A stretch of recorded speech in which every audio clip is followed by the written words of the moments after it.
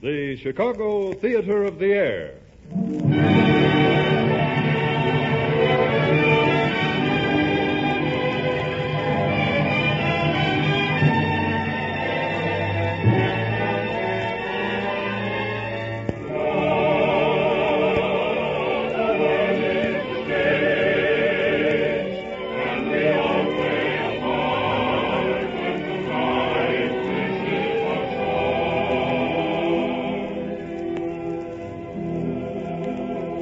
Produced and narrated by Marion Clare, written and directed by Jack LaFrandre, conducted by Robert Trent. Radio programs, the famous Chicago Theater of the Air productions of the greatest musical dramas.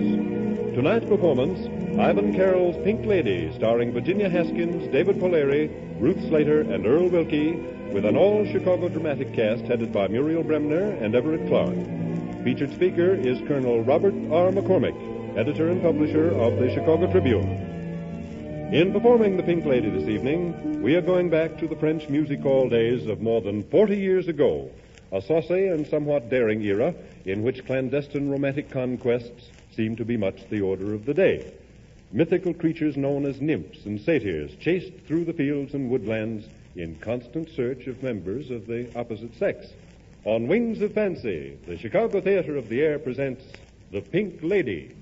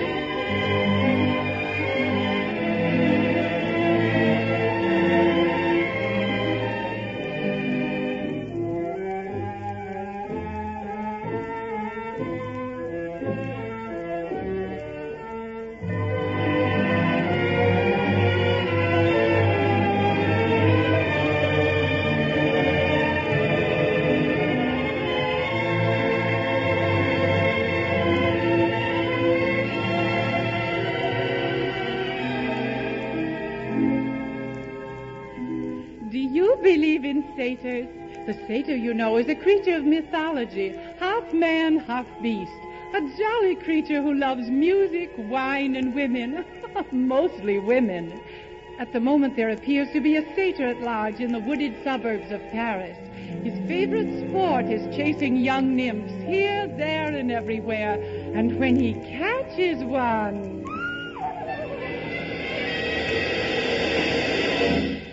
Just a moment. What is going on here? Did I hear a mademoiselle in distress? Oh, hardly in distress, monsieur. If only mortal man could make love like the satyr. Here's a lady who but yesterday was no one. In the neighborhood as famous as a slow one. She's now a fascinator and the world will celebrate her as the latest one to captivate the satyr. For the satyr knows a beauty when he sees her, and she has to be the best before he squeezes her. If a girl can tempt the satyr, then you really have to rate her as a proposition one is the equator.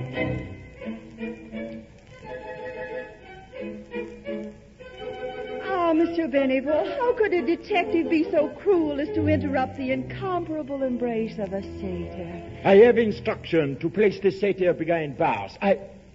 Wait. May I inquire how you happen to know that I am a detective and my name is Benevol, mademoiselle? I'm quite a student of the male species, Monsieur Benevol. A fascinating subject. So? Ooh, la la. If I were not on duty, mademoiselle, perhaps... Wait. I know you now. The lady in pink. Oh, yes, the lady in pink. But you may call me Claudine, my handsome minion of the law. Handsome minion of... Oh, no, you don't. I have heard of your shameless flirtation. You have run out of men, and now you go looking for satyrs, eh? Oh, I could do worse. Except that satyrs' hooves make awkward dancing. Mademoiselle Claudine, I command you, stand where you are. Oh, don't tell me you're going to hold me captive at the point of a gun. Better than that, mademoiselle. A camera. Your picture will make very useful evidence when I capture the satyr. Oh, a camera. Isn't it strange, monsieur?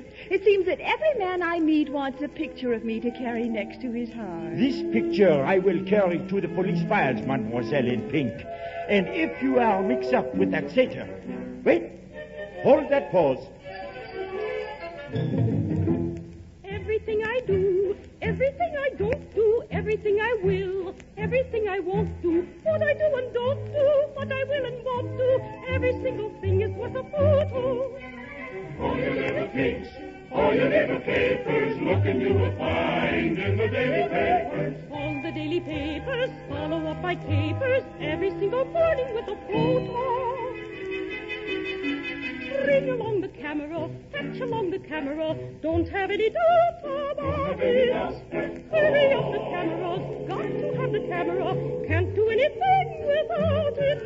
When I think, when I talk, when I drink, when I walk, if you want to catch it all in toto, you must be on the spot and of me take a shot, for everything I do is worth a photo. Ring along the camera, fetch along the camera, don't have any doubt about it.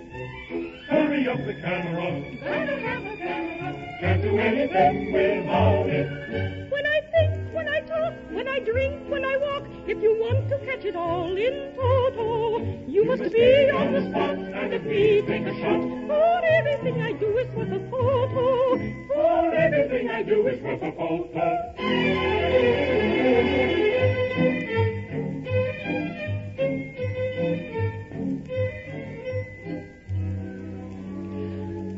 Things look quite interesting, do they not? A mysterious satyr and an even more mysterious lady in pink. Next, we meet another susceptible victim to the pink lady's charms. It's the wealthy and handsome Lucien Garidel, engaged to be married in 6 weeks, but right now enjoying adventure where he finds it. I'm going to be married in June. It's now the beginning of May, and so I'm still free to commune with a life that is single and gay. I'm free, but it's almost a sin. Already I ought to be true. I ought to behave so sedately and act just as good husbands do. But not just yet, just yet, just yet. I've got about 6 weeks more. Then I must forget all the joys I have known before. Of course, at the end of my bachelorhood, I'm sure to reform and grow perfectly good. But not just yet, just yet, just yet. I'm single for 6 weeks more. Not yet, just yet, just yet, just yet. You've got about 6 weeks more. 6 weeks to coquette, coquette, coquette with the life that we all adore. Of course, at the end of my bachelorhood, I'm sure to reform and grow perfectly good. But not just yet, just yet, just yet. I'm single for 6 weeks more. Single for 6 weeks. 6 weeks more.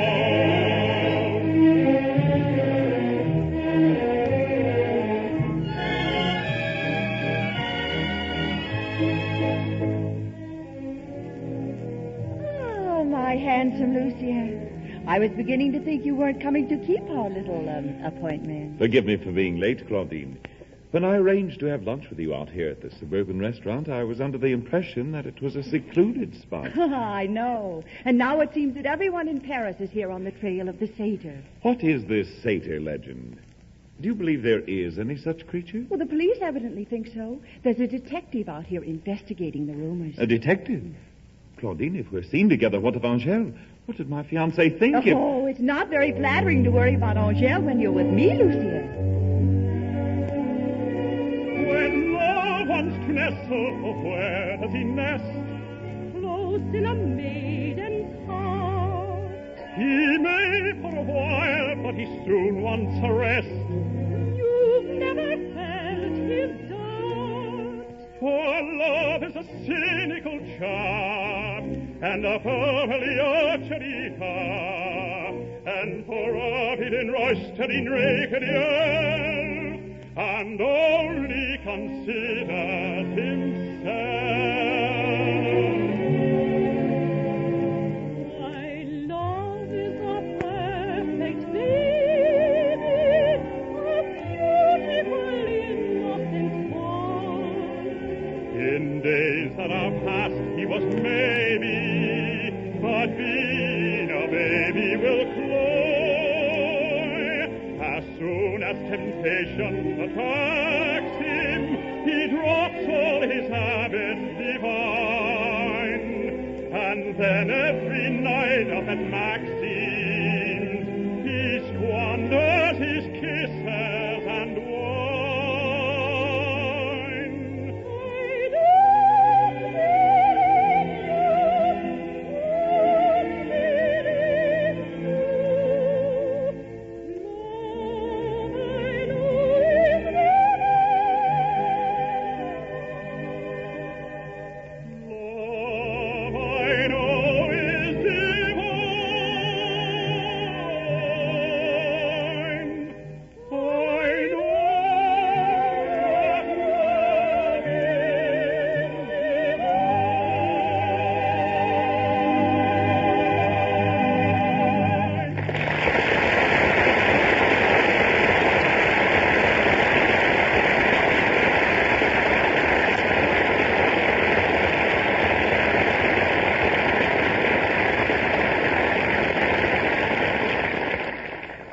Believe me, Claudine, if I had met you sooner, before I became engaged to Angèle... Lucia, just what have you told Angèle about us?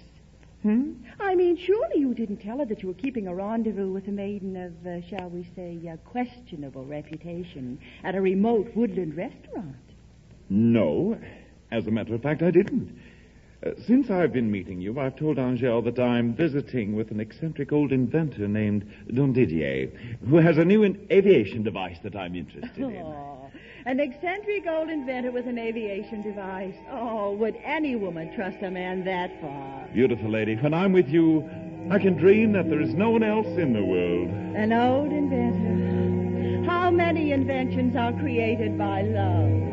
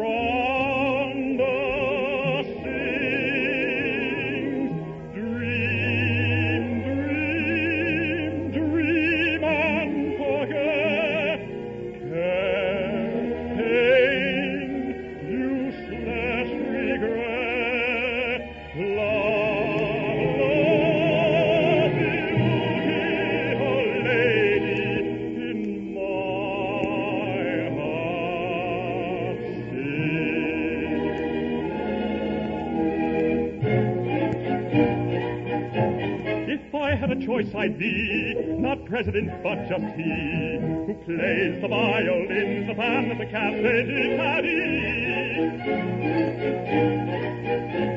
For then I should have a chance by fiddling to enhance and fill the arms of romance the prettiest girls in France. And while I play, my yearning eyes would say,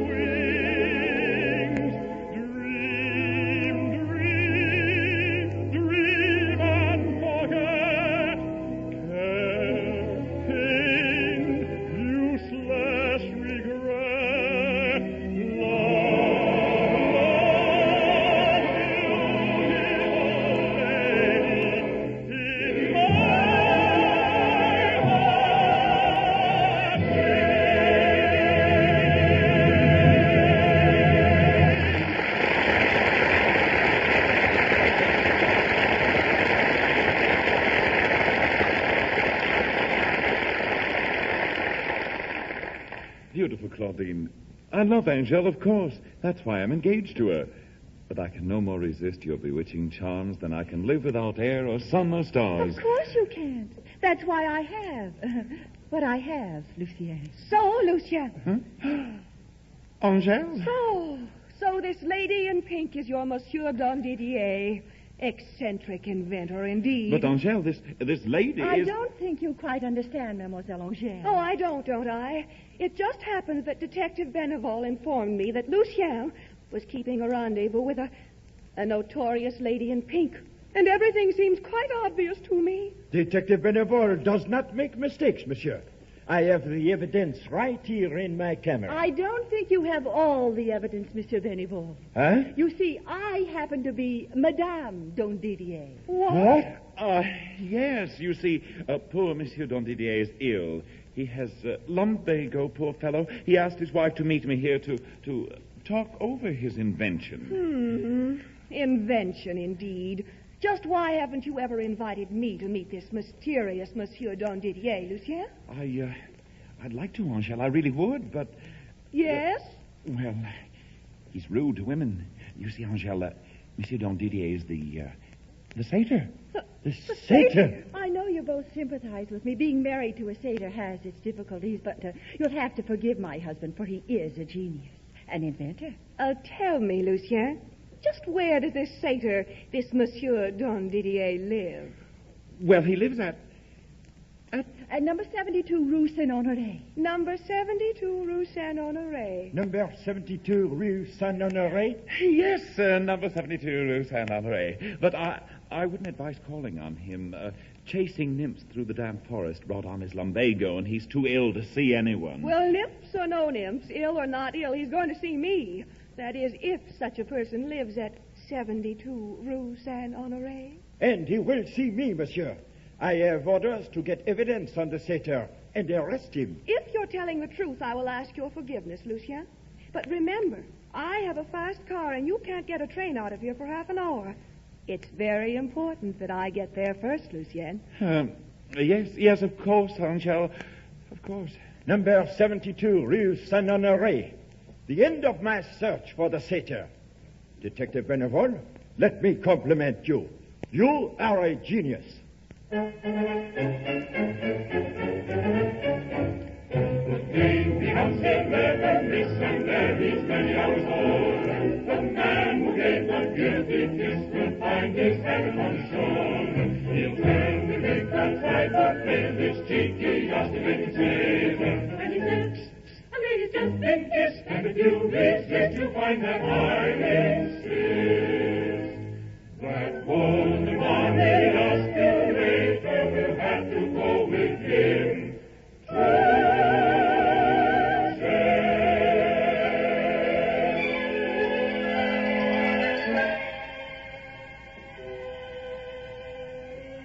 Claudine, what have I gotten into?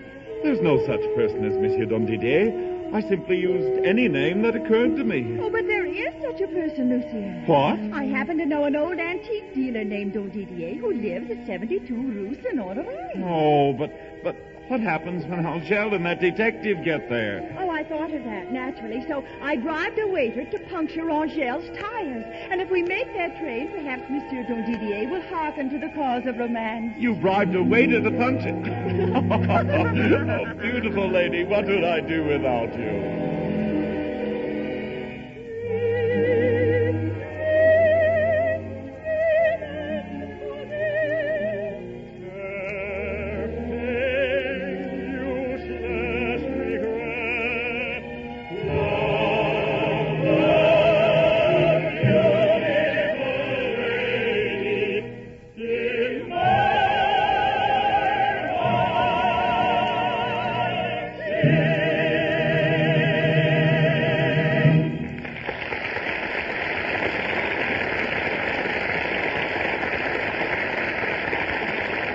This is an original Chicago Theater of the Air production of The Pink Lady, an operetta favorite of more than 40 years ago. Our stars are Virginia Haskins, David Polari, Ruth Slater, and Earl Wilkie, our conductor, Robert Trendler, and our narrator, Marion Clare. At this time, it is our sincere pleasure, as always, to present our featured speaker of this broadcast series, Colonel Robert R. McCormick, distinguished editor and publisher of the Chicago Tribune, noted world historian, and outspoken American patriot. Tonight, Colonel McCormick will speak on the historic background of American Indians. Ladies and gentlemen, Colonel Robert R. McCormick.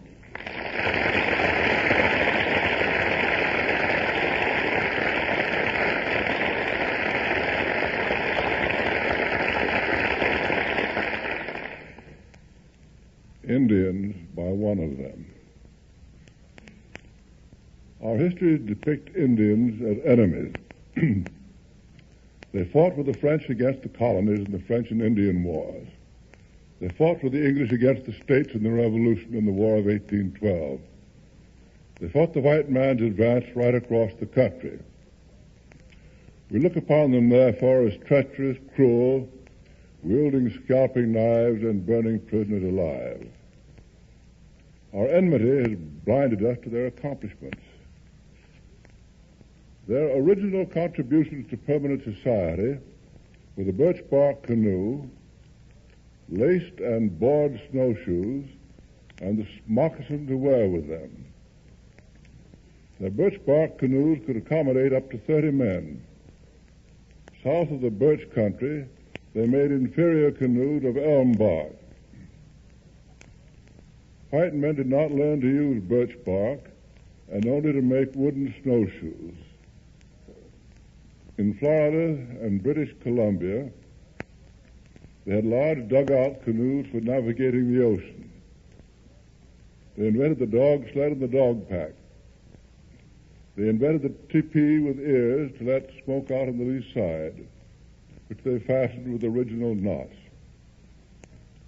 Indians followed trails, chose the best walking in the shortest distances, considering topography and fords. When they used canoes, they followed portages between navigable waters. When trees fell across the trails, they walked around them. Even after they received steel axes, they did not cut out their trails. All the Indians erected palisades. Some of them made large houses of rude boards with their stone axes. They used wooden army until muskets made it useless. They had a currency in the form of wampum. They gave us corn, squash, beans, pumpkins, root beer, maple sugar, and tobacco. They gave us the pipe and the cigar. The Turks, I believe, produced the cigarette. They used fish to fertilize the corn hills. They harvested wild rice and ate off wooden dishes. From eating it when short of food, they discovered that the inner bark of the tree, when cooked, cured scurvy, without appreciating, of course, the fact that they had discovered vitamin B. They used boiled bark and green oak leaves as antiseptics. They also ate all forms of wild fruit, honey, mushrooms, insects, snakes, acorns, dandelions, burdock, and a number of roots. All kinds of fish and shellfish, all animals except otter, including seals, sea lions, and walrus in the north, and manatee in the south. They sucked sugar cane wherever it was found, but did not extract the sugar. Their favorite food was dog meat, which seems strange, but Raoul Amundsen, who ate it on his polar expeditions, told me it is excellent. They used steam baths when white men used no baths. They had bone fish hooks and wooden fish spears. They made bows of thorn apple wood. They hammered out copper fish hooks. We know there was trade in copper between them because Verrazano found Indian women at Newport, Rhode Island, with copper bracelets. That there was trade in flints because we find arrowheads far from flint rocks. They probably traded in bowwood and perhaps birch bark canoes. They used deadfall traps and fish traps. They worked with stone blades and bone needles. They were masters in basket making, and for musical instruments they had rattles, drums, and flutes. They invented lacrosse and had a game resembling pell-mell. They had pottery, but as pottery was inconvenient to take on war parties, they used birch bark vessels and the paunches of animals in which they threw hot stones for cooking. Indians could count up to 1,000, doing it by tens with their fingers, but of course did not understand the decimal system. They knew the time of day generally from the position of the sun. They counted time by days, moons, and seasons. They had picture writing, which was also art. They made a form of statuary and totem poles, which they also colored. They decorated themselves and even their pipes with feathers. In the horse country, colored horsehair were decorations. Bear claws were worn as trophies of the chase.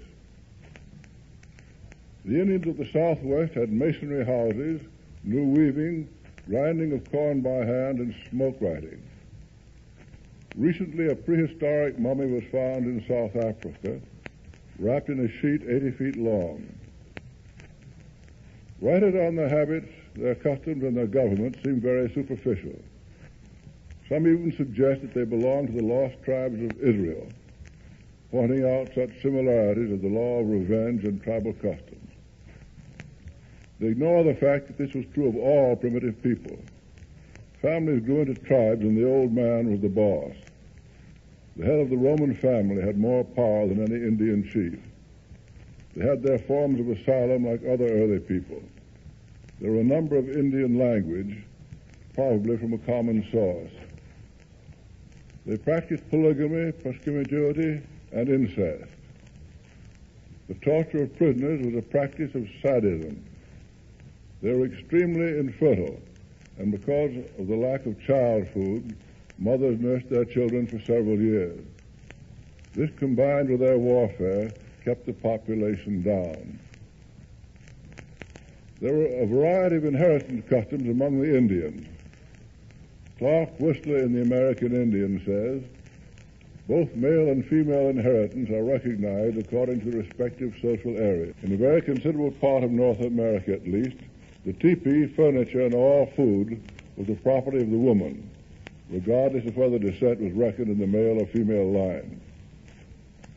J.K. Dixon in The Vanishing Race says, they bury with their dead all the belongings of the deceased. When the great chief Spotted Tail died, they killed his 2 ponies, placing their heads toward the east. The war bonnets and war shirts are folded away with the silent dead. Among the Crow Indians, before dying, a man might call out that he wished to give 1 or 2 horses to his wife or son, and such a wish was respected, though the bulk of the herd would fall to the brother's share. Sacred objects and ceremonial privileges were often bequeathed to the eldest son. The succession was irregular, not necessarily following either paternal or maternal line.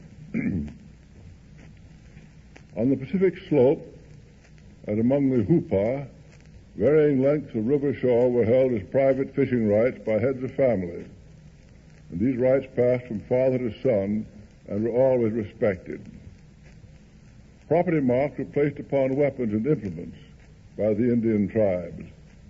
A hunter established his claim to an animal by his personal mark upon the arrow which inflicted the fatal wound. Among the Indians of the Eskimo, it was customary to bury the dead, those articles with which were the personal property of the deceased, either man or woman. In some of the tribes, the distribution of all property of the dead, including the dwelling, formed part of the funeral ceremony. The Navajo and Hopi inheritance laws stem from a curious Mormonism and an even more curious sense of hospitality. Navajos and Hopis picked up and discarded wives rather freely. Sometimes a number of wives are around at the same time. The children get considerably mixed up. Also, the terms father and uncle are considerably confused. It seems an uncle under the laws of hospitality is accorded privileges which frequently make him the true father. The tribe knows these various relationships and straightens them out. When I was in the army, an Indian soldier came to me and said he wanted to stop the allotment to his wife. I asked him why, and he replied, "She is married again." I then found out that our government recognizes polygamy among the Indians. Strange to relate, hundreds of years before our Constitutional Convention, 5 Indian tribes, the Cayugas, Mohawks, Oneidas, Onondagas, and Senecas, combined to form the Iroquois, and were afterwards joined by a 6th tribe, the Tuscaroras. As they were more agricultural than their neighbors, the Iroquois could live more compactly and were stronger. Their time of greatest strength was when they obtained muskets from the Dutch, with which they exterminated the Hurons and drove all their neighbors far away. Their power ranged from Maine and Virginia to Wisconsin and Illinois. They were conquered by General Sullivan in the Revolutionary War. Because of the Wyoming and Cherry Valley massacres, he destroyed their villages and crops, marveling at the extent of their cornfields and orchards. The origin of the paddle is lost in history, but the double-bladed paddle, I believe, originated with the Eskimos. The Eskimos also originated the parka, which we wear in the North Woods, and they originated watertight boots of sealskin centuries before the rubber boot. In 1763, the Indian Pontiac united almost all of the Indians east of the Mississippi in a union against the white man, which had many successes but was defeated in the end. Indian powwows were meetings either of tribes or of leaders of tribes. The Indians were prone to oratory and verbosity. There was no voting at these meetings, and decisions had to be reached by unanimous vote, much as in the ancient Polish kingdom. There were a number of very skillful Indian generals, of whom the Sioux Sitting Bull and the Apache Geronimo are the best known. Geronimo was only captured by treachery. Of all the Indians, the Creeks accepted civilization first and reached the highest form. In the recent war, a 1/8 Cherokee named Joseph James Clark was an admiral in the American Navy, and on the occasion of a victory, uttered a war whoop from the bridge of his ship.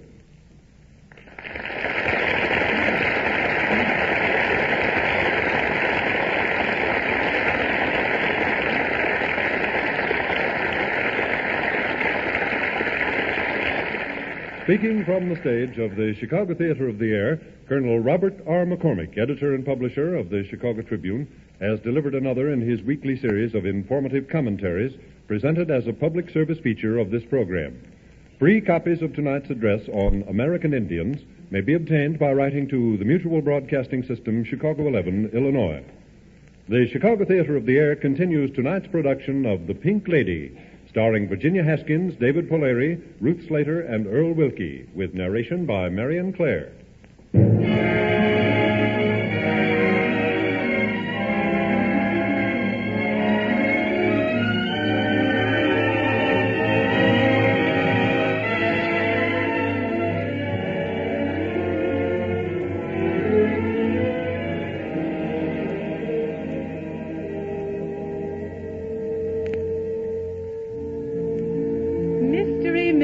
And romance are abroad this night. An elusive satyr is said to be roaming the woodlands of Paris, the object of an intensive search by Detective Benevol. Strangely associated with the satyr is a beautiful young lady in pink named Claudine, who has been keeping rendezvous with the handsome young Lucien, who in turn is engaged to marry the lovely Angèle. Angèle has discovered this clandestine romance and has been told that the lady in pink is the wife of Dondidier, an eccentric inventor with whom Lucien has business.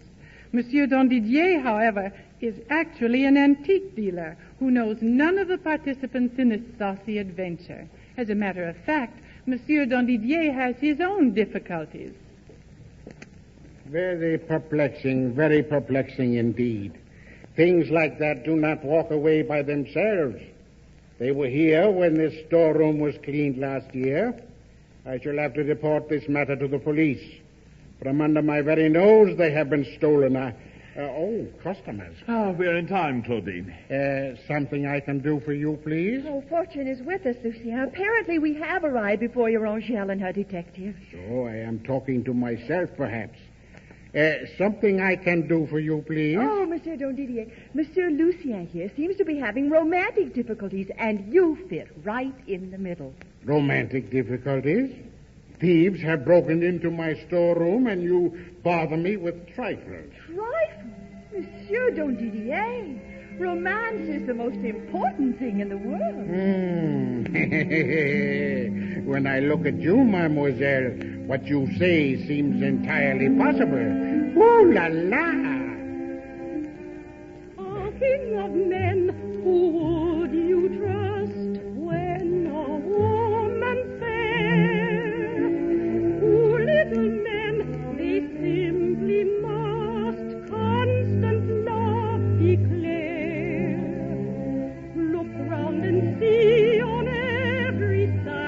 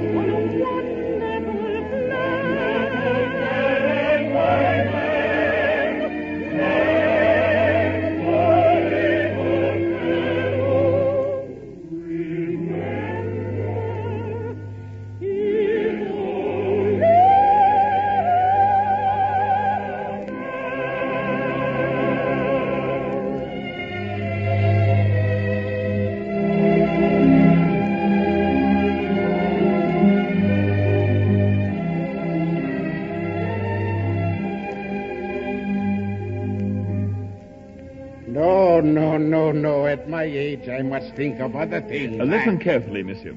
My fiancée is coming here, and she thinks you're a business acquaintance of mine. I am? You're an eccentric inventor. A what? You have an aviation device. Aviation which? And lumbago. I never felt better in my life. And you understand, even though I used your name, I never knew you existed at all. I don't. I don't? And this young lady here is your wife. My wife? So, now you are getting very interesting. Monsieur Dondidier, please. You see, we arrived here first before his fiancée. But You see, she had flat tires.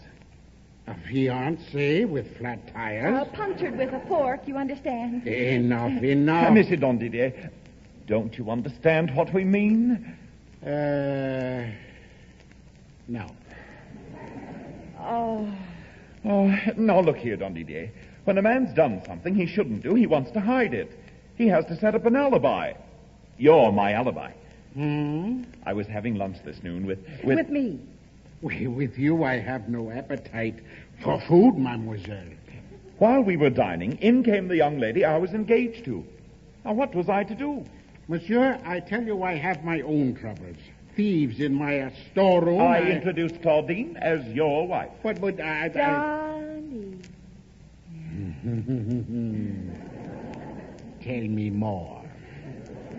My fiancée demanded your address. Claudine gave this address, and we rushed away to find you. Luckily, we're here ahead of Angèle and her detective. There, that's the whole story. Simple, isn't it? Oh, yes. Very simple. Young man, young lady, I refuse to be a party to any deception such as this. What a perfectly beautiful set of antique candlesticks. How much are they? I say I refuse to be a party to 7,000 francs. Claudine, you think of everything. Shall we make the price an even 10,000 francs, monsieur? Well, it will be the first lie I ever told at this price. There's just one more thing, Monsieur Dondidier. Yeah? You're a satyr. A what? A satyr, monsieur. I told Angèle you were a satyr. So when she gets here, you must behave rather awful. You must be shocking. Embrace the girl and try to kiss her. Kiss her? What? I am an old man. What of my blood pressure? The ruder you are, the better. You're a satyr with lumbago. Oh, you are absolutely crazy. Lunatics I have in my shop. Lucien, isn't that the most stunning antique mohair love scene? Ah, yes. Perfectly devastating. 10,000 francs, monsieur. And I am a satyr with lumbago.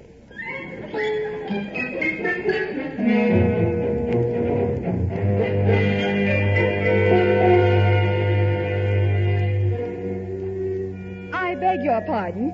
My name is Angèle. Are you Monsieur Dondidier? Mademoiselle, I am going to kiss you. Ha! A satyr.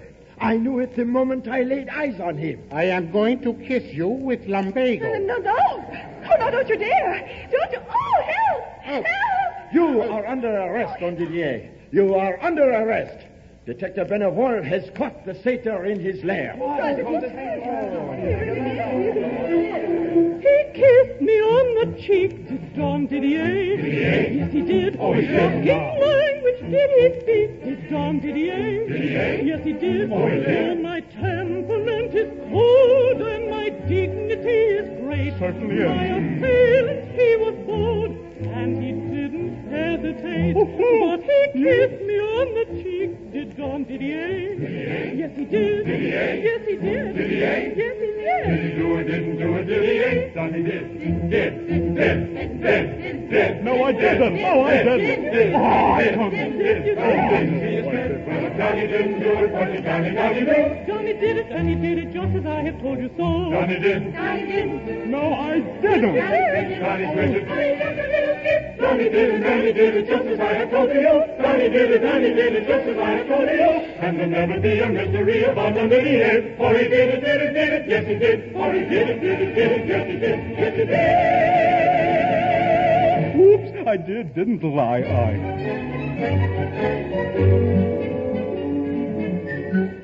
Come with me, Monsieur Satyr. Detective Benevol always gets his men. But, Monsieur Detective, I am not a satyr. You certainly are. You tried to kiss me. How can you deny that? Wait, who is making merry in this antique shop there? Huh? Who are you, madame? Yes, who am I? I am Madame Dondididoodle, this gentleman's wife. You thought I was Catherine Hart, maybe? Why? You are Madame Dondidier? In the Bronx, he found me in a weak moment. Look! Behind my hot chest is hiding stowaway. Lucia, you... Angel, my dear, after all, I'm still free to live as I please. Until we're married, at least. You're free from now on, Lucien. And the lady in pink. Aha! Well, Lucien, we tried. But there's no point in being too serious about things. After all, there's always a new love to replace the old. Before wedding, dearest Angel, I'm bidding goodbye to Claudine. I'm taking a tender farewell of all that we've been. Claudine is a very old friend. I've known her for nearly a year. Alas, our sweet friendship must end, for I'm doomed to a married career. But not just yet, just yet, just yet. I've got about 6 weeks more. Then I must forget all the joys I have known before. Claudine must become a mere dream of the past, and I the conventional hobby at last. But not just yet, just yet, just yet. I'm single for 6 weeks more. Not yet, just yet, just yet, just yet. You've got about 6 weeks more. Then you must forget all the joys you have known before. Claudine must become a mere dream of the past, and I the conventional hobby at last. But not just yet, just yet, just yet. I'm single for 6 weeks more. 6 weeks. 6 weeks more. Lucia, I never want to see you again. Angel, this was just a final fling. After all, you were kissed by Monsieur Dondidier. Monsieur Dondididoodle, to think all the way to Paris I came to marry a schmo who thinks he's a satyr, maybe. All of a sudden, I am a satyr. I have no home and no wife. I have no antique shop. I am a licentious old reprobate. And for what? That is a good question. Shall we attempt to answer it, my dear Benevol? Come with me, Monsieur Dondidier. I will put you to the test that no satyr can resist. Oh, what's the use of being serious?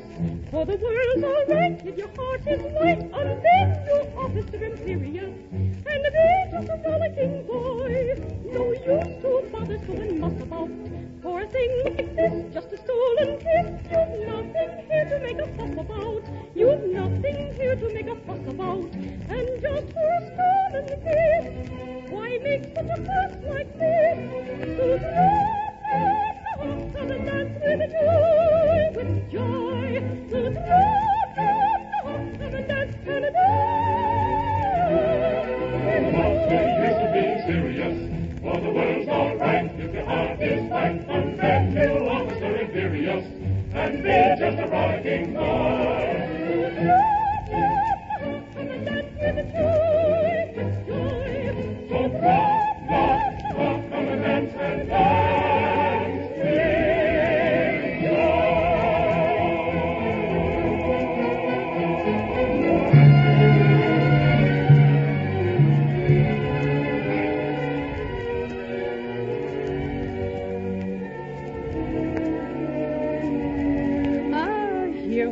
at a great Parisian ball. Among the dancers, we find Detective Benevol escorting Monsieur Dondidier, who is attempting to prove that he's not a satyr. We also find Lucien in search of his Angèle, while the mysterious lady in pink flirts shamelessly with all the gentlemen who come within her gaze.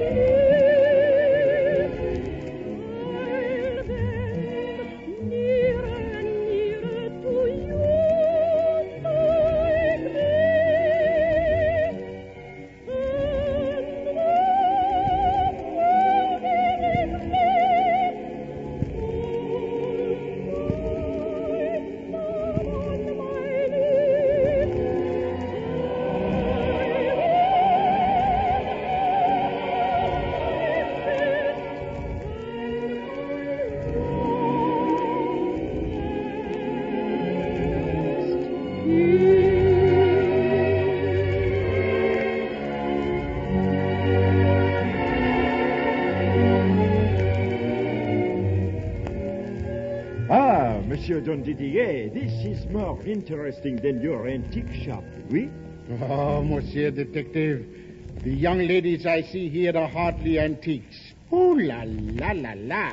So, just as I thought, Monsieur Dondidier, you are behaving just like a satyr. I don't know exactly what I'm behaving like, but whatever it is,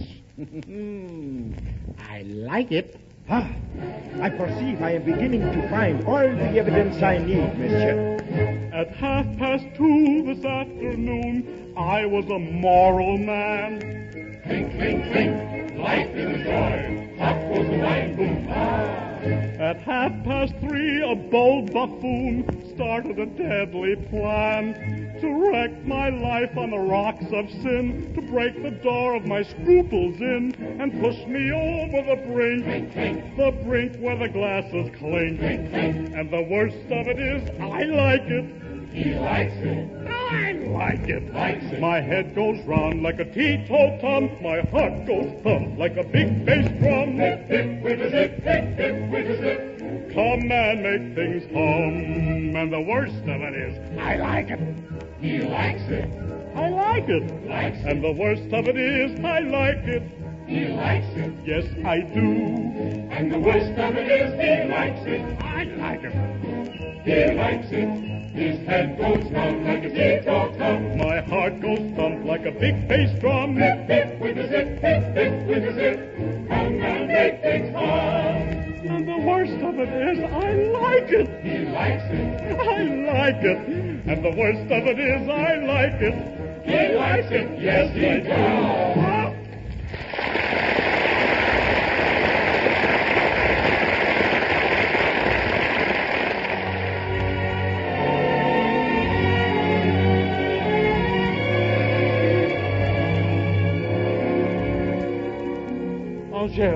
Angèle, I've looked everywhere for you. Lucien, I don't want to talk to you. I hate you. After all, you did promise to marry me, Angèle. My affair with Claudine was harmless. There was something about her I couldn't resist, that's all. Why, of course, Angèle. Lucien told me personally how much he cares for you. The lady in pink. Are you everywhere at once? Practically. It's a peculiar gift I have. Ah, there you are, my lady in pink. I'm a satyr. Ooh la la. Oh, Monsieur Dondidier, control yourself. Say, this is strange.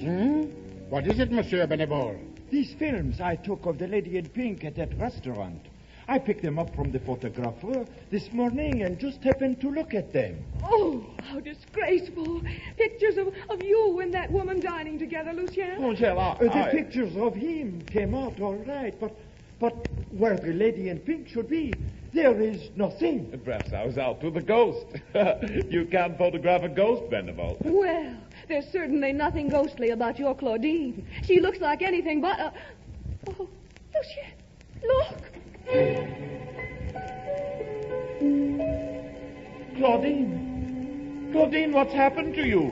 What is this? The lady in pink has turned to stone. She's a statue.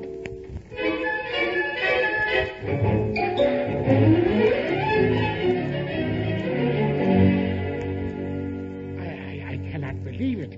That statue disappeared from my antique shop a year ago.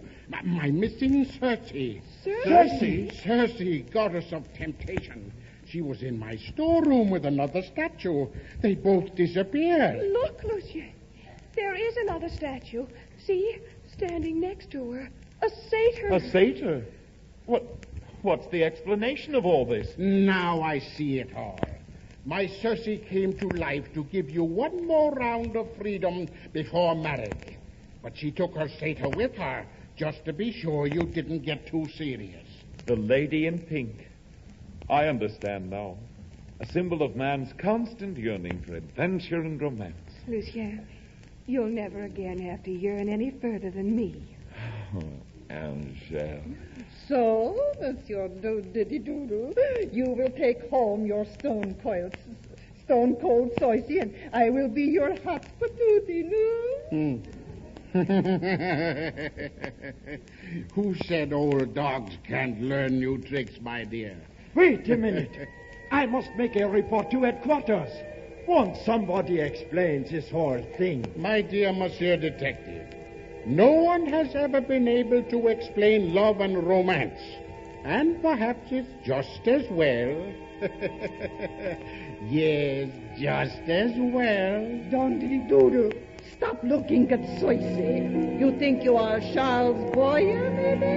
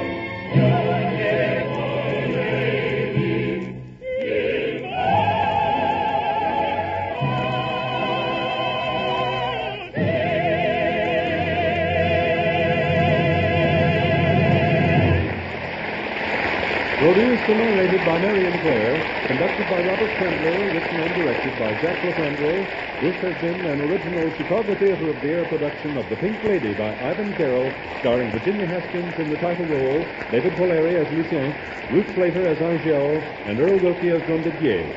Featured speaker, Colonel Robert R. McCormick, editor and publisher of the Chicago Tribune. Performance rights were granted by the Thames Whitmark Music Library.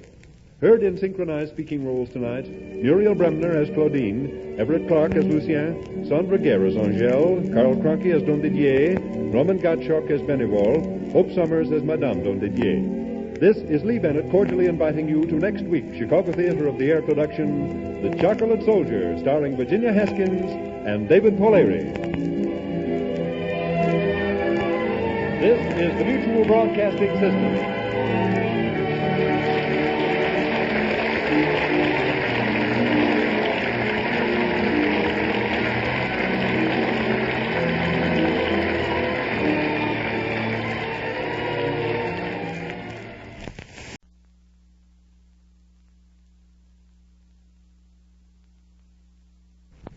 The Chicago Theater of the Air.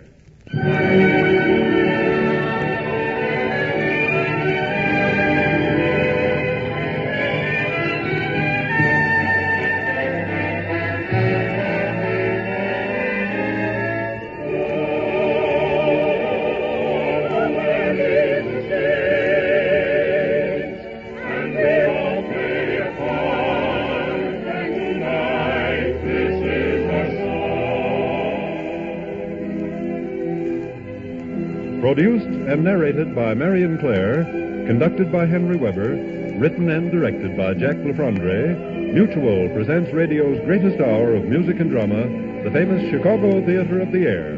Tonight's performance, The Chocolate Soldier by Oscar Strauss, starring Virginia Haskins and David Polari, supported by Helene Heckman, Ruth Slater, Arwin Schweig, and Earl Wilkie, with an all-Chicago dramatic cast headed by Muriel Bremner and Everett Clark, and the chorus under the direction of Robert Trendler. Featured speaker of the evening is Colonel Robert R. McCormick, distinguished editor and publisher of the Chicago Tribune. The Chicago Theater of the Air presents The Chocolate Soldier.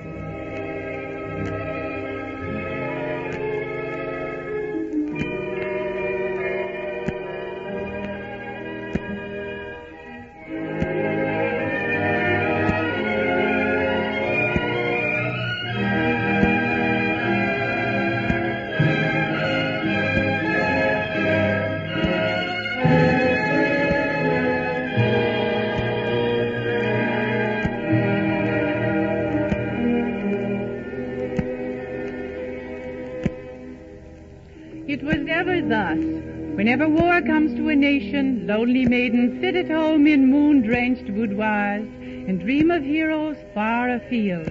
It is true today, and it was true long, long ago when the mythical empires of Bulgaria and Servia were at combat.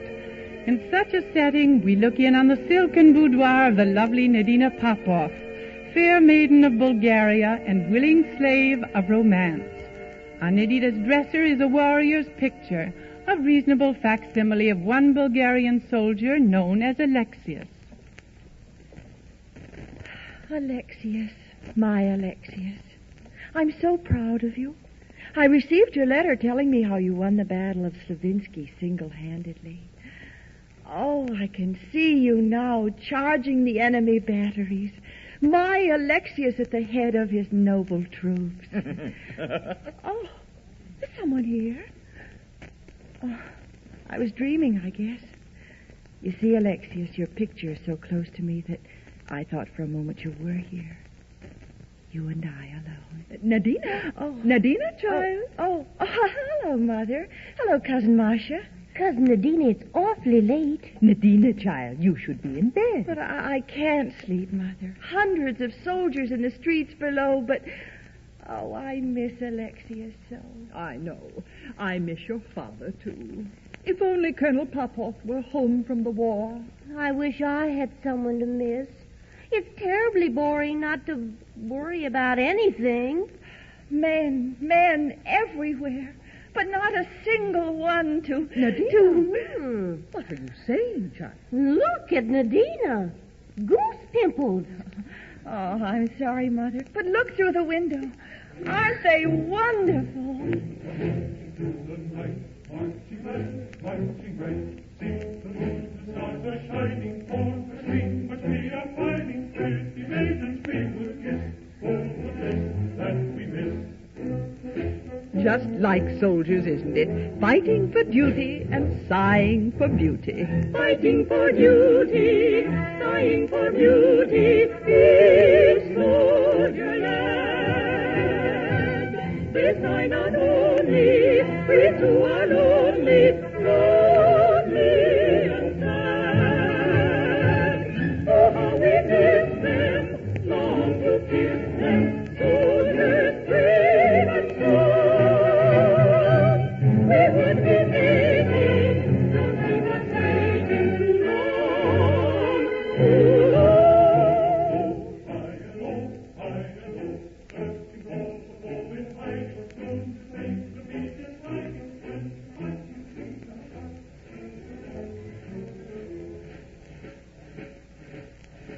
Oh, if those soldiers were only as anxious to search for love as they are to find the foe, the war wouldn't last long.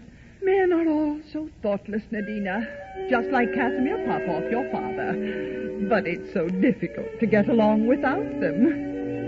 Life is lonely, sad and lonely, if you haven't got a man. Life is lonely, then deny it, if you can. Lonely women, what are keeping? Hearts are sighing, eyes are weeping. Just a year we have been waiting, much too long, I don't mind stating. For a kiss I'm nearly dying. Oh, this waiting is most trying. I would like some mischief doing, but there's really nothing doing.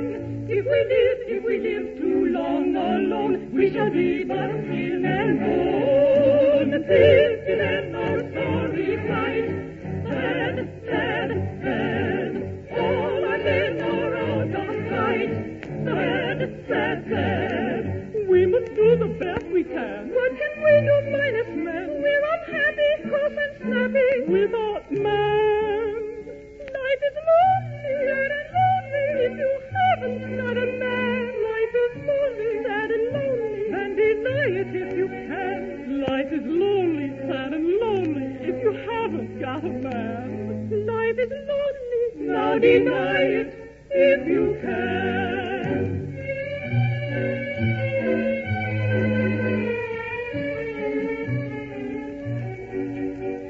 Come, Nadina, child. Masha and I must retire to our rooms now, and you must get some sleep.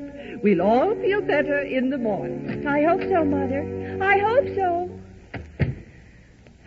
I can't help feeling that someone's awfully close to me. It's the moonlight, I guess. Oh, if Alexius were only here.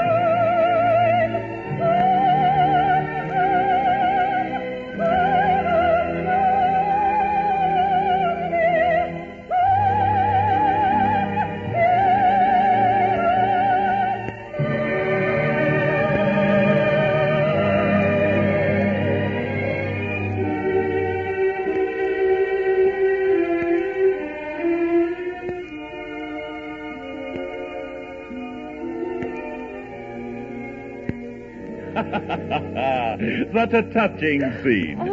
Oh, there is someone in my room, behind that curtain. Alas, dear lady, any port in a storm? Oh, that uniform. I see you recognize my military attire. Don't you think I look well in this uniform? Servian. Servian. The waterspout to your balcony was the nearest thing I could find in the way of escape from your Bulgarians. Well, you'll find that waterspout led right to your doom. Do you know what I'm going to do with you? Conceal me. Conceal you? You, a Servian enemy of my country? Well, I'm not exactly a Serbian. I'm a Swiss, hired to fight in the Serbian army. Anything to keep my figure trim, you understand? Lieutenant Boomerley, at your service. Not at my service. You fought against my country and you do have a handsome figure. Maidens just can't resist me. Get up. How dare you sit down alongside of me? Can't possibly get up. Haven't the strength. Too hungry. Have you a chocolate drop on the premises? Chocolate drop? Would you, a soldier, eat chocolate drops? Oh, I thrive on them. Always carry chocolates in my cartridge box. Indeed. And where do you carry your cartridges? Never carry any. I hate guns. Oh, contemptible. Isn't it? Oh, are these caramels I see in this dish? I suppose you eat those, too, huh?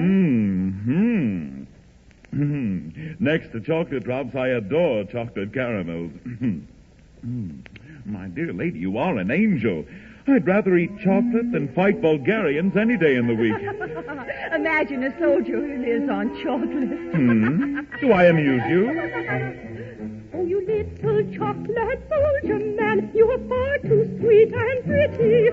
Oh, you funny chocolate soldier man, for you I feel great pity. Oh, you silly chocolate soldier man, just make so big your kisses, so sweet the mouth melt, if you ever felt a whole I am a warrior by trade, and not a soldier heaven made. I studied shooting, studied riding, I studied fencing, faith deciding. I am a warrior by chance, and not a hero of romance. Oh, you little I am a chocolate soldier man, she thinks me sweet and pretty. Oh, you I am a chocolate soldier man, for me she feels great pity. Oh, you silly chocolate soldier man, just made to please your lips. So sweet the sound if you ever felt your full-grown maiden's kisses.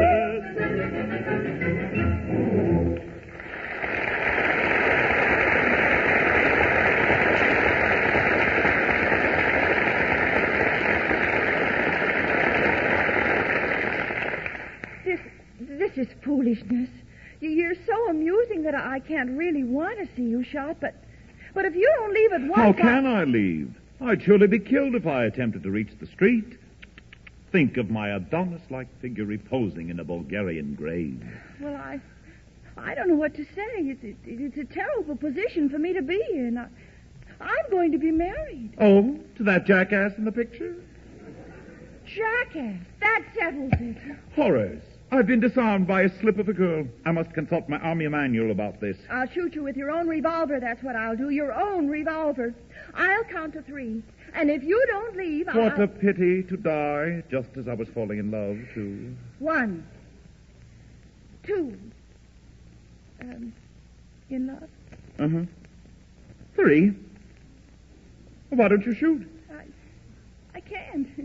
I just can't. Of course you can. I never keep my revolver loaded. Oh, you wretch! Haven't you one decent feeling? Uh-huh. My feeling for you. A strange, sweet feeling that I never felt before. A sweet feeling? Sweeter than any chocolate I've ever eaten. Haven't you a little sympathy for me, my candy princess? Just a little. I don't know.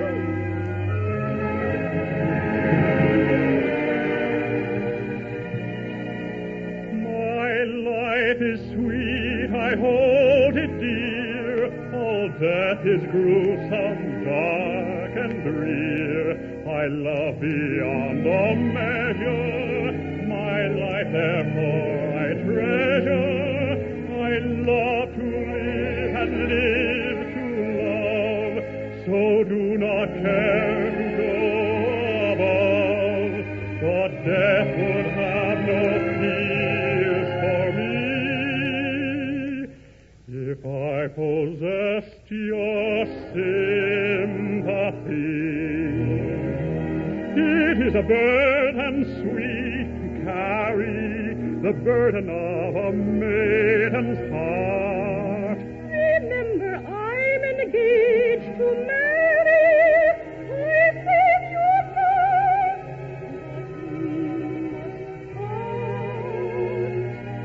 My life is sweet, I hold it dear. All death is gruesome, dark and drear. I love beyond all measure. My life, therefore, I treasure. I love to live and live to love. So do not care to go. For death I have no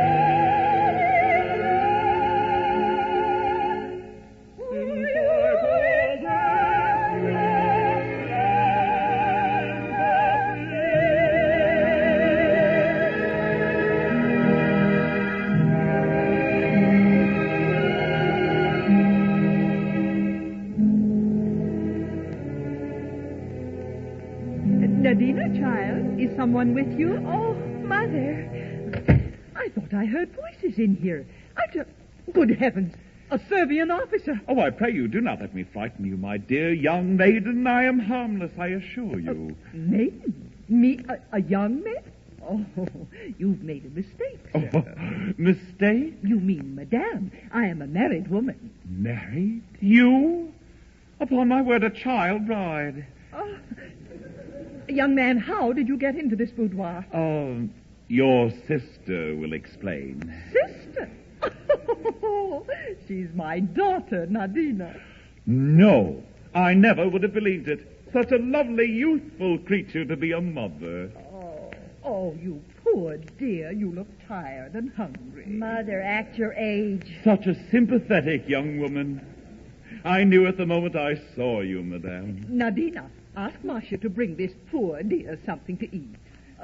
Oh, yes, Mother, yes, of course. And drink. Drink, of course. Champagne, Nadina. All right, Mother, champagne. Oh, and something to wear. Where? Obviously, I cannot be seen running around in this Serbian uniform. Of course not. Tell Marcia to bring your father's housecoat, Nadina. Well, all right. Cousin Marcia. Marcia. Yes, Nadine. Is that a man? A real live man? Here, Cousin Marcia. Restrain yourself. I'm alive, but awfully tired. Cousin Marcia, will you please bring Father's housecoat for this gentleman and some champagne and some... Asleep. He has the audacity to sleep on my bed. Quiet, Nadina. Don't awaken the poor dear. Oh, just look at him, Nadina. Such a cunning countenance. Yes, he is cute, isn't he? Mother, aren't you and Marcia tired? I'll gladly stay here and care for you. Oh, let me stay. Remember, I am the oldest with the most experience. In peaceful, restful slumber, forgetting all his woe and pain, you too must rest, you both are weary. Oh, sleep and I will here remain. Oh, dear, oh, dear, oh, dear. Tira-la-la, tira-la-la, tell no one, all men's suspicion, particularly husbands, yes, to suspicion. Tira-la-la, tira-la-la, he'll leave us, but still he's not to blame. Tira-la-la, I really cannot blame him. Tira-la-la, I'm very glad he came. Tira-la-la, tira-la-la, tira-la-la. She did not care at all. Tira-la-la, the bird was gently smiling. Tira-la-la, she did not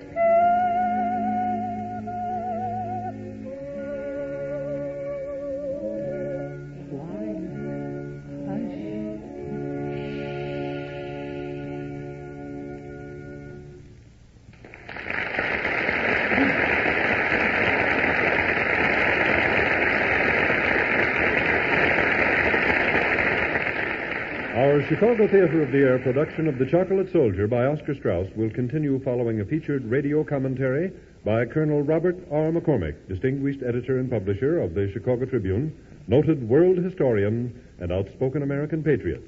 This evening, Colonel McCormick will speak on the bulwark of the Union. Ladies and gentlemen, Colonel Robert R. McCormick.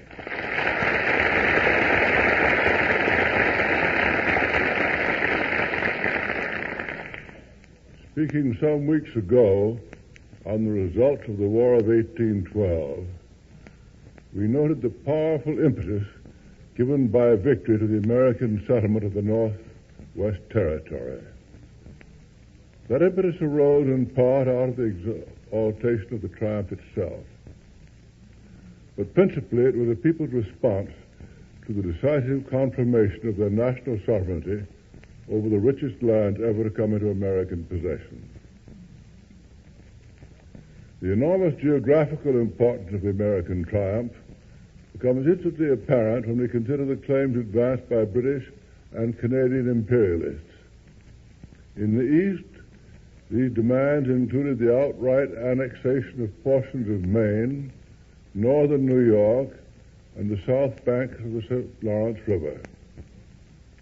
In the west, British and Canadian authorities proposed to establish and exploit a confederation of Indian nations occupying the immensely fertile region north of a line drawn between Sandusky, Ohio, and Kaskaskia, Illinois. They insisted on control of the Great Lakes and navigational rights on the Mississippi, then thought to originate in Lake Superior. Had these demands been enforced upon the defeated American Republic, Montreal and not New York would have become the major commercial port and city on the eastern seaboard. There would have been no need to develop the Erie Canal. The West would long have remained an Indian native state with, of course, the inevitable British resident. As it was, the Erie Canal, begun in 1817 and completed in 1825, gave the expanding population of New York and New England easy water access to the most fertile regions of the old Northwest. It was an access long delayed. The first migrants from Virginia, Tennessee, and Kentucky had already made entrance to the Western Territory by way of the Ohio River and overland by means of the national highways of the celebrated Cumberland Gap, lying near the borders of all three southern states. The southern migration was further and greatly aided by the rapid development of steamboat transportation on western waters. By the late 1830s, lands adjacent to the Ohio and lower Mississippi were served by a steamboat fleet larger in tonnage than Great Britain's entire merchant marine. During the 1850s, New Orleans and St. Louis ranked next to New York as the nation's busiest ports. Even so, the Great Lakes region and the more inland areas of the Northwest Territory remained sparsely settled. Steamboating on the Great Lakes began with the launching of the famous Walk in the Water in 1818. This vessel, wrecked in 1821, and its successor, the Superior, did violent pioneer service. Yet not until 1826 did the Superior have a rival on the larger lakes. And it was not until 1837, 12 years after the completion of the Erie Canal, that Chicago enjoyed regular steamboat service. As we have seen, by 1837, hundreds of steamboats were already plying western rivers. The lagging American settlement of the Great Lakes region and the more inland portions of the Northwest Territory is reflected in the development of certain major commercial towns. Detroit, the oldest inland settlement in America, remained a village when Pittsburgh, Cincinnati, Louisville, and St. Louis were thriving cities. For years after the steamboat's coming, Toledo, Chicago, and Milwaukee existed as mere trading posts. After the completion of the Erie Canal, however, the tide of northern migration flooded into northern Ohio, Indiana, and Illinois. The same expansion of northern people swept on into Wisconsin, Minnesota, and Iowa. The date of formal admission to the Union had little bearing on the true impact of this northern migration. Indiana was admitted to statehood in 1816 and Illinois 2 years later. But in those years, the permanent population of the new states were settlements clinging to the river borders of their southern counties. Not until 1817 was it possible to travel overland from Detroit to the settled east without traversing Indian country. As late as 1820, all of Michigan Territory, including what is now Wisconsin, numbered fewer than 9,000 white inhabitants. Wisconsin had but 12,000 white settlers in 1836. The development of the Illinois country typifies the development of the entire region. In 1820, Louis Cass, the governor of Michigan Territory, fearlessly entered an Indian encampment on the Sault Ste. Marie, drove all the chiefs, and pulled down the last British flag to be displayed south of the Sioux. The year following, Governor Cass made a tour of inspection in Illinois. Traveling up the Illinois River from Peoria to Chicago, a distance of some 140 miles, Governor Cass did not encounter a single white habitation. 10 years later, except for lead mining settlements in and around Galena, northern Illinois was virtually uninhabited. Chicago in 1830 had no harbor, nor was the settlement mentioned in the United States Census. Harbor improvement in Chicago's growth began in 1933. The settlement of the rich farmlands of central and northern Illinois took place by water, road, and rail transport in the 40s and 50s. Some of my own ancestors reached Illinois by boat from Richmond, Virginia to New York and Albany, by canal from Albany to Buffalo, by boat from Buffalo to Toledo, by rail from Toledo to New Buffalo, Michigan, and thence by wagon to Chicago. The St. Clair Delta at Detroit remained an obstacle to through traffic on the lakes. Lighters were used to relieve larger craft of their freight. The shallows offering water passages from 2 to 6 feet in depth were not adequately dredged until the 70s. Once the migration was begun, the Old North moved into the New Northwest in an overwhelming tide. The newcomers to Illinois were New Yorkers and New Englanders, plus an important contingent of settlers from the older portions of Ohio, themselves New Yorkers, Pennsylvanians, or New Englanders, once or twice removed. Their coming was a sober invasion, and for that reason it has been little marked in history. They brought with them the habits of thrift and industry. They were believers in public improvements and popular education. True to a Puritan heritage, they distrusted a good many of the graces and amenities of life. But they loved liberty, and they utterly rejected slavery. The objection to slavery in Illinois was not so much akin to New England's abolitionist sentiment as it was an economic objection. The free peoples of Illinois and the Middle West numbered abolitionists among them. But in general, the Midwestern stand against the South's peculiar institution rose out of a widely held conviction that slavery subjected free men and free society to a dangerous and degrading competition. In the new state constitution adopted in 1848, slavery in Illinois was expressly prohibited by the 16th section of the Declaration of Rights. There should be neither slavery nor involuntary servitude in this state, except as punishment for crime whereof the party shall have been duly convicted. The influx of northern settlers into the Northwest irrevocably stamped a northern character on the region at the very time that the building of the railroads and the expansion of manufacturing attracted large number of European immigrants into the growing towns and citizens. These immigrants, beginning lives in America at the lowest economic level, aspired to freedom and equality as the very essence of their newfound citizenship. They, too, saw in any extension of slavery an ominous threat to their free status. But in these and other matters, the influence of the immigrant upon the molding of Midwestern character was contributive rather than formative. The immigrant of the pre-Civil War period wanted to become an American. He modeled his ideas on American conduct and behavior upon the examples nearest at hand. The reinforcements contributed by immigrants and the sons of immigrants were a powerful addition to the Union war potential. Of the three ablest northern generals, one was of immigrant stock. The South had few such reserves. The creation of the Republican Party and the election of Abraham Lincoln served unmistakable political notice as to the temper and the patriotism of the Middle West. Once battle had been joined over the issue of secession, Western troops under Grant beat down Confederate opposition from Fort Donelson through Vicksburg to Chattanooga. Under Sherman, they brought the war home to Georgia and the Carolinas. At the last, the Western generals, Grant and Sheridan, broke the deadlock in the Virginia theater. Military genius aside, the sheer weight and quality of Middle Western manpower were utterly decisive. The Northwest contribution of men to the colors makes impressive reading, even in our day of far larger population. Ohio called up 313,000 of her sons. Illinois sent 260,000. Indiana gave just less than 200,000 men.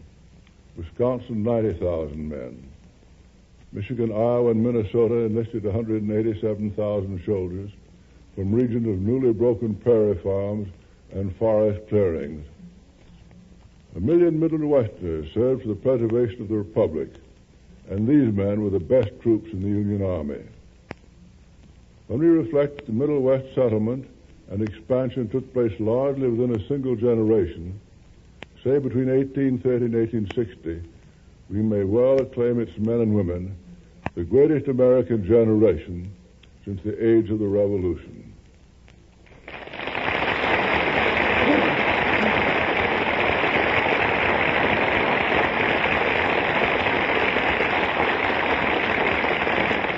Colonel Robert R. McCormick, editor and publisher of the Chicago Tribune, has been heard in another of his informative radio commentaries delivered as a public service feature from the stage of the Chicago Theater of the Air.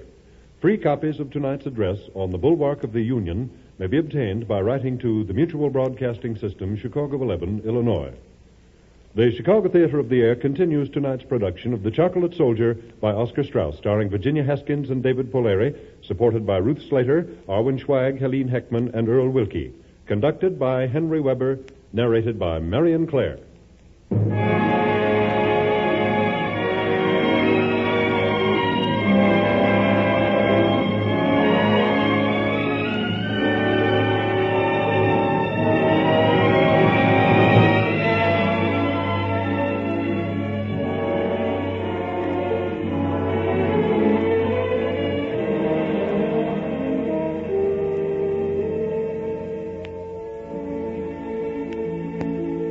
Bulgaria and Servia are at war.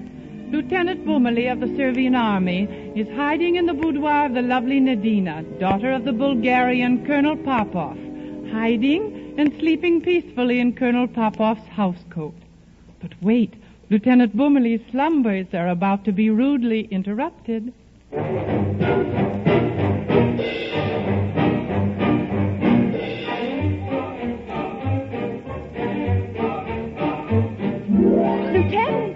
Lieutenant Bumeli. The lovely Nadina. Some more chocolates, please. Wake up. You must wake up. There are Bulgarian soldiers looking everywhere for you. Well, ask my guardian angel. I cannot leave you. Oh, but you must leave me. Hurry or you'll surely be caught. Yes, barbarians, yes, barbarians. When they fight are all Bulgarians. Proved in many, many battles that a courage nothing rattles. Yes, forever, ever, ever, we will win with all endeavor. And we'll never, never, never cease to think that we are clever. No, we'll never, never, never cease to think that we are clever. No, we'll never, never, never cease to think that we are clever. Very sorry to disturb their beauty. Mazikroff does his duty. If we find him here, he'll die. All massacre the spy. Oh ho! So, Lieutenant Bumeli, disguised in a housecoat, right into our arms, huh? I prefer the arms of this young maiden, if you don't mind, Corporal. Yes, I see what you mean. What a pity that I must place you under arrest as a spy. Wait, what's that celebration in the street? Oh, it appears that you're just too late, Corporal. The war seems to be over. It is. The war must be over.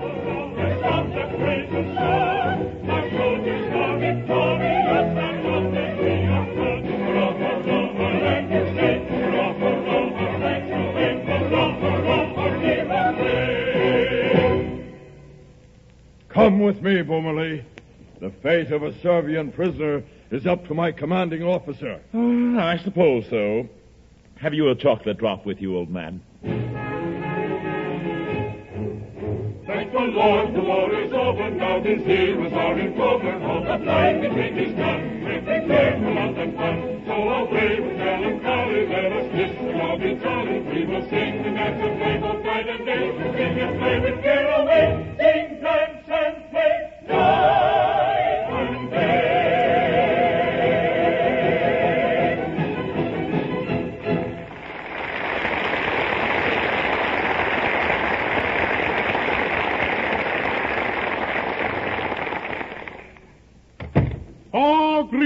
my dears. Greetings, one and all, big and small. Your bold warrior returns from the war. Oh, Casimir Popoff, it's so good to have my brave husband home again. Good to be here, my dear. Good to be here. You look so cute and grotesque in your uniform, Colonel Popoff. Oh, thank you, Masha. Oh, and here's Nadina, my favorite daughter. Father, now that the war's over, what happens to Serbian prisoners? Oh, they're all turned loose, of course. Set one free myself, just a little while ago. Amusing fellow. Swiss he was. Swiss? Swiss? Swiss? Aye. Told me a comical story about outwitting some utterly ridiculous Bulgarian women. Outwitting? Utterly ridiculous. Bulgarian women. Aye. They must have been exceedingly stupid females indeed. By the way, will one of you fetch my house coat? House coat? House coat. House coat. Oh, yes. A man's home is his castle, and what greater luxury than a house coat and his slippers. Father, wouldn't you rather wear your turtleneck sweater? It's rather chilly in the house. No, my child. I wouldn't think of disturbing the turtle. I'll take my house coat, thank you. He wants his house coat. Yes, his house coat. No, his house coat. Oh, I tell you, there's no greater pleasure than when you are completely at your ease. When all things you take at your leisure and do just whatever you please. Oh, I tell you there's no greater pleasure than when you are completely at your ease. When all things you take at your leisure and do just whatever you please. Oh, Father, we can't seem to find your house coat. What? No house coat? No house coat. No house coat. No houseboat. A house coat. But I... You've been away so long, your things are rather misplaced. We'll find it later, Casimir. Father, tell us about the Swiss you set free. The Swiss. Oh, there was a comical one. Hid in the boudoir of some Bulgarian female. Did he say anything about the female? Oh, just that the daughter didn't know much about men and fell madly in love with him. Oh. Said the older one, the mother, was flabby and ugly. Fought with the daughter and a silly cousin over who was to take care of him. Oh! The flabby one disguised him in her husband's house coat. He said the old fool would never know the difference. He said... Wait a minute. House coat. Old fool. Bulgarian women. Can it be that... Good evening. Oh, the Swiss. The Swiss? What occasions this visit to my home, sir? I came to return this house coat. Good heavens. The colonel has set me free. Something tells me I've made a terrible mistake. Gad, that's my house coat you're carrying, sir. Oh, my, oh. Gadzooks. You are the wenches boomerly outwitted. My own flesh and blood. I'm flabby and ugly, am I? And I'm young and foolish and don't know anything about men. And I'm silly, am I? I mean, I am? Please, dear ladies, forgive me. I had no idea Colonel Popoff lived here when I told him of my experience in this house. Indeed. Forgive, forgive, forgive. Why was I there? I wished to live. For me were soldiers running, gunning. Their kind attentions I was shunning. I climbed up there to save my skin. That's why I refuge sought within. Oh, what a sorry, sorry plight. Your daughter saved my life that night. She also wished to see me live.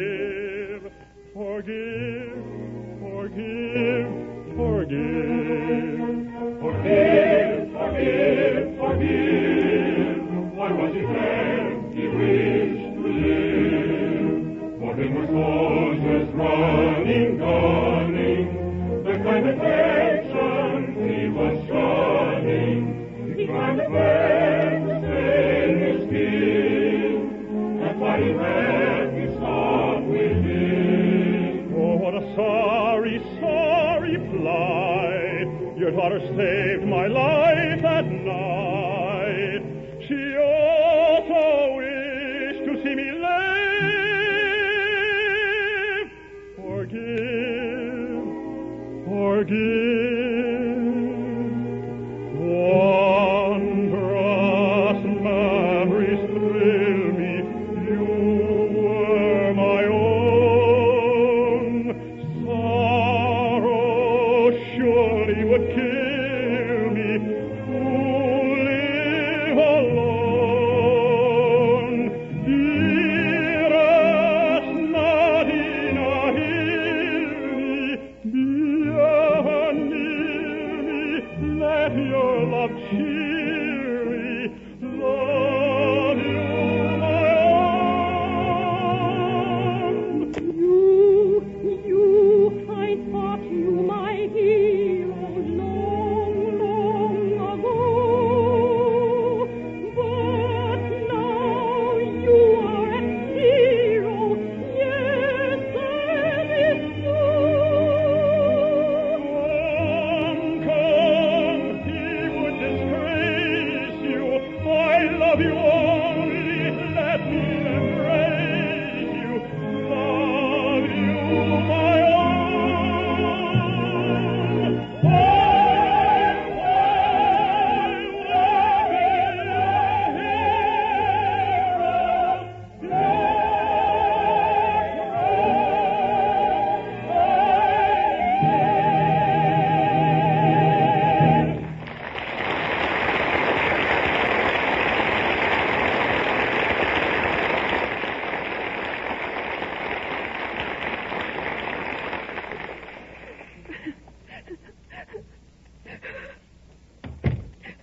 Nadina, Oh, how dare you come in here? Go away. Nadina, is it true that you're going to marry that birdhead? I mean, Alexius.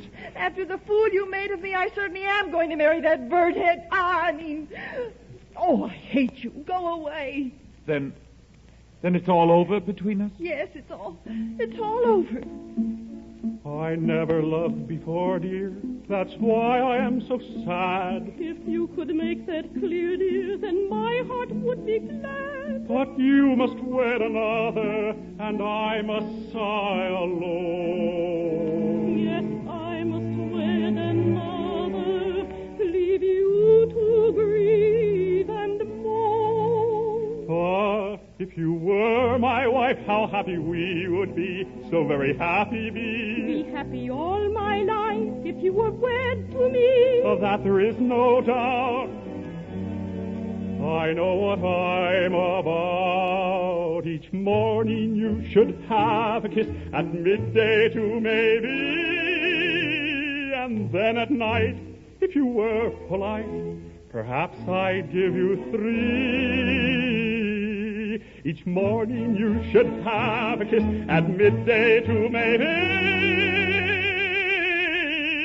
and then at night, if you were polite, perhaps I'd give you 3. And that would lovely be. So very lovely be. And that would So lovely be. So very lovely be.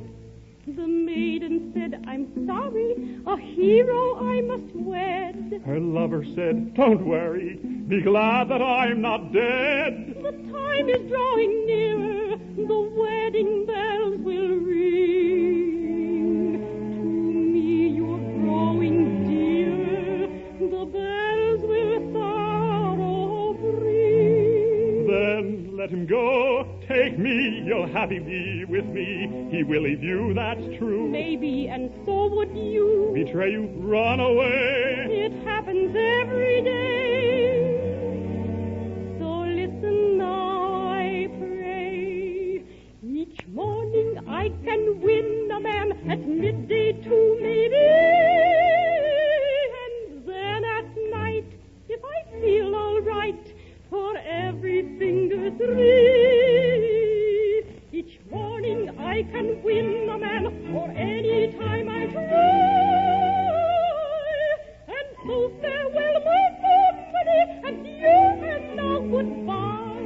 Adieu and now goodbye. Adieu and now goodbye. Adieu and now Adieu goodbye. Adieu and now goodbye.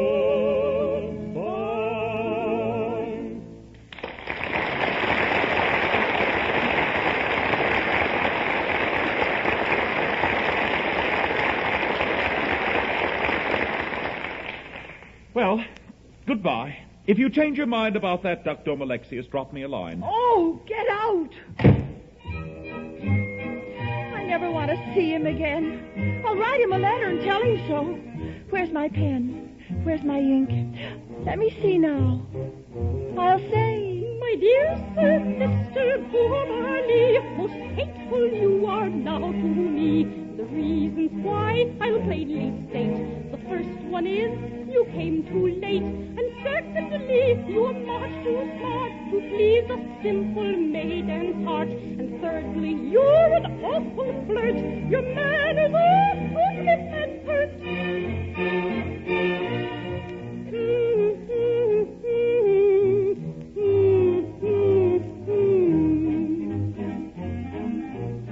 Now let me see.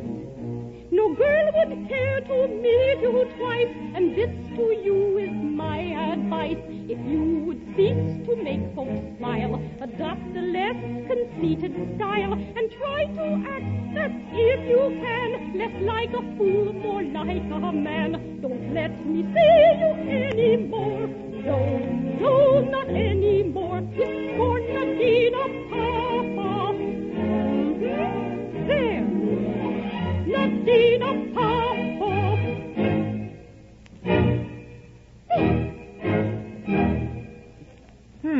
Are you writing that to me, Nadina? oh, what are you doing back here, Lieutenant Boomerly? Good day, good day, good day. I just dropped in to say good day.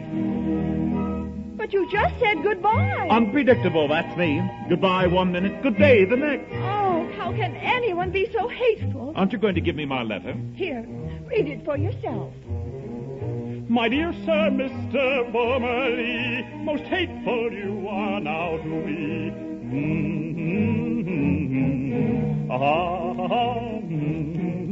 The reason why I plainly state, the first one is you came too late.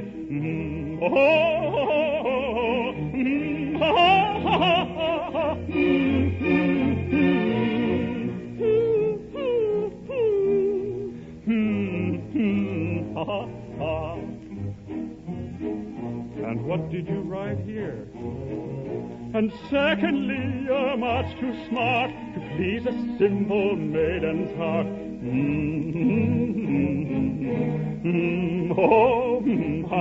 And thirdly, you're an awful flirt. Your manners are too stiff and pert. Don't let me see you anymore. No, no, not anymore. With love, Nadina, Papa. Love? No. With love, Nadina, Papa. Scorn. Love, love.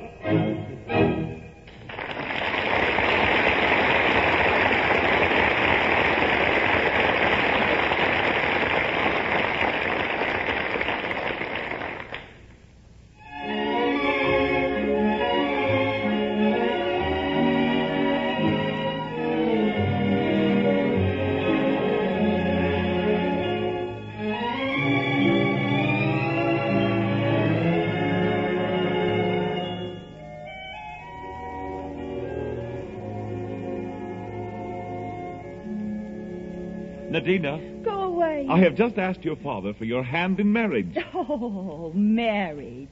Do you think he'd consent to that? We Popoffs are people of position. We have our own horses, a cow, and several chickens, and solid silver, and tablecloths and napkins of pure linen. Dear angel, how many horses have you? 4. I have 400. How many carriages? 2. I have 200.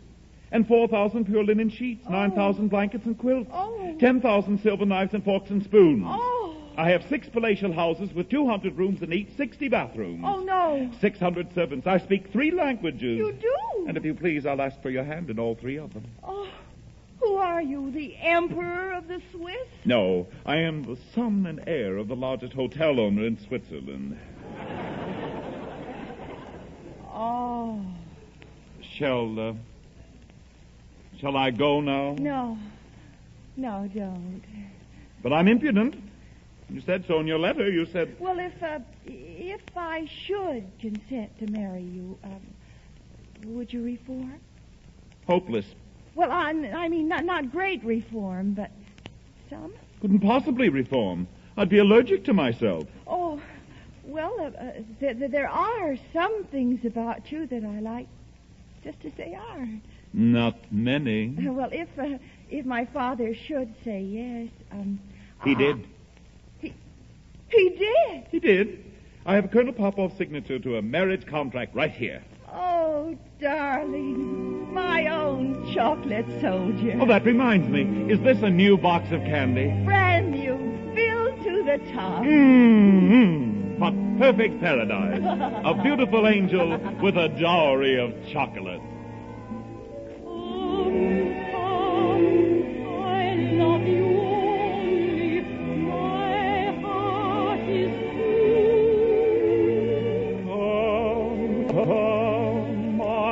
Is lonely, I long for you. Come, not gonna face you. I'm not eating now to embrace you.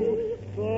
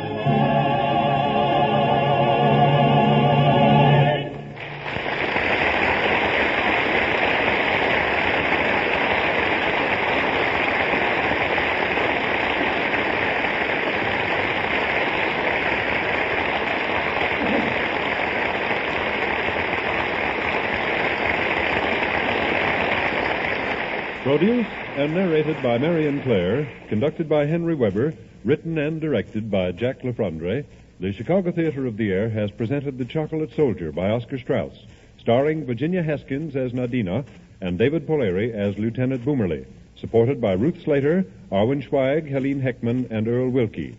Featured speaker was Colonel Robert R. McCormick, editor and publisher of the Chicago Tribune. Robert Trendler was in charge of the chorus. Performance rights were granted by Hans Barch.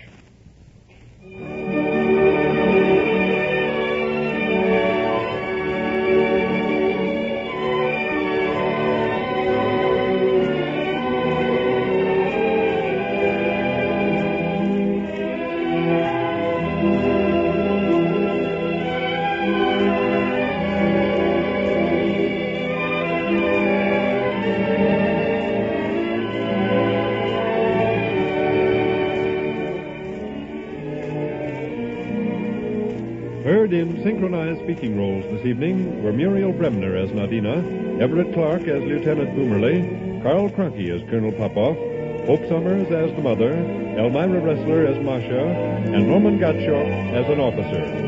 This is Lee Bennett cordially inviting you to next week's Chicago Theater of the Air production, Puccini's grand opera classic, Madame Butterfly, starring Nancy Carr and David Polari.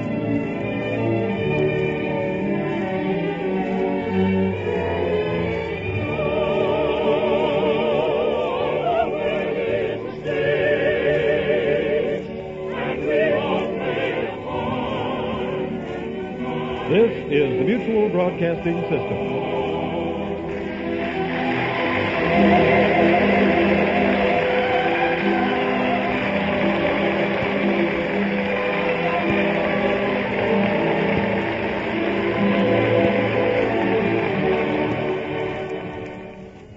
The Chicago Theater of the Air.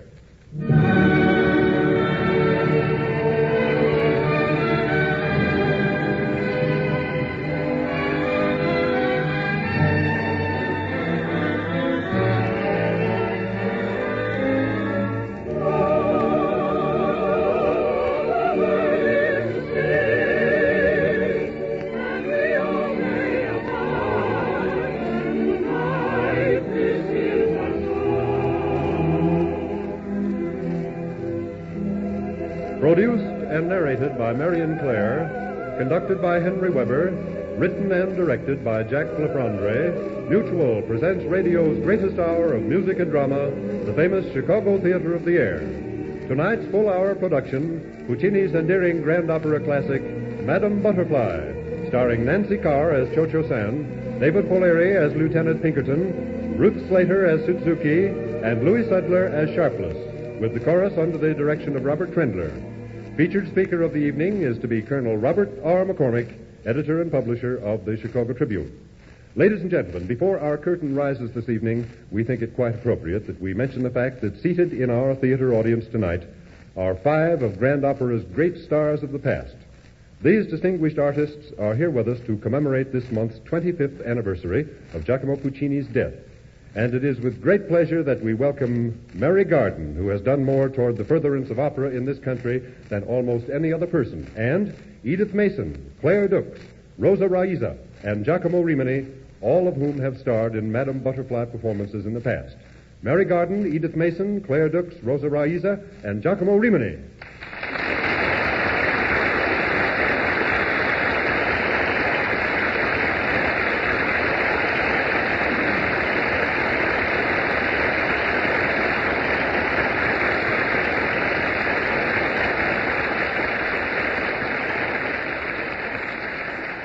Dedicated to these great stars and to the memory and artistry of Giacomo Puccini, the Chicago Theater of the Air presents for your pleasure Madame Butterfly.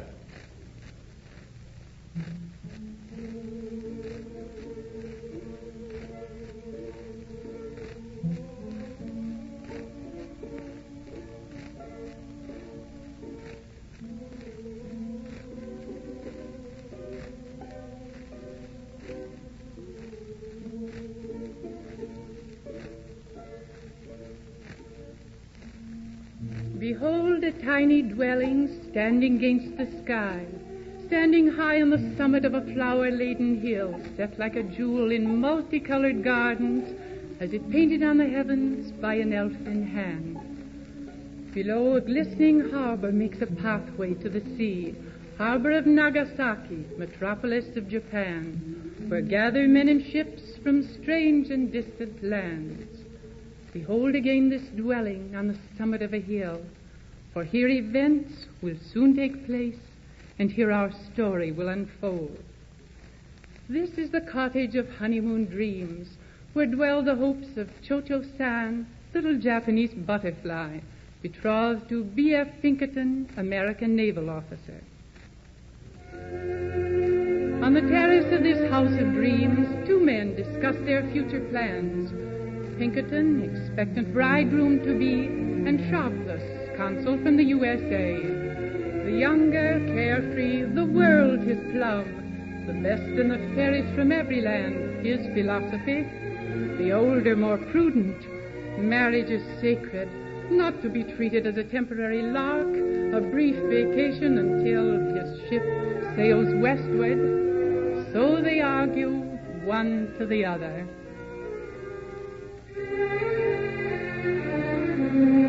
The wide world over, on business or pleasure, the Yankee travels, all danger sculling. He boldly ventures, without regard for others, looking for adventure, not counting the race, not caring what the cost is.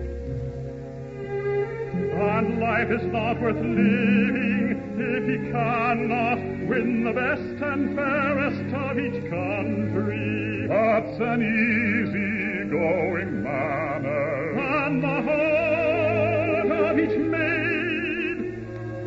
An easy-going manner that makes life very pleasant, but it's fatal in the end. They cannot crush him, he tries again undaunted. No one and nothing breaks his plucky spirit, and so I'm marrying in Japanese fashion, tied for 999 years. Free though to announce the marriage month, an easy-going manner.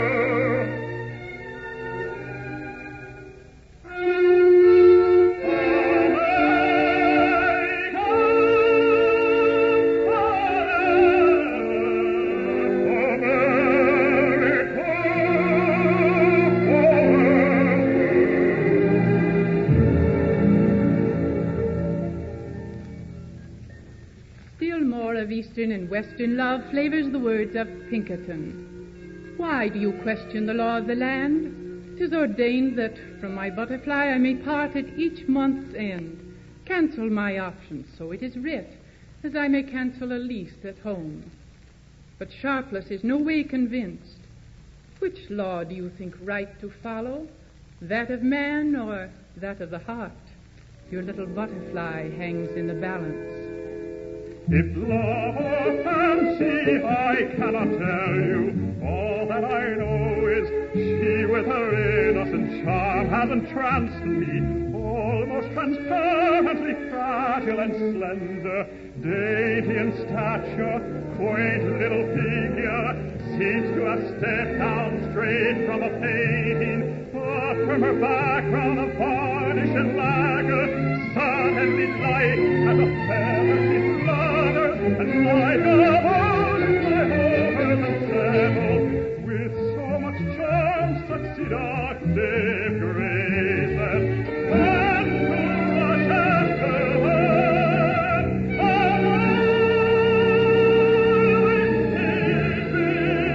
though in the quest her frail wings may be broken. The other day she came up to call at the consulate.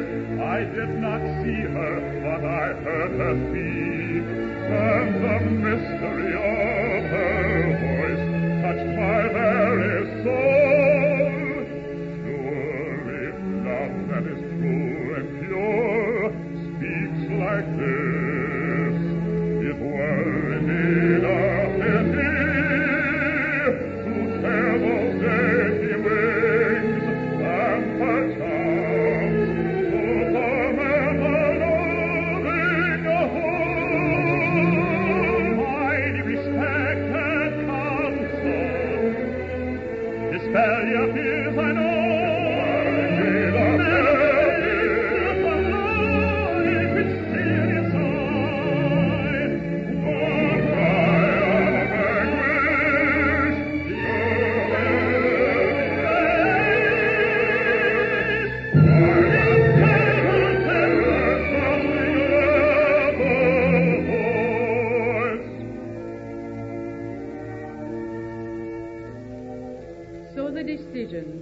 Pinkerton. Marriage, to test if love or fancy rules the union of east or west. Thus are two glasses raised on high, a toast to a future quite uncertain. Here's to the day on which I'll wed in real marriage. To my liking, a wife from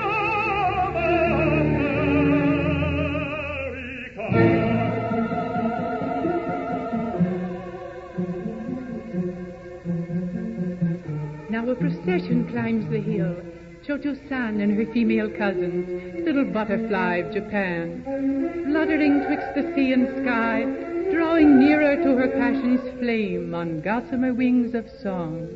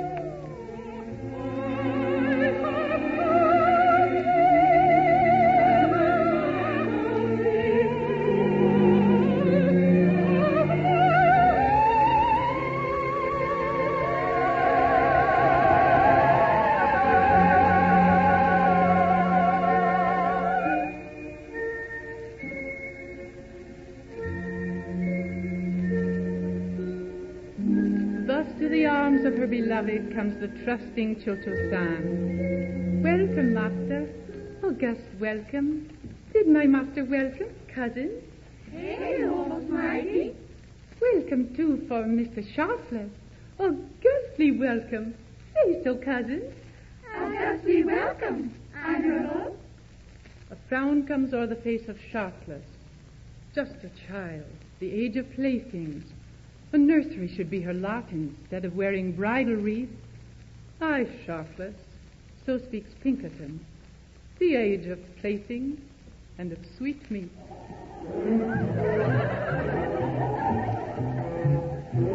As others now ascend the hill, commissioner of marriage vows and registrar, official scribe, and relatives to seal the bargain.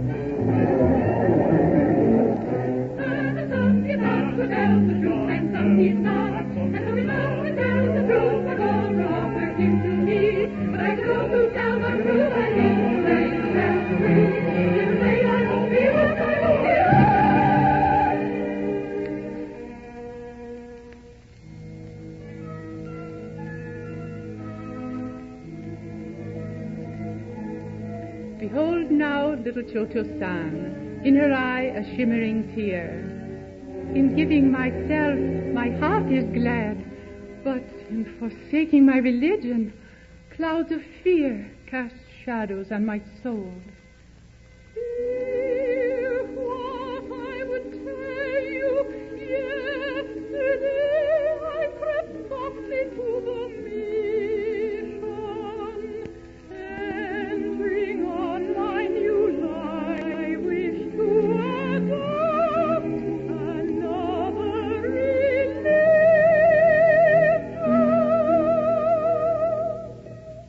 My faith I have to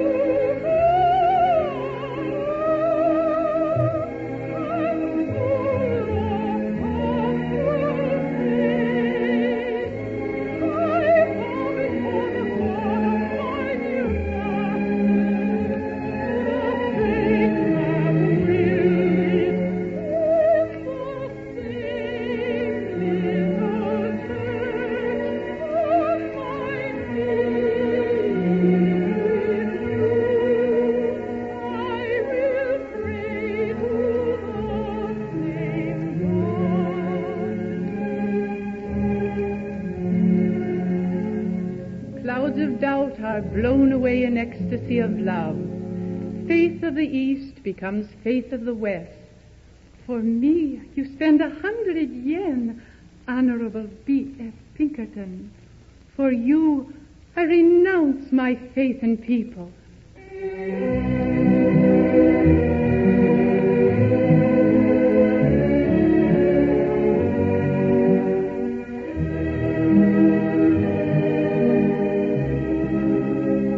Before them now, the High Commissioner and their sacred vows are spoken.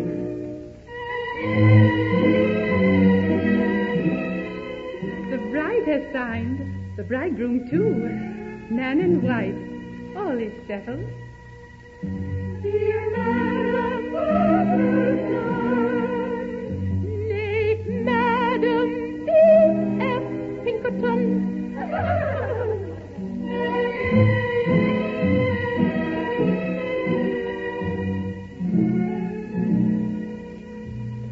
When happiness should reign supreme, then are the skies so apt to thunder. The voice of ever-changing fate sounding forth in words of fury. Chocho-san, thou art condemned. Chocho-san, abomination.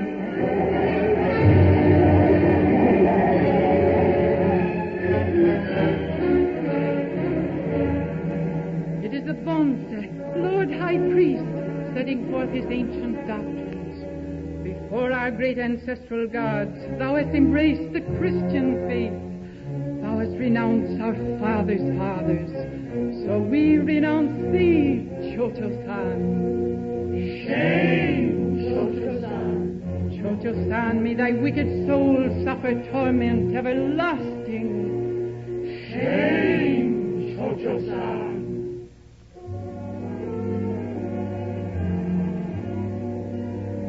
Hear now the words of Pinkerton. Fear not, little butterfly. In the stars that rise above is the light of my love. In their heavenly wake across the harbor is the golden scepter of my faith. Fear not, little butterfly. As heaven above watches o'er the earth below, so my love eternal vigilance will keep. Child, from whose eyes the witcher is shining, now you belong to me. So radiant in lily-white raiment and love in the flow of your tresses, on snowy white garment. I am like the moon, little goddess, the little moon goddess who comes down by night from her bridge in the starlight and song. Bewitching all hearts, When she takes them and she wraps them in black on a foot, and wishes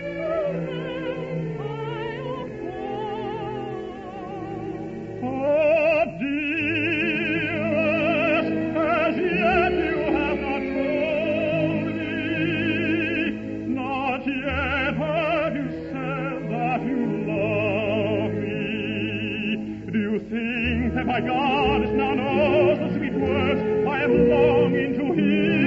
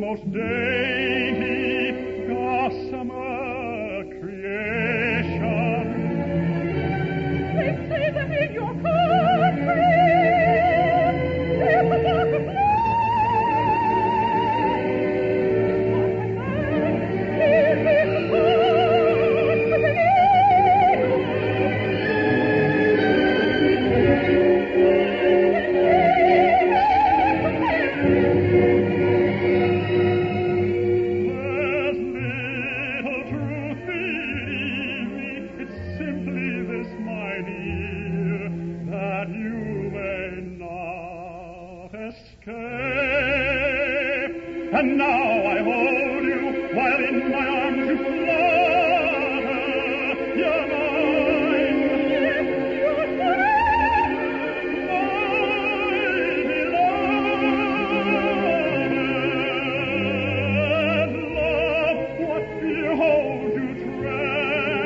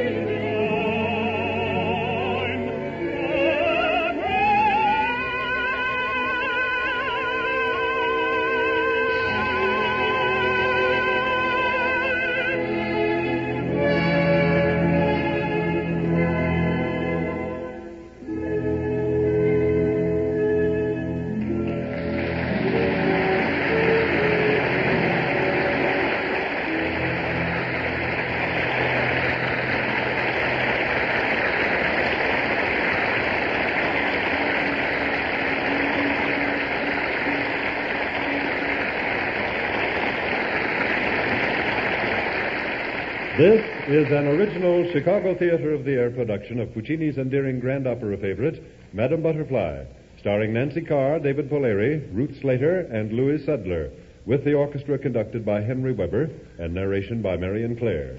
This production will continue following a featured radio commentary by Colonel Robert R. McCormick, distinguished editor and publisher of the Chicago Tribune, noted world historian, and outspoken American patriot. Tonight, Colonel McCormick will review the great Chicagoland Music Festival, as described by a correspondent from a foreign land. Ladies and gentlemen, Colonel Robert R. McCormick.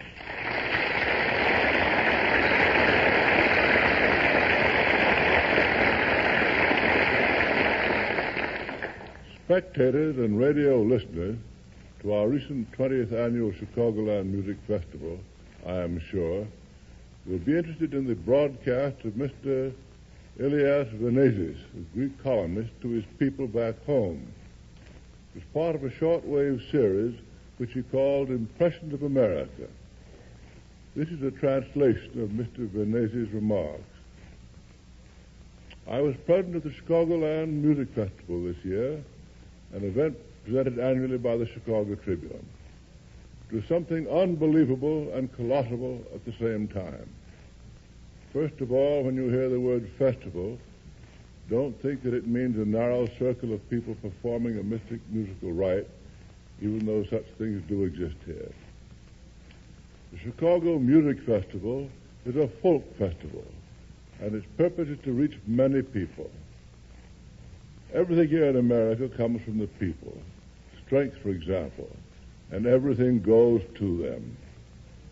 That's why each artistic expression has this purpose in mind, to reach and affect the masses if it can.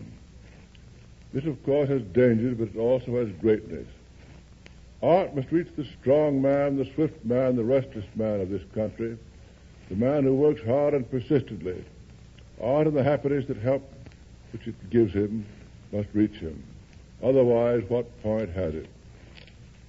Night was falling. The cool breezes were blowing off Lake Michigan nearby as people began drifting into Soldiers Field. Imagine a gigantic stadium 5 or 6 times larger than our own. Imagine a crowd of 100,000 people, a third of which came in their own automobiles. Imagine this mass of people and automobiles, both of which had to find places for themselves in the stadium and in the parking lots within a half hour. So this great crowd of machines and people found places for themselves quietly, with orderliness, I might even say with a certain rhythm. From high up from the glass-enclosed newspapermen's booth to which I had been invited, I watched the spectacle. It was inconceivable. The turf was green. It was American soil. At one end of the stadium's platform were the performers. 10,000 people had come from 35 states and Canada. Girls dressed in varicolored gowns, long native dresses, dancers, girls in red and white costumes, with gold buttons and pom-poms. They were circling along the sides of the green turf.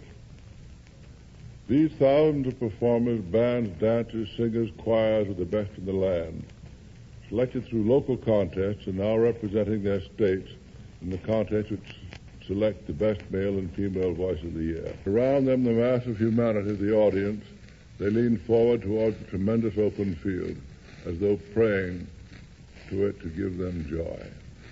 At last the hour came. At 7 o'clock, Philip Maxwell said, "Welcome to the audience and performers." The evening started. A male choir sang James Roadways. A 1,000-voiced Negro choir sang I Stood by the River Gordon. Gigantic searchlights lighted the stadium. The stars of the festival came out. They came in 3 open cars, drove to the center of the arena while the speaker announced their names, and were welcomed with enthusiastic applause by the audience. Lawrence Melchior of the Metropolitan, Nancy Carr, soprano prima donna of the Chicago Theater of the Air, accompanied by Mrs. Royden Keith, president of the National Federation of Music Clubs, and Elena Nicolaides, soprano favorite of our native Greece. Melchior, Mrs. Keith, and Mrs. Nicolaides made up the final jury which was passed judgment on this year's best singers. The finalists sang. There were those who had been selected by local contests. They weren't even names, they were numbers. 2 whites and 2 Negroes. The people applauded and the judges withdrew. Then the first band, composed of boys and girls dressed in red and white, came into the bare field. They played as they marched along, making various formations. The leader untiringly kept tossing his gleaming baton into the air. He would catch it as it came down. He whirled it like a living thing. The audience applauded generously. Then 500 girls dressed all in white began dancing Hawaiian style. But now it's 9 o'clock. A full hour of the festival goes on the air. A tremendous American flag is slowly unfurled. It is the width of the stadium. The choirs and the mass of people begin singing their traditional song, American the Beautiful. The crowd warms up and begins to take part in the celebration. Al Jolson sings a song in his inimitable style. Melchior sings old student songs much loved by the people. The whole stadium now takes part in the celebration. The results of the competition are announced by Melchior. The crowd applauds. The 3,000-voice chorus sings the Hallelujah chorus from Handel's Messiah. The crowd listens standing up and sings quietly. Then something very simple yet very surprising took place. Bells began playing. The speaker gave the signal 1, 2, 3, and on the count of 3, matches were lighted. Each person in the crowd of 100,000 lighted a match. 100,000 matches were lighted, and wavering flames became stars in the darkness. It was inconceivably beautiful. The crowd began shouting enthusiastically. And when the searchlights were turned on again, 2,000 boys and girls dressed in their colorful native clothes began an old-fashioned folk dance. A quadrille, all together in very small groups. They danced round and round in the green grass. It was like a fairy tale. At last the bands came in. 21 bands from different cities in different brilliant costumes, with the girls leading them. Girls who had their small silver twirling rods in action, tossing them up in the air and catching them. The bands were playing joyous songs, and fireworks lighted up the sky with trees of fire and fantastic stars. A Statue of Liberty appeared. Gigantic fiery letters appeared in the darkness, spelling out Land of the Free.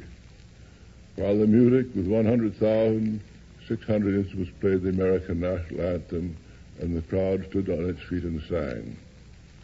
The Chicagoland Music Festival was a little like that which I have tried to describe to you, a people's celebration. It was nearly midnight. The people's faces expressed happiness. The waves of bodies began leaving with the same rhythm with which they had come. Everything is quiet. The breath of wind coming in off the lake can be heard on the leaves of the trees, and the deserted stadium's Doric columns. The people that were here tonight near the waters of the lake while at work tomorrow will recall tonight's happiness. What better result can the art of music have?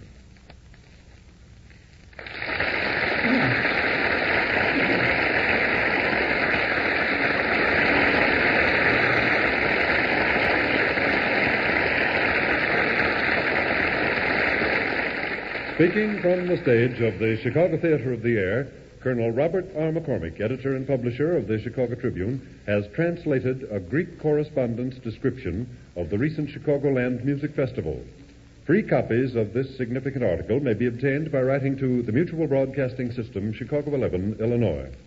At this time, we continue tonight's Chicago Theater of the Air production of Puccini's Madame Butterfly, starring Nancy Carr, David Polari, Ruth Slater, and Louis Sudler, with the orchestra conducted by Henry Weber and narration by Marion Clare.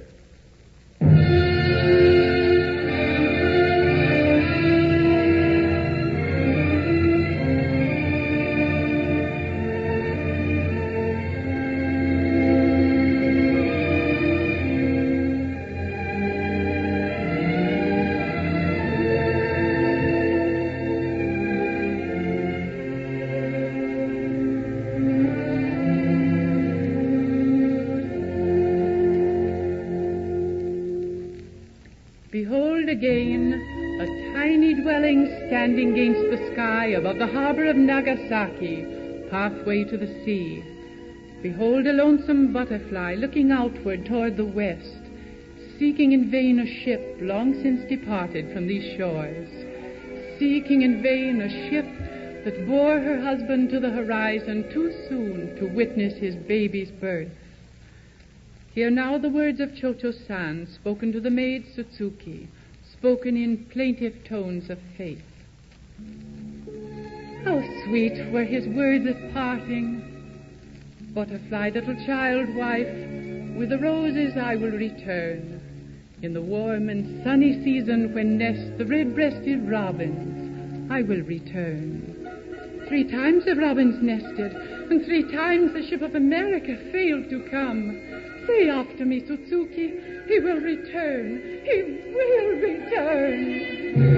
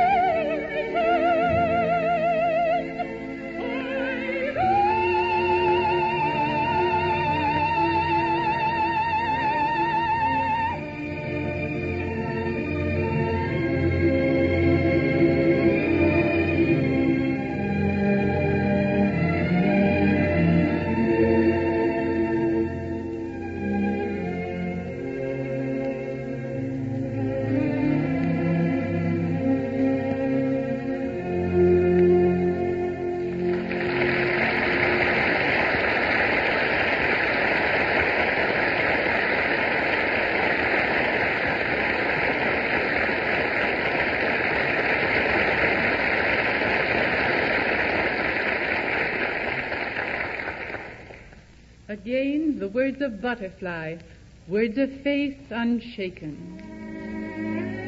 Receive our child, Tsutsuki, azure eyes, lips like the petal of the rose, and head of golden curls. His honorable father's image unseen by my master's eyes. How sweetly my husband said it, as heaven above watches o'er the earth below, so my love eternal vigilance will keep.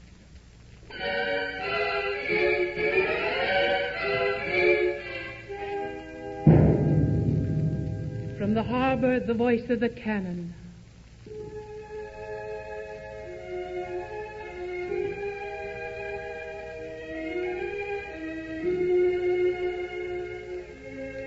From the hilltop, the voice of Cho-Cho-San. Tsutsuki, look! A ship of America! The gods have answered. V.F. Pinkerton is here!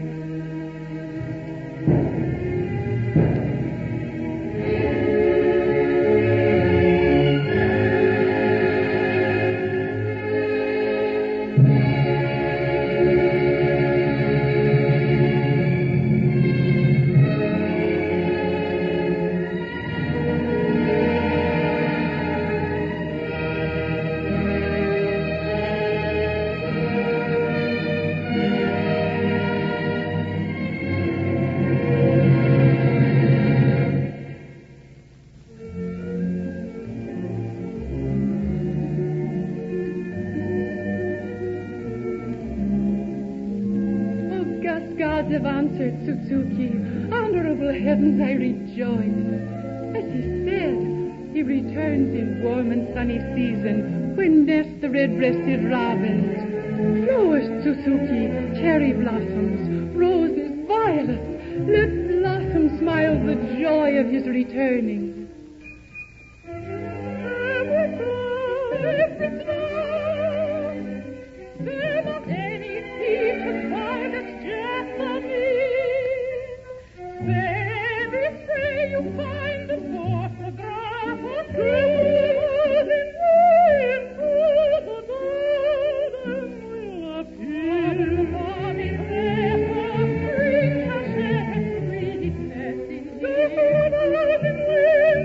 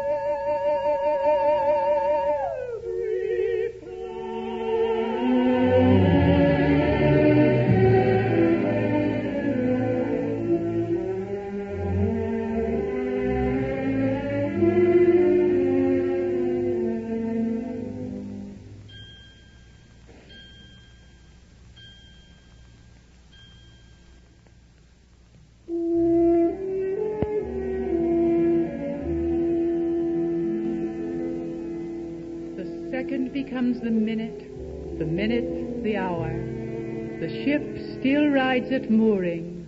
Night has swept away the gloaming. We will wait, my baby and I. We will wait, Sutsuki. My wedding dress, please, Sutsuki. A touch of carmine for my lips, a scarlet poppy for my hair. We will wait, my baby and I. See the moonlight on the water. Along that great path of gold he will walk once more into my heart.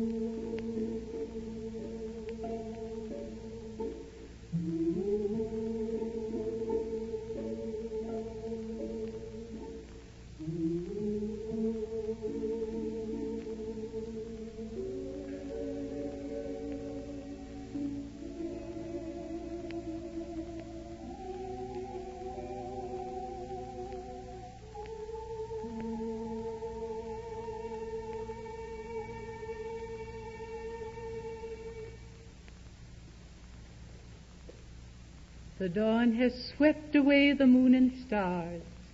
A great sun smiles down from the heavens. The ship still rides at anchor. Sutsuki, it is daylight. We must have slept, my baby and I. Sutsuki, you think he will not come? But we have faith, my baby and I. We have faith. Sweet thou art sleeping, cradled on my heart, safe in God's keeping, while I must weep apart.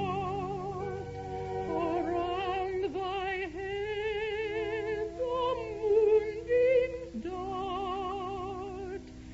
Sleep, my beloved.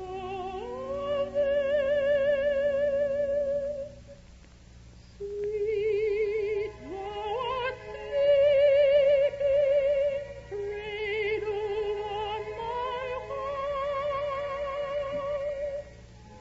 safe in God's keeping, while I must weep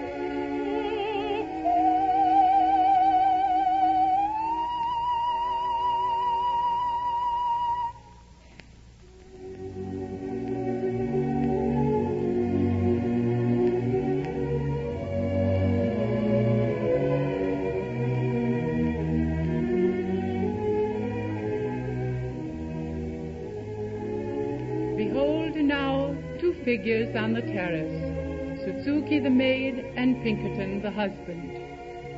She sleeps, Honorable B.F. Pinkerton. Your butterfly sleeps.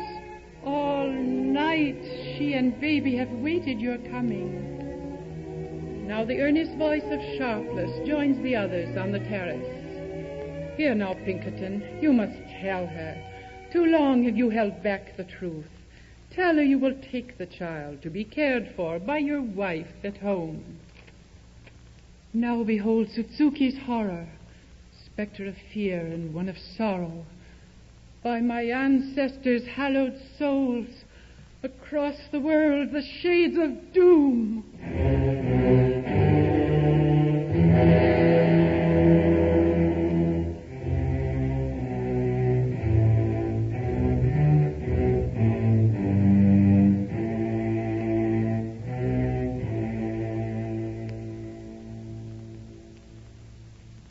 Now the men are left alone, Suzuki gone with dreaded message.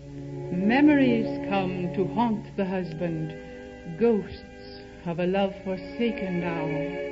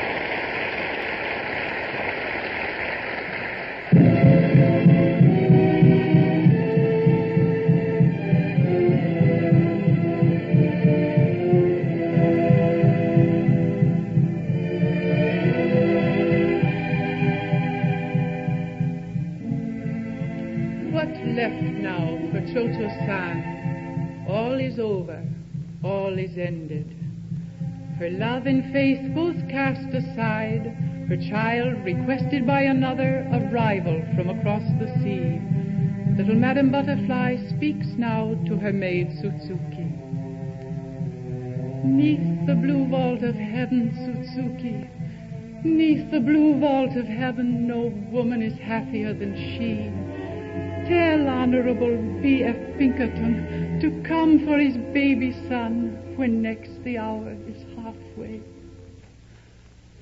Before the image of Buddha, Suzuki, the sacred dagger of my people.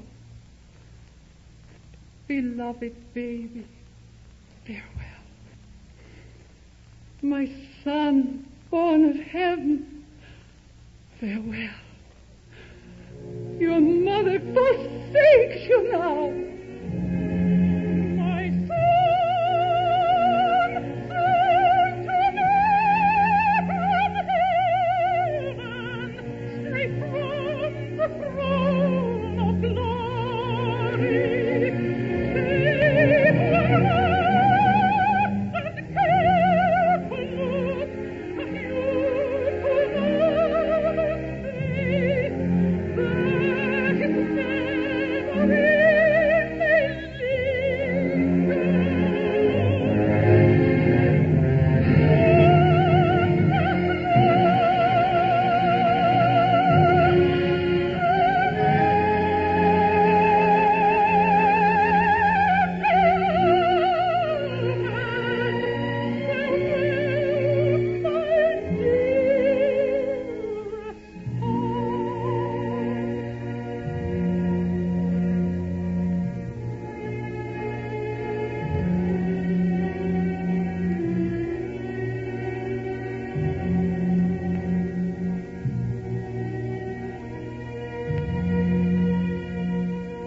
fateful hour for Choto-san.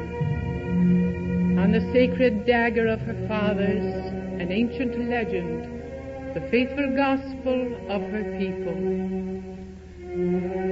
When one can no longer live with honor, better then to die with honor.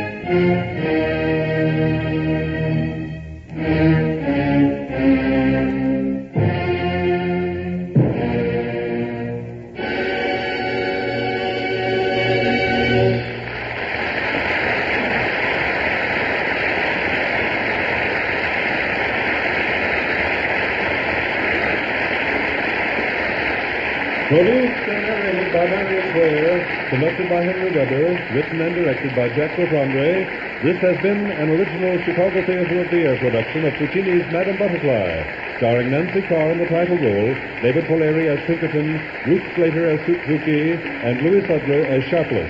The chorus was under the direction of Robert Trendler. Featured speaker was Colonel Robert R. McCormick, editor and publisher of the Chicago Tribune.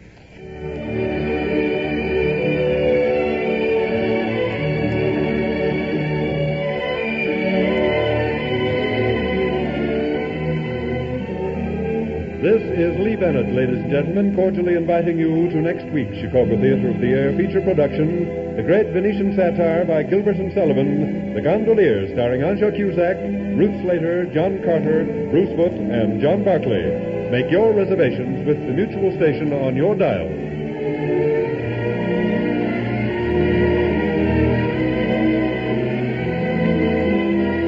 This is the Mutual Broadcasting System.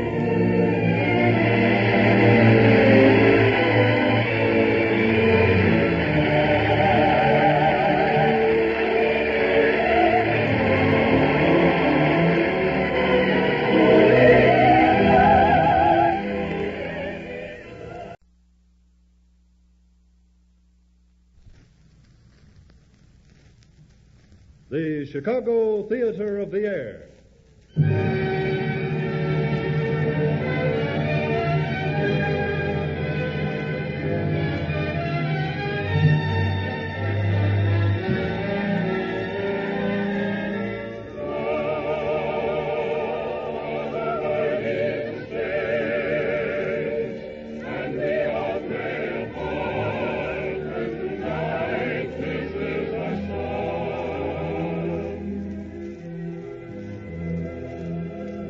Produced and narrated by Marion Clare, conducted by Henry Weber, written and directed by Jack Lefondre, the Mutual Broadcasting System presents from coast to coast the Chicago Theater of the Air, radio's greatest hour of music and drama. Tonight, we're going to visit the unique world of Gilbert and Sullivan through the music and madness of the Gondoliers, a merry satire aimed at Italy, Spain, and the mythical island of Barataria. Our stars include Anja Cusack, John Carter, Ruth Slater, John Barclay, Bruce Foote, and Earl Wilkie, supported by an all-Chicago dramatic cast and the chorus under the direction of Robert Trendler.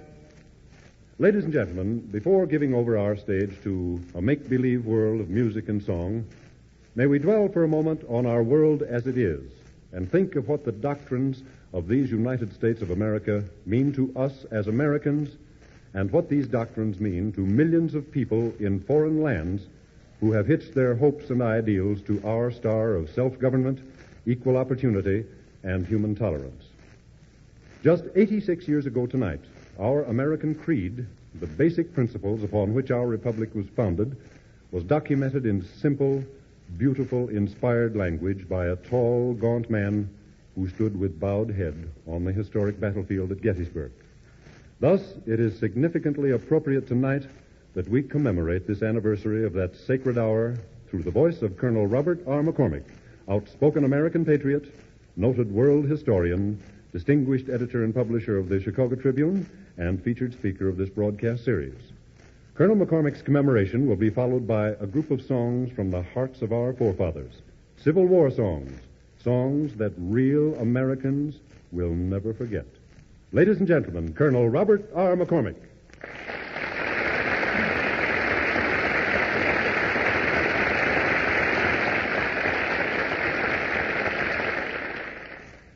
In these days, when so much treason is being uncovered in our government, and where more sedition than patriotism is found in our college teaching and in our school books, it is essential that the three great documents explaining our institutions should be stated and restated until everyone knows them. These documents are Patrick Henry's famous speech telling why the Revolutionary War must be fought, Thomas Jefferson's Declaration of Independence stating the God-given rights of man, and Abraham Lincoln's reaffirmation of them in his Gettysburg address. These three great instruments will be repeated by me every year as long as I'm on the air. Tonight I will read the Gettysburg address delivered 86 years ago today. 77 years ago, our fathers brought forth on this continent a new nation, conceived in liberty and dedicated to the proposition that all men are created equal. Now we are engaged in a great civil war, testing whether that nation or any nation so conceived and so dedicated can long endure. We are met on a great battlefield of that war. We've come to dedicate a portion of that field as a final resting place for those who here gave their lives that that nation might live. It is altogether fitting and proper that we should do this. But in a larger sense, we cannot dedicate, we cannot consecrate, we cannot hallow this ground. The brave men living and dead who struggled here have consecrated it far above our poor power to add or detract. The world will little note nor long remember what we say here, but it can never forget what they did here. It is for us, the living, rather to be dedicated here to the unfinished work which they who fought here have thus far so nobly advanced. It is rather for us to be here dedicated to the great task remaining before us, that from these honored dead we may take increased devotion to that cause for which they gave the last full measure of devotion. That we here highly resolve that these dead shall not have died in vain, that this nation under God shall have a new birth of freedom, and that government of the people, by the people, for the people, shall not perish from the earth.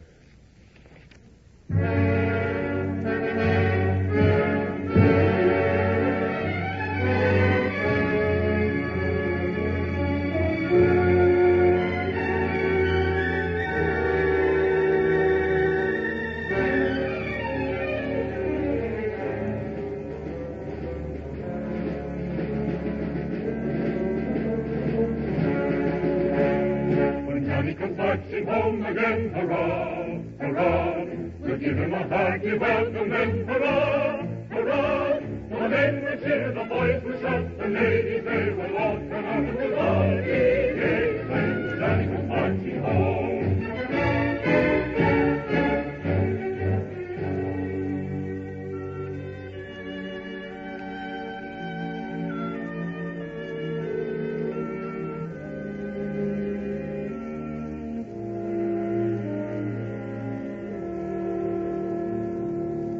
We shall miss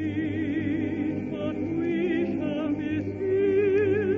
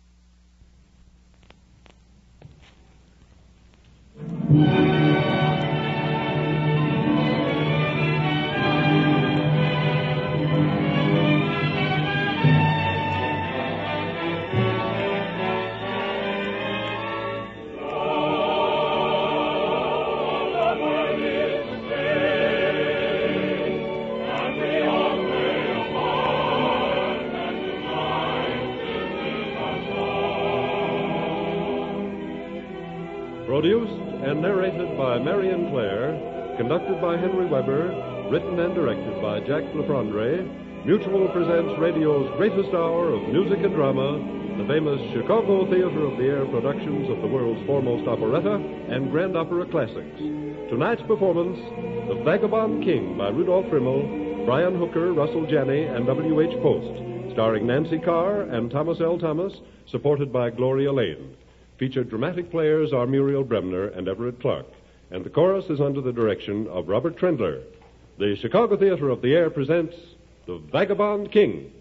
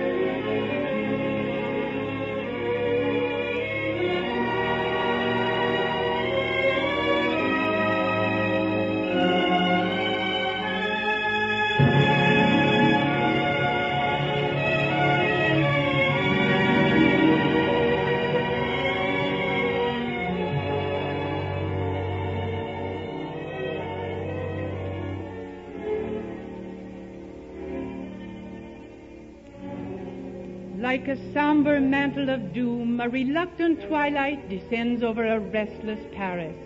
On this fateful summer evening, year of our Lord, 1481.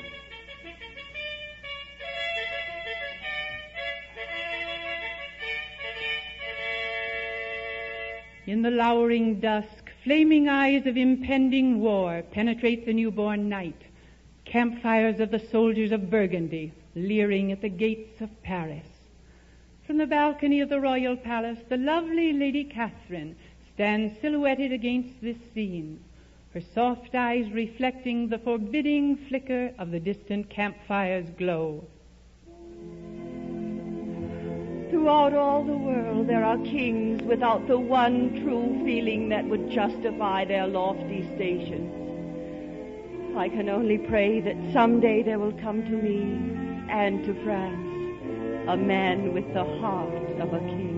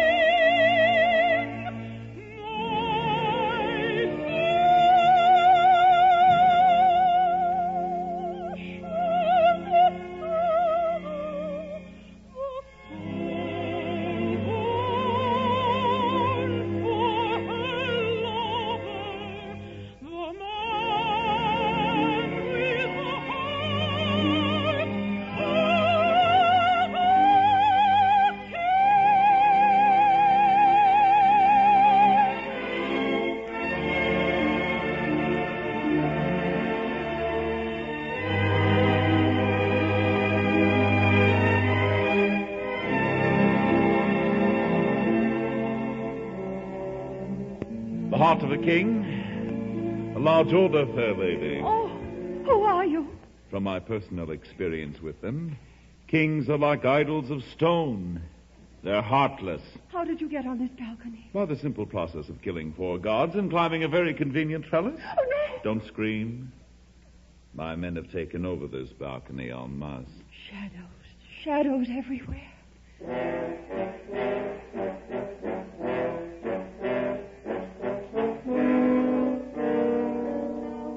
Shadows of freedom, mademoiselle. Shadows of men who stand ready to die for a plot of ground, a crust of bread, a cup of wine they can call their own. Shadows of revolution, fair lady. Shadows of a new dawn. You speak boldly and without fear, monsieur. I should be frightened by the rogue you appear to be, but your bearing and your manner of speech are more like those of a king. King. Ah, love, if I were king, what tributary nations would I bring to kneel beneath your scepter? Such sentiment is very flattering. And to swear allegiance to your lips, your eyes, your hair. Beneath your feet, what treasures I would fling if I were king. If I were king. If such as you were king. If all my dreams of loveliness had been pieced together into one perfect woman, she would have been like you. Yet the love of one such as I is worth no more than a grain of dirt fallen upon your gown. Who are you, poet? Your humble servant, Francois Villon. Francois Villon? Oh? You know the name? You are the leader of the Vagabonds who seek to drive the soldiers of Burgundy from the gates of Paris. Only because someone has to save France, my lady. only because the Grand Marshal of France is dealing with the Duke of Burgundy and stands ready to sell us as slaves. If I only knew what this Thibault looks like. We're hoping to get a glimpse of him here at the palace. I might possibly point him out for you. You? Yes, he often goes to the Fir Cone Tavern in disguise to spy on your activities. What? The grand lady, Catherine de Vaucelles, would go to such a place as the Fir Cone Tavern? Such a cause is bigger than caste or station. Tomorrow perhaps I could dress as a peasant and meet you at the tavern. And if he's there... Tomorrow? Yes, I will keep a rendezvous with you But there's so little time. We have France to think about, and by your leave, we have love to think about. Love? Only a poet would speak of love at a time like this. Forgive me, Lady Catherine, but can't you see? I must speak of love where I find it. Life is short where danger dwells. Please borrow tomorrow.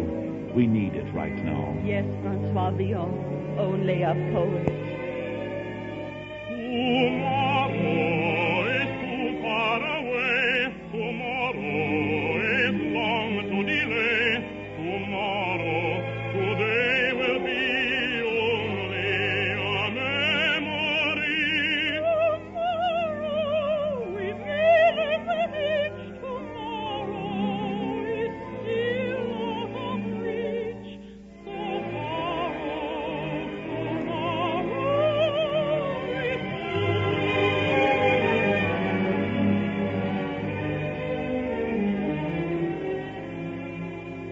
When you sigh, love is nigh. I would have you know, love is not a passerby. Lovers come and go. When you smile, wait a while, I would understand. Will you care to keep my heart when you hold my hand? Tomorrow is too far away.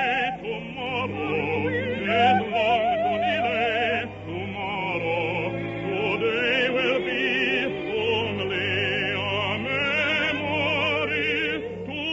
Tomorrow, we may learn that each tomorrow is still out of reach. So borrow,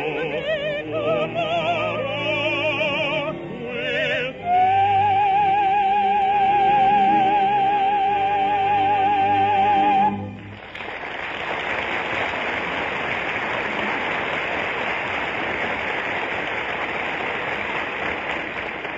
So it is that Francois Villon enters the Fir Cone Tavern and awaits his rendezvous with Lady Catherine.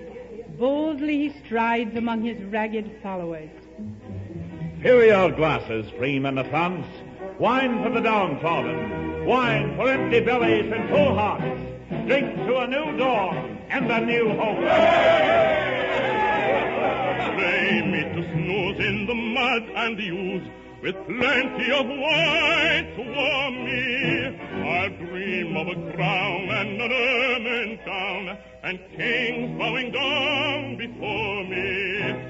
Oh, give me wine when I ask for wine, and the wealth of the world is mine, all mine. So what care I for the past and breath? I long for a stronger brew.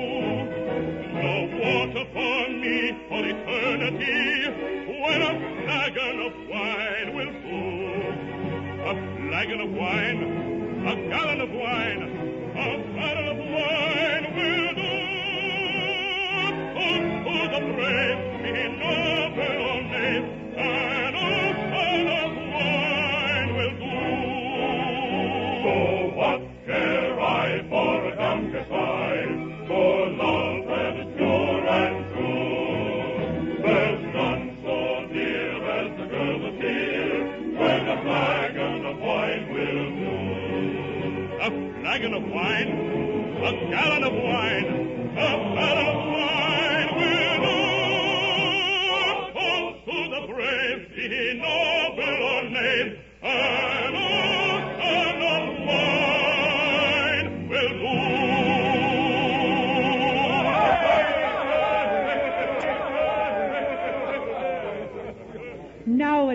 cold-eyed beauty takes Francois Villon by the arm and swings him around to face her.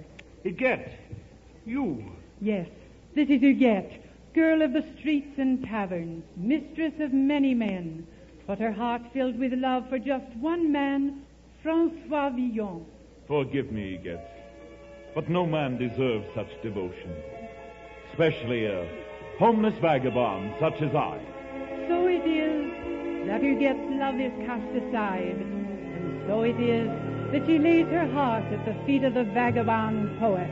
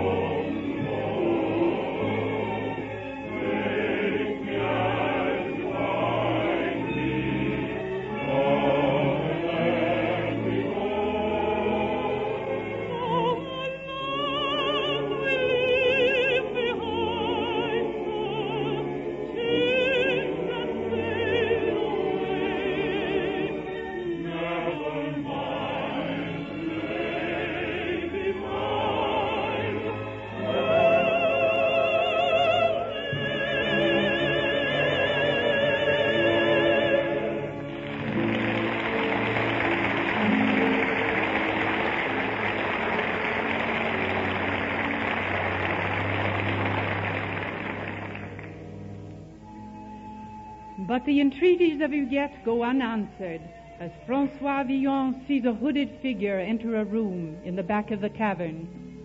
It can be none other than Lady Catherine. Quickly he turns to a henchman. She's come. Stand guard here. No one must see us together. Lady Catherine, you've really come. I hardly dared hope that... I've seen him, Francois. The Grand Marshal is here. Tassini, are you sure? In this room right next to us. I just saw him enter. Lady Catherine, in your great love for France, is there room for another love? Yes, Francois Villon. For the man who saved my beloved country from the legions of Burgundy. Fair lady, on this night I have found something more cherished than life itself. And I, Francois Villon, I have found it too.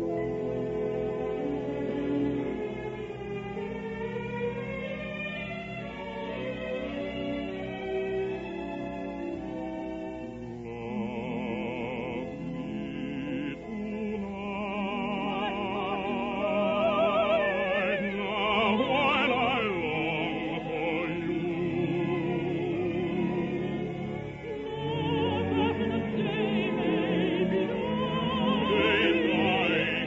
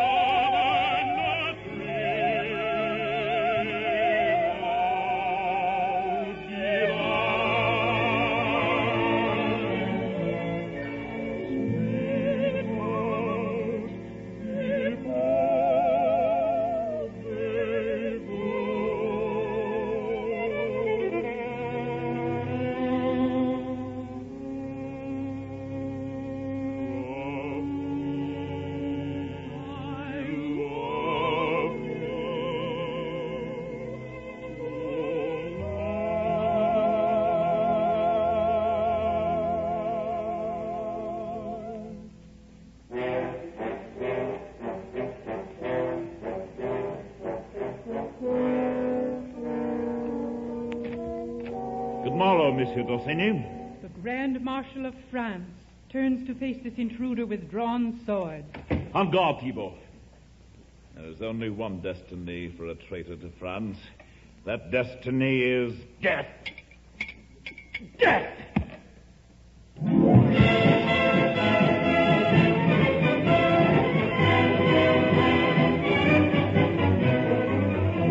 The time has come for action, men. Action! Save you, lousy rabble of Paris! Save for the downfall of Britain! Oh, you beggars of Paris town, you lousy rabble of low degree! You rabble of low degree! We expect King Louis to keep his crown and save our city from Burgundy! Our city from Burgundy! You and I are good for nothing but to die! We can die for liberty. Sons of toil and danger, will you serve a stranger and bow down to Burgundy? Sons of shame and sorrow, will you cheer tomorrow for the crown of Burgundy? Onward, onward, swords against the foe! Forward, forward, the lily banners go! Sons of France around us, break the chains that bound us, and to hell with Burgundy! Sons of toil and danger, will you serve a stranger, and bow down to Burgundy? Sons of shame and sorrow, will you cheer tomorrow for the crown of Burgundy? Onward, onward, swords against the foe! Forward, forward, the lily banners go! Sons of France around us, break the chains that bound us, and to hell with Burgundy!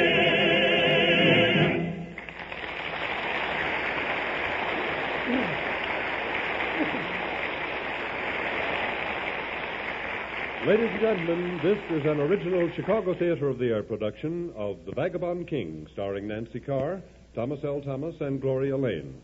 This production will continue following a featured radio commentary by Colonel Robert R. McCormick, noted world historian, outspoken American patriot, and distinguished editor and publisher of the Chicago Tribune. Tonight, Colonel McCormick will review the development of the American Navy. Ladies and gentlemen, Colonel Robert R. McCormick.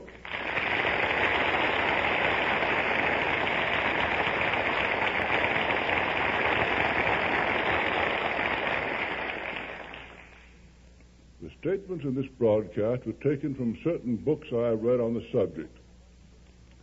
They are controverted in other books.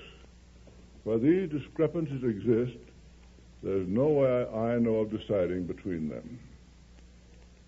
The first American warship to arrive in European waters was the Reprisal, which took Franklin to France and captured ships on the way. The first famous ship was the Ranger. Paul Jones sailed it to the coast of Scotland, which he harried. With it he also took the English sloop Drake. He then left the Ranger, fought an extraordinary battle in which he took the Serapis from the sinking Bonhomme Richard. He then left American service. He served successfully in Russia, where he was villainously treated and died in Paris. The Ranger served throughout the war, and towards its end was one of the 3 American ships to make a tremendous success in cutting out merchantmen from a convoy. Most of the revolutionary fighting, however, was done by privateersmen. The Navy was revived under President Washington. His designers built faster and more powerful frigates than any British frigates, and of course faster than any British battleships. The Americans had superior timber to draw upon, and not having good iron foundries, had the breadth of mind to buy their cannon in England. Throughout the War of 1812, they roamed the oceans almost at will, and with the privateersmen made it so expensive for the English merchants that England was willing for a peace without victory, even before the New Orleans campaign had been lost to her. The American policy to build more powerful ships than other countries was continued after the war. A few battleships were provided for, one of which mounted as many as 130 guns. By this time, Fulton had built a submarine which Napoleon was too small-minded to accept. He built the steamship Clermont. Steamboats became more numerous on the Mississippi River than the entire British merchant marine. The Mississippi was ideal for the development of steamboats. Sailing boats could not navigate it, and steamboats found abundant fuel along its shores. Conversely, on the ocean, sailboats could operate, and fuel for steamships was hard to get. When the British Navy finally went to steam, her statesmen dotted the oceans with coaling stations. When Fulton was called upon to design a warship, he built a catamaran with a paddle wheel between the hulls. He used his furnace to make hot shot. The English Navy declared this a violation of the laws of war, and that it would hang any prisoners taken from such a boat. At this time, the explosive shell was invented, but it remained rather ineffective down to the Spanish-American War. Under the influence of Galbraith Perry, the Navy adopted side-wheel steamers like the Clermont. The deep-water engines were far inferior to those on the river, but deep-water seamen would not learn anything from freshwater sailors. He also obtained a special status for engineers and a special insignia. They did not become full-fledged officers until 1899. It was the existence of American steamships while the English fleet was still under sail that caused the English to keep out of the Mexican War, to cede the Oregon Territory, accept the American annexation of California, and afterward the American opening of Japan. Now another naval genius came upon the scene in the person of the Swede John Ericsson. He produced the screw propeller, which could not be injured by gunfire. In the 50s, he submitted a plan of the forthcoming Monitor to Napoleon III, who also was too narrow to accept it. The coming of steam was followed by iron protection.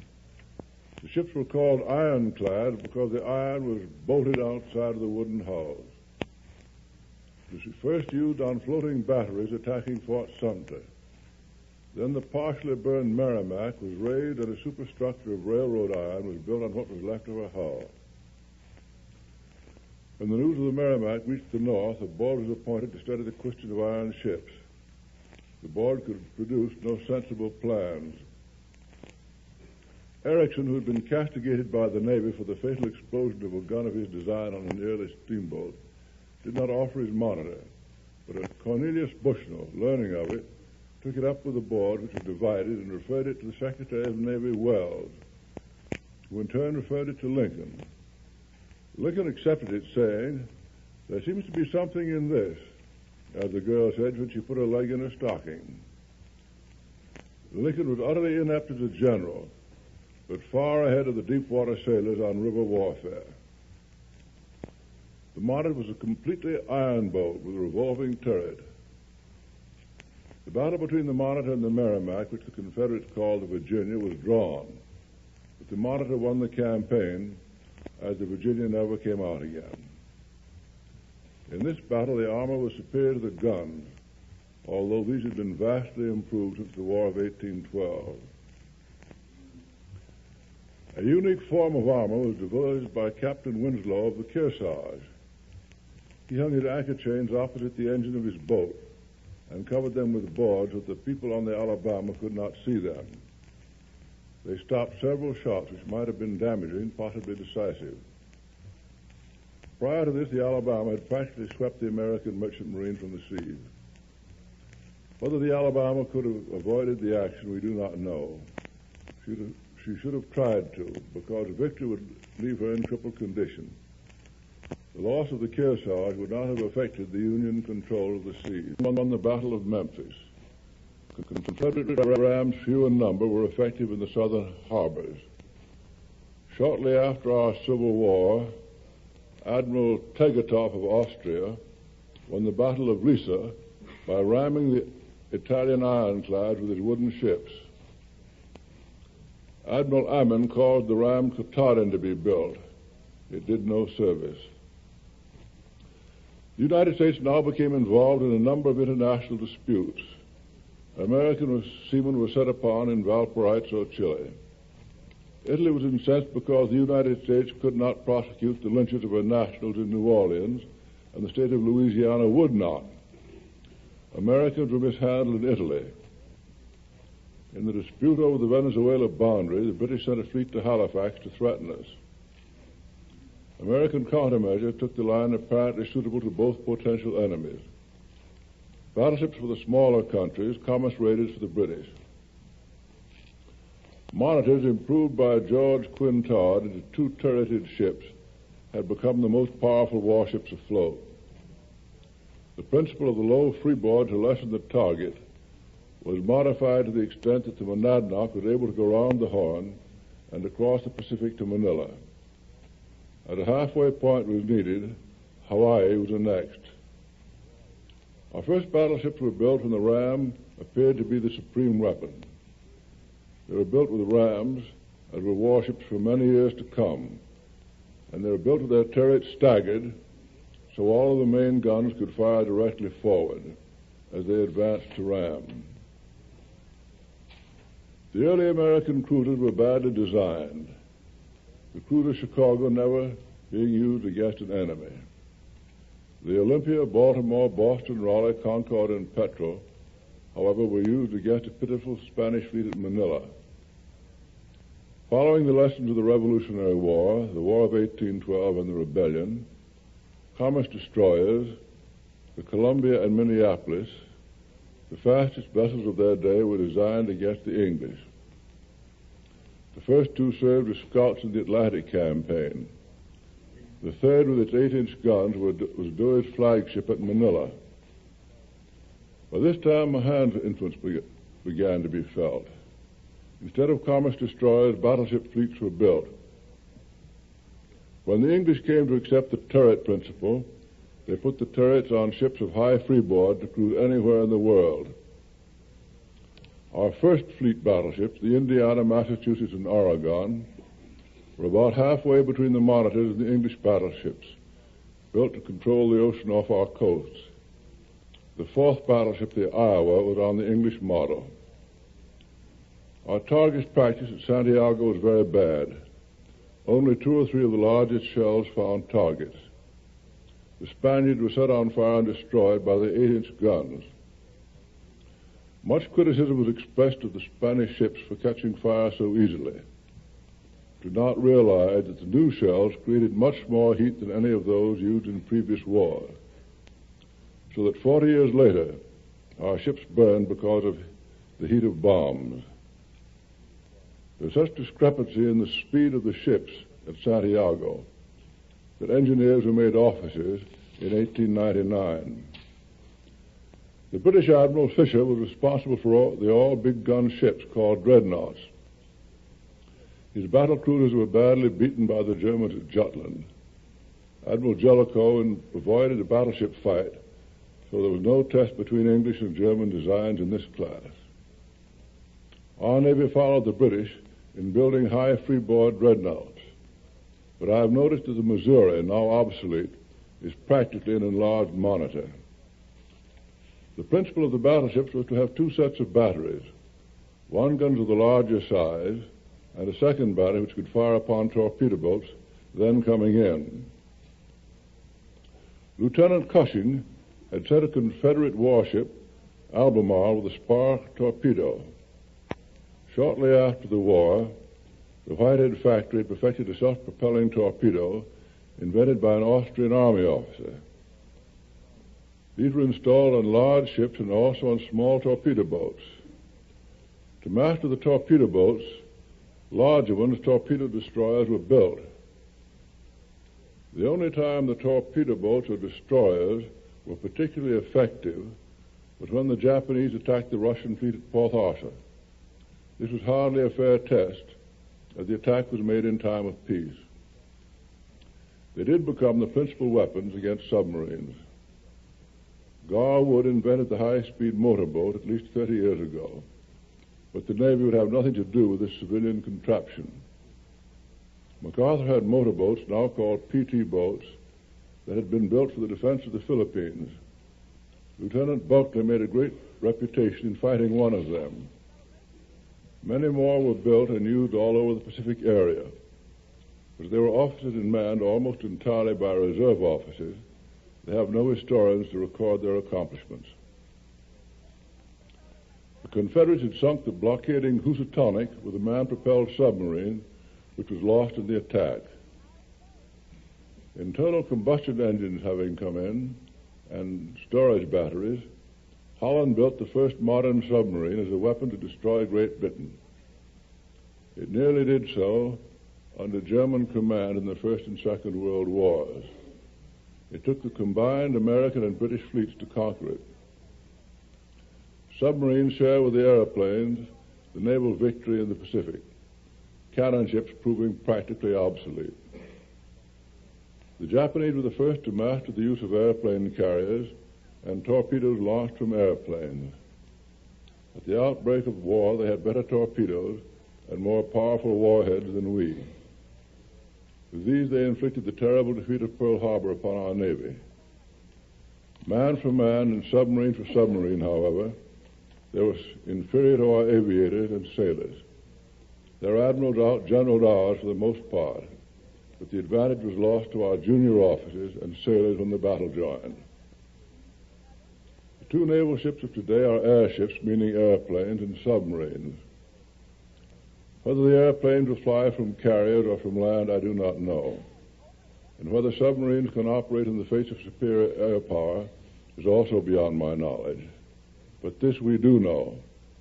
The surface ship today is obsolete as the wooden ship and the sailing ship. In the future, there may be still another dominant weapon in guided missiles.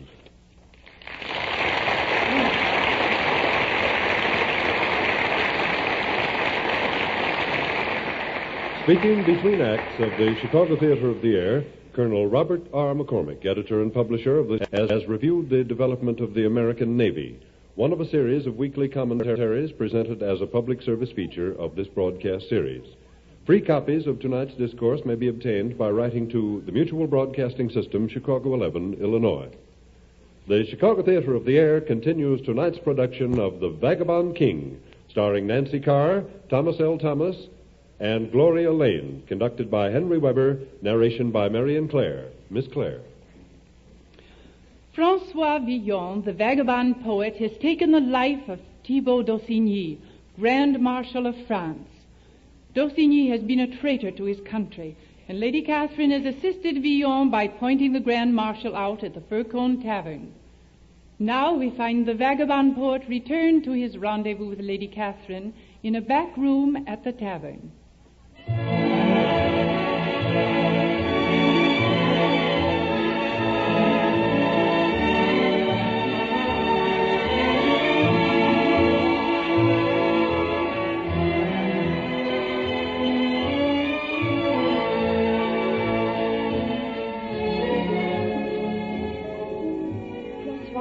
Your life is in danger now. You must... And yours, Lady Catherine. As soon as I have completed arrangements to attack Burgundy, I will return and see you safely to the palace. Dear Francois, take this rose from my hair. My best wishes for success. Only a rose, but the symbol of all freedom and all love.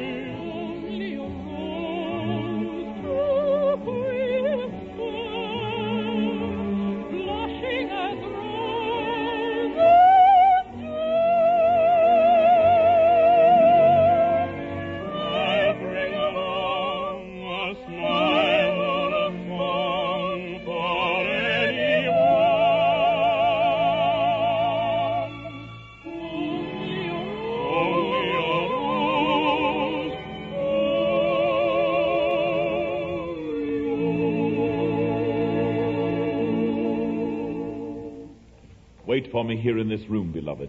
I won't be long. I'll wait, Francois Villon. I'll wait.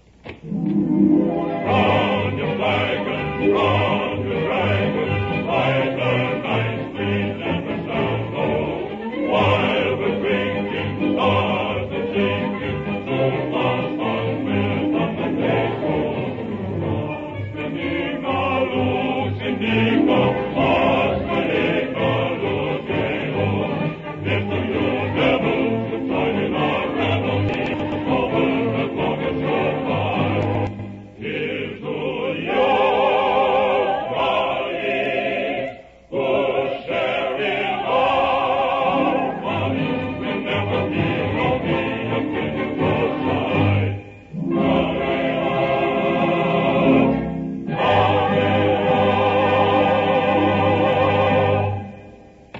Lady Catherine, I didn't intend to be quite so long. I returned as soon as I could. Oh. Instead of Lady Catherine, the person waiting for Francois Villon is none other than Louis XI, King of France.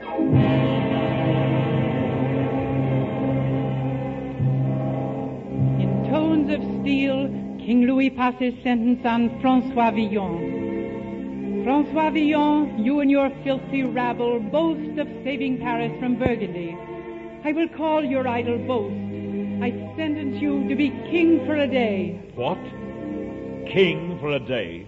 King Louis's lips curl in scorn.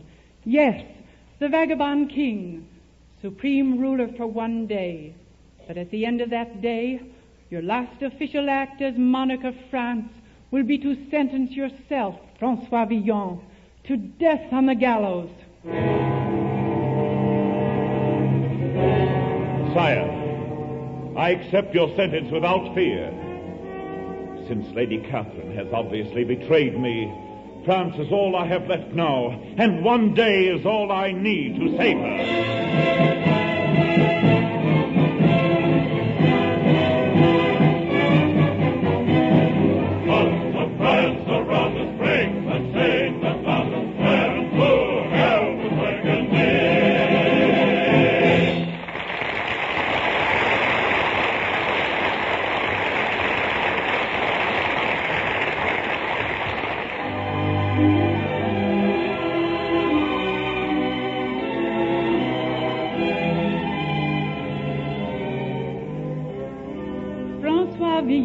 Vagabond poet of France, has been made king for a day to be followed by death on the gallows.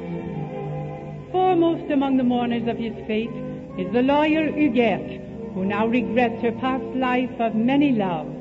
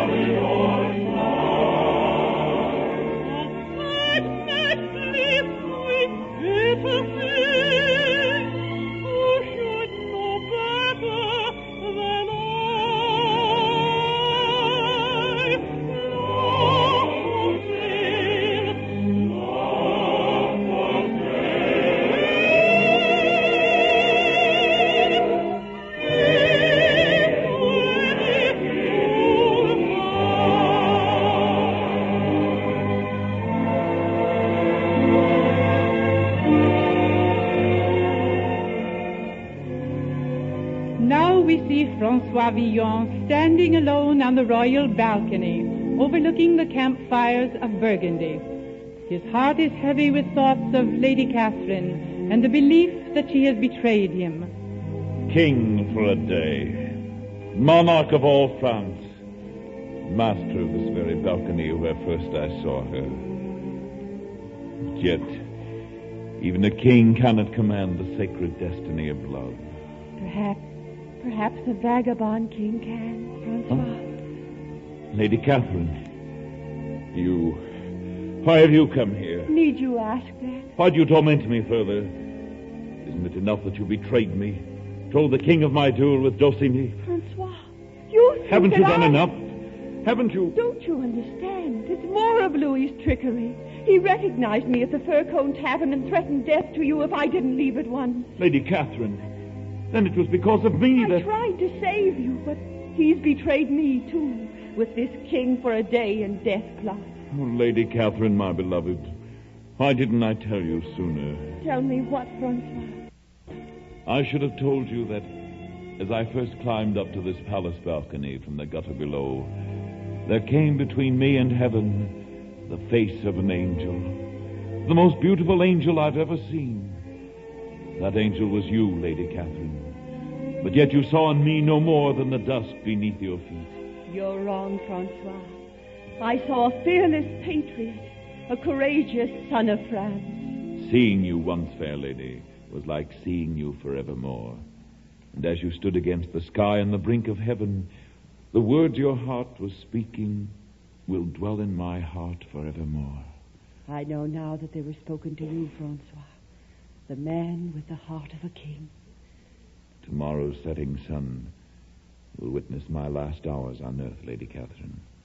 But before I go, I must tell you that I love you. And I love you, Francois Villon. Wherever tomorrow leads, my heart will go with you. I never knew what love was until I saw your face against the twilight's glow. And the God that lay buried in me awoke to meet the God that looked out of your eyes. Yet, there's no reason why you should love me. Reason? Don't you know that a woman may love a man because he's brave, or because he's handsome, or wise in the ways of romance, or 1,000 reasons. But the best of all is just loving you, because her heart will never beat again without him. My beloved.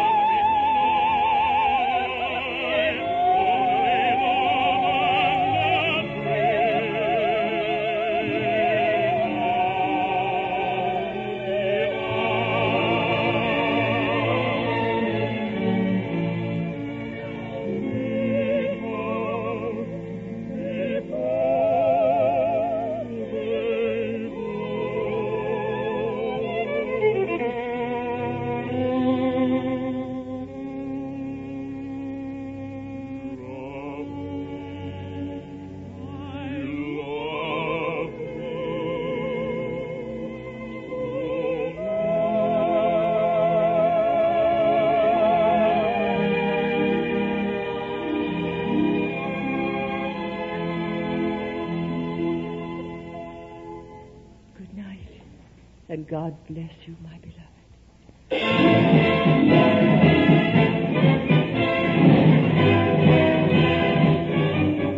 A new dawn and a new day for France. Over the walls, men, down with Burgundy. Come on, you filthy rebels. Take them hell with Burgundy.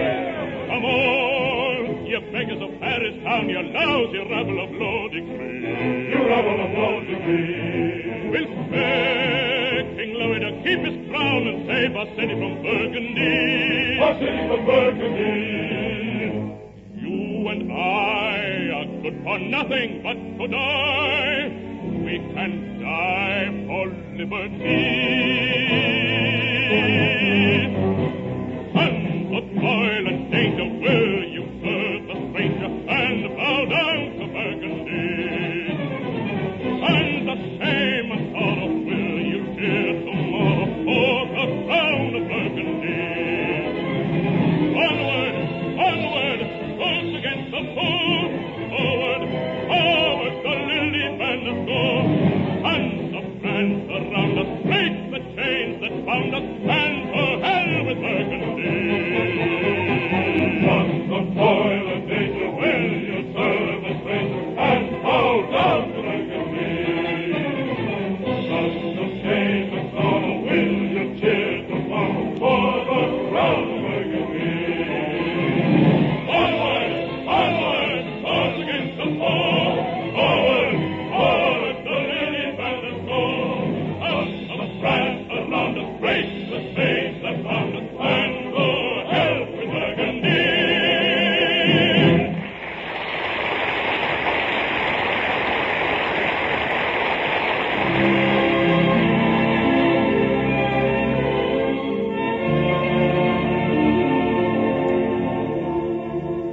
The distant roar of battle has faded away, and anxiously Lady Catherine asked King Louis if any news of Francois Villon has reached him. The king sneers his contempt. Do you expect rabble to survive against the professional soldiers of Burgundy? In that rabble, your majesty, is a royal heart. And such a heart as his will someday speak for all the free people of the world.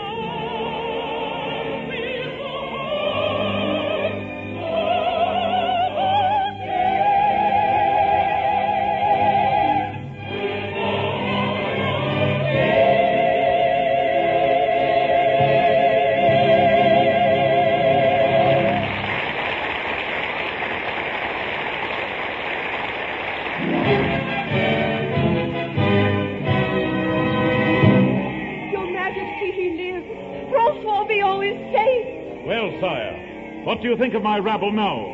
The enemy is dispersed and France is saved, sire, saved. But there is no mercy in the heart of Louis XI. You might better have fallen on the field of battle, Francois Villon. Your day as king is over. What does my life matter now? When my name and your name have long since passed the lips of men, the hills and valleys of France will echo and re-echo the story of this battle. Our beloved nation is saved, sire. And surely you won't take the life of the man who has saved it, your majesty. The king's eyes betray his evil scheming. My dear lady, I have no choice. The sentence has been passed and must be carried out, unless someone is foolish enough to want to die in his place. Very well. I claim that honor, your majesty. Lady Catherine, I would never permit such a... All France needs him, and my life means nothing without him, sire. So the lives of Lady Catherine and Francois Villon hang in the balance until suddenly a dark-eyed girl steps forward. Huguette! Yes, it is the tempestuous Huguette, and standing before the king, she voices the philosophy of her love for Francois Villon.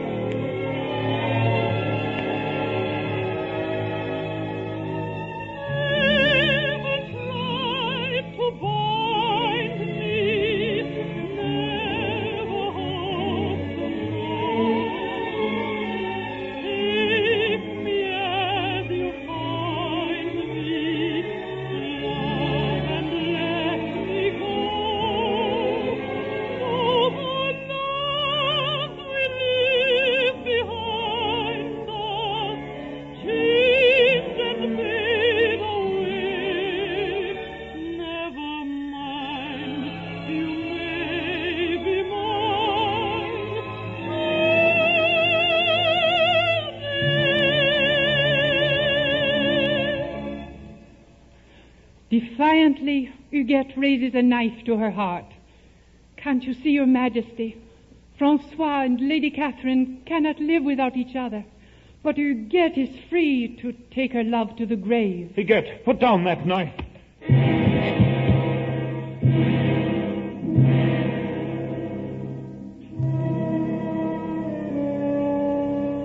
Francois, she... My devoted, ever faithful Huguette. Look at the eyes of King Louis now. Francois Villon, I would gladly renounce an empire and change places forevermore with the vagabond king, if I could but claim such devotion as this. A woman's love that was greater than death, and the love and gratitude of a nation. To such things as these, I pledge my life at the throne of my vagabond king. Your pledge is sealed forevermore, my beloved Lady Catherine, in a rose I'll always carry next to my heart.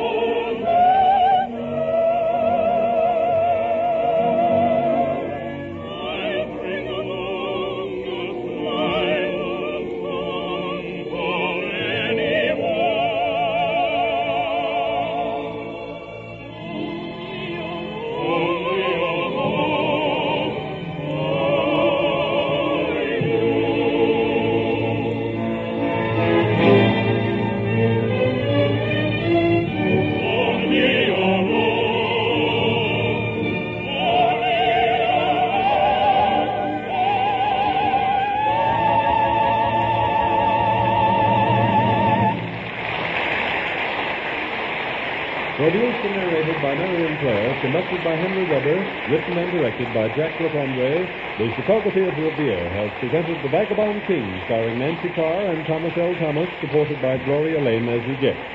In synchronized speaking roles were Muriel Bremner as Lady Catherine, Edward Clark as Francois Villon. Featured speaker was Colonel Robert R. McCormick, editor and publisher of the Chicago Tribune. Robert Trendler was in charge of the chorus. The Vagabond King stage production was written by Rudolph Rimmel, Brian Hooker, W.H. Post, and Russell Janney. Performance rights were granted by the Thames Whitmark Music Library.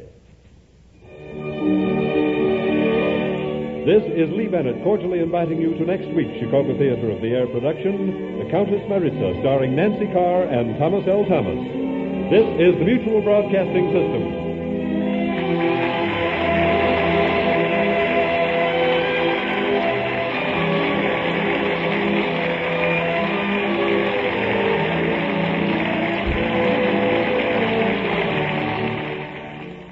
The Chicago Theater of the Air.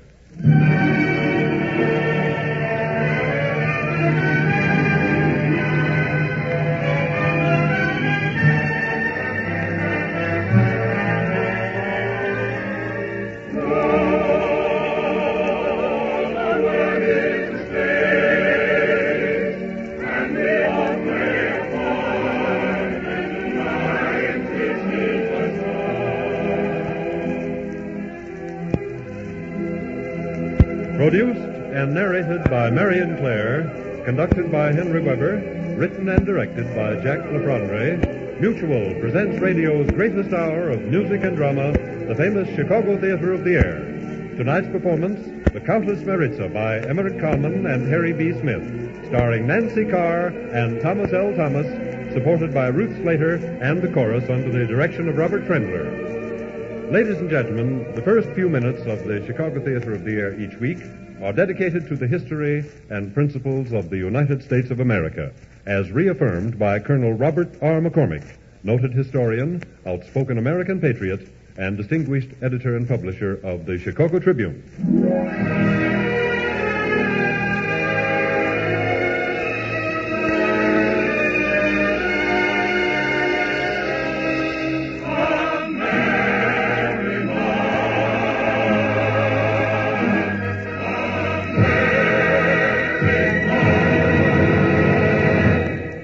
A year ago, Colonel McCormick delivered an address from the stage called Defining Democracy.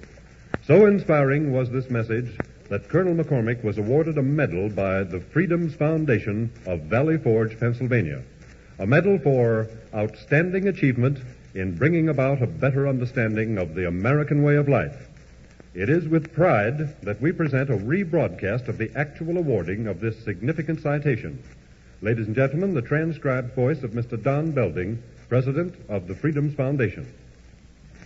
Colonel McCormick, it is a great pleasure for me to present to you this award for your talk, The Responsibility in a Free Enterprise State, which was given on the Chicago Theater of the Air. The judges considered this an excellent presentation and was worthy of the medal which you're receiving. These are certainly times when responsibility have to be shouted to the land as much as is possible for us to do it. We have just presented a transcription of the citation won by Colonel McCormick for his great American address of a year ago called Defining Democracy. Tonight, Colonel McCormick will repeat this award-winning address, Defining Democracy. Ladies and gentlemen, Colonel Robert R. McCormick.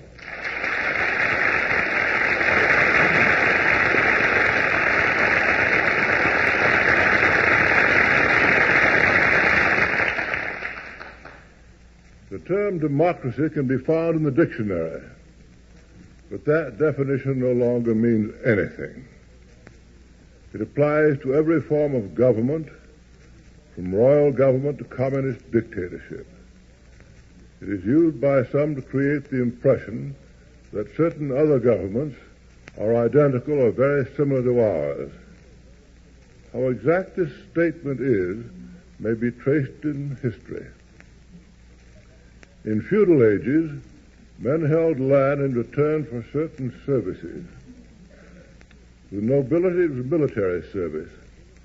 With the clergy, it was prayers. From the feudal system emerged certain parliaments. The Parliament of Paris was reduced to impotence by the king.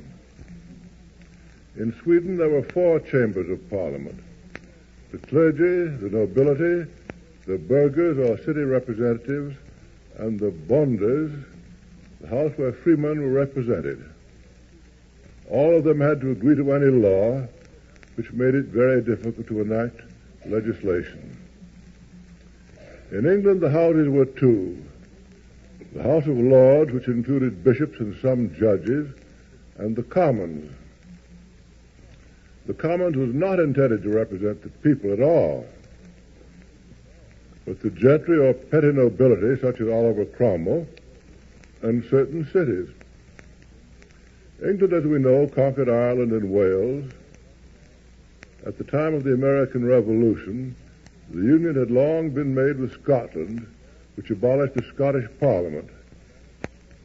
The British Parliament legislated for all of Great Britain and Ireland on every subject. At the time of our Revolution, the same families that occupied the House of Lords controlled the election machinery for the House of Commons. The famous commoners, Pitt and Fox, were responsibly sons of an earl and a duke. The famous Edmund Burke was a hired man hired for his eloquence. The 13 colonies were founded under a variety of charters, ranging from royal colonies through proprietary colonies, feudal colonies, and commercial companies. There was considerable migration between them, setting up an identity of point of view. Franklin organized a capable post office, which facilitated intercourse. There were several efforts at colonial combinations. For a while, the New England states cooperated against the Indians. A plan of union suggested by Franklin was vetoed by the British government. Galloway's plan of union of 1774 was defeated by only one vote. Most of the colonies found a common cause in resentment against a royal governor and royal judges. All of them found common cause in resistance to parliamentary taxation. There was more than a legalistic dispute about the power of Parliament to tax the colonies. The differences with Parliament led to correspondence between citizens of different colonies and by committees appointed by the colonies. The non-importation agreement led to an organization to enforce it by coercion. There was a sentiment among Englishmen that they were superior to colonials, a sentiment which exists today in England and is accepted by the English populations of her colonies. It was accepted by the great enthusiasm by the Tories in the colonies and is still widely held by those Americans who travel or trade with Britain. The Continental Congress, appointed by the different colonies in declaring independence, established a number of principles new to the world. Among them, the right to life, liberty, and pursuit of happiness, and that governments are instituted among men, deriving their just powers from the consent of the governed. This extraordinary organization, with no other power than common consent, conducted a successful war, made alliances, and made a triumphal peace, recommended to the independent states to form constitutions for their government, which they did under the leadership of Virginia, incorporating bills of rights that differed from the Bill of Rights of Great Britain in protecting the citizens against their legislature as well as against their executive. The English Bill of Rights protected citizens only from the king and left them helpless before Parliament. The Continental Congress formed the Confederation. The Confederation in turn enacted the ordinance for the government of the Northwest Territory, another department in government, in that it gave people of conquered territory equal rights with the conquerors. The Confederation adopted the Constitution and sent it to the states.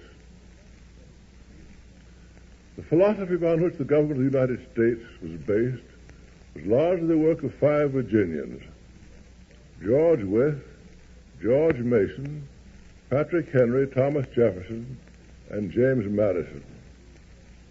It was an entirely new form of government, borrowing nothing from Europe. The old principle of state representation in the Senate was borrowed from the Confederation. The principle of representation in the House of Representatives, in proportion to the residents of the several states, was a completely original conception. To the principles of the Constitution was added one more by another Virginian, John Marshall, that the Supreme Court could hold acts of Congress in violation of the Constitution to be null and void. The new country came into existence in alliance with France and Holland.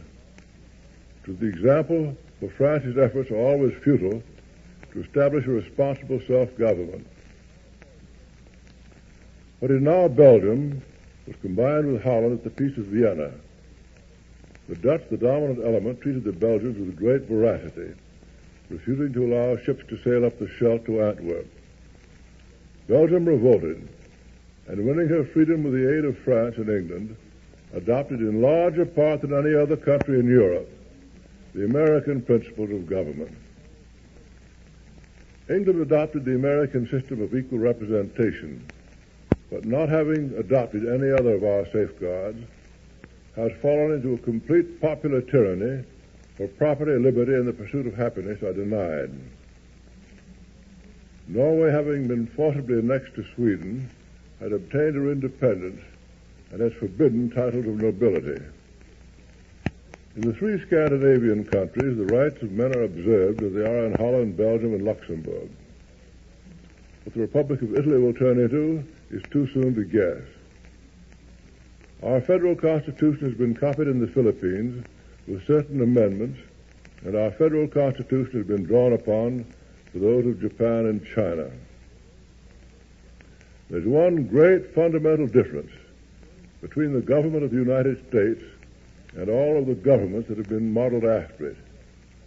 It is that 13 states organized at the suggestion of the Continental Congress formed the Confederation, which sent delegates to the Constitutional Convention, and the Constitution was ratified by the states and can only be amended by consent of the states. Representatives, whether in the Senate or the House, are not members, as in England. They are the gentleman from Illinois, the congressman from California. From time to time, the executive has tried to become the ruler. He's been resisted by Congress, not only in defense of its own powers, but by the members in their capacity as representatives of the states. At the present time, it is precisely those states which provide the electoral votes for the president which are most devoted to states' rights. Elsewhere, when the disposal arises in the central government to overthrow the Constitution, there are neither state organizations nor state feeling to lead the resistance. Thus, the French Republic has been overthrown numbers of times. Little by little, all the rights of Englishmen have been taken from them.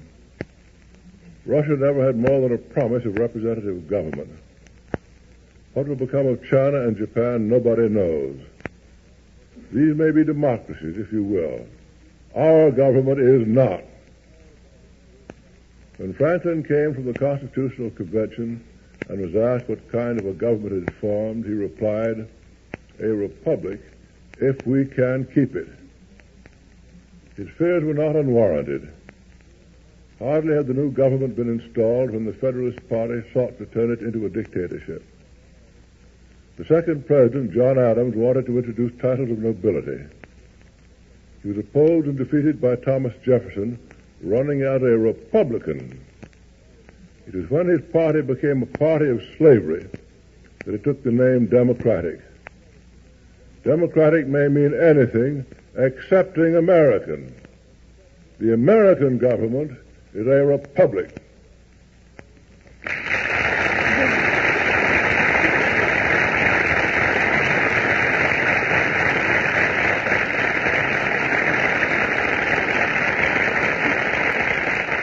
Speaking from the stage of the Chicago Theater of the Chicago Tribune, has delivered his award-winning address of a year ago, defining democracy.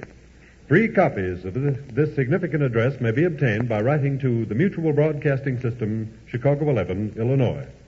This opening portion of the Chicago Theater of the Air each week is dedicated to the history and principles of the United States of America.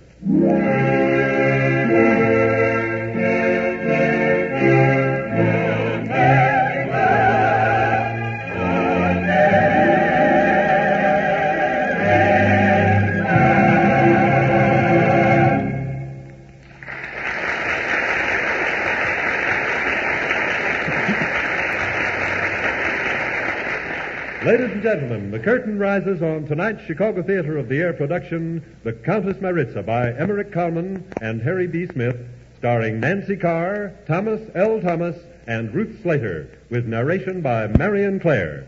The Countess Maritza.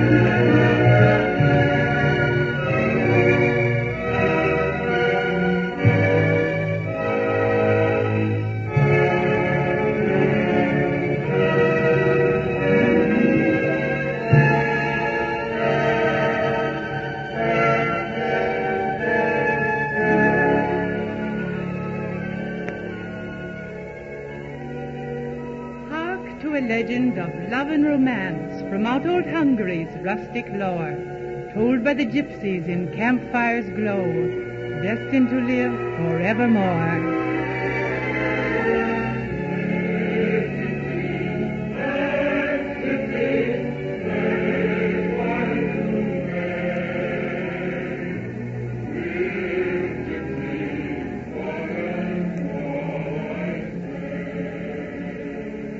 To the legend of Countess Maritza, her regal beauty beyond compare, living alone in fabulous splendor, far away from worldly care.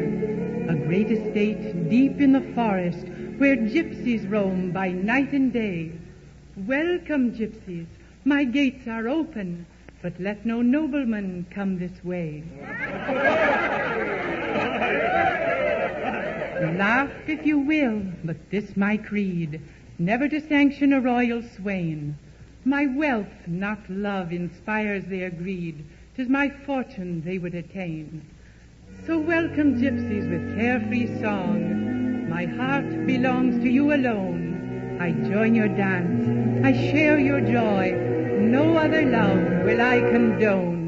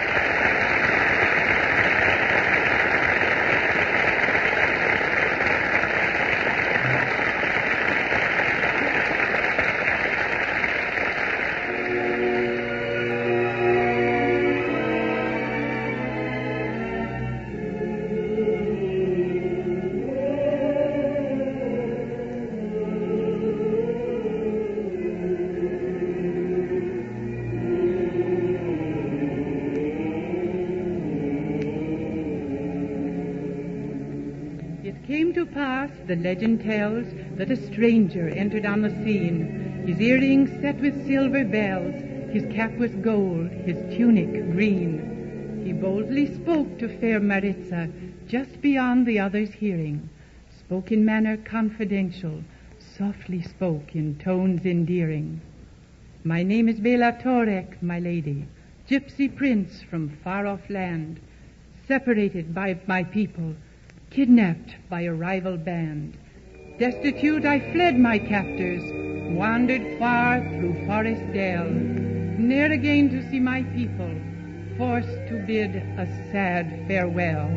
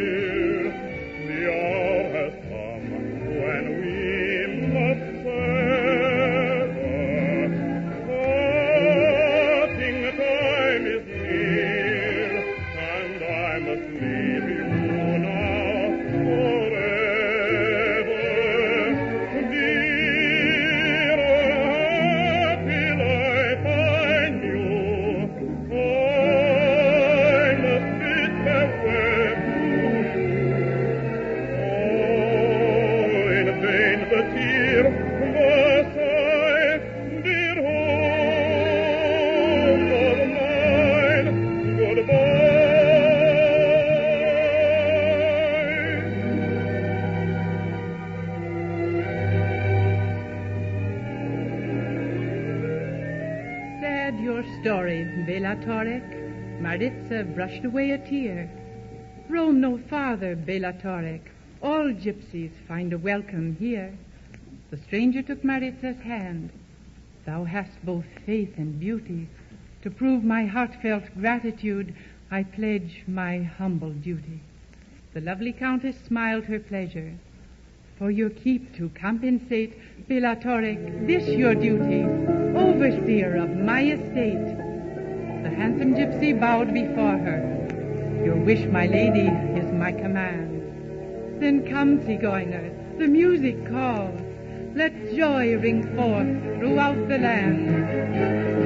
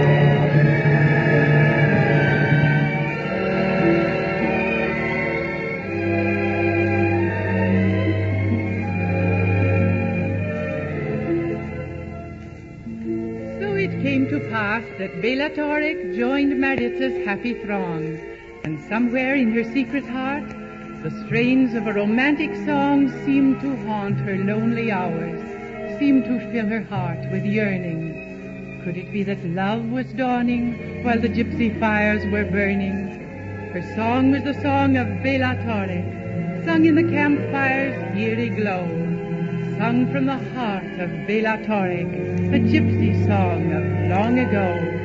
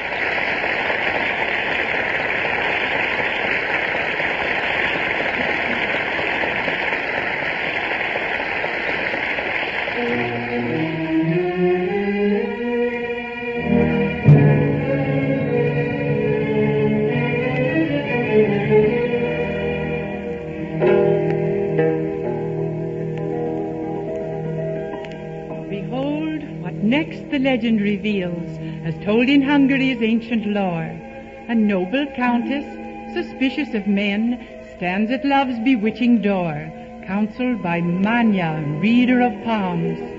Manya, your judgment I implore. Read every line and tell me true, is he the one I'm looking for? The one I'm looking for and dreaming of forevermore, as yet I've never found, so I'm still looking round. I try but never find the little one I have in mind. Now I've discovered you, and you made me the one I'm looking for and dreaming of forevermore. I may discover someday dreaming may come true.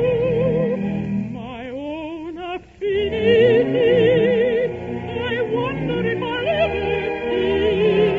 Maybe he's looking everywhere for me. The one I'm looking for and dreaming of forevermore. I may discover someday dreaming may come true. My own affinity, I wonder if I'll ever see. Maybe he's looking everywhere for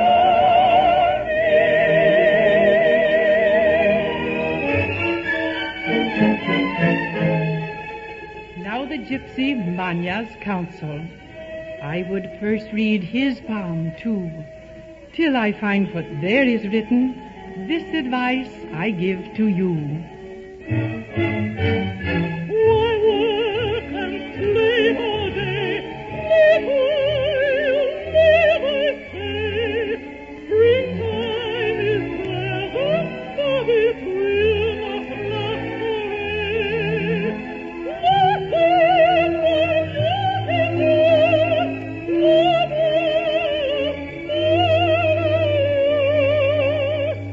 never feel of happiness before it flies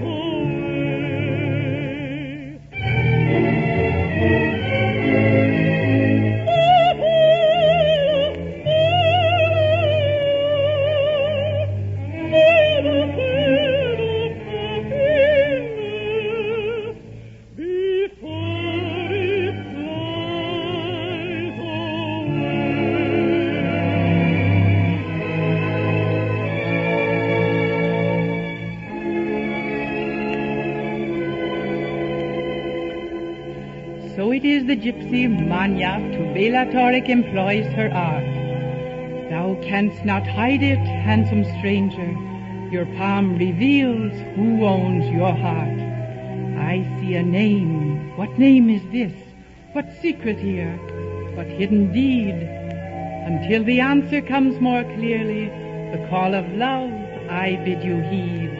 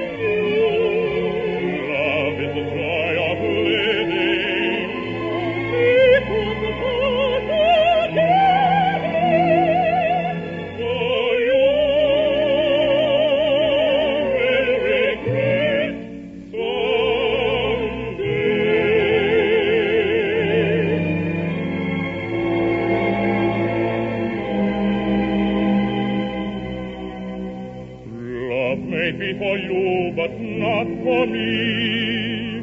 No, 'tis only for the free. I cannot afford such luxuries. Give my heart to whom I please.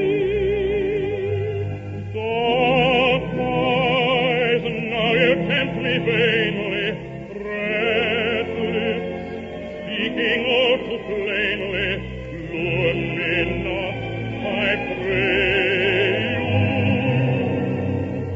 Love is for those who can pay for it, false are either bought or sold.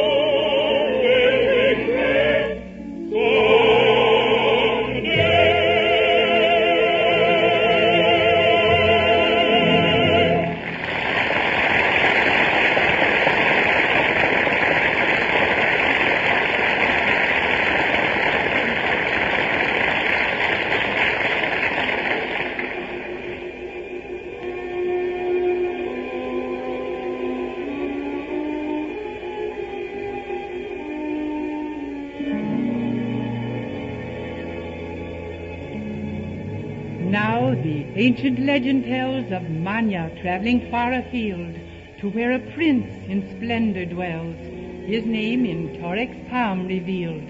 The gypsy girl asks many questions, their answers sealing Torek's fate. What news is this? She must make haste, or mayhap she'll be too late.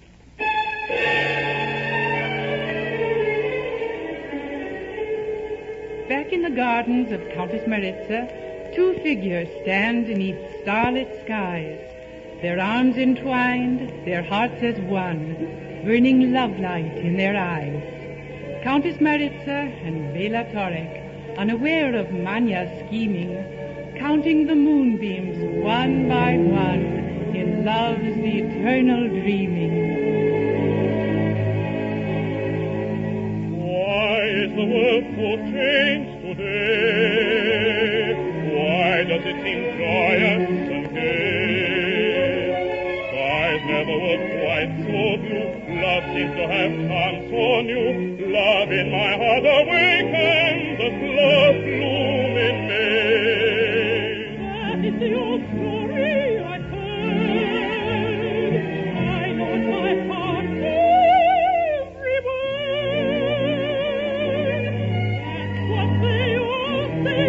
They're all right and twice they're in love. Love is just a flash of light amid the darkness.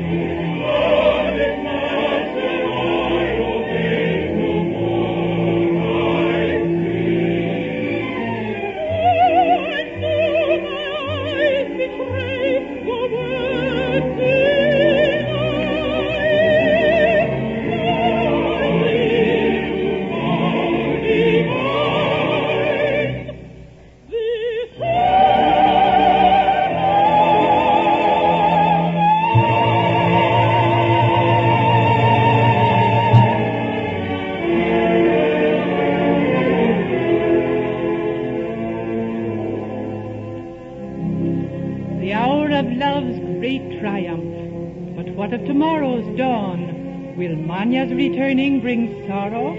Will hope and joy be gone? But think ye not of tomorrow. Let carefree hearts be gay. Think ye not of tomorrow. Live only for today. Play, gypsies, dance, gypsies, play while you may. With gypsies, one and all I say.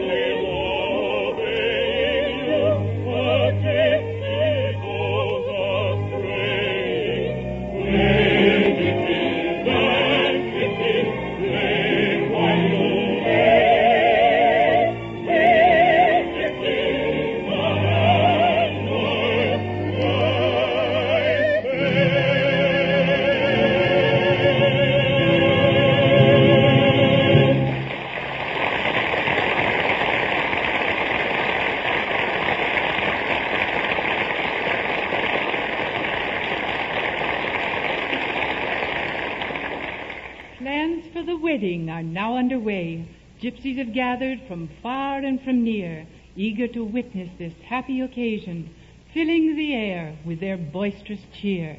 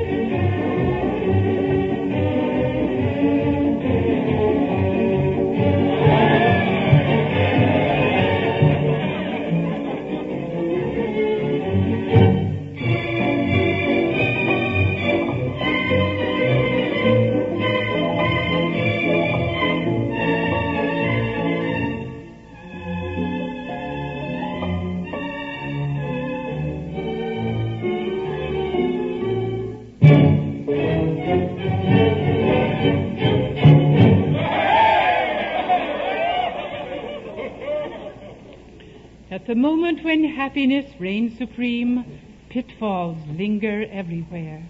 To Countess Maritza and Bela Torek, the voice of fate through the trumpets blare.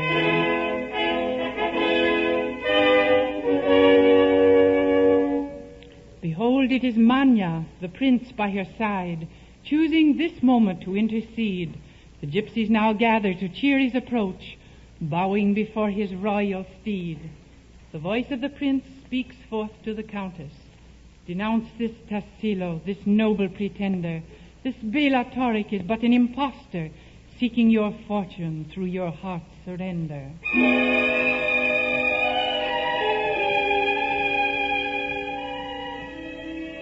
Thus Countess Maritza learns of her folly. Her Bela Torek, a noble by station, has gambled his fortune, a penniless pauper, seeking new riches through this usurpation. No gypsy is he, this wandering stranger, seeking to capture this fair maiden's heart, but rather a wastrel, a hunter of fortunes, plying his trade at love's eager mart. This man is a count, Tassilo by name, Bela Torek, but assumed for his role of wandering gypsy, with love as his prey, and Countess Maritza's wealth as his goal. The Countess is speechless, her heart is struck numb. With trembling finger she bids him depart. So be it, my lady, your command is my wish. Though fate comes between us, I leave you my heart.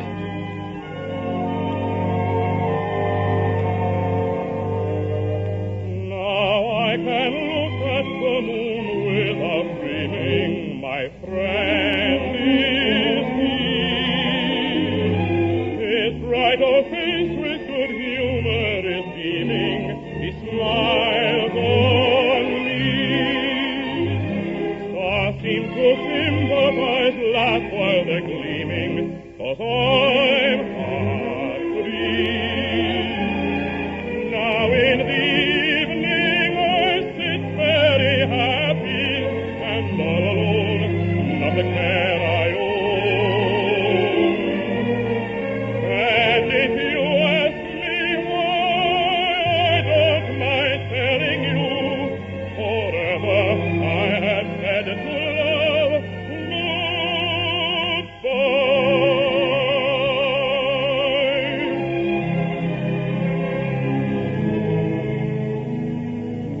Thus they were parted, the legend recalls. A castle of dreams vanished in air. Lovely Maritza, pining alone, memories linger in clouds of despair.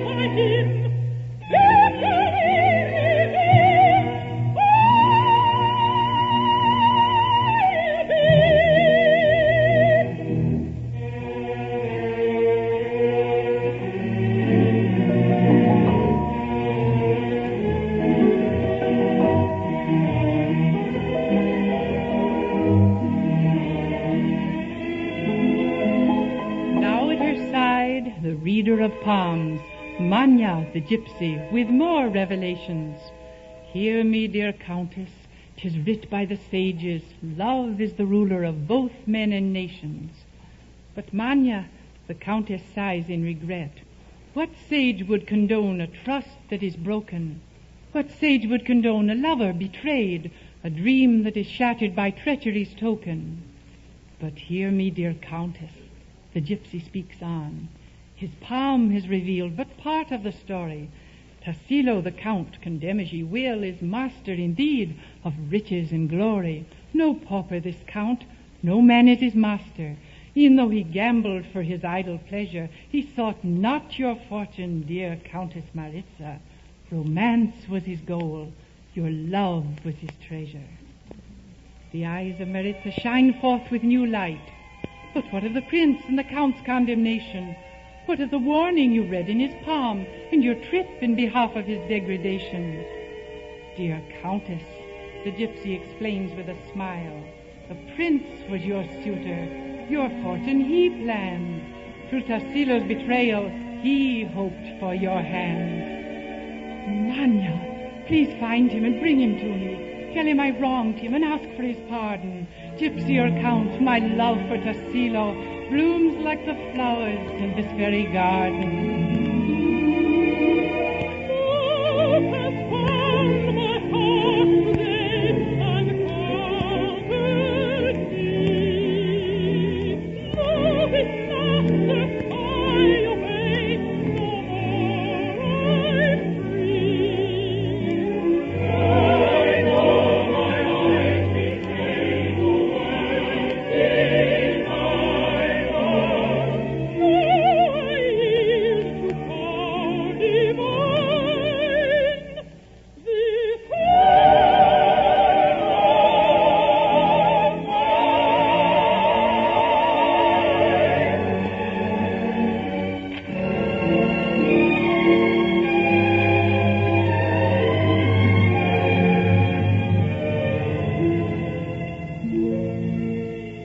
legend now tells of a humble count returned to the scene of his ardent wooing, returned to the arms of his Maritza, again my lady's heart pursuing.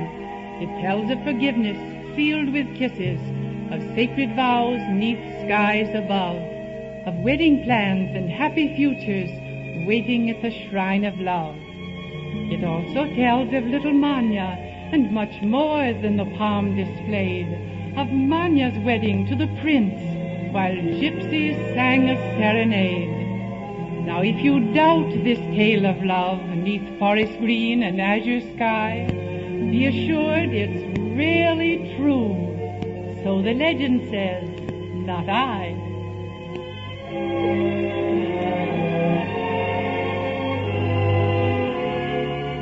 Hey, gypsies, dance, gypsies, play while you may.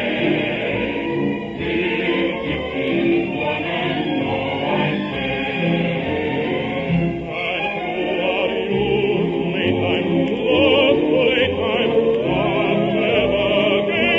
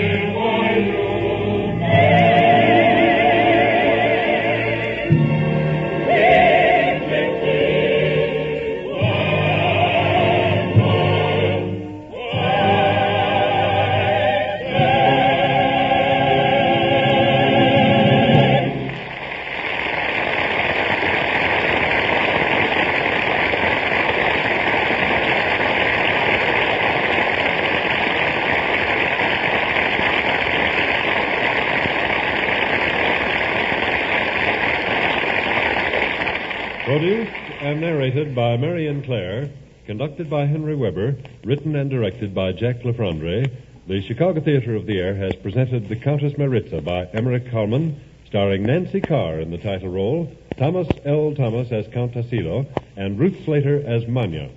Featured speaker was Colonel Robert R. McCormick, editor and publisher of the Chicago Tribune. Robert Trendler was in charge of the chorus. Interpolated in the common score tonight was the Fifth Hungarian Dance by Johannes Brahms. Performance rights were granted by the Century Library, Incorporated.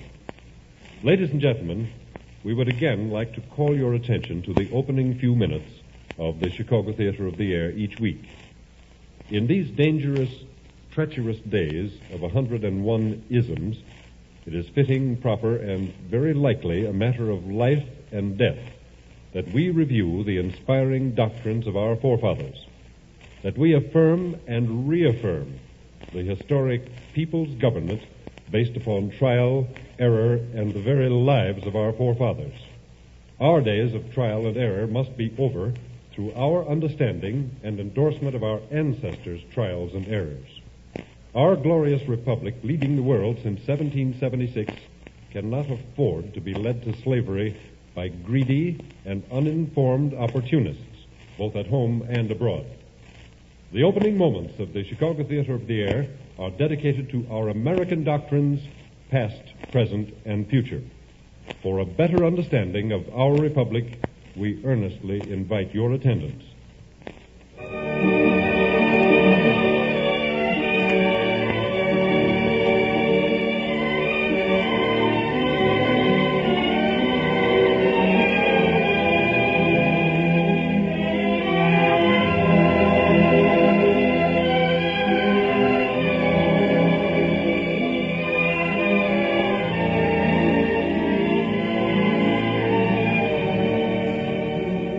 This is Lee Bennett, cordially inviting you to next week's Chicago Theater of the Air production, the grand opera Manon by Massenet, starring Virginia Haskins and David Polari. This is the Mutual Broadcasting System.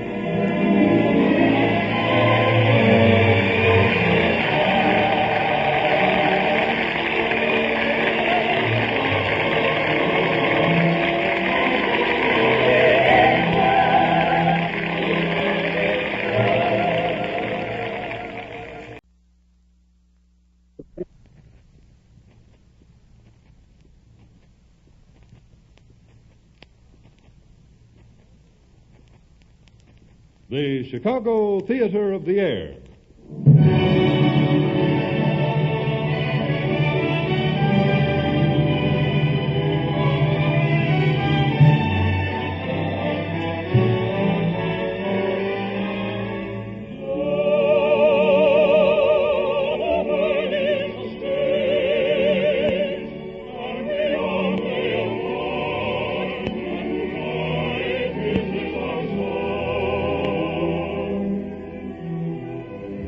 Produced and narrated by Marion Clare, conducted by Henry Weber, written and directed by Jack LaFrandre, Mutual presents radio's greatest hour of music and drama, the famous Chicago Theater of the Air. Tonight's performance, the grand opera romance by Massenet, Manon, starring Virginia Haskins, David Polari, Donald Graham, and Bruce Foote, supported by dramatic players Everett Clark and Maurice D. Copeland. Ladies and gentlemen, the first few minutes of the Chicago Theater of the Air each week are dedicated to the history and principles of the United States of America, as reaffirmed by Colonel Robert R. McCormick, noted historian, outspoken American patriot, and distinguished editor and publisher of the Chicago Tribune.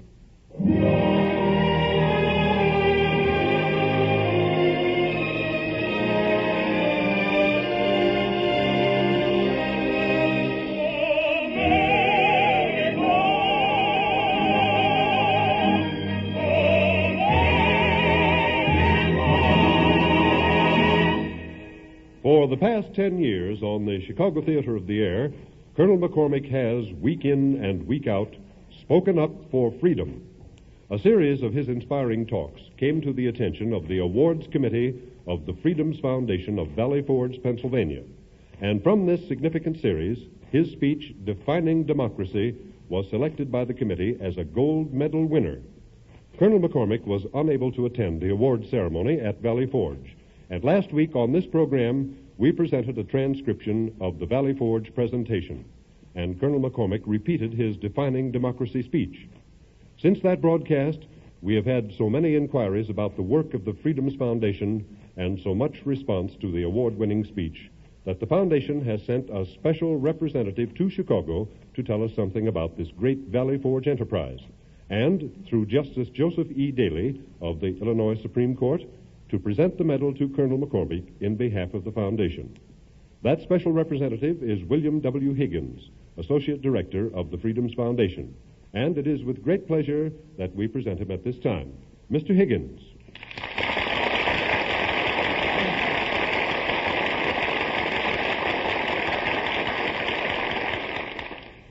Ladies and gentlemen, a large group of some of the most distinguished and sincere Americans in our nation has this year set up headquarters on a revolutionary farm at the site of Washington's great triumph at Valley Forge, Pennsylvania. At this historic shrine of freedom, these distinguished Americans have formed the Freedoms Foundation and are contributing their own time and money in furtherance of our American way of life. The foundation is non-political, non-commercial, non-sectarian, and non-profit. Its fundamental belief is in a constitutional government designed to serve the people. Its purpose is to build and create a better understanding of the spirit and philosophy of the Constitution and Bill of Rights, and our indivisible political and economic freedoms inherent in the American way of life. Its purpose is to inspire love of freedom and to support the spiritual unity born from the belief that man is a dignified human being, created in the image of his Maker, and by that fact, possessor of certain inalienable rights, and by that virtue, master rather than servant of his society. The responsibility of liberty and freedom is every American's responsibility and obligation. Its purpose is to inform and enlighten the American people to a better understanding of their individual responsibilities in this republic, to inspire the American people in the spirit and philosophy of the Constitution and the Bill of Rights. The Freedoms Foundation each year presents awards for outstanding achievement to deserving citizens, regardless of station in life and irrespective of color, creed, political or religious ideals or beliefs, and disregarding professional activities. An award winner may be a worker, a leader, a teacher, preacher, or a civil servant. Such an award winner is Colonel Robert R. McCormick, whose inspiring weekly messages over this network typify the very spirit of the Freedoms Foundation, which spirit, in a sentence, is the courage, the encouragement, and stimulation of all Americans in all walks of life to speak up for freedom, each in his or her own way. To present this medal to Colonel McCormick, the Foundation has selected a man who knows him well and who is qualified through long association to set forth the principles of Americanism for which Colonel McCormick has stood resolute, regardless of criticism and attack, and through bad times and good. Speaking in behalf of the Freedoms Foundation, it is my pleasure and my privilege to present the Honorable Joseph E. Daley, Distinguished Justice of the Supreme Court, State of Illinois. Justice Daley.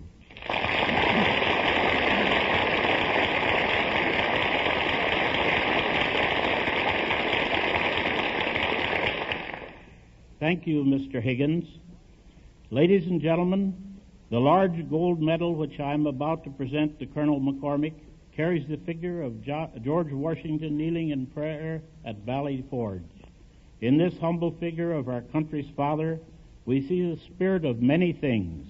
We see the right to worship God in one's own way. We see the right to free speech and to a free press. We see the right to assemble. We see the right to petition for grievances. We see the right to privacy in our own homes. We see the right of habeas corpus, the prohibition of excessive bail. We see the right to trial by jury and the assumption that a man is innocent until proved guilty. We see the right to move about freely at home and abroad. We see the right to own private property. We see the right to work in callings and localities of our own choice. We see the right to bargain with our employees. We see the right to go into business, compete, and make a profit. We see the right to bargain for goods and services in a free market. We see the right to contract about our affairs. We see the right to service of government as a protector and referee. We see the right to freedom from arbitrary government regulation and control. We see all these things and more. We see a tattered army that surmounted insurmountable obstacles and privations to win these rights and privileges, and we see a sacred obligation to carry on the great cause for which they sacrificed so much. Today the cause is the same as Washington's cause, but the battle has taken on much larger proportions. The battle goes beyond the battlefield. It rages in office, street corner, farm, and home. It is a battle against all isms except Americanism. It is a battle against bureaucracies, power tactics, and the shadow of communism. It is a battle that must be waged by thought, by teachings, by deed. No man in these United States is more devoted to his country than Colonel Robert R. McCormick of the Chicago Tribune. In action and deed throughout his long career as a soldier and newspaper man, Colonel McCormick has been an inspired champion of the American way of life. Against all criticism, he has steadfastly held his ground and affirmed and reaffirmed the basic principles of our nation, which waves of hysteria have threatened to submerge. It is significant and gratifying to know that the very interests which leveled criticism at Colonel McCormick's firm American stand are now among his most ardent supporters. Colonel McCormick, in presenting you with this medal for outstanding achievement in the furtherance of the American way of life, I am giving you much more than a mere piece of metal. With it goes the heartfelt appreciation and admiration of all of us who believe in America, and the sincere hope that your heroic efforts in behalf of your country will pay dividends in human tolerance, understanding, and freedom for centuries to come.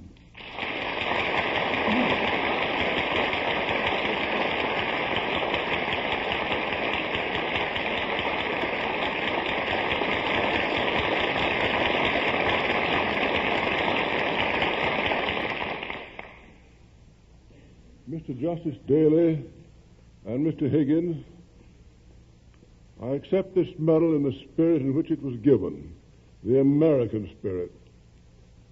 Awards and medals, as you know, are only symbols. Whether such symbols are made of gold or silver or brass or lead is unimportant. The important thing is what they mean to their recipients. To me, this medal means that the spirit of our country is still alive. It means that many of our leading citizens working under the banner of the Freedoms Foundation have pledged themselves to the task which once confronted Washington, Jefferson, Henry, and Lincoln. It means that those factions, both at home and abroad, which seek to usurp our basic human rights, are meeting the same determined resistance which has inspired our greatly outnumbered and out-equipped Continental Army to victory. However, there is one fundamental difference between our American Revolution and the fight we have on our hands today. At Bunker Hill, Yorktown, and Saratoga, we could see our enemies. We knew who we were fighting. Today, the enemies of our inalienable rights lurk behind official screens, often in high government positions. Such enemies fight with power and greed. Other enemies may be found standing on soapboxes or pitting a busy street corner. These enemies fight with ignorance. Only superior ammunition can put these enemies to rout. That ammunition is not the atom bomb, as effective as it may be in destroying life and property. It is not vast armies or navies or hordes of planes loaded for the kill. Such weapons have their purpose, which is the purpose of a club to keep off the military aggressor. But the most effective weapon with which to combat power, greed, and ignorance is the weapon of complete understanding. To completely understand the principles of our republic and to comprehend the means of free enterprise and the basic human rights which we as Americans enjoy is to possess the most powerful and effective weapon on earth. To this understanding of our Constitution and the government whose sole purpose is to serve the people, I pledge my unqualified support.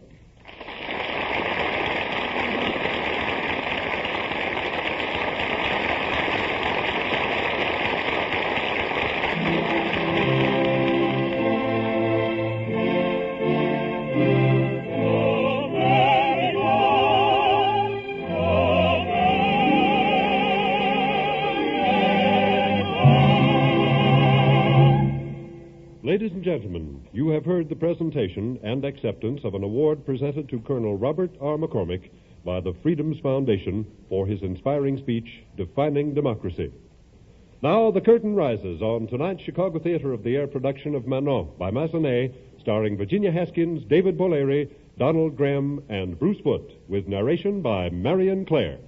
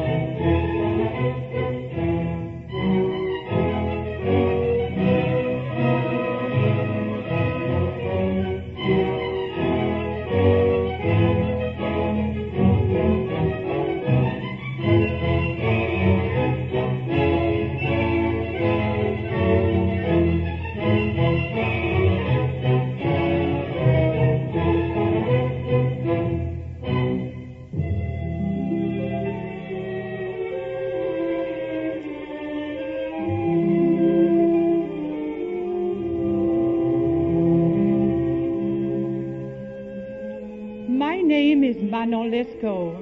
No longer am I mortal, for I lived in the 18th century. I am a spirit now. But the story of my life is the story of young love, and as such, it cannot die. My story has been lived and relived. It cannot die.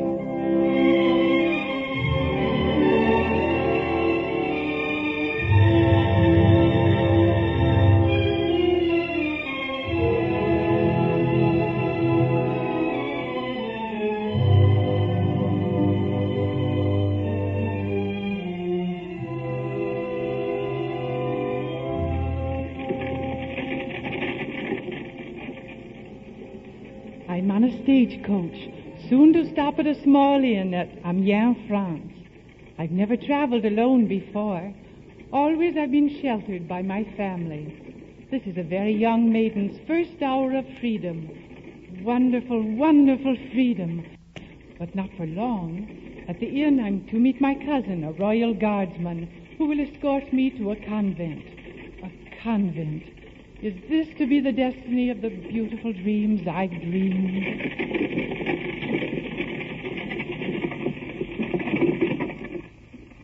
We've stopped at the courtyard of the inn. So many people. Which one is my cousin? How are we to recognize each other when we've never met before? Oh, I'm not really frightened. This is the glorious adventure my heart has yearned for. This is the great outside world I've waited so long to see. I've seen so much that I'm amazed. I've seen so much that I am dazed. All is so fair, all is so new. Pardon the foolish things I do. I've seen so much, all is so fair. If I do something that you may deplore, I've never been away from home before.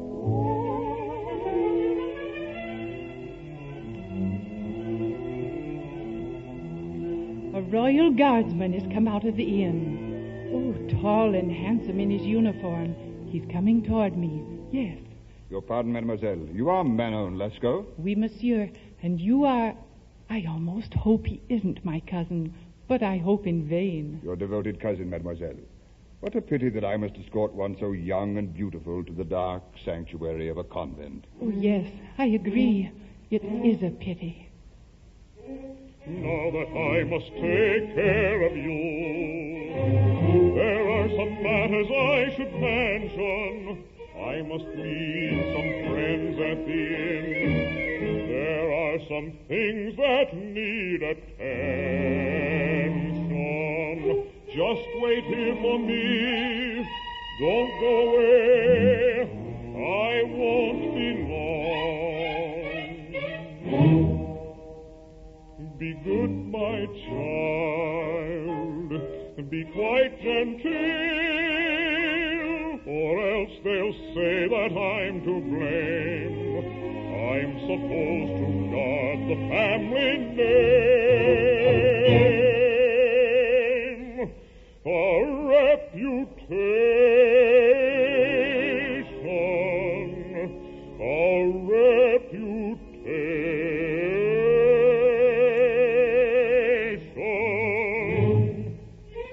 And if perhaps some brazen lad makes improper advances, just be careful and turn away. Don't answer any foolish questions. Tell him no, at least for a while. Don't even smile. Be good, my child. Be quite genteel, or else they'll say that I'm to blame. I'm supposed to guard the family name. A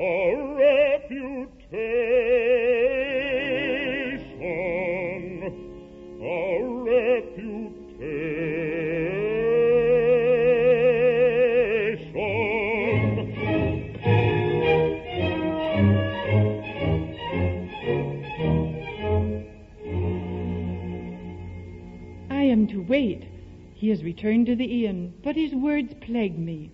Family reputation. Why am I always warned of such things? Everywhere life and adventure and happiness are calling. Yet always I am forbidden to answer the voices I hear. Behind dark convent walls must my dreams forever fade away.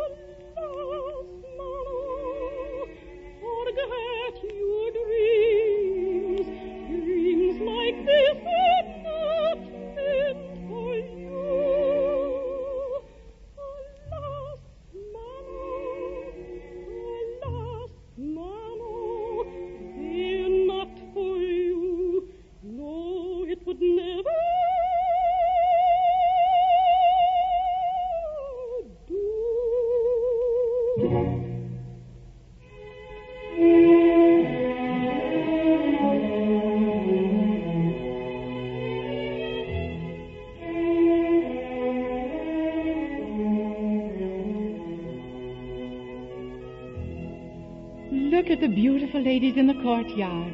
Ladies with laughter on their lips and dressed in breathtaking splendor. Why should I be hidden from the world when my heart cries out for the happiness that is theirs? Wait, who comes toward me now? A stranger. I have been warned. I must not speak to strangers. Mademoiselle, please.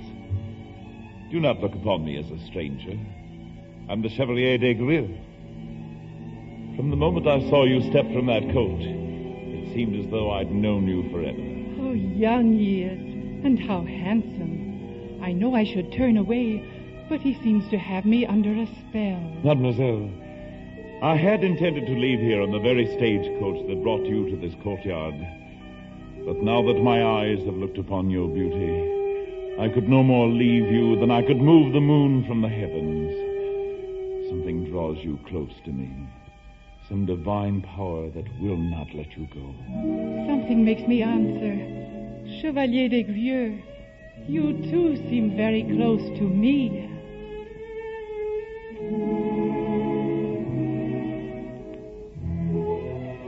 Will you tell me your name? You may call me Mano. Mano. What a delightful smile, and his voice is like wonderful music. But I speak like a fool. Forgive all my words, I pray. What I do not see why, for they sing in my heart, and my soul is enraptured.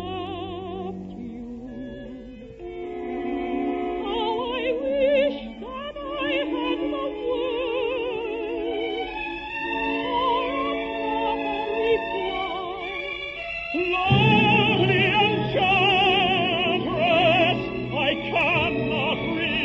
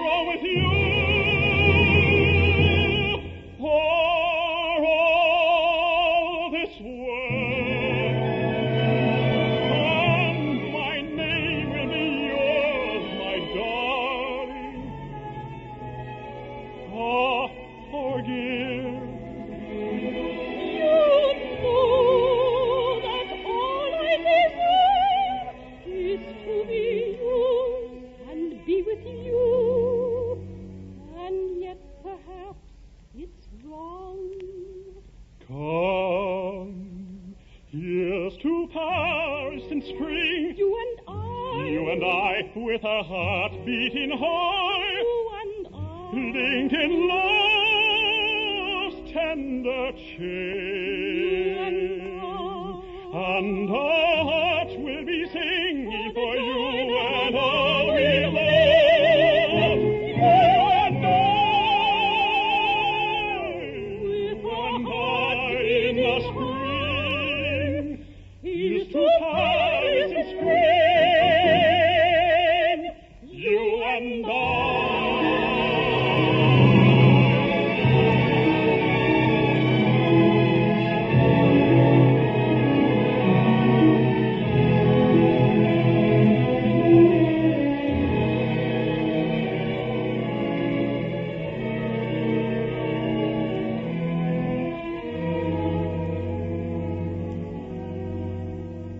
Thus together we have run away, my chevalier and I. Together we set out on love's glorious adventure. I live in Paris now, sharing a small apartment with my beloved chevalier. Sometimes I am lonely and long for the beautiful clothes and luxuries I see in the shops across from my window. But we'll not have to remain hidden much longer. At this very moment my chevalier has gone to mail a letter to his father, the Count, telling of his love for me and asking permission to marry me. Soon there will be money to buy the things I long for, things that... Oh, someone's at the door. Is that you, chevalier? Happily, I open the door, expecting to see my beloved, but it is a stranger, a distinguished middle-aged gentleman, obviously of great wealth. Mademoiselle Manon, my name is Bretigny. I happen to know that the Count de Grieux has learned of his son's affair with you and heartily disapproves. My heart almost stops beating as he continues. There will be no money, and the Count's guards will be here this evening to carry off your lover. What can I do? What can I say? I am speechless. Foolish maiden, you are too young to know real love. When you first stepped off that coach, I knew that your beauty is meant for jewels, luxurious gowns, and the gaiety of life at court. All the things I can give you. I should not listen to this, Monsieur Bretigny, but the temptation is great. Manon, if you truly love your chevalier, is it fair to make him an outcast from his family? Think of his suffering without money and without honor. Your love will soon turn to despair and hate, mademoiselle. Return your chevalier to his father.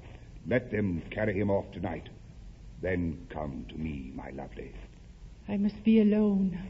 I cannot give him my answer now. I must think.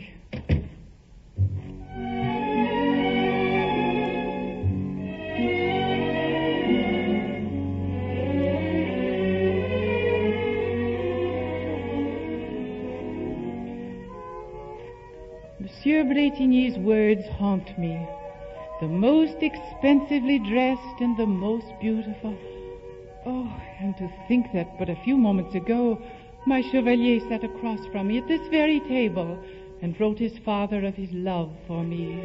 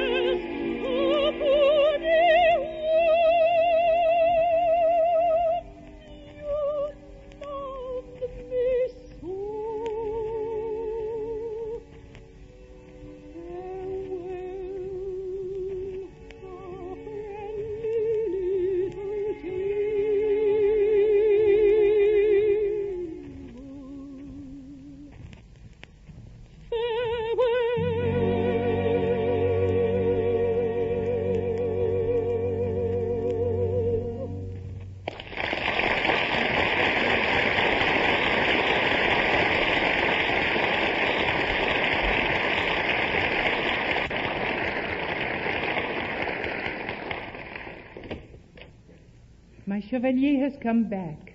He has mailed the letter to his father. His words touch my heart.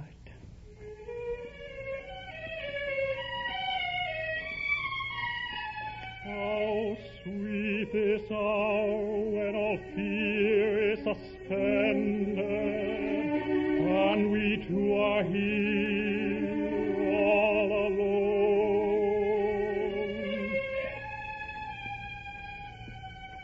Oh, Manon, I've a dream that's not yet ended.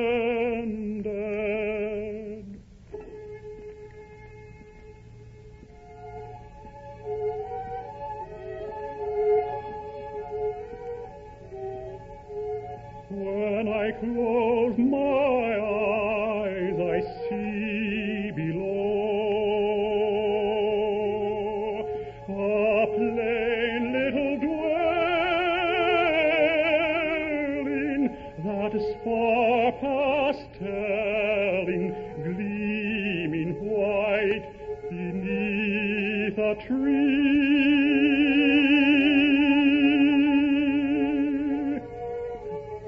In tranquil forest shades I hear a song, and brooks gaily play along. Overhead the leaves are rustling,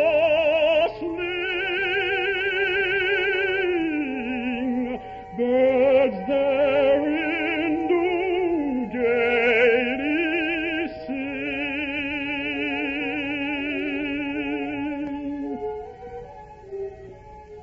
That is paradise. Oh no, all is empty, sad and lonely.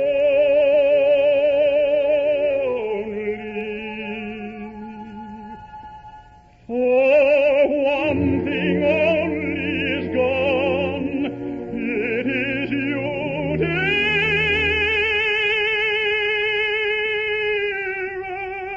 dearest one, Manon. No, there we shall find our dream, our lovely dream.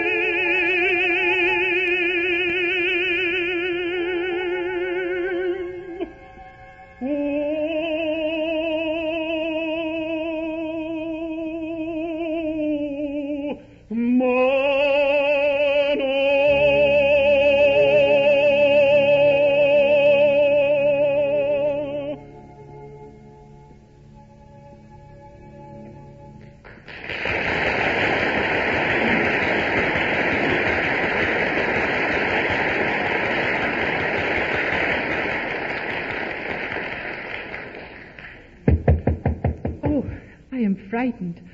I know who is at the door now. Soldiers. Soldiers to take my chevalier from me. He is gone. I have let them take him away.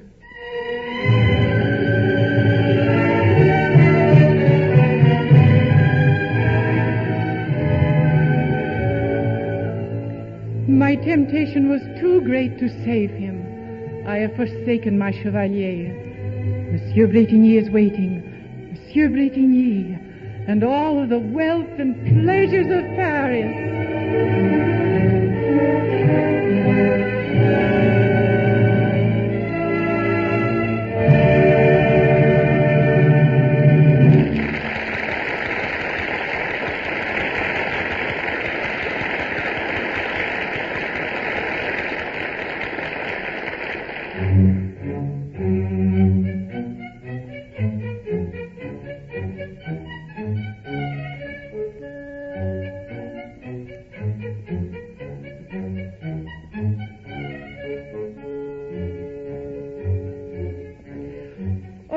Look at me now, Manon Lescaut, beautiful prize of the wealthy Bretigny. Have you ever seen such priceless gems and such beautiful gowns? The weeks since Chevalier has taken from me have treated me well. Let us all be when love is calling us to laugh and dance,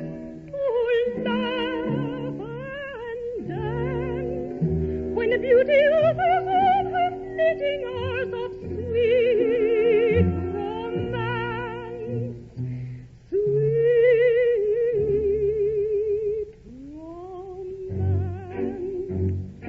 each brings us sorrowing and sighing. You is the time to sing. Come while your golden hours are flying. Oh, come and taste the joy of spring.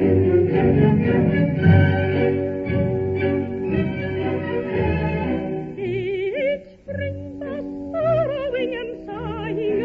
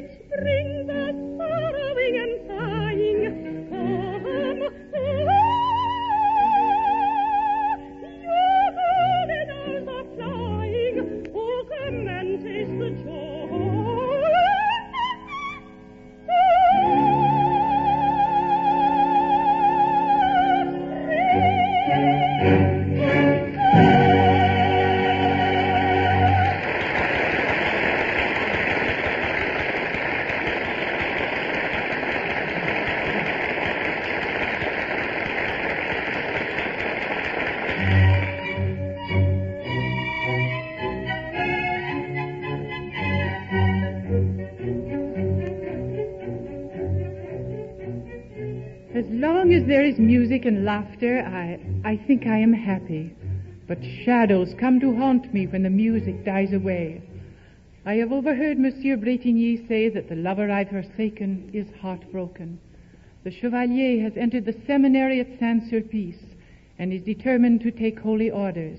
His father, the Count, has gone to reason with him. My luxuries are beautiful, but my heart goes out to my Chevalier.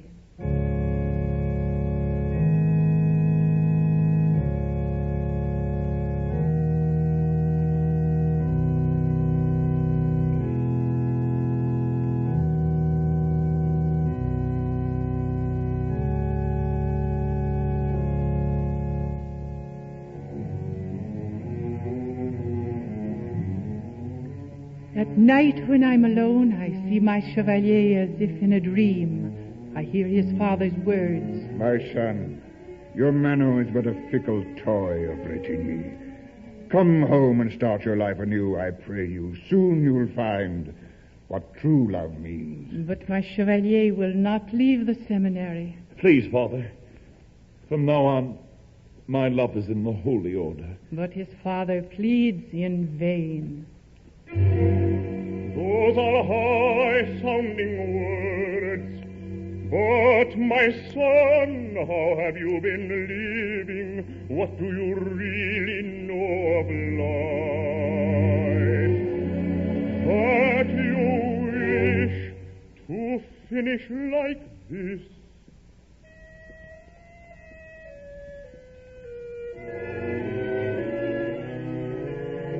I beg of you to take a wife worthy of us, worthy of you. Take up the joys of family life as I did, as you ought to do. For heaven has given us a duty. It is the way of life. A man needs a wife. For life may hold a wealth of beauty that's hidden from foolish eyes.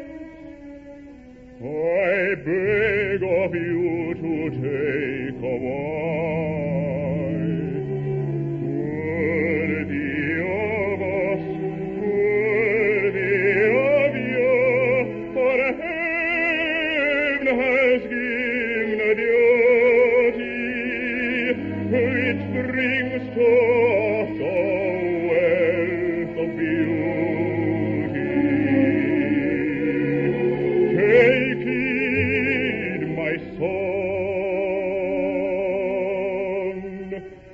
Take heed, my son.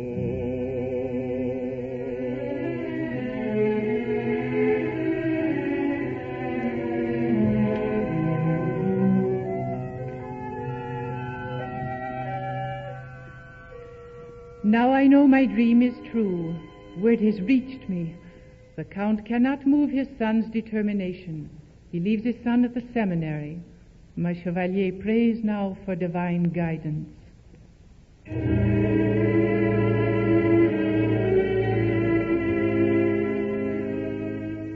All alone.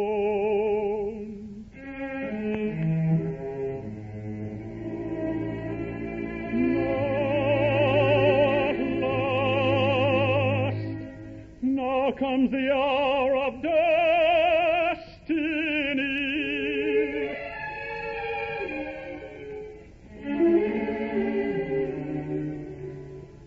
All worldly love now ceases, and only faith remains, resting in thee. Yes, I have vowed to place my God between this world and me.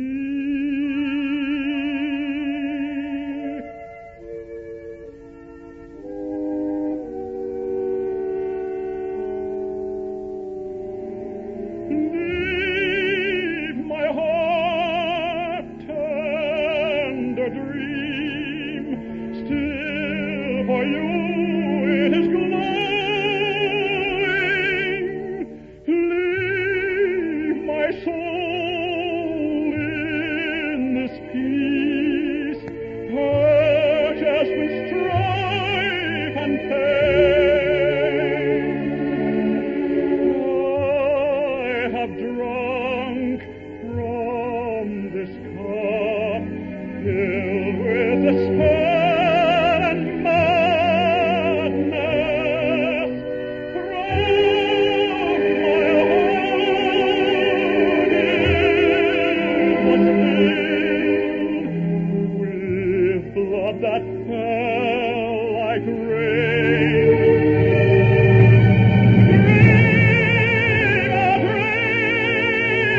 Depart far from me. Depart.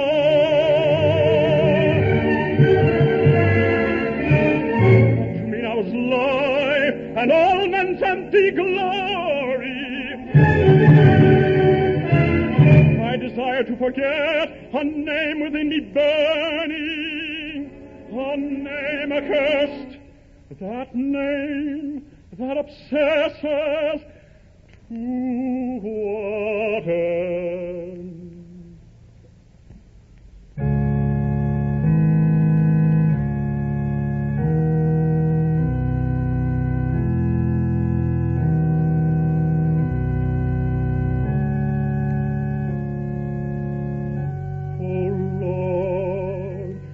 Flame of love, now purge my soul with fire.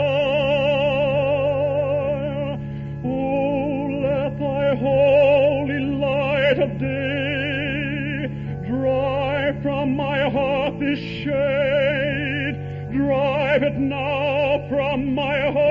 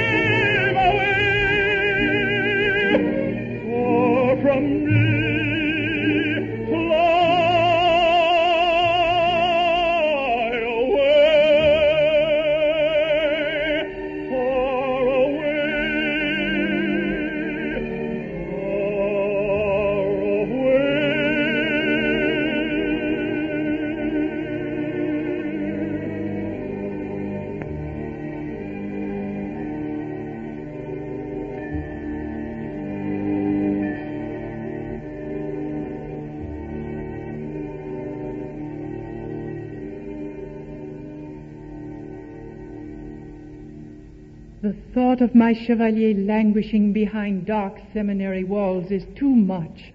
I must go to him. I manage to enter the gates. I am at his side. His voice pierces my heart. Manon. I look into his eyes. My chevalier, is this not the place for souls that have strayed? But his eyes will not meet mine. You have forsaken me once. You will forsake me again. Yet I know his heart hears my plea.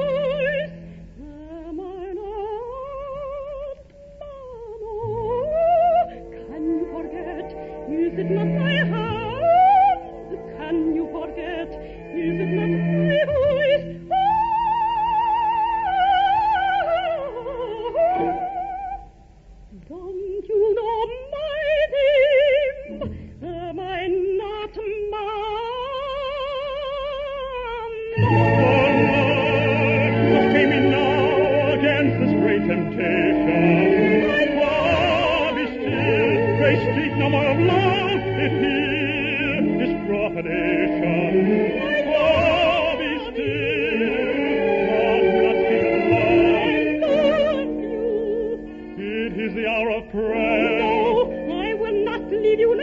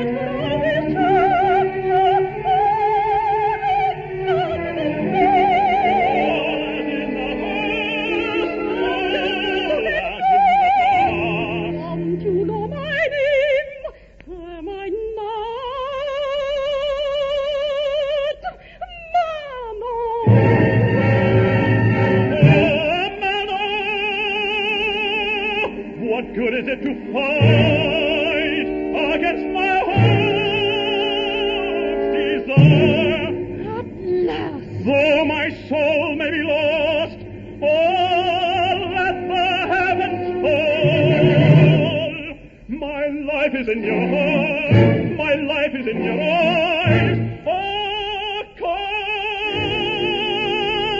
Anna. I love you.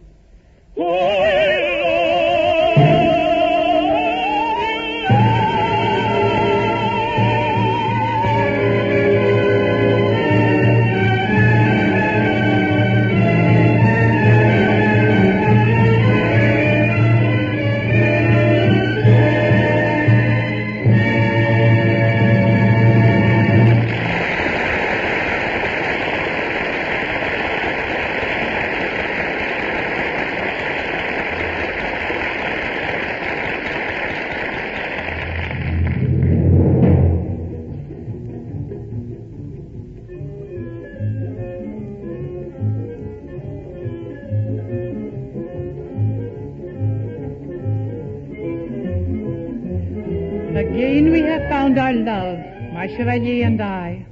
But my chevalier cannot forget that once I lived for clothes and gems. The money left to him by his mother he has lavished upon me, even though I swear his love is all I want now. If only I could prevent his gambling to replenish his fortune. We are at the gaming tables. Suddenly my chevalier is accused of cheating.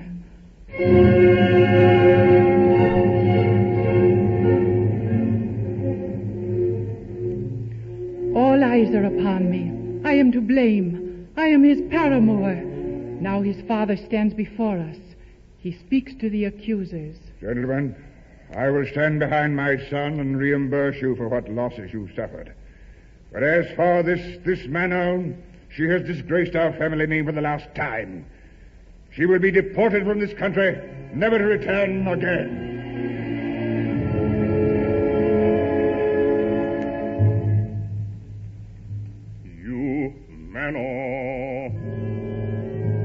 I have heard of your scandals and how you treat my honored name. Oh, my son, don't you see all the harm you've done, how deep you drag me down in your shame?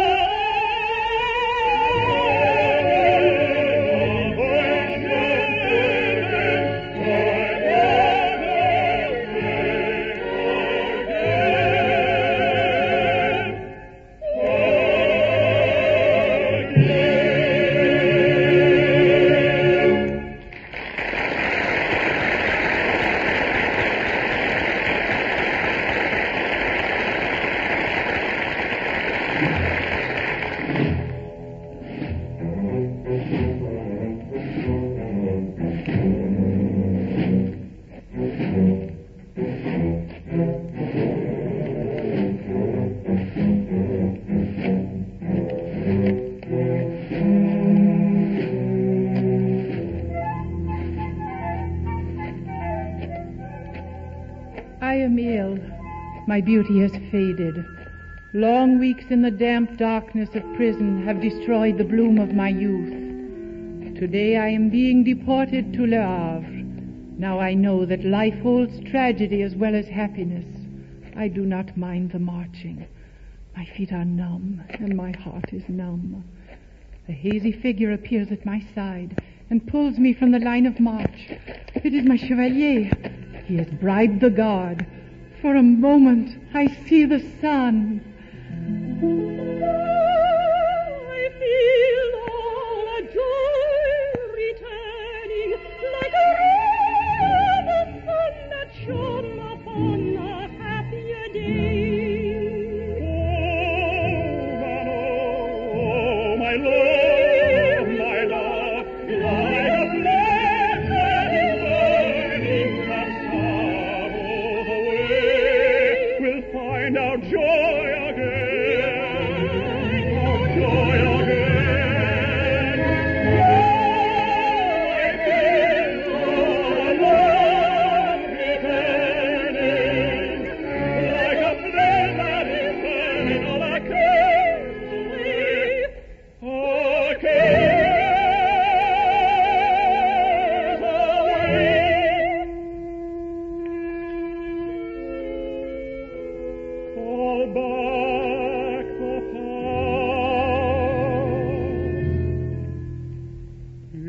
Not my hand that on yours is pressing. Oh, do not wake me now. Is it not for you all out here caressing? Oh, take me in your arms. Is it not my voice calling through my tears? Oh, do not speak of tears. Remember how I loved.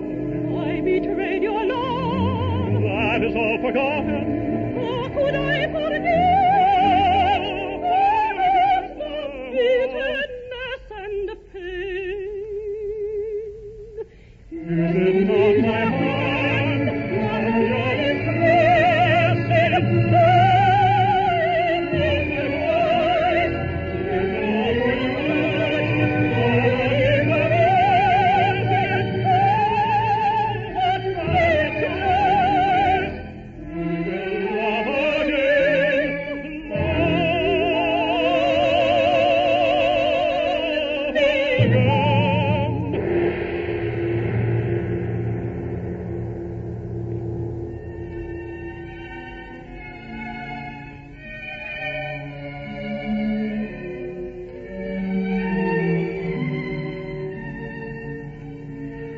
For one glorious moment I dream again.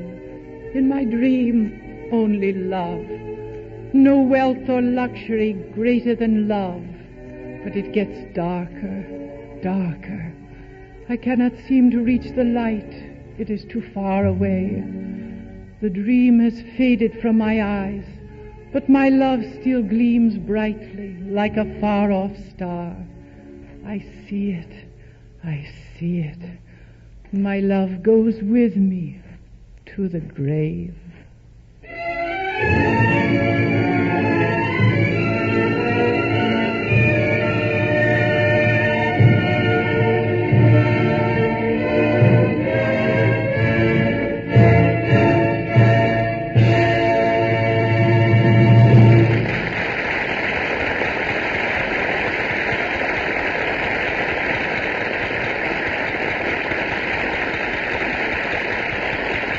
Produced and narrated by Marion Clare, conducted by Henry Weber, written and directed by Jack Lefondre, the Chicago Theatre of the Air has presented the grand opera production Manon by Jules Massenet, starring Virginia Haskins in the title role, David Polari as the Chevalier, Donald Graham as the father, and Bruce Foote as Lescaut.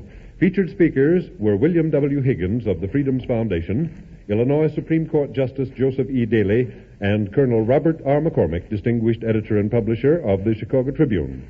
Dramatic players were Everett Clark and Maurice D. Copeland.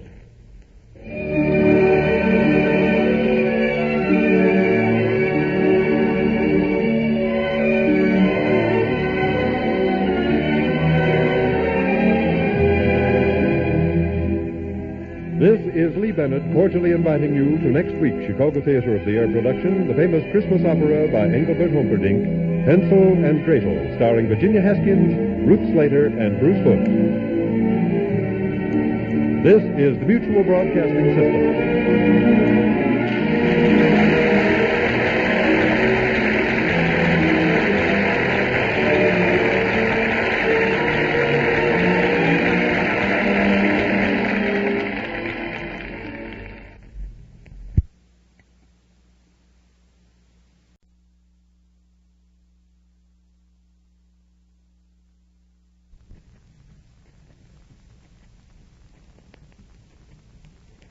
The Chicago Theatre of the Air.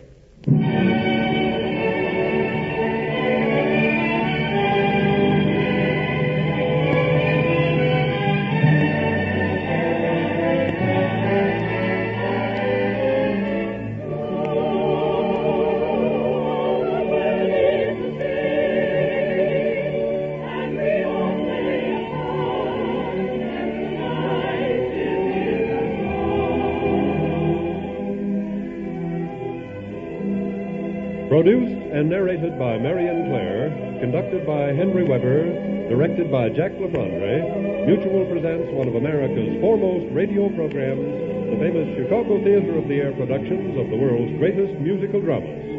Tonight, a special Christmas performance of the enchanting fairy opera Hansel and Gretl by Engelbert Humperdinck, starring Virginia Haskins, Ruth Slater, and Bruce Foote, with an all-Chicago dramatic cast headed by Mary Frances Desmond and Elmira Ressler, and the chorus under the direction of Robert Trendler. Ladies and gentlemen, the first few minutes of the Chicago Theater of the Air each week are dedicated to the history and principles of the United States of America, as reaffirmed by Colonel Robert R. McCormick, noted historian, outspoken American patriot, and distinguished editor and publisher of the Chicago Tribune.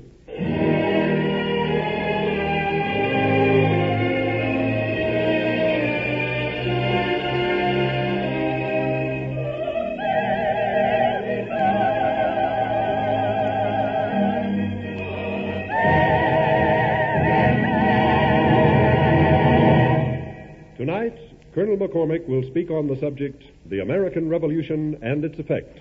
Ladies and gentlemen, Colonel Robert R. McCormick.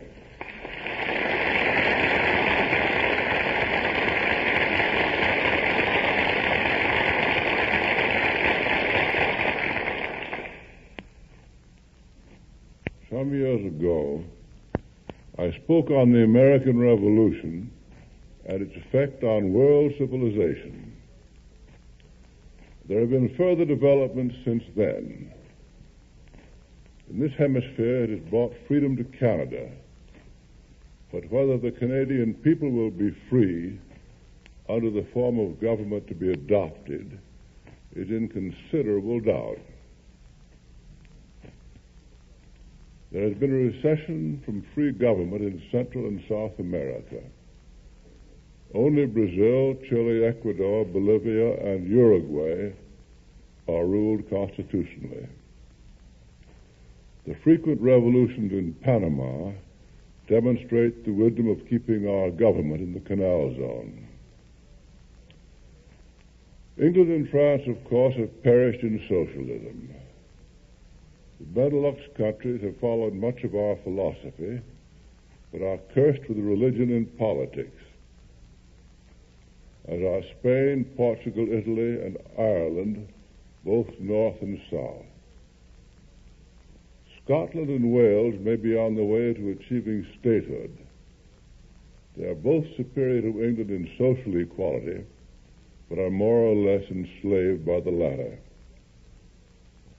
The good news has just been received that New Zealand and Australia have thrown out the tyrannous socialist parties. In the Pacific, the Philippines have just held their first general election. Self-government has been introduced by us in Japan. Whether it can maintain itself after our withdrawal remains to be seen. China is in flux. A party known as the Communist Party is in power. But whether it is more communist than anti-exploitationist is not yet plain. England and France, supported by our State Department, have exploited China for 50 years.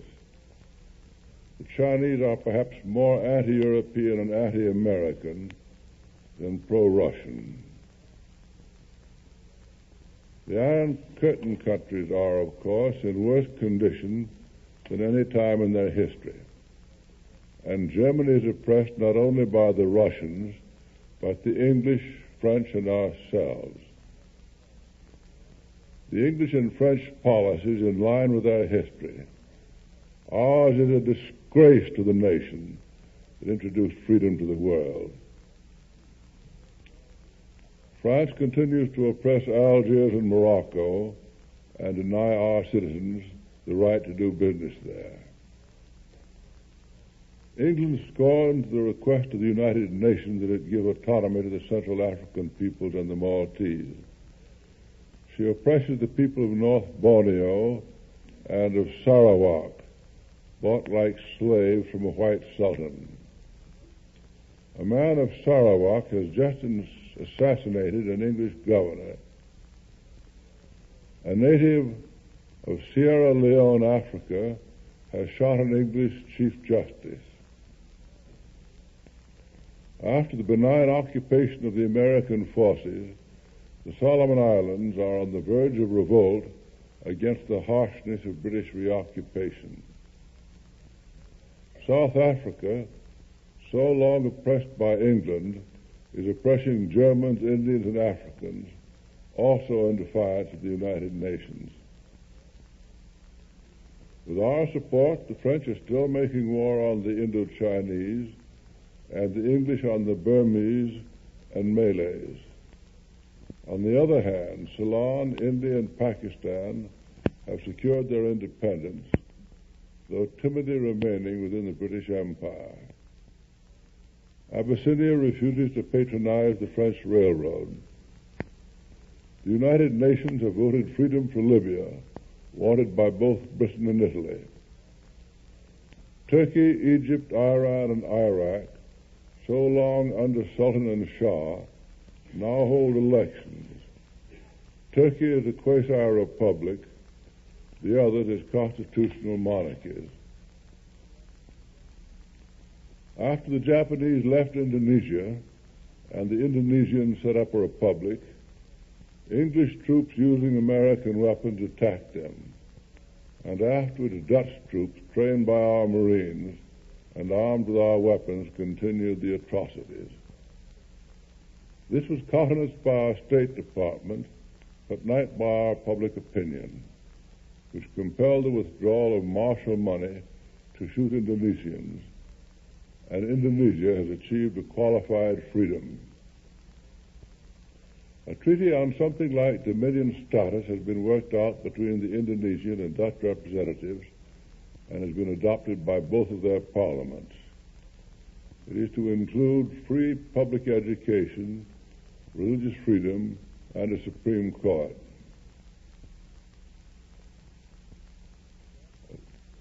The status of New Guinea still remains to be determined. American doctrines have traveled far. French occupation of the Guianas continues. The French are still in Guadeloupe, Martinique, and Devil's Island. In the Caribbean, the Dutch islands consisting of Curacao, Aruba, Bonaire, St. Martin, St. Eustatius, and Saba are seeking autonomy, leaving their foreign affairs and protection in Dutch hands. It is hard to see what protection the Dutch can give. Curacao, selling oil to the United States, is on the dollar standard and is therefore financially superior to all other Dutch possessions. England is encouraging the island states of the Caribbean to form a colonial government. Perhaps such a one as Franklin had suggested for North America colonies before the Revolution, but not to include the Falkland Islands, which an English governor tyrannizes over. The difficulty is there are different races involved as well as several religions, while the Norman Bahamans and Bermudans, with their proximity to the United States, consider themselves superior to all the others. Alaska and Hawaii continuous territory. Statehood is coming to Alaska, but the British blockade of Hawaii and its vital position in the control of the Pacific make it more a fortress than a civil territory. Admiral Pownall has done much for self-government in the superfortress of Guam. Puerto Rico is entirely satisfied with its legislature and elective governor. So we see the formerly backward countries have improved their status, while the so-called former civilized countries in Europe have gone backwards. Even our own country, the founder of free government, is threatened with statism.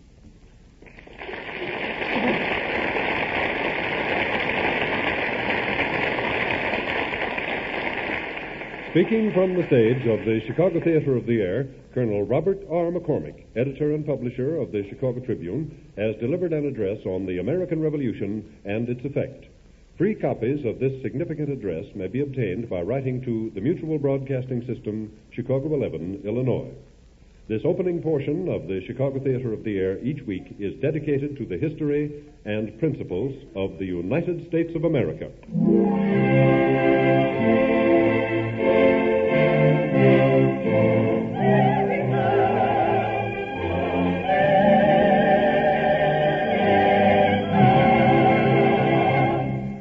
The curtain rises on tonight's Chicago Theater of the Air special Christmas production, Hansel and Gretl by Engelbert Humperdinck, starring Virginia Haskins, Ruth Slater, and Bruce Foote, with narration by Marion Clare.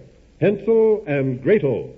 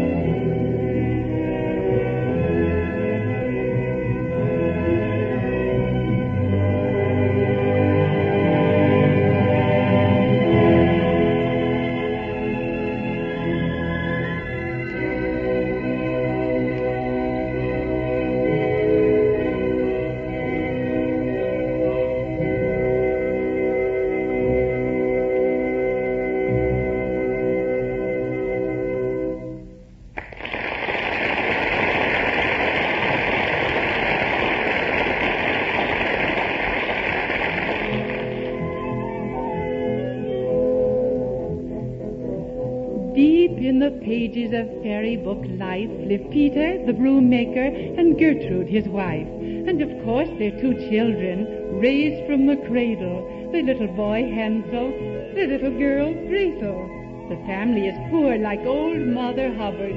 No stew on the fire, no bread in the cupboard. Right now the two children are alone in their rooms, busily working at making brooms.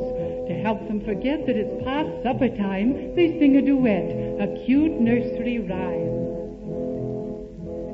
Susie, little Susie, pray what is the news? The geese are running barefoot because they've no shoes. The cobbler has leather and plenty to spare. Why had he make the poor goose and never have to go barefoot?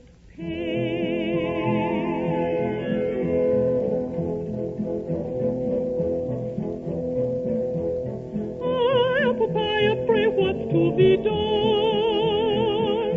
Oh, give me milk and sugar, for bread I have none. I'll go back to bed and I'll lie there all day.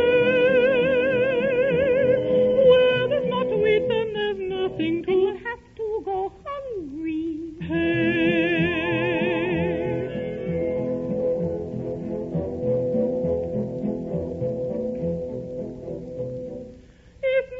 Would only come home again.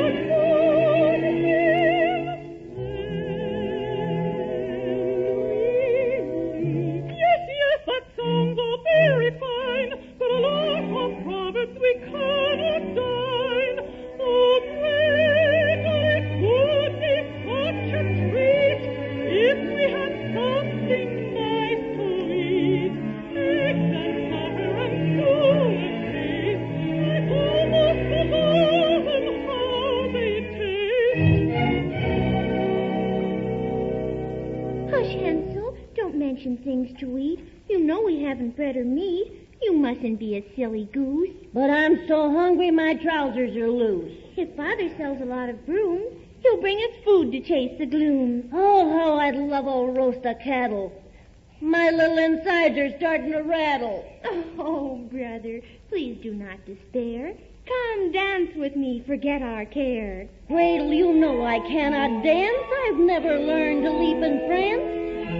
Brother, come and dance with me. Both my hands I offer thee. Right foot first, left foot in, round the mouth, back again.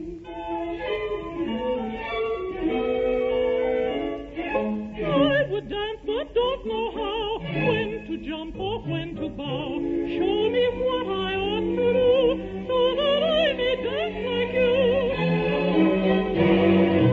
With your foot you tap, tap, tap. With your hand you clap, clap, clap. Right foot first, left foot in, round the mouth and back again. With your foot you tap, tap, tap. With your hand you clap, clap, clap. Right foot first, left foot in, round and back again. That was very good indeed. Oh, I'm sure you'll soon succeed. Try again and I can see Hansel soon will dance like me.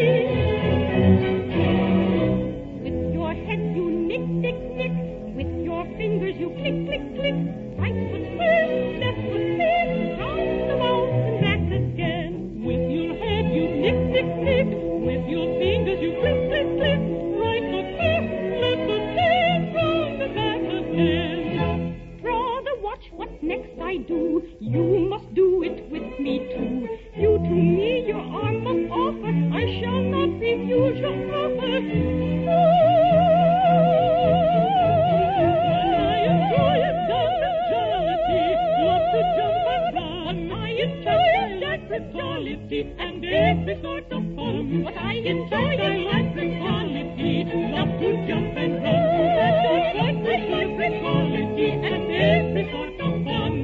Tra-la-la, tra-la-la, tra-la-la, tra-la-la, tra-la-la, tra-la-la, tra-la-la.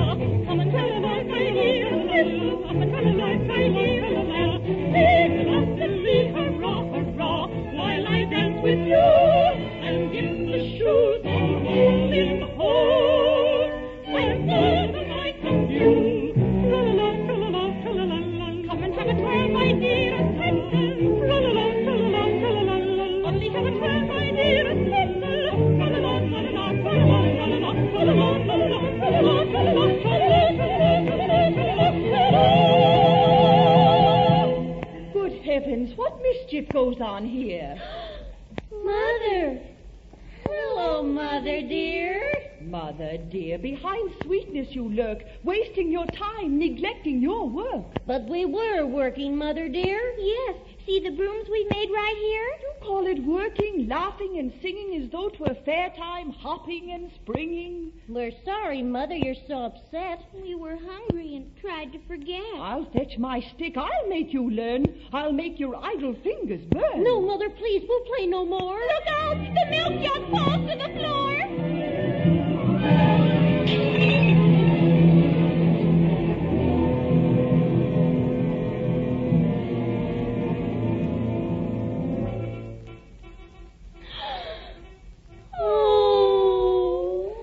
Jug and milk both gone to waste. Now what food is there to taste? When you reached for the stick, you knocked it hence. Silence with your impertinence. The floor is white with milky foam. Just wait until your father comes home. Nothing to eat, and you are to blame. There was milk here, Mother, until you came. I've heard enough.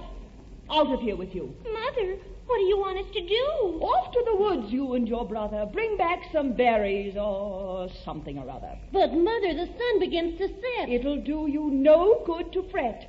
Fill this basket by the end of day, or I'll whip you both so you'll run away. Oh, Hansel, we had better hurry. All right, come. To the woods we'll scurry.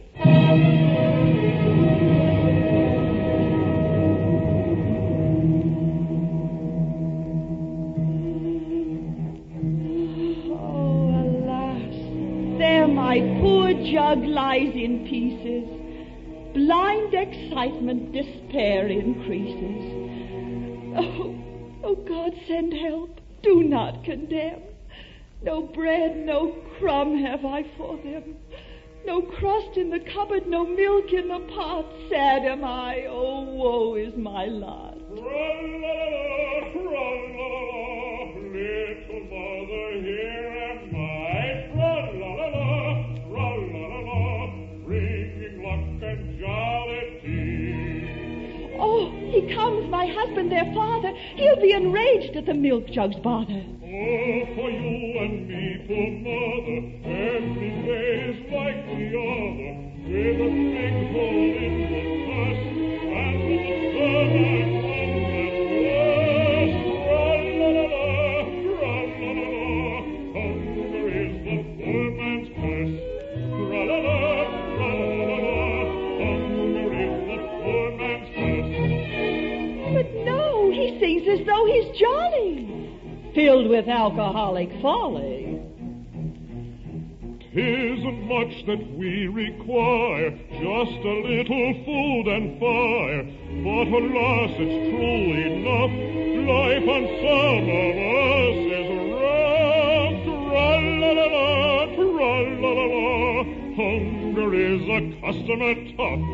Tra-la-la, tra-la-la-la, hunger is a customer tough. Can I deserve such nonsense as this? Enough now, Peter. Has your mind gone amiss?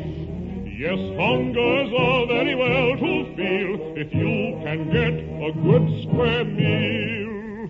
But when there's not, what can you do? Supposing the purse be empty too. Tra-la-la-la, tra-la-la-la, go for a drop of Mountain Dew. Tra-la-la-la-la, tra-la-la-la-la, Father, look what I have brought.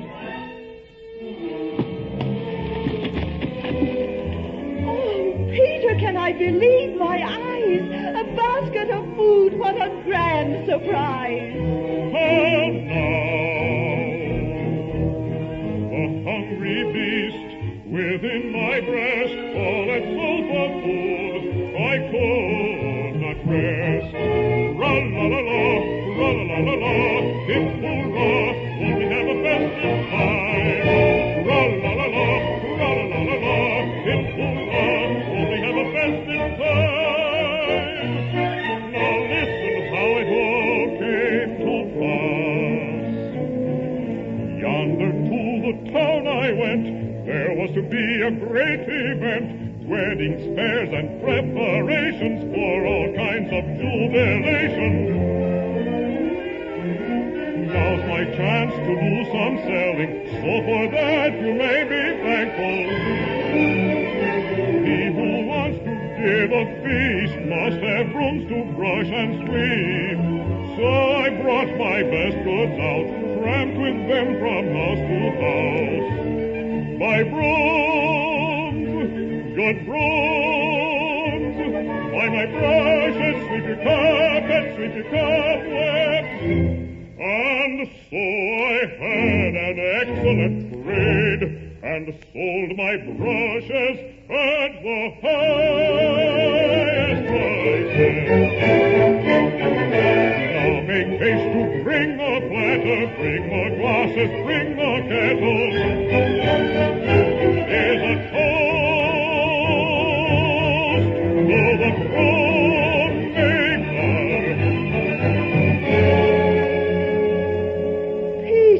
Peter, what magic is this? Oh, now, Gertrude, where's my kiss to greet this rare occasion, gay? Oh, won't we have a festive day? But a moment, Gertrude. We are not complete. What's this you say, my benevolent sweet? Hansel and Gretl are not about. They shirked their work. I sent them out. Out in the woods, so late in the day. I sent them for berries. And why not, pray? Gertrude, haven't you heard? Heard what, Peter? Don't look so absurd. An old witch with powers fatal dwells in those woods. What of Hansel and Gretl? What's this? Oh, the drink your mind does, Harry. Such things as this are imaginary. This evil witch goes stalking around with a cringy, crunchy, munchy sound and lures little children plump and fat with gingerbread and things like that. Heavens! Are you sure of what you say? A witch who makes young children her prey? On evil bent with full intent, she eats them up stop for nourishment. Oh, hurry, Peter, we cannot wait. We must find them, Gertrude, before it's too late.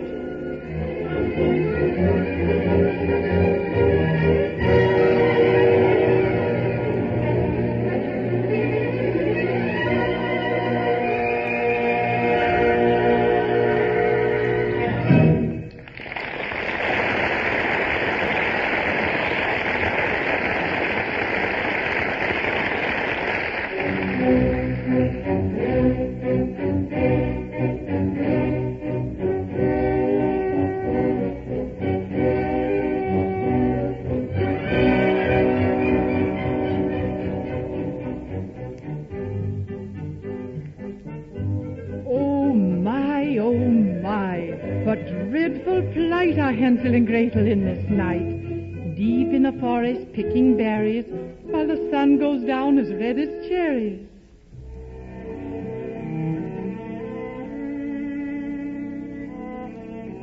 Dark, dark shadows begin to creep as nature makes ready to go to sleep. Pixies and goblins are starting to roam and wonder why the children don't go home. Queer little figures peep through the trees, and Gretl is fascinated by one of these. There stands a little man in the wood alone. He wears a little mantle of velvet brown.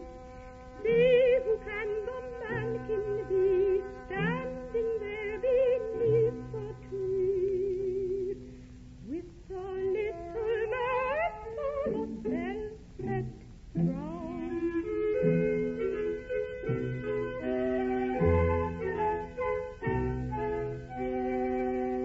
His hair is all of gold and his cheeks are red. He wears a little black cap upon his head. See who can the mankin be, standing there so silently, with a little black cap upon his head.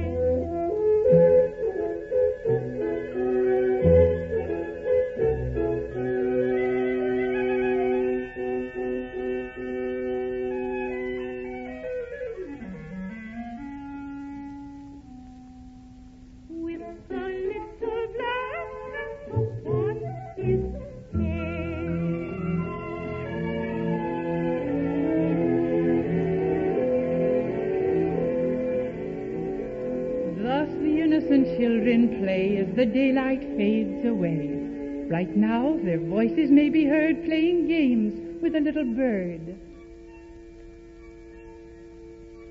Cuckoo, cuckoo, how are you? Cuckoo, cuckoo, where are you? Oh, I can do that just like you. Let us do like the cuckoo, too. I'll do anything he can do.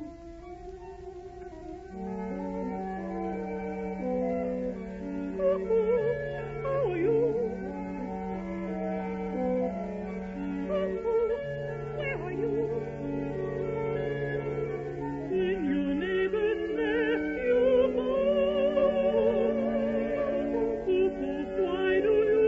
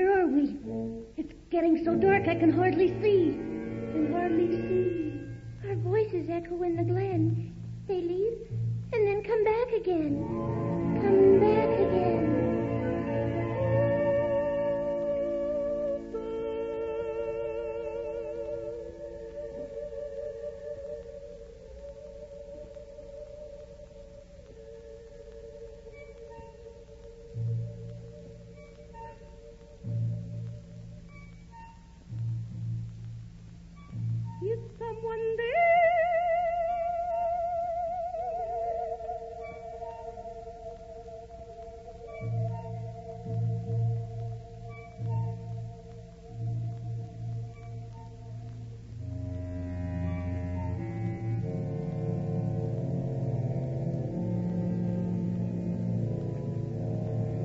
Those voices, Hansel, whose were they?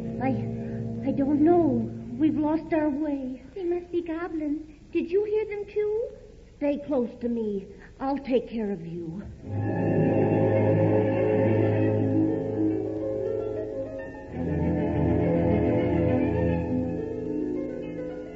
Oh, look now, Hansel. A heavy cloud covers the forest like a shroud. And look there, coming through the haze, a little man with eyes ablaze. Oh, fear not, my little tyke. I'm a fellow you ought to like. Who are you? Please tell us, pray. We're lost. Can you show us our way? Just close your eyes and calm your fears. This sand will soon help dry your tears. Oh, I know him, Hansel. I know him now. The sad bad Gretl. 'Tis he I vow.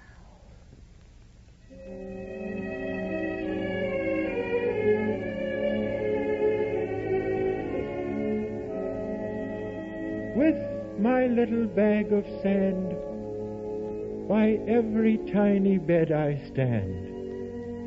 Then little tired eyelids close, and little limbs have sweet repose. And from the starry sky above, the angels come with peace and love.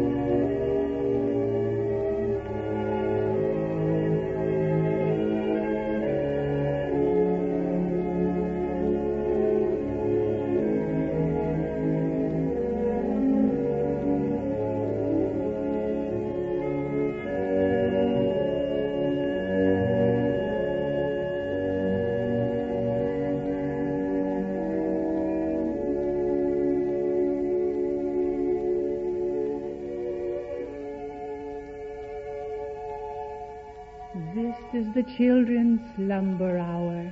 deep in a mystic woodland bower, suddenly through the blackened night, from heaven on high there comes a light.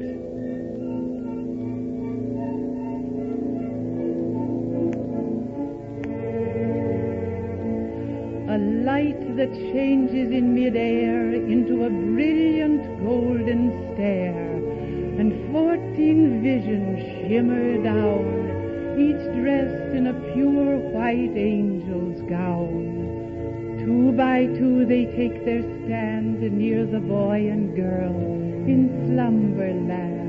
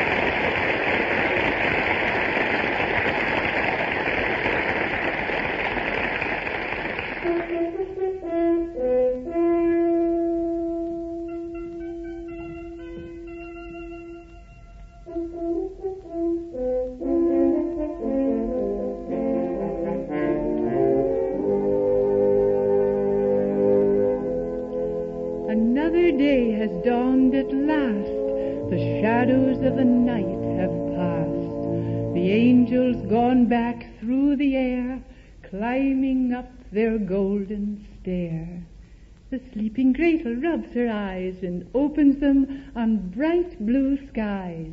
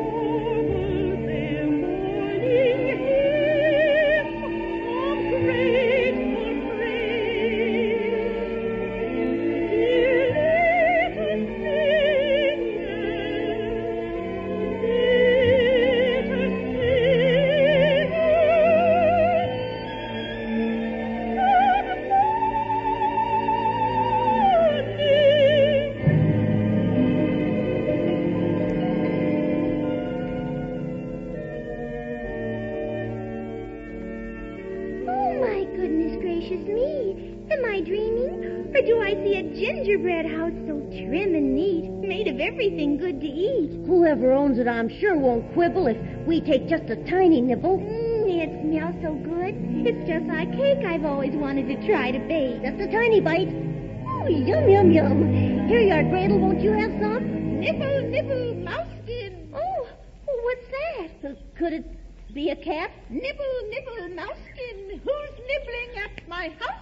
Gretl, look. A witch is here. Oh, Hansel, she's angry too, I fear. Do not move. Stand where you are. We'll be right back. We won't go far. Oh, no, you don't. I know you're scheming. Hansel, perhaps we're dreaming. Hold my hand. We'll run away. You cannot run. You're here to stay. Oh, I cannot move around. My feet are frozen to the ground. My magic broomstick holds you still, powerless to do your will. Please, Madam Witch, we'll try to be good. We're just two children who are lost in the wood. Crinchy, minchy, crunchy, munchy, I will have you for my lunchy. Oh! Fine and juicy, tender, sweet, such plump little children, so good to eat. Oh, please don't eat us. We'll be so good. We'll scrub your floors and cut your wood. I know just what I'm going to do. Into my gingerbread house with you. My magic oven I soon will heat, and then I'll have a luscious treat.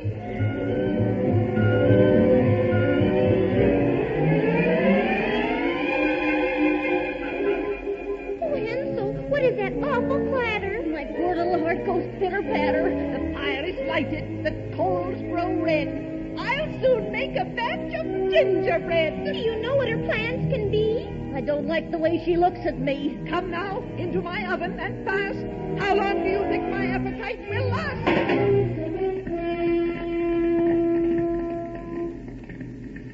You mean you'll cook us in that fire? Once in my oven, you'll soon perspire. All this gingerbread that you see is made from children, baked to a T. You mean your house and these gingerbread toys were made from real live girls and boys? That they were, and you'll be too. See how my oven beckons you. A magic oven. Please tell us more. What is the secret of your mystic lore? Careful, Hansel, don't get too near. Tell me, witch, is it warm in here? You'll find out in a moment, see? Just put your head in the oven, like these. Push her, Hansel, push her fast. Now she's where I want her at last.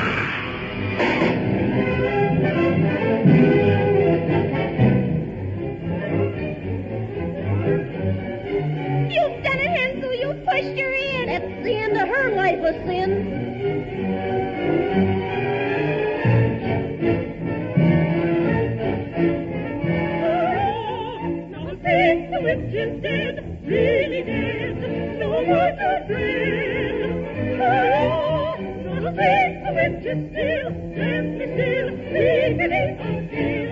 Now all the spell is o'er, really o'er, we live no more.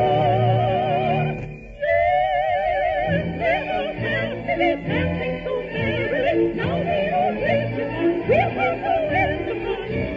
Hip, hurrah, hurrah, hip, hurrah, hip, hurrah.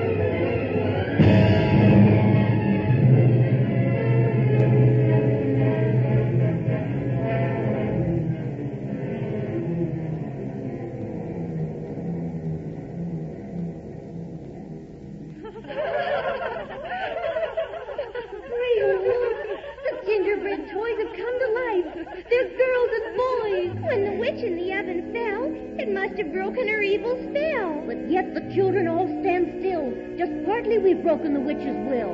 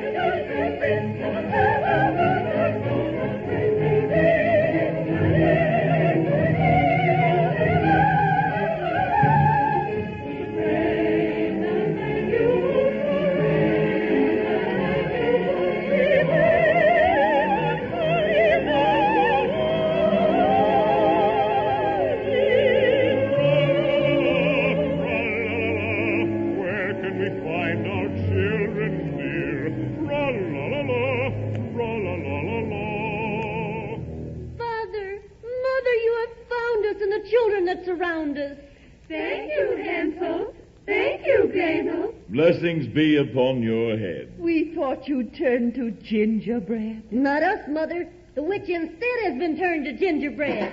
Look in the oven, everyone. The gingerbread witch is almost done. The witch is turned to gingerbread. The witch is turned to gingerbread. The witch is turned to gingerbread.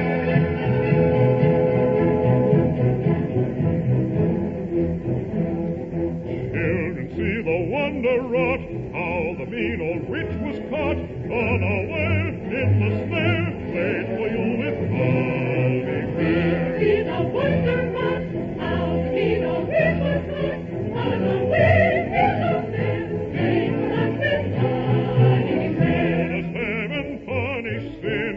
Evil deeds can never win. When past bearing is a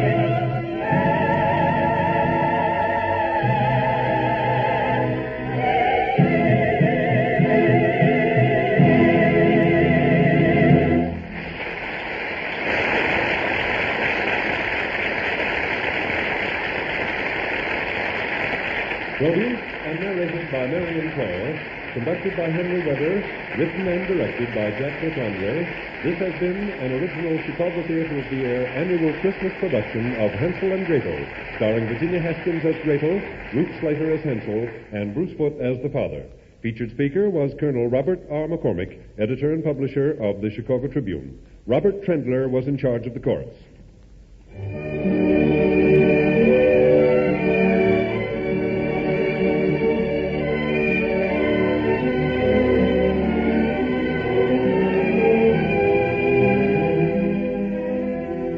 Heard in synchronized speaking roles tonight were Mary Frances Desmond as Gretl, Elmira Ressler as Hansel, Muriel Bremner as the mother, Everett Clark as the father, Hope Summers as the witch, and Norman Gottschalk as the Sandman. This is Lee Bennett cordially inviting you to next week's Chicago Theater of the Air production, a special Christmas performance of Victor Herbert's Babes in Toyland, starring Marie Haddon, Lois Fair, and David Polari. This is the Mutual Broadcasting System.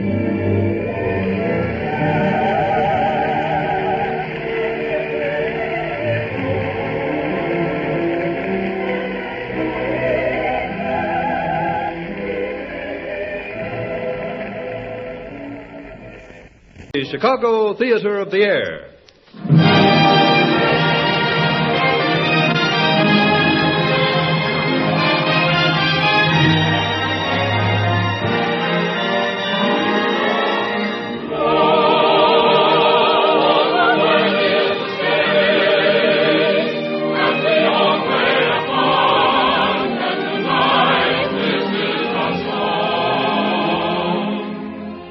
Produced and narrated by Marion Clare, conducted by Robert Trendler, written and directed by Jack LaFondre, Mutual presents radio's greatest hour of music and drama, the famous Chicago Theater of the Air.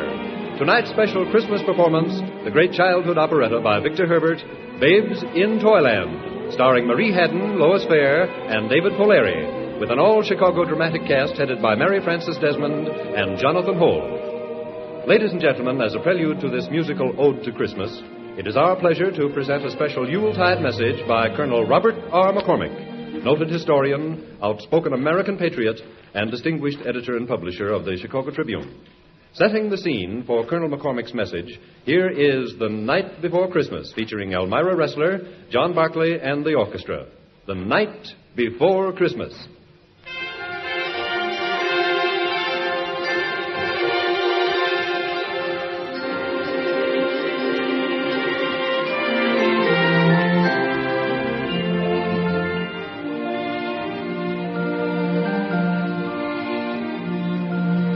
'Twas the night before Christmas, when all through the house not a creature was stirring, not even a mouse. The stockings were hung by the chimney with care in hopes that St. Nicholas soon would be there. The children were nestled all snug in their beds, while visions of sugar plums danced in their heads. And the Ma in her kerchief, and you in your cap, had just settled our brains for a long winter's nap.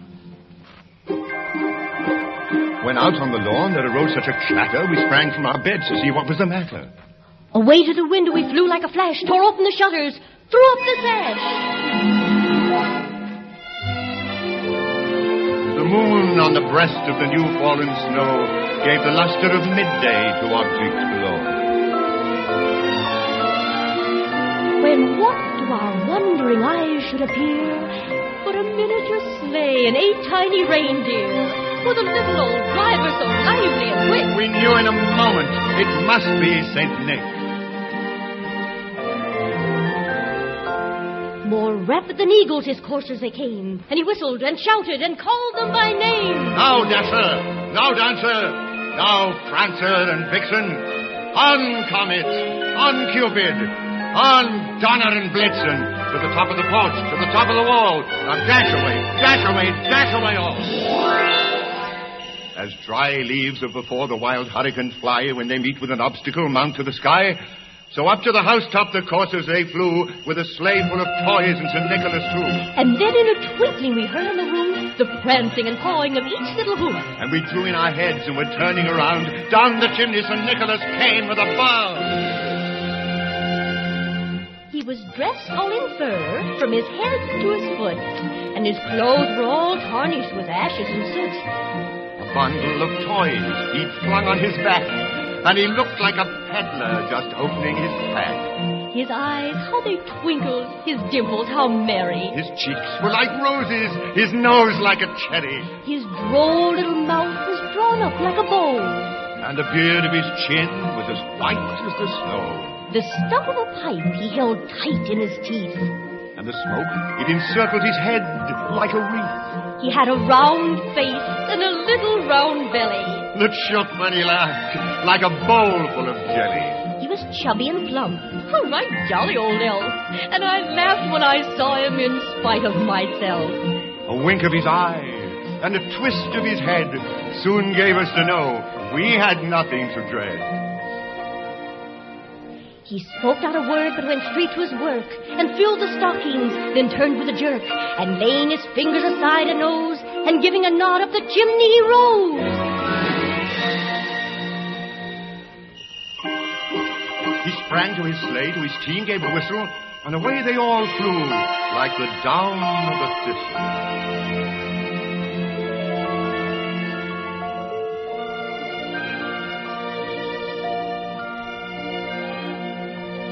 But we heard him exclaim, ere he drove out of sight, Merry Christmas to all, and to all a good night.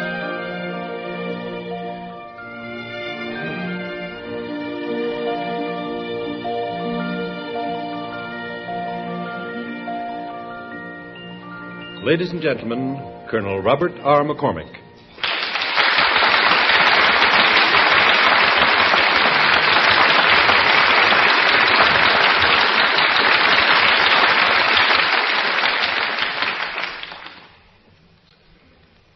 Tomorrow will be Christmas, which according to the Oxford Dictionary is the day on which we celebrate the birth of Christ.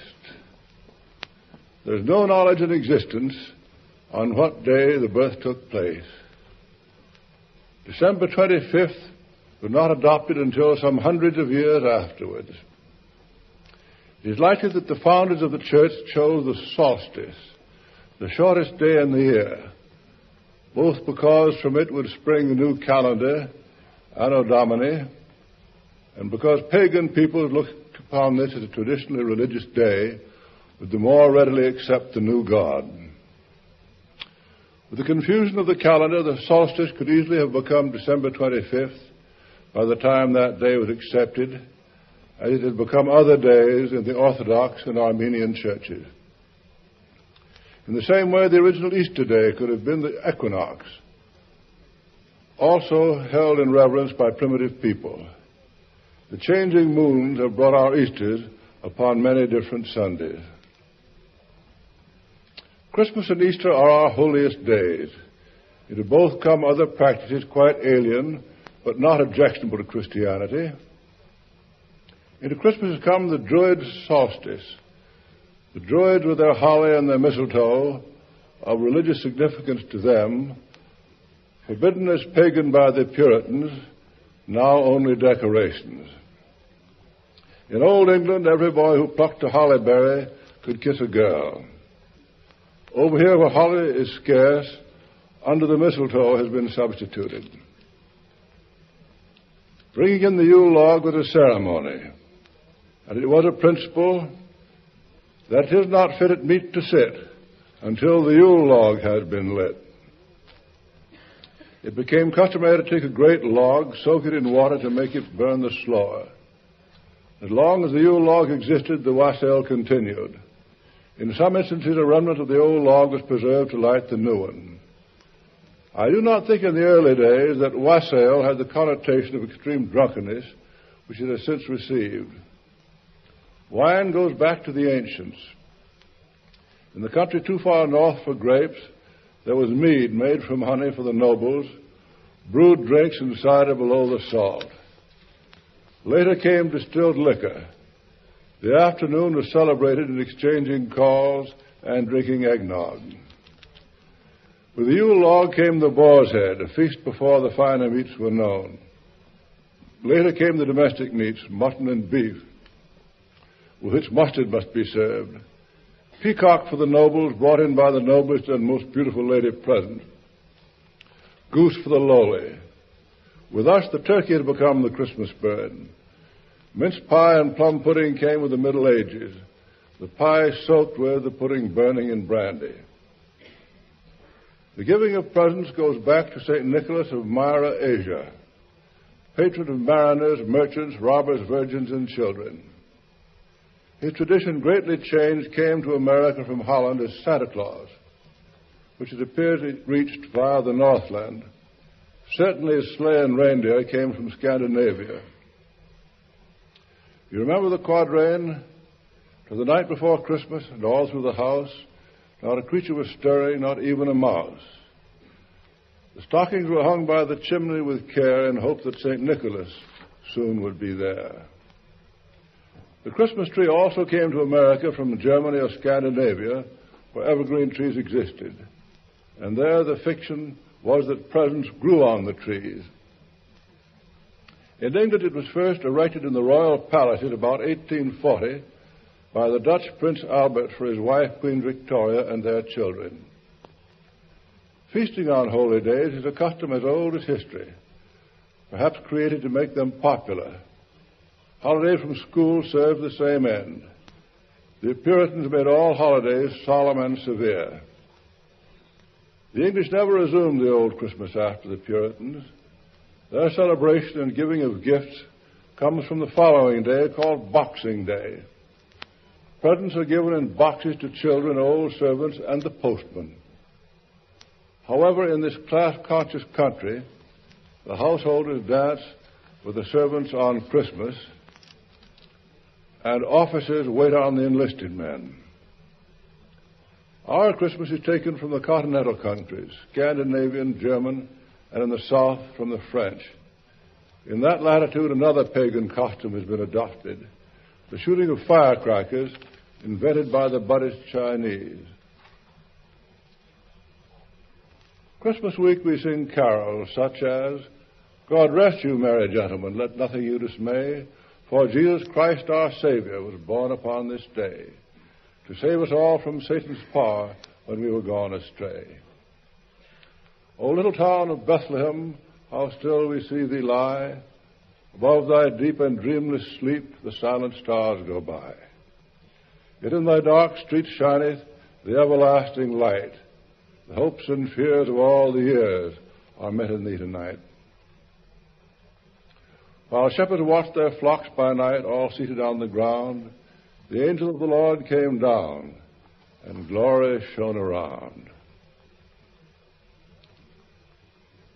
Enjoyable is, as is a genial, even jolly Christmas dinner.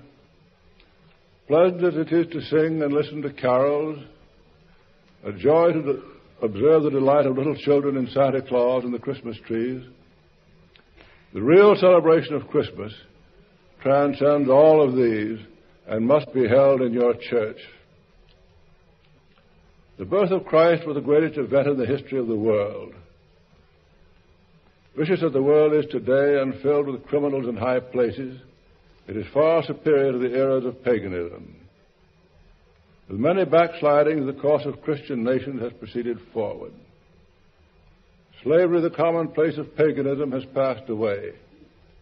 Tortures, formerly an essential of criminal justice, have been abolished, largely from our familiarity with the cross and the crucifixion. The celebration tomorrow will touch the consciences of all. May it shame us into abolishing the curse of international viciousness, for Christmas is the day of the Savior of mankind.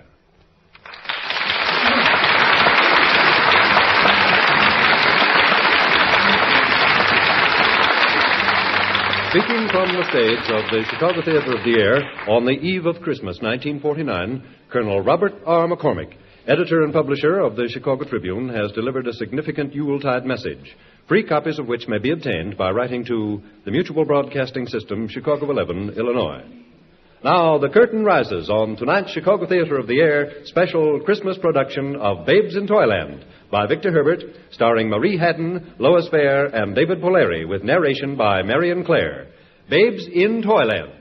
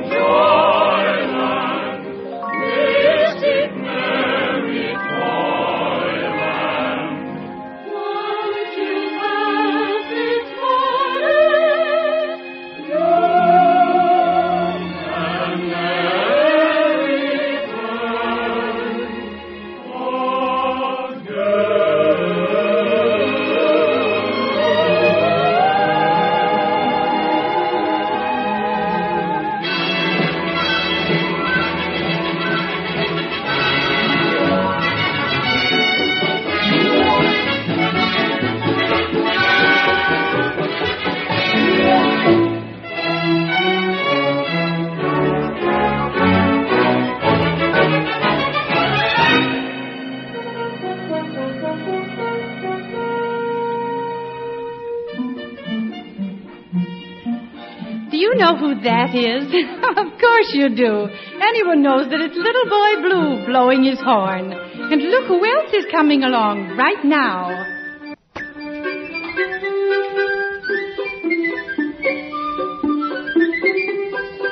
That's right. Tom the Piper's son. That's exactly who it is. And look at this silly-looking fellow. Hey, has anyone seen the Pie Man? I want to taste his wares. Well, I'll tell you, Simple Simon. If you'll go down that way toward the fair, I'm sure you'll find a pie man along the way. Thank you very much. I want my supper. Where is my supper? Oh, yes, he's here, of course. Little Tommy Tucker, singing for his supper. Look out, Jack! Look out!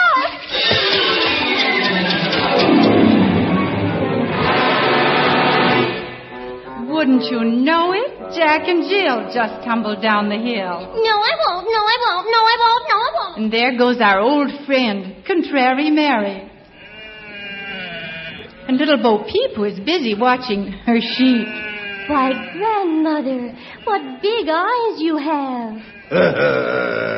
The better to see you with, my dear. And Little Red Riding Hood and that awful wolf. They're all here, children, and a lot more of our favorite friends. So don't go away. Listen closely to the story of Babes in Toyland.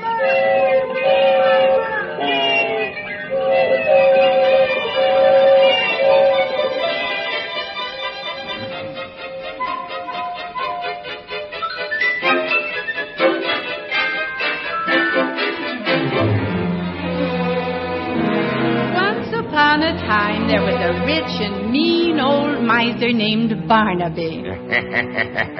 This cruel old man hated children and loved money. Especially he hated his nephew Alan and his niece Jane. For Barnaby was Alan and Jane's guardian, and he knew that the young people owned a fortune of their own, which would be all his if Alan and Jane were to die. How can I dispose of them? How can I get rid of those brats and have their fortunes for my very own? Somehow they must perish. Perish! Perish! I'll find a way.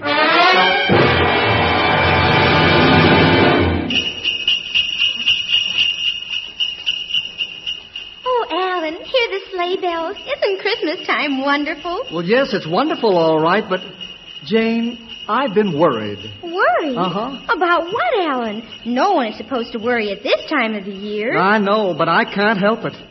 I don't like the way Uncle Barnaby looks at us. I don't think he likes us. Oh, why, Alan, you must be mistaken.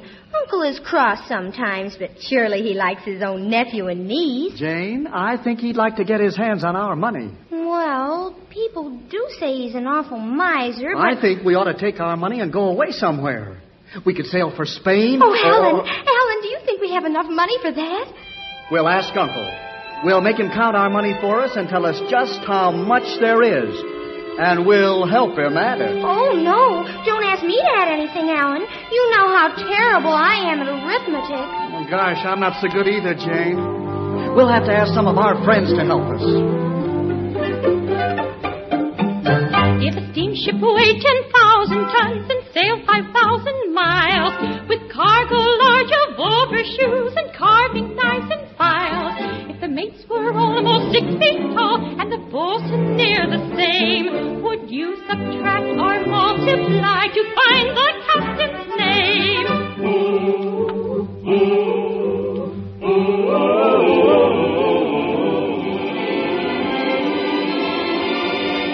Put down 6 and carry 2.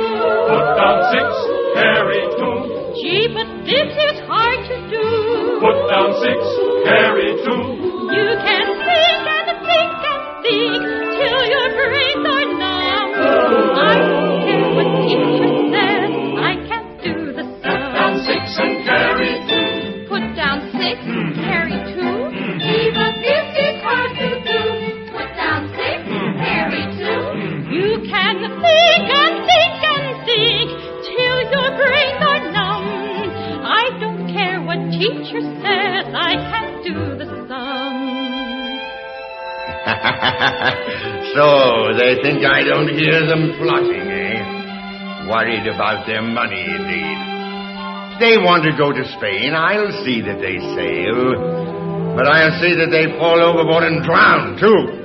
Then their money will be mine. If a pound of cruise costs 13 cents at 1:30 today, and the grocer is so bald he wears $1.05 to pay, and if with every pound of tea he'll give 2 cut-glass plates, how soon would Willie break his face on his new roller skates?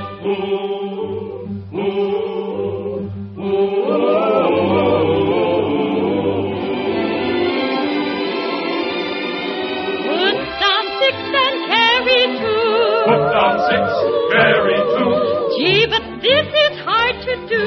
Put down 6, carry 2. You can think and think and think till your brains are numb. I don't care what teacher says, I can't do that. I can't do that. I can't do that song. I know what we'll do, Jane. We'll ask Contrary Mary to talk to Uncle for us. She's very good at figures. Oh, yes. Contrary Mary is terribly smart. I'm sure she'd help us.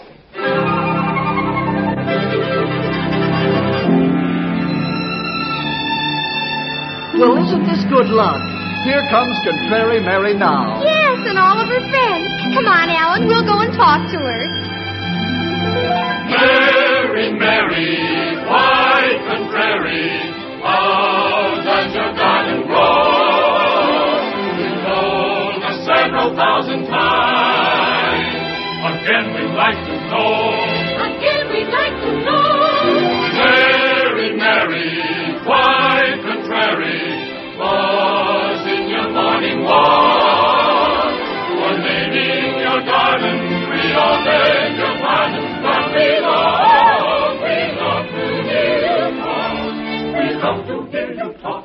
We love to hear you talk.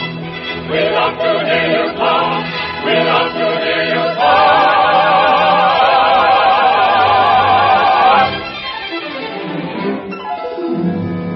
Hello? Mary. Contrary Mary, we want to talk to you. Hello, Alan. Hello, Jane. Mary, we want to talk to you about Uncle Barnaby. No. What? I don't want to talk to you about anything. Well, why not, Contrary Mary? We want you to help us. I won't, because I'm contrary. Won't you do anything that people ask you to? Of course not. Mary, when I get a little older, I was going to ask you to marry me. What would you say if I did? I'd say no if you said yes. If you said no, I'd say yes. Mary, I don't understand you. I don't understand you at all. Well, even if you married me, you wouldn't understand me. No one understands why people get married. Huh? Why must you be so contrary? Because that's the way I am in the nursery rhyme. You wouldn't want to spoil that, would you? Well, no. But maybe if you marry me someday, you won't be so contrary. Before they were married, they talked like this. We're lovey, so lovey, give never kiss. Will only so known as be ever true. And whose little oozily ooh is ooh. Ha, ha, ha, ha.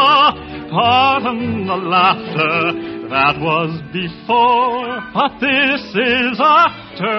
Ha, ha, ha, ha, pardon the laughter. That was before, but this is after.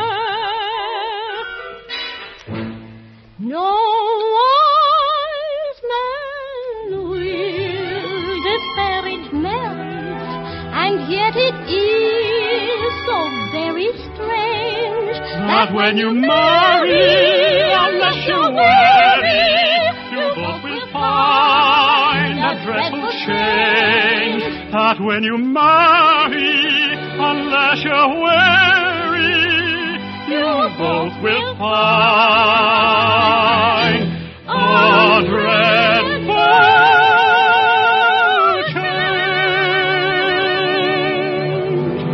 Oh, please, Alan, please, Mary. Stop being silly and pay attention to me.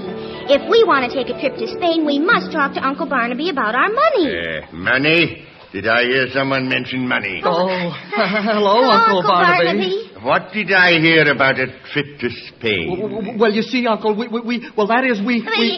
Uncle. Oh, we thought we might. I mean, if you could afford to... They want some of their money so they can take a trip to Spain. Indeed. Well, that's interesting. But it's our money, Uncle. Why, of course. Of course you shall go to Spain if you want to. Oh, Uncle, may we? Do you really mean we might go? To be sure. How can I deny my dear nephew and niece anything their hearts desire?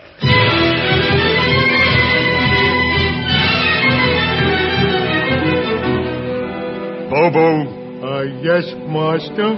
Come into my den, Bobo. I want to speak with you. Yes, Master. Bobo, I have a very important duty for you. Yes, Master. My niece and nephew, Jane and Alan, think they are sailing for Spain tonight. Yes, Master. But they are not. They will be waiting on the pier for the ship tonight, and they'll expect me to send them their money. I will pretend to send you with the money, but while they are standing close to the edge of the pier, you will push them off in the water below. Oh, it's you. They will drown, and I will be rich. I'll pay you well. You understand what you're to do? Yes, Master.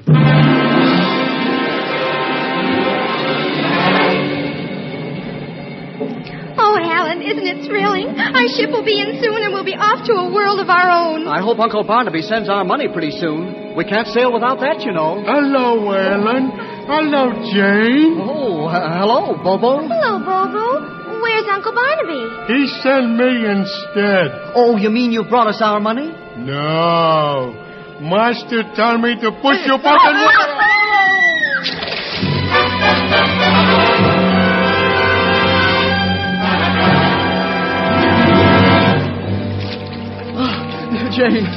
Jane, Where are you? Right here, Helen.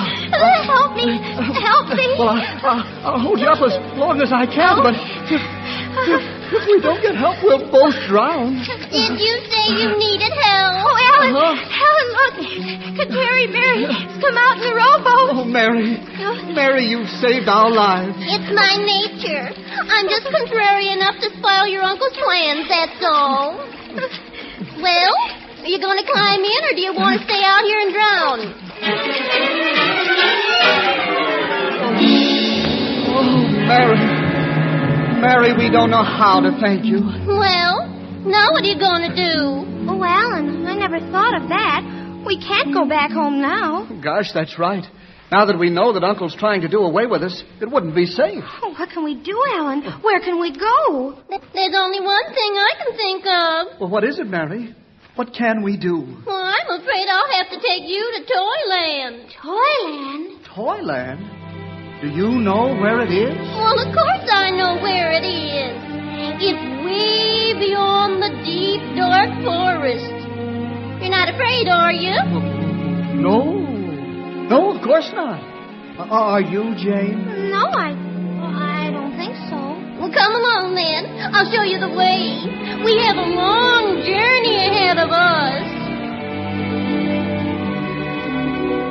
When you've grown up, my dears, and are as old as I, you'll often ponder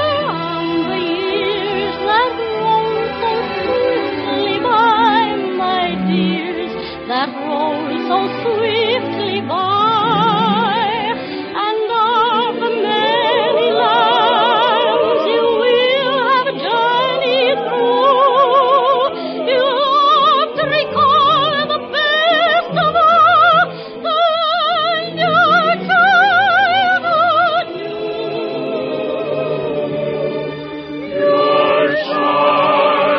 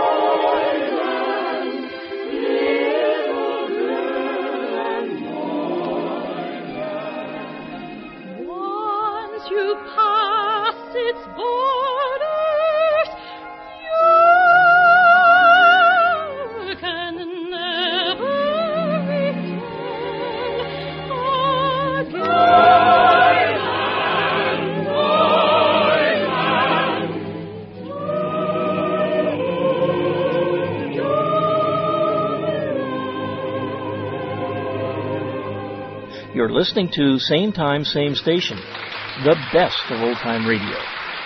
And I'm your host, Jerry Hendricks.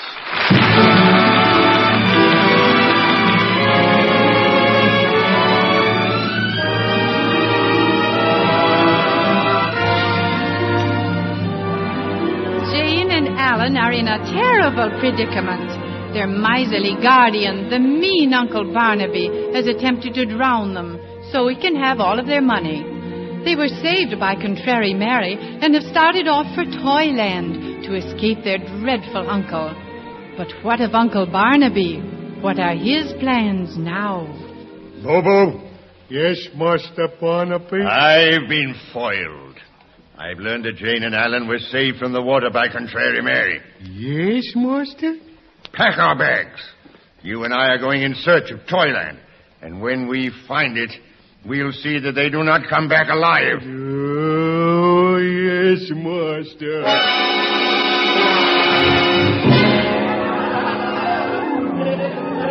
Alan? Yes, Jane? It must be terribly late, and the woods are so dark. I'm awfully sleepy. I'm sleepy, too. But I keep hearing voices. Someone laughing, and still there's no one here. Do you suppose they're fairies? They might be. I can't stay awake another second. I can't either. We'd better try to sleep, Jane. We'll continue our journey in the morning. All right.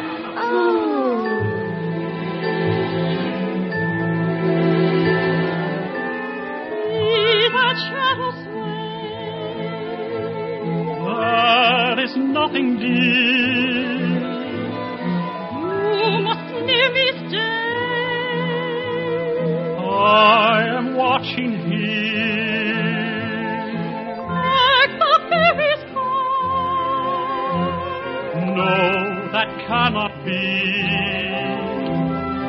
See that altar top. 'Tis a cypress tree.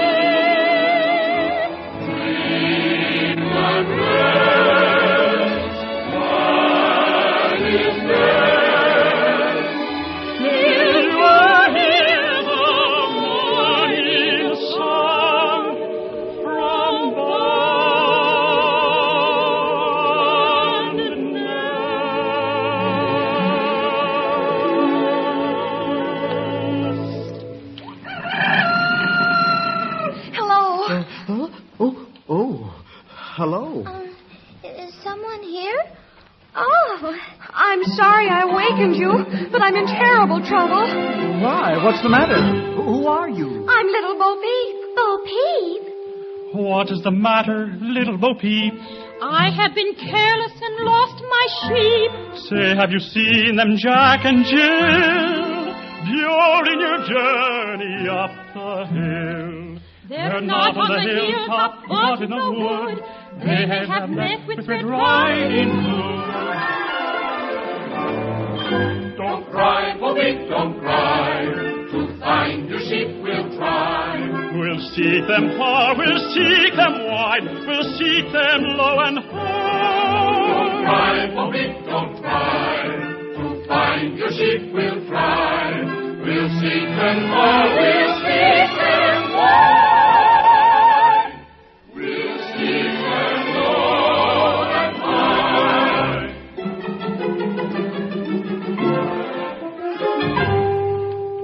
Oh, Sally Waters and Miss Muffet too, have my stray lambkins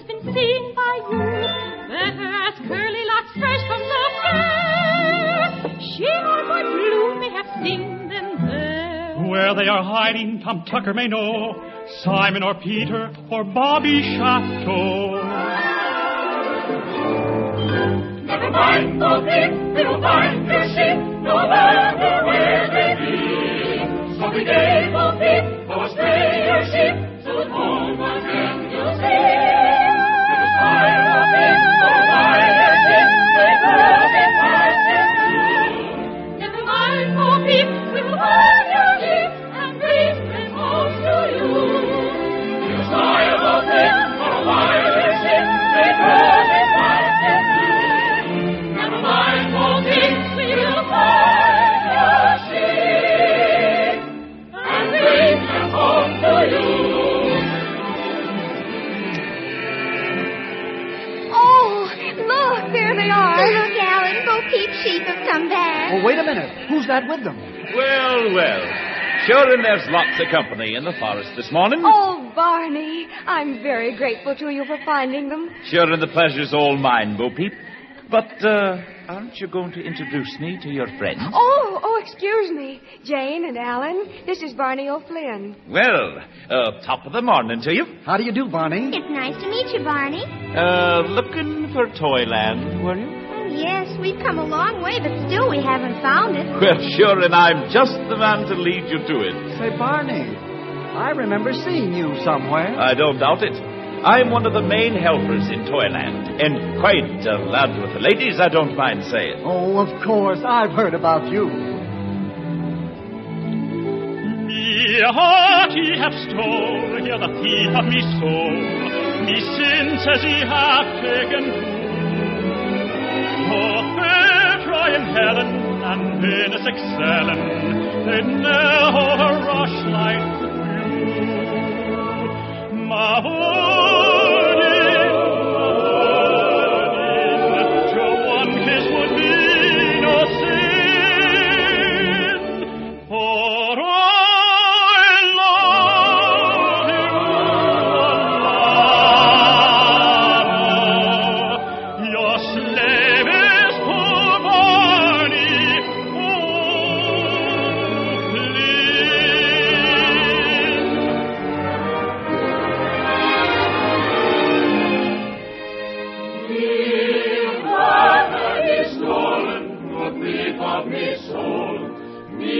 Since ye have taken too. Oh, fair Troy and Helen, and Venus excelling, they'd never rush like to you. My warning, sure one kiss would be no sin, for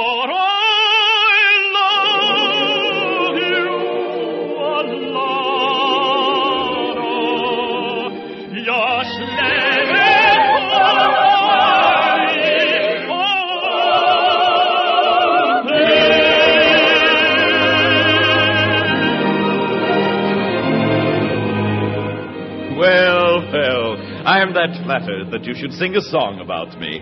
I think you and I will be great friends, lad. Thanks, Barney. And if you could take us to Toyland, we'd be very much obliged to you. Oh, it's just around the bend. No sooner said than done. Come on, Bo Peep. Bring your sheep along and we'll lead the way. Oh, look, Alan. Huh? This must be fairyland. Toys everywhere. There's Tom the piper's son. And Simple Simon. And Little Red Riding Hood, too. And Tommy Tucker. Everyone's on parade.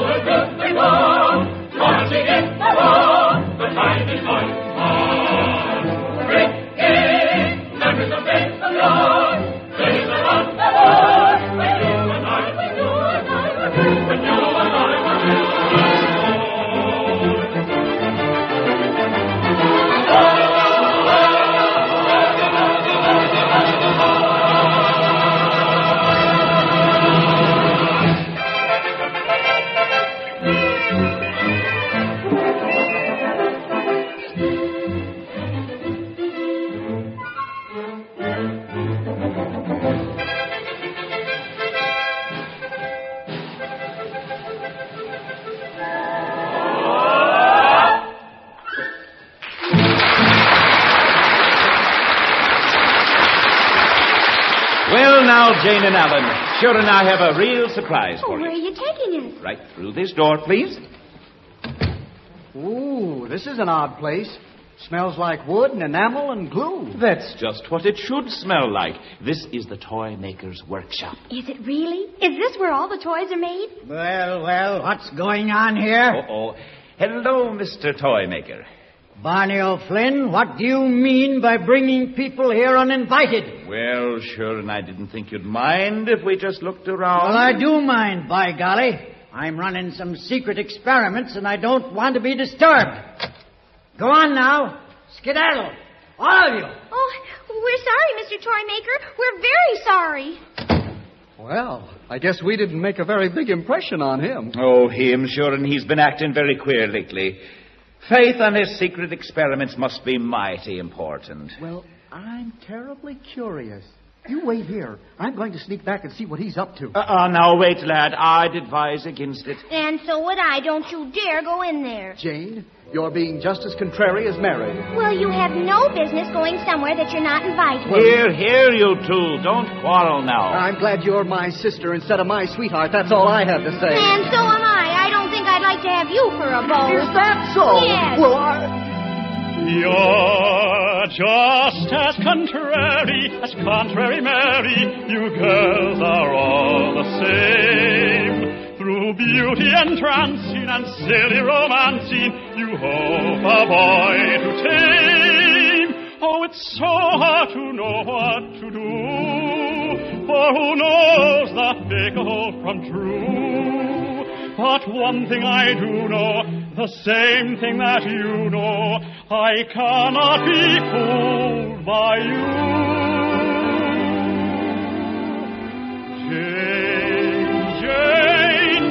Jane, only a sister you always will be. Jane, grown up to others, but childish to me.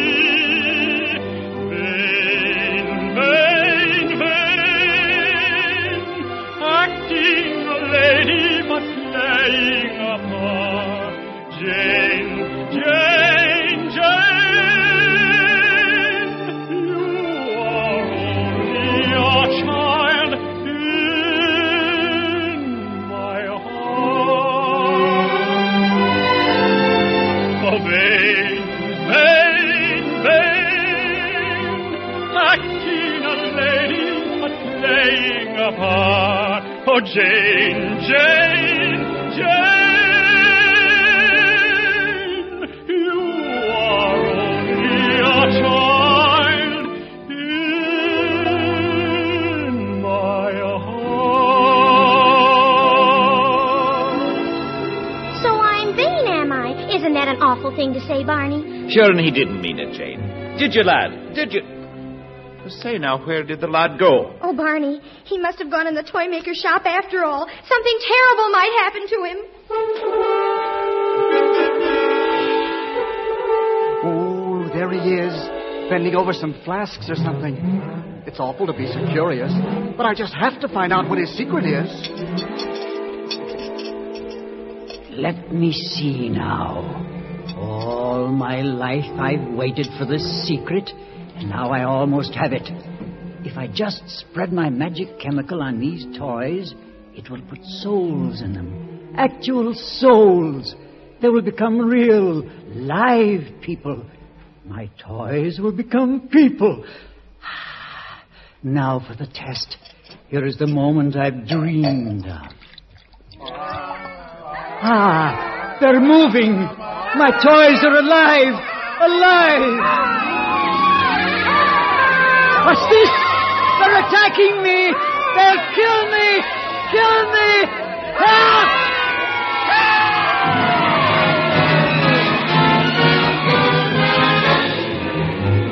He's dead. There's nothing I could do to save him. His toys became alive and attacked him, and now the chemical is worn off. They're nothing but toys again. What can I do? What can I do? It's too late for you to do anything, Alan. Uncle Barnaby. You know the rules of Toyland. If anyone is accused of murder, they hang. But I accuse you. But I didn't do it. Look out, Uncle Barnaby. Look out for that jar of chemicals. Uncle Barnaby, you've broken the bottle of secret chemicals. It's splashed all over the toys. What's this? Those toys are alive. They're coming to life. Run, Uncle Barnaby. They'll kill you. Kill you. I can't get away from them. Help! Run!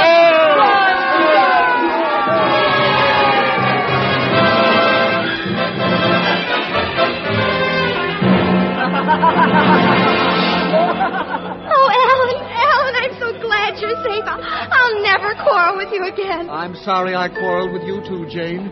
But now Uncle Barnaby's dead and our troubles are over. The chemical wore off and the toys are just toys again. I'm glad you're safe too, Alan. Contrary Mary. When did you get here? Just a little while ago. And I don't feel so contrary anymore, Alan. You don't? Not quite so much. Oh, say, what a wonderful day this is. What day is it, anyhow? Why, Christmas, of course. Didn't you know, Alan? Christmas? Hooray!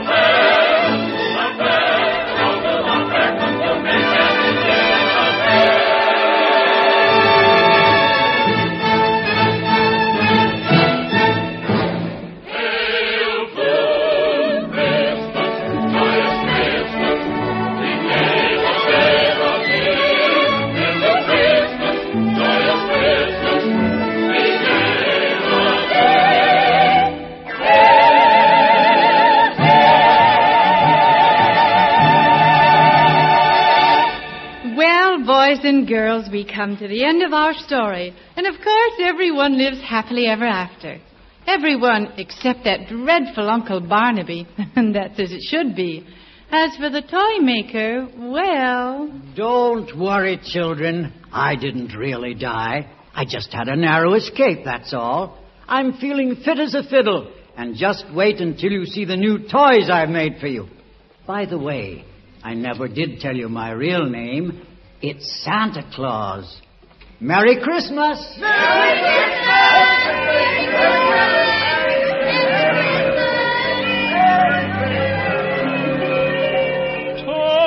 Toyland, Toyland, little girl and boyland, while you dwell within it, you are ever happy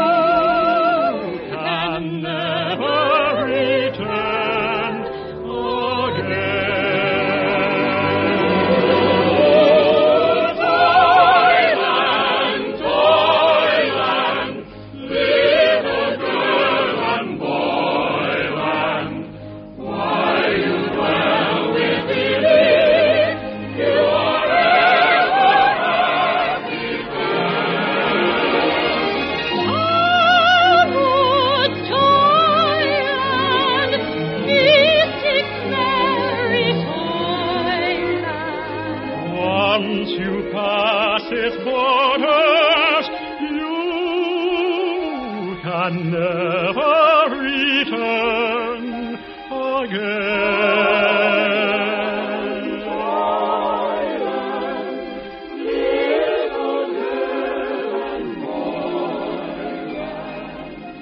Once you pass its borders, you can never return again.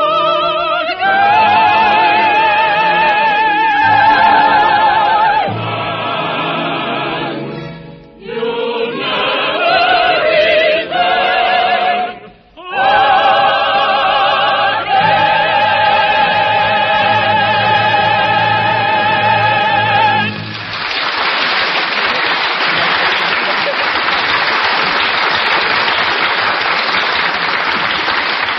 Produced and narrated by Marion Clare, conducted by Robert Trendler, written and directed by Jack Lefondre, the Chicago Theatre of the Air has presented Victor Herbert's popular Christmas operetta, Babes in Toyland, starring Marie Haddon, Lois Fair, and David Polari. Featured speaker was Colonel Robert R. McCormick, distinguished editor and publisher of the Chicago Tribune. Performance rights were granted by the Thames Whitmarsh Music Library.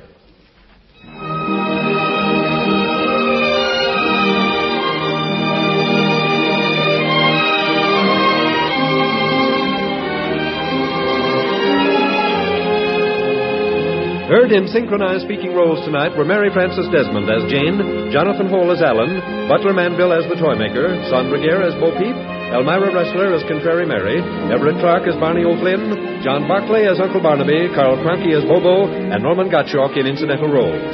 This is Lee Bennett cordially inviting you to next week's Chicago Theatre of the Air feature, a special New Year's production of The Merry Widow, starring Nancy Carr and David Polari. From all of us to all of you, a very Merry Christmas. This is the Mutual Broadcasting System.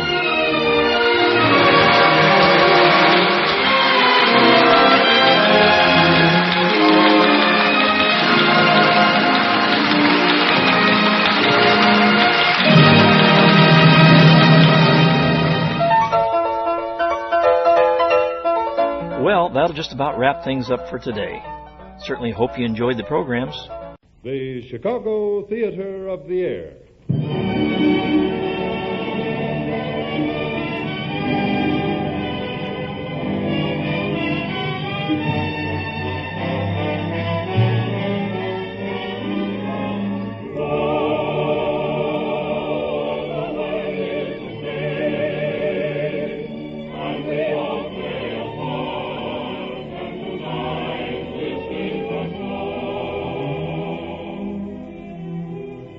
Produced and narrated by Marion Clare, conducted by Henry Weber, written by Jack Lefondre, directed tonight by Glenn Ransom, Mutual presents one of America's foremost radio programs, the famous Chicago Theatre of the Air productions of the world's greatest musical dramas. Tonight, a special New Year's performance of The Merry Widow by Franz Lehar, starring Nancy Carr, David Polari, and Earl Wilkie, with dramatic cast headed by Everett Clark and John Barclay, and the chorus under the direction of Robert Trendler. Ladies and gentlemen, the first few minutes of tonight's Chicago Theatre of the Air production will be devoted to a significant radio commentary by Colonel Robert R. McCormick, noted historian, outspoken American patriot, and distinguished editor and publisher of the Chicago Tribune.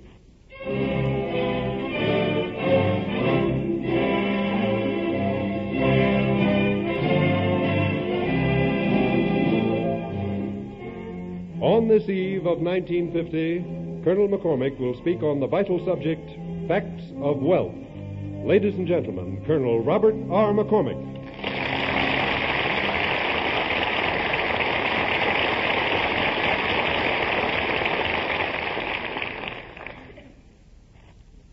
My object is to correct for the new year a misconception in economics so widespread as to be almost universal. That politicians should preach it is not surprising, because they do not know any better. But professors with most of the alphabet after their names, who should know better, are just as thoroughly sunk in ignorance.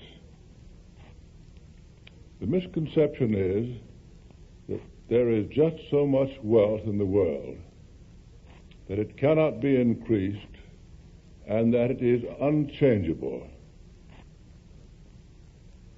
This was a misconception preached by that evil ignoramus, Karl Marx. It is perceivably untrue in his day, 100 times more so now. Ownership of land in England sprang from the feudal system, where the overlords held land in great quantities to furnish the military power to defend the country.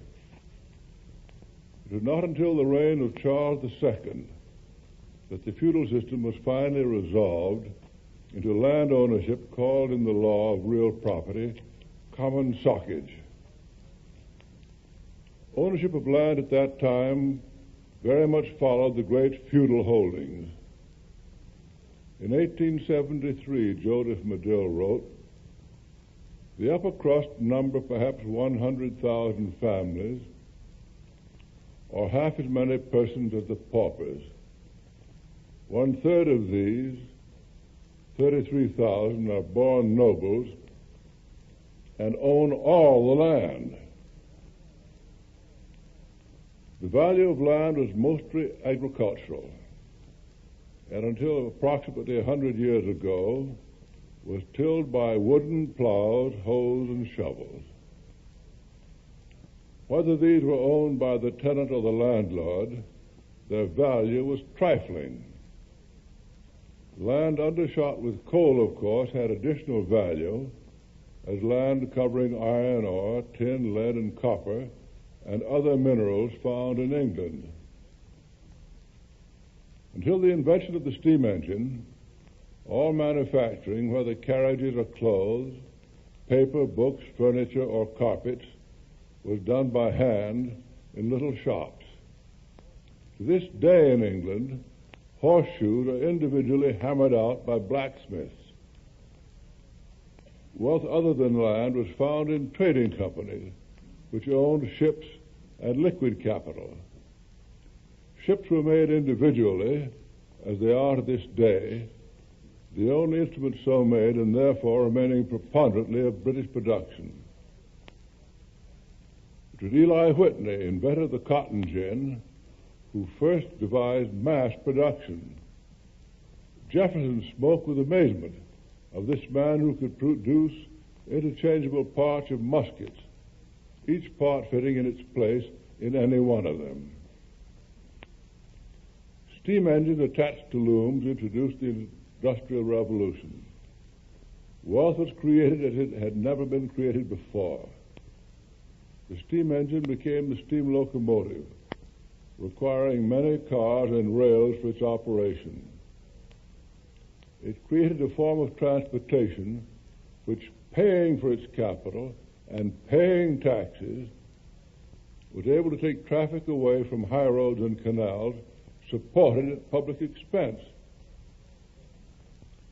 Marx saw the railroads make the land of the great landowners more valuable, while the tenants and employees labored as their forefathers had done it for 1,000 years. He saw wealth come in from manufactured exports and from trading companies, the wealth lodging in a few hands and remaining there because of the law of primogeniture. This was the industrial condition of which Karl Marx became aware and thought it was the sum total of all wealth, and that if it could be taken over by government for the benefit of all people, all the wealth would be shared. He did not see the good that these manufactured articles did to their purchasers, nor did he appreciate that pure robbery in the Orient was bringing in more income to England than legitimate business. He did not look across the Atlantic, where first the steamboat navigating the rivers, then the railroads, opened up wastelands to be owned by countless immigrants, and where laws against primogeniture assured its continuous distribution. He did not realize that the age of invention, instead of being finished, was just about to begin. His followers are still living with him 100 years ago. The cable and telegraph made wealth for their investors and inventors, but they made far more wealth for their users. They have been superseded by radio, and the once wealth they had has disappeared. So is it with the wooden ships and shipyards, superseded by iron and then by steel. Telephones, transatlantic or local, lengthen the legs of the users 1,000 times. Steam power at first is produced at the point of use and connected to machines by belting or gears. With electricity, produced by steam or water and raised to the most useful voltage, the point of consumption may be hundreds of miles away from the place of production. And because consumers do not use the power at the same time, a production unit may supply twice as many consumer units. As I said before, mass production began with Eli Whitney. The principle grew rapidly until most all manufacturing is done by mass production. That new inventions and improvements create new wealth and at the same time destroy old wealth is the obvious fact politicians and professors do not see. At the turn of the century, the automobile came in, giving rise to automobile roads, a form of socialism which, like our other social activity, waterworks, are badly managed as in New York, where serious catastrophe is threatened because of governmental ineptitude. Socialist electrical production is equally inefficient. In Washington State, a naval ship had to be called upon to supply the deficit of electricity from the municipal plant. The Ontario Power Commission is short of power and is buying the surplus steam of some of its customers. The military services, the most public of enterprises, receive most of their inventions and improvements from private enterprise. The most extraordinary instrument for loading anti-aircraft guns was produced by a shoe machine manufacturing company. Older people remember housework done with a broom and tea leaves spread on the carpet to absorb the dust. The broom long ago gave way to the carpet sweeper, and now the carpet sweepers have been superseded by vacuum cleaners. Vacuum cleaners, incidentally, did away with the fleas of San Francisco, while the tea leaves now go to Atlanta to make Coca-Cola. The great lumber industry has shrunk, giving way to pulps and plastics. Shingles are now made from asphalt, which is no more a major road material. Some lumbermen accommodated themselves to the change, but most of them could not learn new tricks. The father of a friend of mine had a fine business in wooden windmills. When these gave way to steel, he turned his woodworking factory in Carpenters to making buggies. Now, windmills and buggies have both been made obsolete by international combustion engines. The automobile originating in France as a rich man's luxury through mass production has become almost as common as shoes in this country, which incidentally were not so common 100 years ago. The automobile grew into the truck, which now serves either from door to door or across the continent. Large newspaper circulations are as much due to the use of trucks as to improved printing machines. Internal combustion engines have brought navigation back to the rivers and also power the airplanes, both passenger and freight, so that the railroads, once the creator of our greatest fortunes, are finding it difficult to remain in business, and the value is pretty well washed out of them. Washing machines and other household appliances have taken the drudgery out of housework. Farm machinery, also about 100 years old, has been constantly improving, also through the internal combustion engine. The time is coming, if it is not already here, when the machinery will be more valuable than the land it cultivates. Our historical fundamental wealth will be relegated to minor importance. The internal combustion engine, originated by Otto, did not burn coal as he expected, but oil, which is produced in great quantities and which has many byproducts. Aluminum is taken from the soil by electricity and magnesium from ocean water. Glass, once used exclusively for windows of cathedrals and palaces, now has an infinite number of uses. Something of chemistry has been known for centuries. Its early practitioners, known as alchemists, were fakers like the early astrologists. But fortunately, their much more difficult science was not interfered with by theologians. Mistaken theories, as they were disproved, gave way to correct ones. Applied chemistry was largely of German origin. Its secrets were taken from the Germans after World War I, and America had become the principal producer of chemical articles in the world. We know of them generally as medicines and plastics, as synthetics such as rayon and nylon, and the many steel compounds which most people do not comprehend. In addition to the old metals, gold, silver, tin, zinc, copper, and iron, have come, among others, nickel, aluminum, tungsten, cadmium, magnesium, and many others, including uranium. From the last came the atom bomb, and from it, we have recently been told, had been developed a fuel as cheap as coal.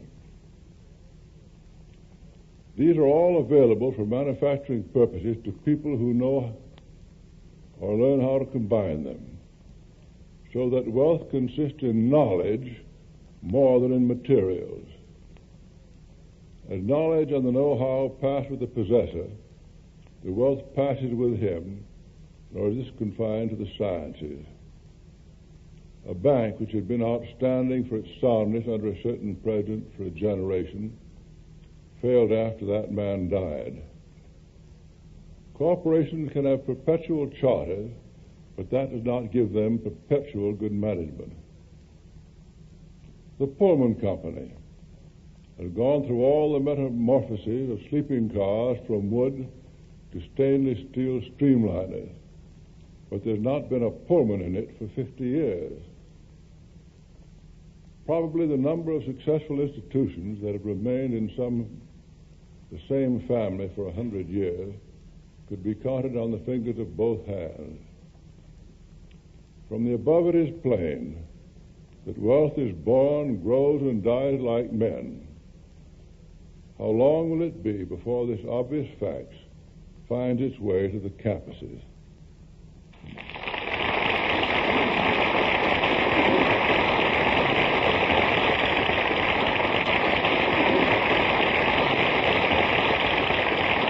Speaking from the stage of the Chicago Theater of the Air on the eve of 1950, Colonel Robert R. McCormick, editor and publisher of the Chicago Tribune, has delivered a significant address on the vital subject, Facts of Wealth, free copies of which may be obtained by writing to the Mutual Broadcasting System, Chicago 11, Illinois.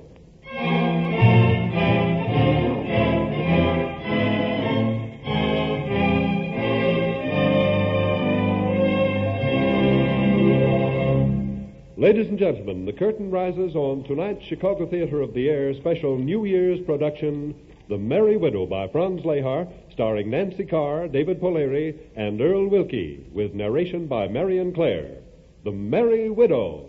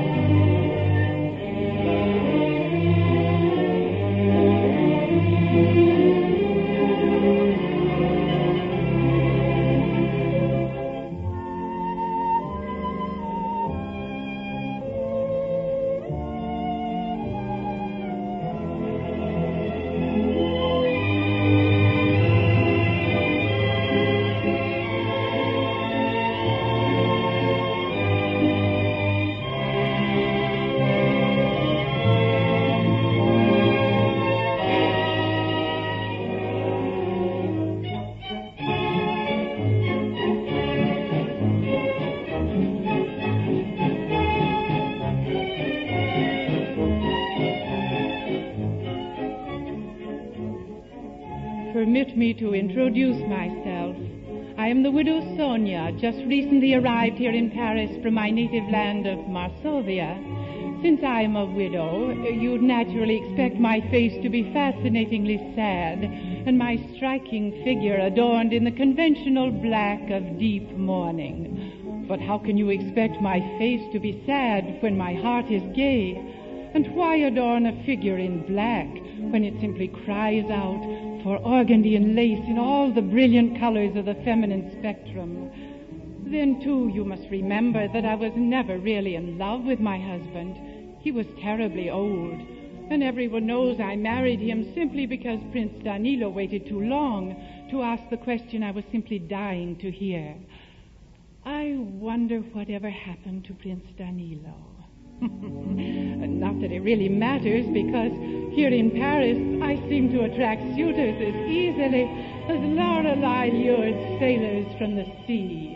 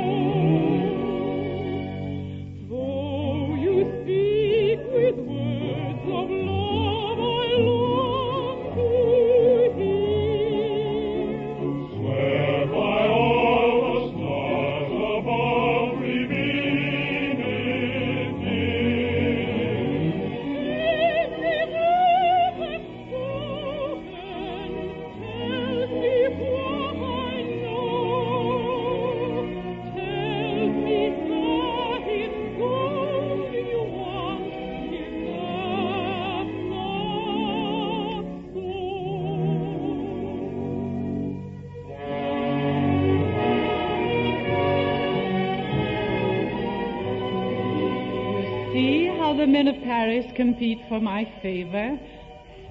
But I forgot to mention that I have wealth as well as beauty.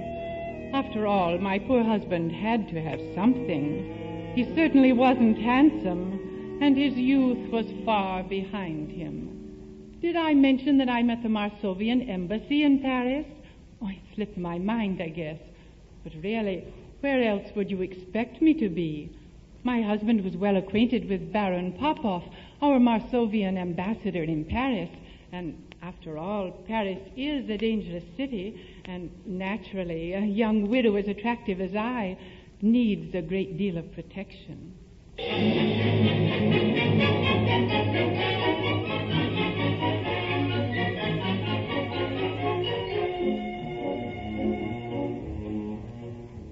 Ah, good evening, Baron Popov. Why the trembling lip and wrinkled brow? Good evening, Prince Danilo, do you realize that Marsovia's ship of state is sinking? Our country's destitute. No funds for the treasury. Everything's up to you. Up to me? Come now, Baron. This is all very flattering. But money and I have been strangers for years. Prince Danilo, a wealthy Marsovian widow arrived in Paris this very night. Oh, no. No widows for me. I'm allergic to black. Well, our king has sent his order, my boy. Huh? What order? You are instructed to court this widow and marry her within 24 hours. Her wealth can save our Marsovian government. 24 hours? Well, orders are orders, I suppose. Good night, Baron. I have just 24 hours to live a lifetime, and Maxime's is the place to live it. I must warn you, Danilo, no complications with the girls at Maxime's. Remember, you potentially represent the entire Mastovian treasury. I go off to Maxine, where fun and frolic meet. With all the girls I chatter, I laugh and kiss and flatter. Lo, lo, do, do, shoo, shoo. Clo, clo, ma, go, frou, frou. For surnames do not matter, I take the first to hand. And then the courts go pop, we dance and never stop. The ladies smile and greet me, I catch and kiss them neatly. Lo, do, do, shoo, shoo. Clo, clo, ma, go, frou, frou. Till I forget completely, my dear old Then I refresh my tired brain with little suppers and champagne, and look into the ladies' eyes, till they and I are close allied. So in a glass of sparkling wine, a vision of a world divine. Oh, I can wish upon a star, as well as any lock and bar. A world of lace and silk and hose, a pretty face, a turned up nose. And when each one becomes a bore, I order up a dozen more. We're happy at Maxine, when fun and frolic meet. With all the girls that travel, I laugh and kiss and love. Lo, lo, do, do, do, clo, clo, ma, go, frou, frou, till I forget completely my dear old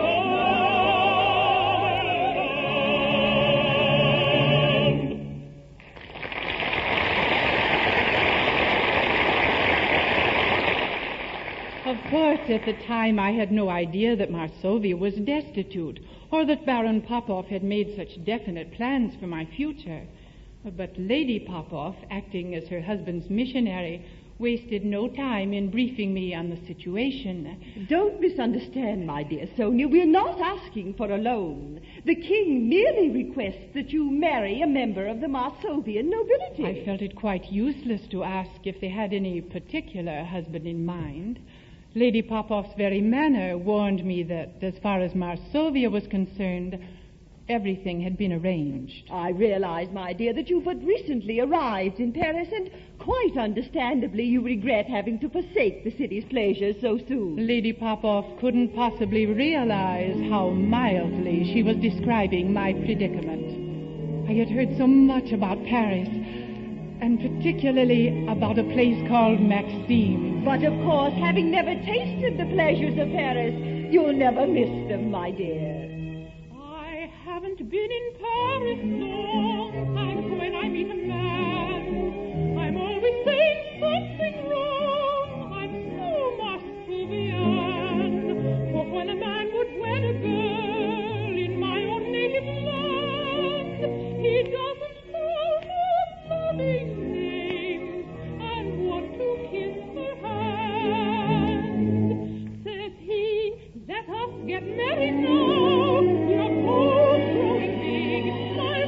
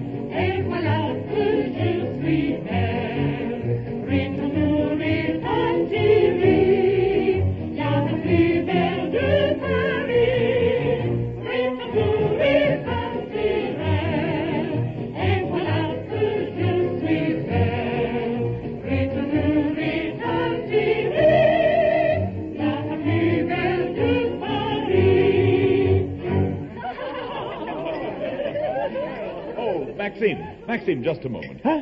Oh, Prince Danilo. Now I know why my girls look so eager tonight. It is because you are here, of course. I'm afraid it will do them no good to look eager, Maxime. I am doomed. Huh? Doomed? My last 24 hours of freedom. I want you to introduce me to the most beautiful mademoiselle in all Paris. This must be my farewell to romance. The most beautiful mademoiselle in all Paris. Oh, la la. This is like trying to find an orchid among orchids. Oh, you're right, Maxime. How can a man be expected to select one among so many? Sometimes I think that King Solomon had the right idea.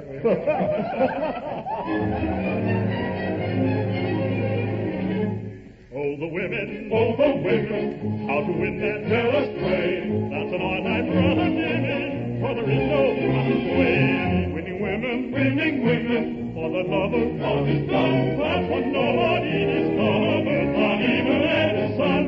With one you have to flirt and flatter, so and so and so and so, and look unutterably at her, so and so and so and so. Another likes you when you bluster, so and so and so and so, and while you beat her you can trust her, so and so and so and so. One asks for tenderness and flagging, so and so and so and so. Another's always bragging, nagging, so and so and so and so. Another likes incessant laughter, so and so and so and so.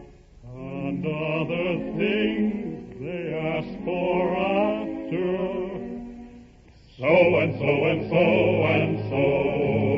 You may study her ways as you can. Oh, the women, bless the woman's too much for a man.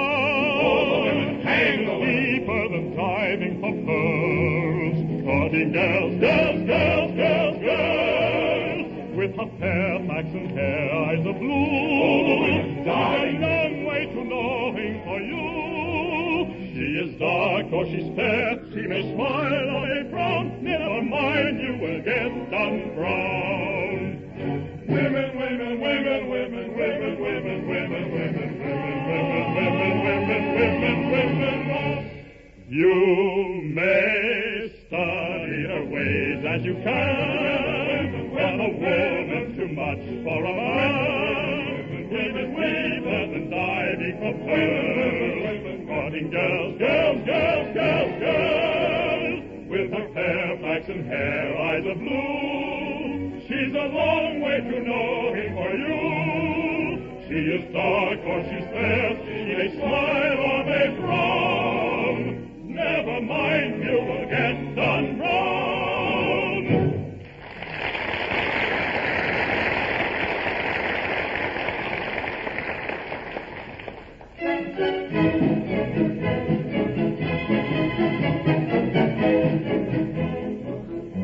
I'm sure that you, too, will easily understand why I came to Maxime's unescorted. My time was so short, and there was so much to see. Maxime himself came forward to greet me, and I asked him for a table. But of course, mademoiselle, sit right here. What a pity you are unescorted. I tried to explain. You see, monsieur, I have just 24 hours of freedom, and I prefer to see Paris alone. So? Oh, you are married, yes? I found it quite difficult to explain. It is this way, monsieur. I am married, and yet I am not married. You see, I haven't as yet met my husband-to-be. Mademoiselle, I shall someday write a book. I will call it Woman, the Great Unsolved Mystery. My marriage will be one arranged quite in the modern style. My name is all that will be changed. That's in the modern style. And as I shan't be on the shelf, not for a little while, I'll go ahead and leave myself quite in the modern style. I am free, so tra-la-la-la-la, still I'll be so tra-la-la-la-la, and men may come and men may go, they will not break my heart. No, no, no, no, no, no.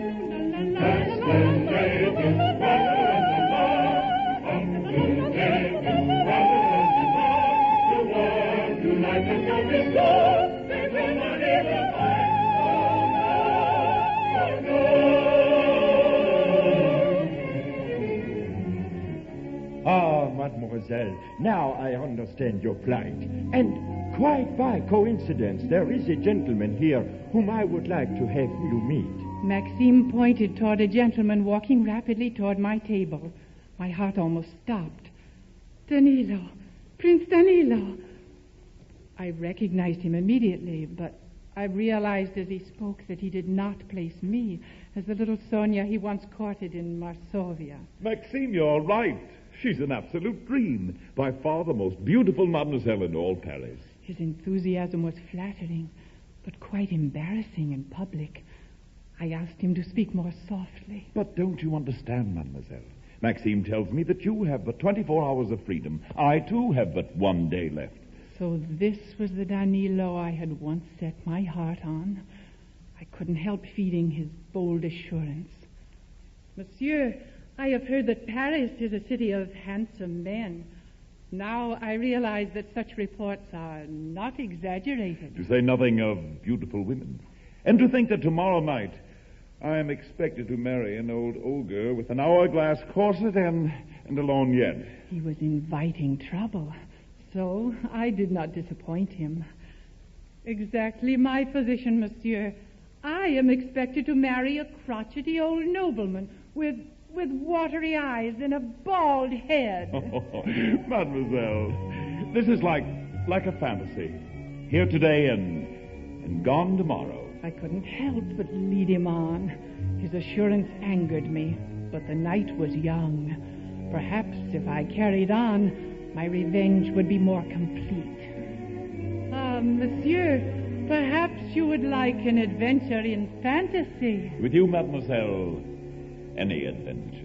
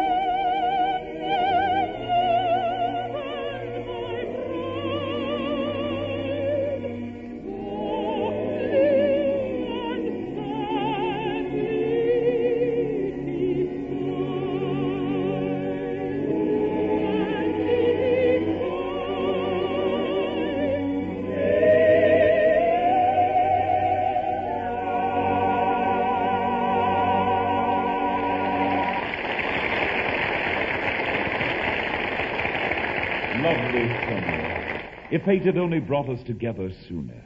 How could I tell him that fate had brought us together a long time ago? Prince Danilo, perhaps fate had a good reason for keeping us apart. But only 24 hours. A lifetime to live in 24 hours. I almost felt as he did. What a pity that such a night as this must end.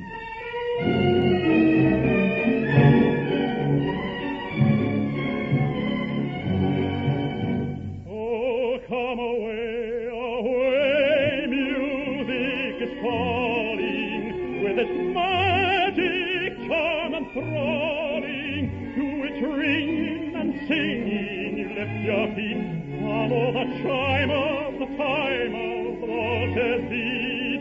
Oh, come away, away, music is playing, linger not wildly delaying, take your partner's choice is free. Come away now, dance with me.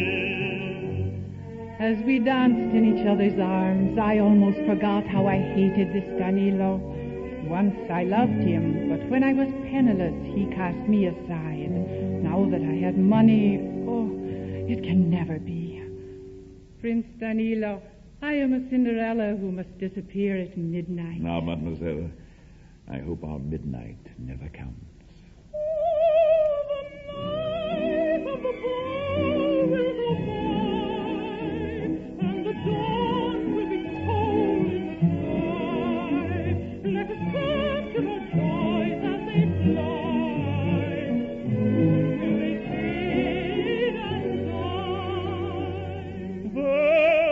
Charm in the thrill of the strings, like the beat of the dove with her wings. Then away, no delay, let us dance while we may, for our pleasure will end with day. Take a fire, goodbye, day.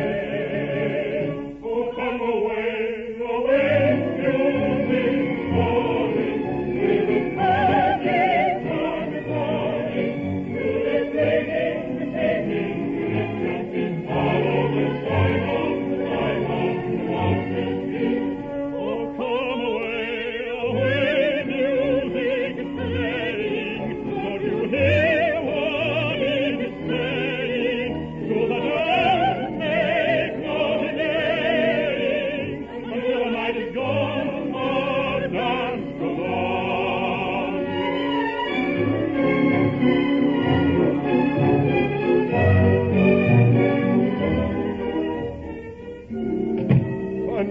Natalie, my dear. What is it, Baron? Good heavens, your teeth are chattering like castanets. Oh, something dreadful's happened. This is terrible. Please compose yourself and stop trembling. But this message, there's a legal clause somewhere in Madame Sonia's will. What? If the widow Sonia marries, her entire fortune is forfeit. Forfeit? If her wealth is to be saved from our service, she must remain unwed. Horrors, what are we to do? Keep her from matrimony is our only hope.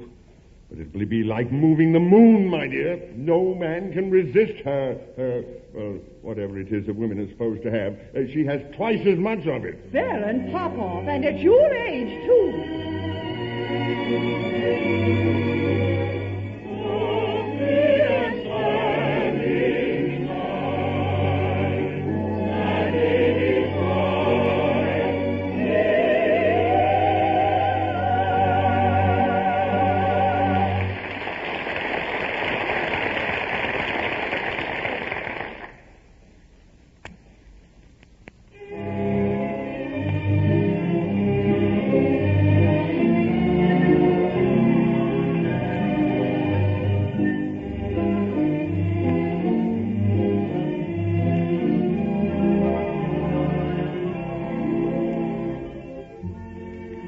Baron Popov had known how I detested this Prince Danilo, he would have set his mind at rest. Why, I wouldn't marry this boastful philanderer if he were the last man on...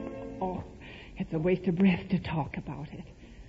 Our evening at Maxime's is about over, and soon I will have my revenge. I will laugh in his face.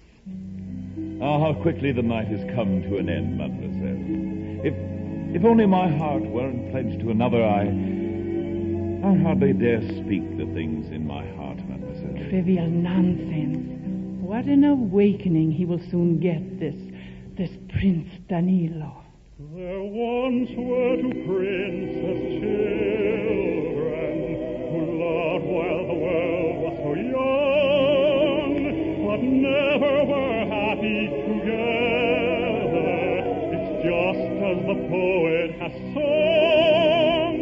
The prince never told of his passion for very good reasons, no doubt. And so the prince was unhappy because he would never speak out. But do you suppose I am sorry? I don't mean to cry. I shall not go dreaming about you. That's what the prince said, and not I. And so said the prince as he ended, their marriage I finished with you. And so the prince coldly departed, and so will I now goodbye. Lovely, mademoiselle. If only I weren't pledged to that baggy-eyed old shrew tomorrow night, This was the chance I was waiting for. My words had the effect I wanted. Quite so, monsieur. And if only I weren't pledged to that gouty old nobleman at the Marsovian embassy. What? Marsovian embassy? Did you say Marsovian embassy? His confusion was simply a joy to behold. But wait. Are you the wealthy Marsovian widow I'm pledged to marry? Oh, I enjoyed his discomfort. Quite true, Prince Danilo. I am your devoted Sonia, your baggy-eyed old shrew. Sonia? You? After all these years, I never would have known you. Who could have guessed that such beauty could... Wait, you called me a gouty old nobleman. Here was my chance, and I took every advantage of it. Prince Danilo, I wouldn't marry you if Marsovia were swallowed by Russia. You are nothing but a philandering jackass of a nobleman. What? You dare to call the jackass of Marsovia a prince? I mean the Prince of Marsovia, jackass? Oh, joy, oh, joy. What are you doing here, Baron? Did you hear, Natalie? A lover's quarrel. Isn't it wonderful, Baron? It's more than we could possibly hope for. Wait, what are you two so overjoyed about? I thought... Oh, things have changed, my dear Danilo. I wouldn't think of asking you to marry this widow. Well, I don't quite understand it. But that seems to be that, if you people will excuse me. This was something I hadn't counted on. Somehow, he didn't seem as concerned as I hoped he might be. Oh, just a minute, Danilo. Where do you intend to go? Why? Does it concern you? Of course it doesn't, my dear Sonia. Come, Lady Natalie and I will escort you from now on. I'm going to Maxine's. I'm done with lovers' dreams. The girls will laugh and greet me. They will not trick and cheat me. Lo, lo, do, do, ju, ju. Clo, clo, ma, go, fru, fru. I'm going off to Maxine's, and so, my dear, goodbye. He loves me so tra-la-la-la-la. We shall see so tra-la-la-la-la. Wherever he may try to go, he won't escape from me. No, no, no, no, no, no, no, no, no, la la la la la la.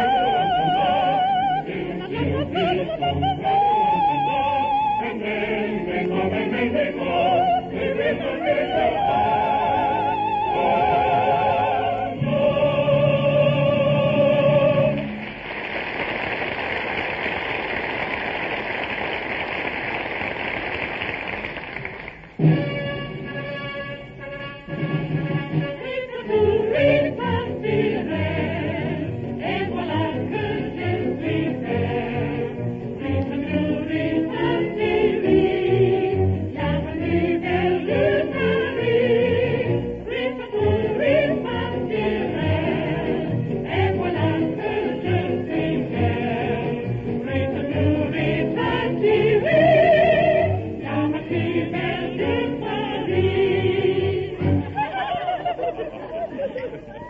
Wait, just a minute, Prince Danilo. Oh, good night, Maxime. You are not well, Prince? Never have I known you to leave the girls at Maxime's before closing time. Somehow everything seems different, Maxime. I don't think you'd understand. Good night.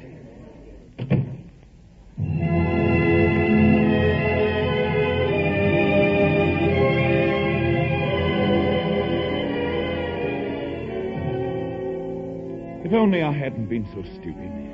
Why didn't I tell her that no one else in the world mattered? Why didn't I... Why didn't you, Prince? Oh. Sonia. I had a terrible time getting away from the pop-off.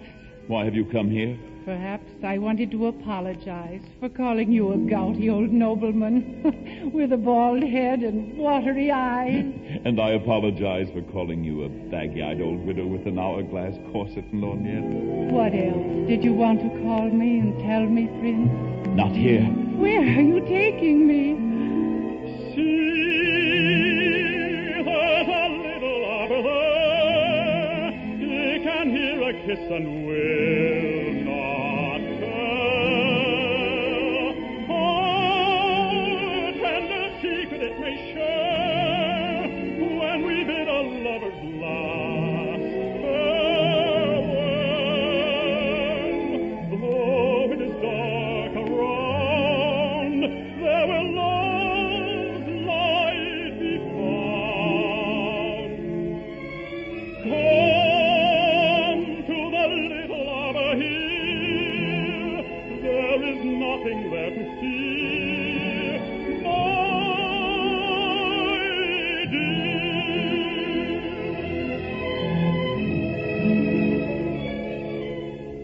Sonia, believe me, your fortune means nothing to me. I only agreed to marry a wealthy widow as a patriotic duty to my country. Your real fortune is in your eyes, your lips, and... I should have answered him, but somehow I couldn't. All I could do was listen. Love in my heart waking, a rosebud in the May, into full beauty breaking, became a rose today. I hardly marked it burning up to the sun above. It thrilled me when it opened and filled my heart with love. And now I know my passion, my love must now be told. The rose that love can fashion shall bloom in spite of cold. My heart and song is ringing like birds that greet the sun. I know as I am singing, the day of love is won. Oh, answer to my singing and say my love is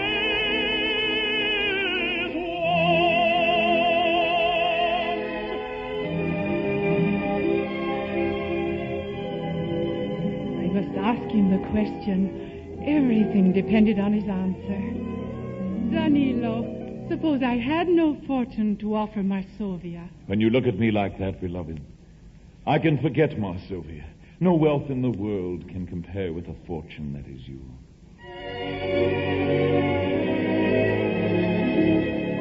Though I say not what I may not let you hear, yet the swing and it sings must be near. Every touch of fingers tells me what I know.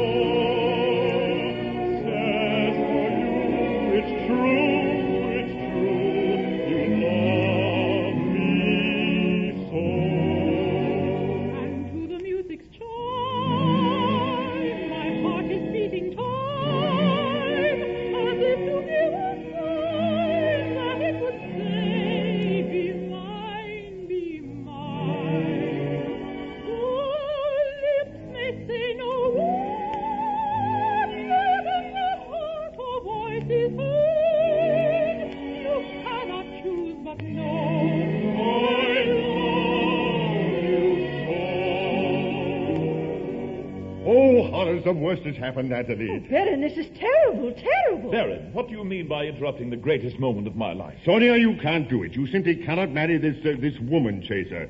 Why, he has a girl in every port. Just a moment, Popoff. You have no right to dig up my past. Just why can't I marry him, Baron? If you marry, your estate is forfeit. Marsovia's lost. What? Danilo, my boy, I know a perfectly ravishing creature who owns an oil well in Bar Scotia. You'd have a fortune of your own. No, I have found my fortune, Baron. Marsovia will have to look elsewhere. But, my dear Prince... There was his answer. I was his fortune. What I thought was hate was love after all. Baron Popoff, whoever told you that my fortune is forfeit when I marry forgot one very important detail. What detail? By the terms of my husband's will, my next husband receives my entire estate. Sonia, is this true? Danilo, my boy, she's lovely. I wouldn't give her up for the world. Feminine law is a wonderful thing, my boy, and Sonia has everything. Wealth and other things. Baron Popoff, kindly confine your studies of feminine law to me. But this is in the interest of our Sonia, purely for the league to go my ear, my dear. You may study her ways as you come. A woman's too much for a man. Keep her from diving for pearls. Courting girls. With her fair flaxen hair, eyes of blue. She's a long way to knowing for you. She is dark or she's fair. She may smile or may frown. Never mind, you will get done wrong.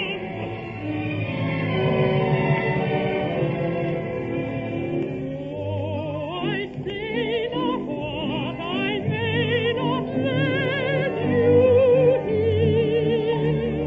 Yet the swaying dance saying, love me, dear.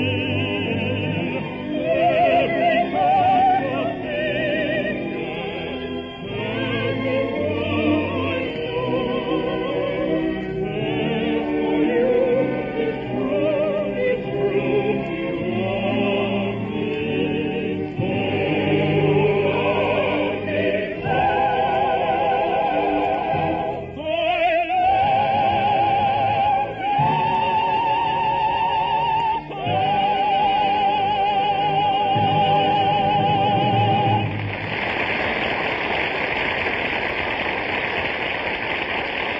Produced and narrated by Marion Clare, conducted by Henry Weber, written by Jack LaFondre, and directed tonight by Glenn Ransom, this has been an original Chicago Theater of the Air production of The Merry Widow by Franz Lehar, starring Nancy Carr in the title role, David Polari as Danilo, Earl Wilkie as Popoff. Featured speaker was Colonel Robert R. McCormick, editor and publisher of the Chicago Tribune. Robert Trendler was in charge of the chorus. Performance rights were granted by the Thames Whitmark Music Library.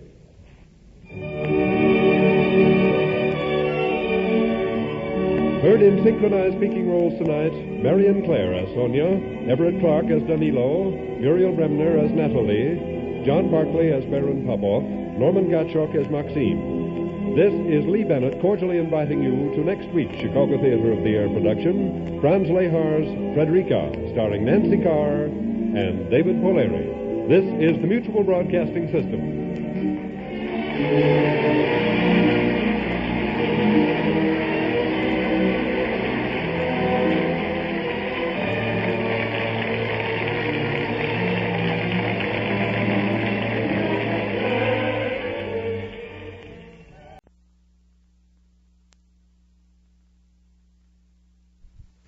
The Chicago Theater of the Air.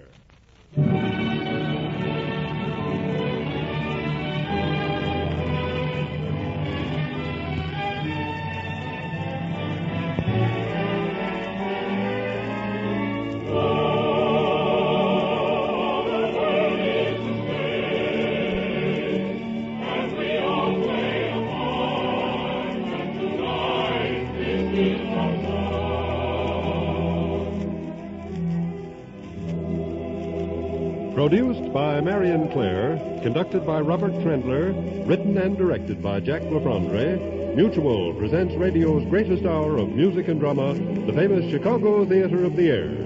Tonight's feature production, the ever-popular musical comedy success by Vincent Youmans, No, No, Nanette, starring Virginia Haskins and Bruce Foote, with an all-Chicago dramatic cast headed by Lois Fair and Earl Wilkie.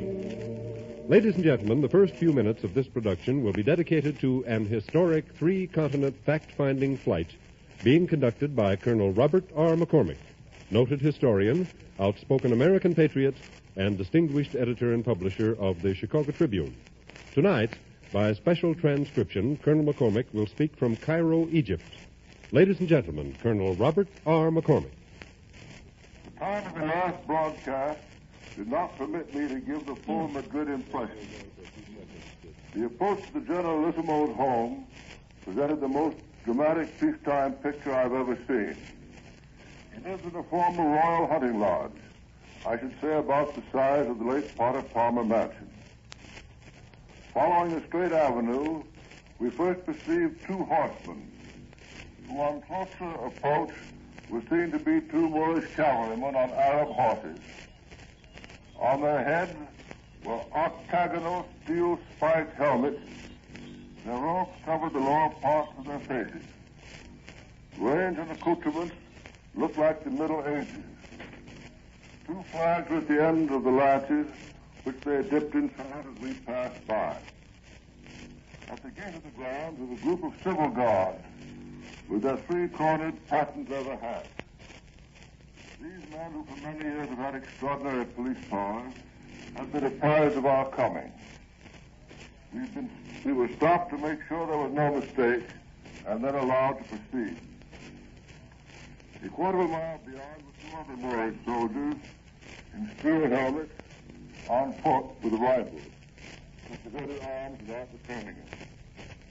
Finally, we came upon a guard turned out for our inspection. Big young men in splendid uniforms with long overcoats. To my World War eyes, more military than the Boy Scout suits our men wear today. Climbing up a stairway and through a hall covered with brilliant tapestry.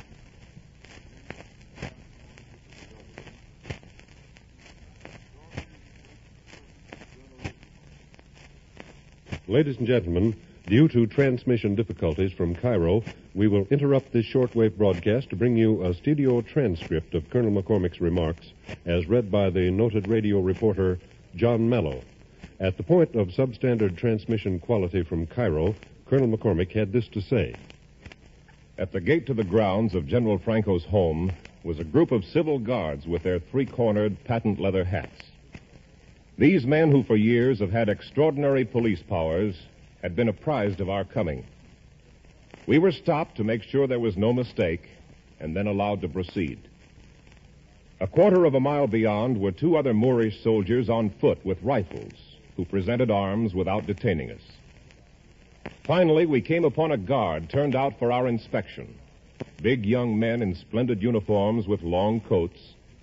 To my World War I eyes, more military than the Boy Scout suits our men wear today.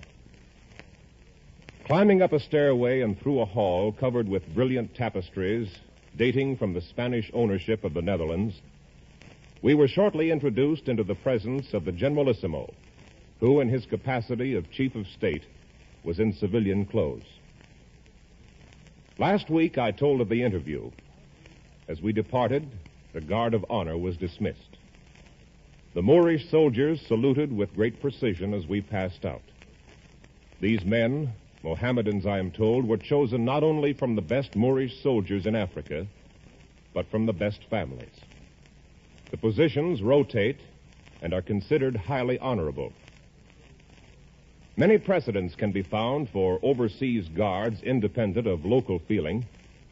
There were the Scots archers in France, the French guards of Mary Queen of Scots, the Albanian troops surrounding the King of Greece, the Irish troops of James II, and William and Mary's Dutch and French Huguenot soldiers. The impression at the hunting lodge was one of power and self-assurance.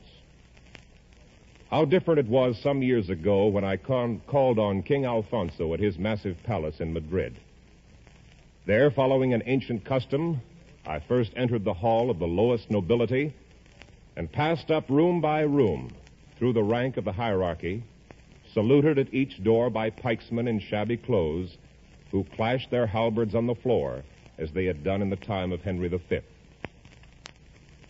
After a stay at the top of the ladder in the room of the nobles of the Golden Fleece, presided over by a lady-in-waiting in a costume of bygone days, I was ushered into the presence of the king, an energetic, clever man who, however, could not resist the changing times. An exception to the favorable impression I received in Spain were the pictures of the torturing to death of bulls, a practice that does Spain unutterable harm in the world of public opinion. This illustrates the futility of censorship. Political opinion is suppressed, but this atrocity that horrifies humanity is blazoned to the world. Taking off for a night flight, we passed first over Barcelona and then over Rome, the grandeur that was Rome. The ghosts of the Caesars are grinding their ghostly teeth that their capital has become a checkpoint for airplane flights. The flight plan to Athens said that the temperature would be -6, which I took to be Fahrenheit. In Europe, they use centigrade temperatures, so that we were in mild icing conditions.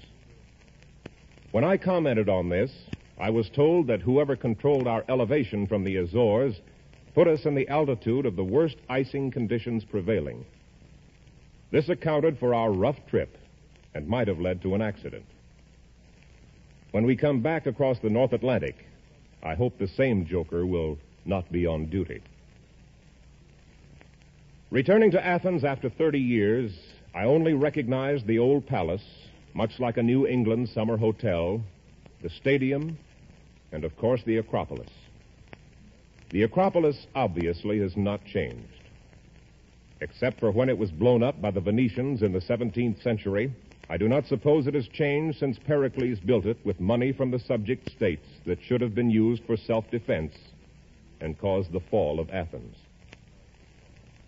Wide streets had been built and trees planted, but the streetcars are still the slowest and noisiest found anywhere. The dim electric lights are no better. The ECA, anxious to brief me on its efforts, pointed out the roads it had built, so superior to those of Illinois, and the railroad it had rebuilt with money taxed from American railroads. They showed me plans for irrigation and water power, paid for by money which the pork-seeking states of the South and Southwest will have to forego. Greek food is mixed. The native lamb cannot be surpassed, but the chickens might have flown all the way from Rhode Island. My informants appeared intelligent and were clearly sincere. Like others, they have taken the best jobs they could find and were performing them to the best of their ability. It is at home that the 5%ers are doing the collecting. Our presence in Greece was the work of the English wing of the State Department. The communists had defeated the English and the Greek armies, and the Hitler plan to get control of the Suez Canal route to India was being adopted by the Russians. Now that the army, American trained and led, has driven the bandits out of Greece, the ECA is repairing roads, railroads, and bridges which the Germans had destroyed in their retreat. When the avenues of invasion have all been opened again, it may need an American army and not merely American leaders to hold the Isles of Greece. The State Department plan to use the American Army to protect this British pipeline was, of course, backed by the beneficiaries of ECA expense, just as formerly when the Russian wing of the State Department was in control. They backed the shipping of arms to Russia. Whatever wing of the State Department is in the ascendancy, the 5%ers profit. How futile it has all been is perceived when we see Egypt, India, Ceylon, and Thailand all free, and the Suez Canal of no further use to a vanishing empire. Another result unintended by the English wing of the State Department is the Americanization of the Greeks by the example of our American colony. These thoroughly patriotic and thoroughly American people are teaching the Greeks a way of life they could not have learned otherwise. The Army has shown them the power of the Republic. The Navy, also in the Mediterranean to protect the lifeline to India, points out to the nations along its shores that Columbia rules the waves. As I talked with our men and women, I perceived a great truth. The whole life of our nation has been the pushing out of a frontier. The actors were often ignorant of what they were doing in their course of manifest destiny. The elaborate plans under a clever deception to return our republic to European control are defeating themselves. The republic is pushing forward in Europe. And so, as I take off across the ancient battlefields, I recall the words of Byron. The mountains look on Marathon, and Marathon looks on the sea. And musing there an hour alone, I dreamed that Greece might still be free. No story of Greece could be complete without a prominent mention of King Paul and Queen Frederica. Their charm does not need royal raiment to build it up. The king served gallantly in the World War, and both he and the queen have incurred real danger in combating the bandits. However, I am told that their influence, added to the power of the law-abiding fragment of the population, would be insufficient to oppose the communists without American military assistance. Seeing these charming members of a vanishing order, one thinks of the words of Malcolm about the death of Cawdor. Nothing in his life became him like the leaving it. I recall that at the outbreak of World War I, every country in Europe excepting France and Switzerland was a monarchy. And this brings to mind Clifford Raymond's immortal prophecy. Here is Mr. Raymond's editorial, The Twilight of the Kings, published in the Tribune on August 2nd, 1914. Before establishing hell on earth, the pietistic kings commend their subjects to God, seek the Lord's sanction for the devil's work. And now I commend you to God, said the Kaiser from his balcony to the people in the street. Go to church and kneel before God and pray for his help for your gallant army. Pray that a farmer dragged from a Saxon field shall be speedier with a bayonet thrust than a winemaker taken from his wines in the Aube. That a Berlin lawyer shall be steadier with a rifle than a Moscow merchant. That a machine gun manned by Heidelberg students shall not jam, and that one worked by Paris carpenters shall. Pray that a Bavarian hop grower, armed in a quarrel in which he has no heat, shall outmarch a wheat grower from Poltava, that Cossacks from the Don shall be lured into barbed wire entanglements and caught by masked guns, that an innkeeper of Salzburg shall blow the head off a baker from the Loire. Go to church and pray for help, that the hell shall be hotter in innocent Ardennes than it is in equally innocent Hessen, that it shall be hotter in innocent Kovno than in equally innocent Posen. And the pietistic Tsar commends his subjects to God, that they may have strength of arm in a quarrel they do not understand, that they may inflict more sufferings than they are required to endure, and the name of Romanov be greater than the name of Hohenzollern, that it may be greater than the name of Habsburg, that its territories shall be wider, and the territories of Hohenzollern and the territories of Habsburg less. The pietistic Emperor of Austria commends his subjects to God, to seek divine assistance to crush the peasants of Serbia, dragged from the wheat field when it was ready for the scythe, and given to the scythe themselves. This is, we think, the last call of monarchy upon divinity, when Asmodeus walks in armor. The kings worship Baal and call it God. But out of the sacrifice will come, we think, a resolution firmly taken to have no more wheat growers and growers of corn, makers of wine, miners and fishers, artisans and traders, sailors and storekeepers, offered up with prayer to the Almighty in a feudal slaughter, armed against each other without hate and without cause they know, or if they know, would not give a penny which way it was determined. This is the twilight of the kings. Western Europe of the people may be caught in this debacle, but never again. Eastern Europe of the kings will be remade, and the name of God shall not give grace to 100 square miles of broken bodies. If divinity enters here, it comes with a sword to deliver the people from the sword. It is the twilight of the kings. The Republic marches east in Europe.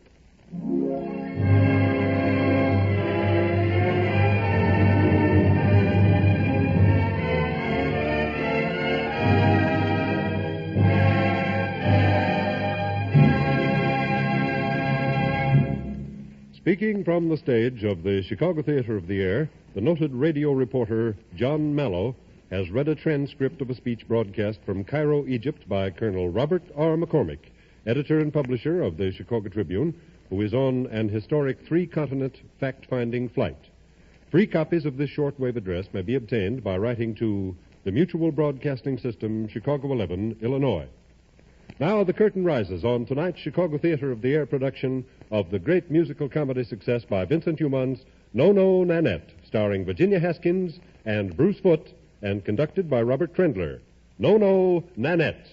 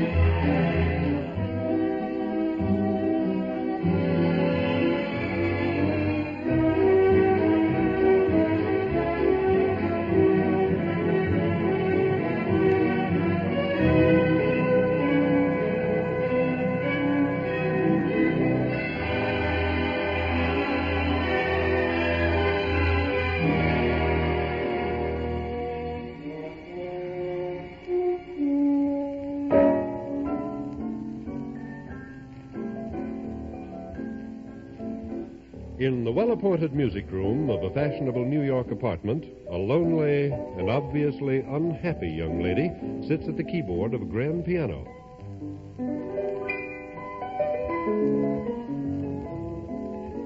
As her nimble fingers run idly over the keys, she gives voice to her despair. A protege. They call me a protege. Just because I play the piano and sing, no one seems to think I'm human. But I am human. Of course I appreciate Mr. and Mrs. Smith taking me into their home and giving me a chance to develop my music. But even an orphan girl can dream. No, Nanette. I know exactly what you're thinking, and you're much too young for that sort of thing. Too young. Will I always be too young for love and the things I'm thinking about? Good heavens. Whatever put such ideas in your mind? No, Nanette. No. No, Nanette. That's all I hear. I get it the whole day through. No, Nanette.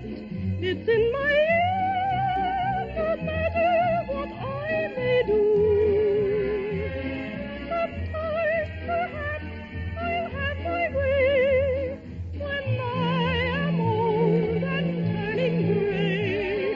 But just as yet, it's always no, Nanette. To realize that you're a child, dear, and not so wise, so don't get wild, dear, when you can have your own sweet way. Can't have my own sweet way, haven't a word to say, but wait till someday. I shall wear expensive dresses, I shall even bob my tresses, I shall go to grand cafes to dine. Nanette, be careful, be not too careful. I'll order caviar and maybe wine. All the world and all that's in it I shall know, and every minute I'll be busy buying furs and frills. Nanette, you're raving, girls should be saving. I'll find a Santa Claus who'll pay the bill. No, Nanette, that's all you hear, you get it the whole day through. No, Nanette, it's in your ear, no matter what you may do.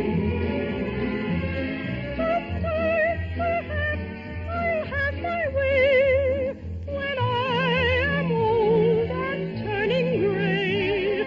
But just as yet, it's always no.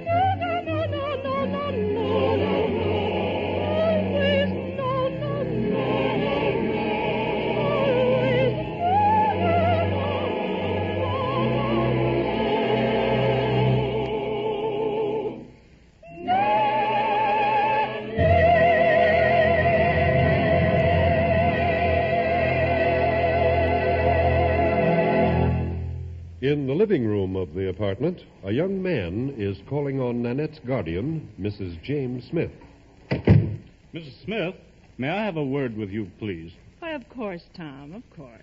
I've come to see you as a representative of a committee. Really? What committee? A committee of Nanette's friends who want her to come to Atlantic City for the weekend. No, Tom, that's out of the question. But why, Mrs. Smith?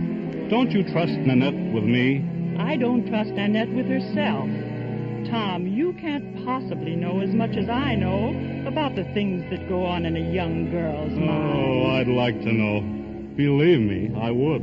Life is full of temptations, Thomas, but we must set them aside in favor of more noble thoughts. Someone warily, charily, all the sea waves aside. We say merrily, merrily, waves are always happy they are, and so entrancing, beckoning me to join their dancing. When the sea begins a-calling me, a sort of tempting incantation fills me with elation. It seems to say, come on and play. Come along and learn the old song, the song of love's sweet fascination. Something fills me with 1,000 thrills when the sea is calling me. Oh, when the sea begins a-calling me, a sort of tempting incantation fills me with elation. It seems to say, come out and play. Come along and learn the old song, the song of love's sweet fascination. Something fills me with 1,000 thrills when the sea is calling me. The sea is calling me. The sea is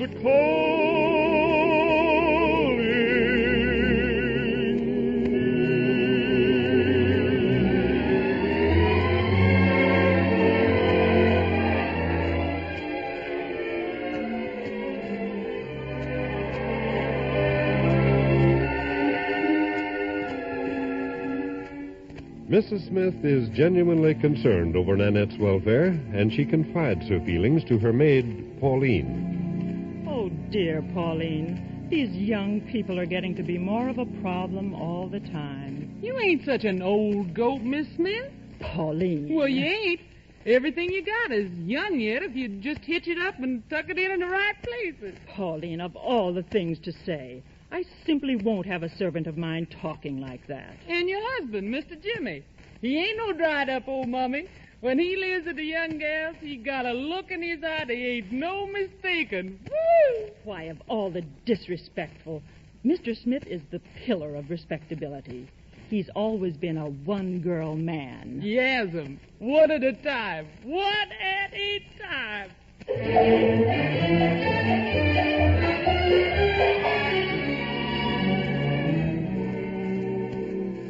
But there's no keeping young lovers apart. Now we find Tom entering the music room by way of the terrace.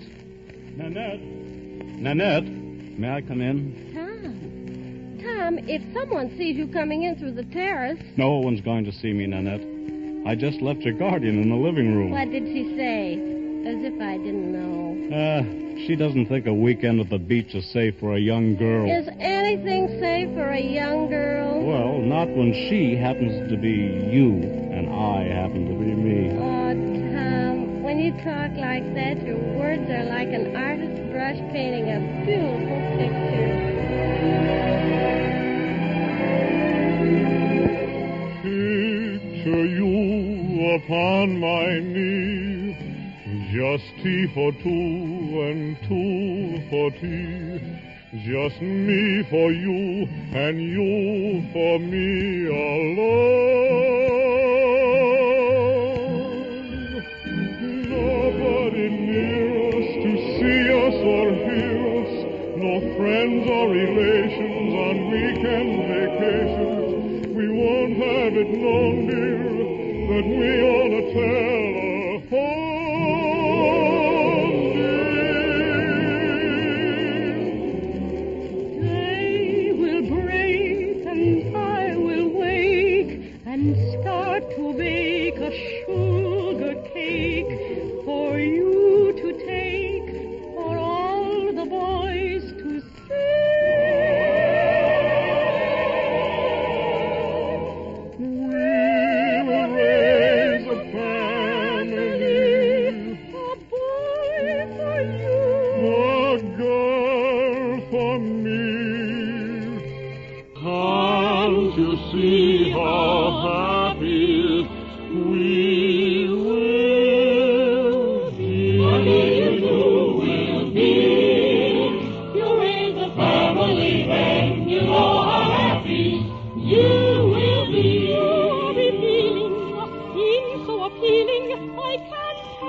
feeling for you. Darling, I've planned it. You must understand it. It's yours to command it. Please do. All that you say I'm admiring. It's worth desiring. But can't you see? I'd like to wait, dear, for some future date, dear. It won't be too late, dear, for me. For we can keep to you upon his knee, just tea for two and two for tea. Just me for you and you for me alone. Nobody near us to see us or hear us. No friends or relations on weekend vacation. We won't have it known, dear, that we own a telephone.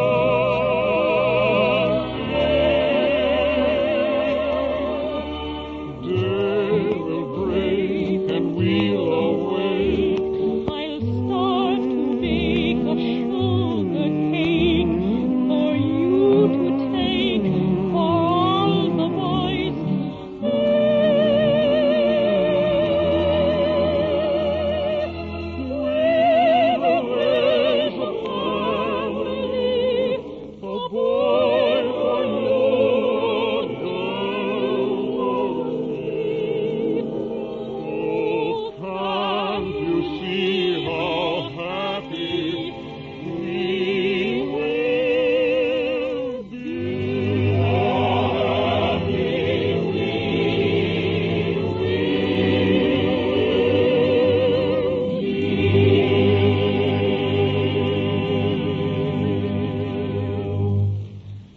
You two, how long do you expect us to wait outside? Oh, Well, are you coming with us, or aren't you?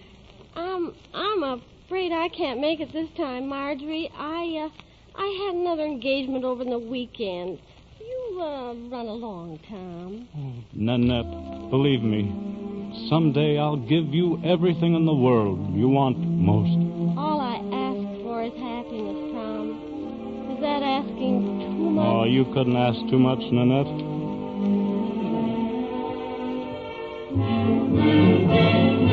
I want to be happy, but I won't be happy till I make you happy too. Life's really worth living when we are mirth giving. Why can't I give some to you? When skies are gray and you say you are blue, I'll send the sun smiling through. I want to be happy, but I won't be happy till I make you happy too. I'm a very ordinary man, trying to work out life's happy plan, doing unto others as I'd like to have them doing unto me. There are smiling faces everywhere. Surely I deserve my little share. I'm a lucky girl to know that I can get it all from you. I want to be happy, but I won't be happy till I make you happy too. Life's really worth living when we are mirth given. Why can't I give some to you? When skies are gray and you say you are blue, I'll send the sun smiling through.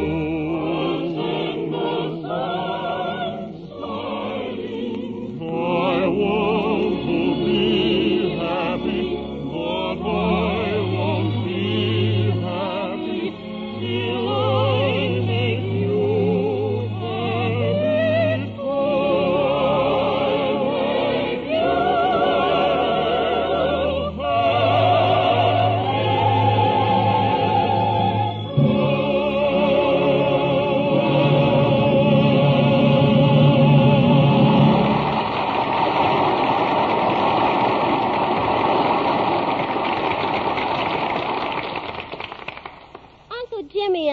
man's girls.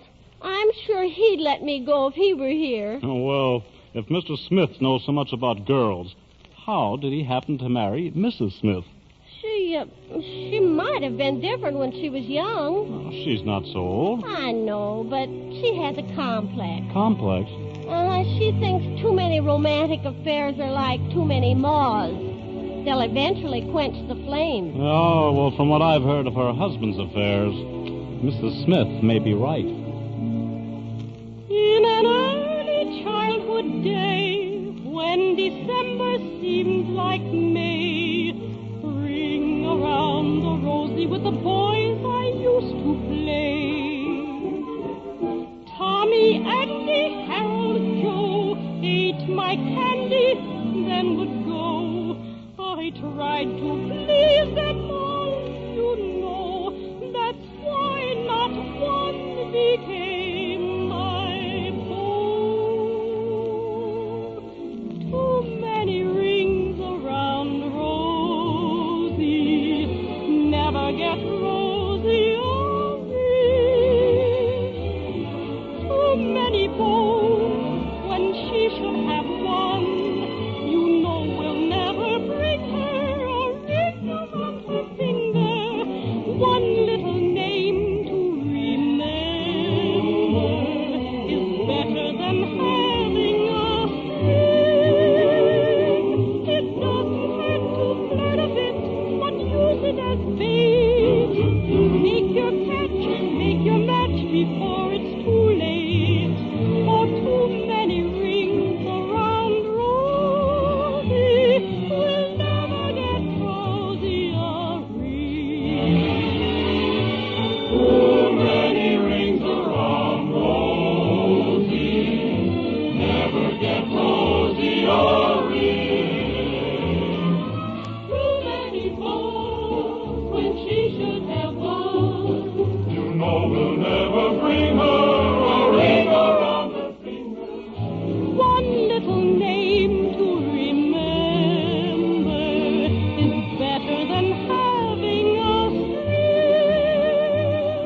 It doesn't hurt to flirt a bit, but use it as bait. Make your catch, make your match before it's too late. For too many rings around Rosie will never get Rosie a ring. Rosie a ring. We'll never get Rosie a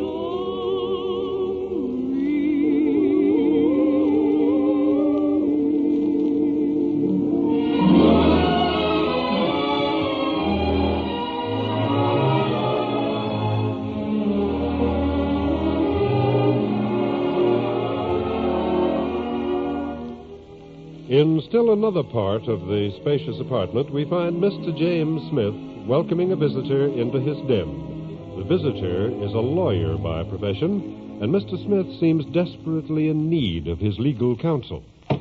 Oh, Billy, thank heaven Sue didn't see you come in. What's up, Jim? Why this secret conference in your den? Well, Billy, you're a poor man, aren't you? I am a lawyer.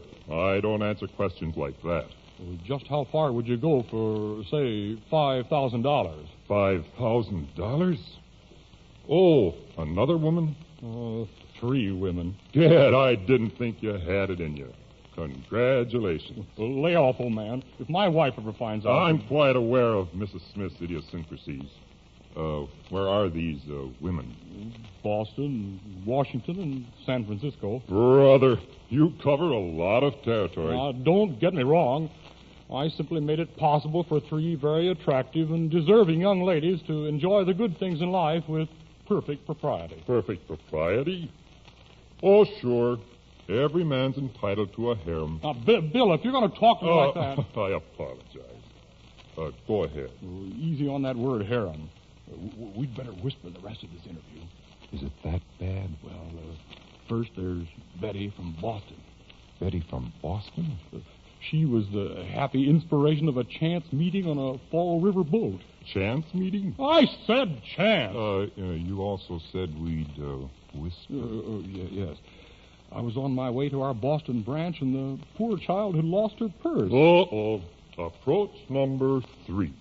She said she wanted to study art, but she had an unnatural sort of a father who was forcing her to marry a man 3 times her age and who was about to foreclose a mortgage on the farm. And just before she met you, she was about to end it all by jumping into the cruel, icy waters of the river. How did you know? I'm psychic. Well, thank heavens I saved her. I opened some charge accounts for Betty, set her up in a place to live. And she's in a fair way of becoming a great artist. She is a great artist. Hmm? What about the others?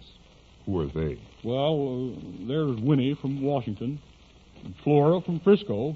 Winnie used to be in the Follies, but... Never mind the heart-rending details.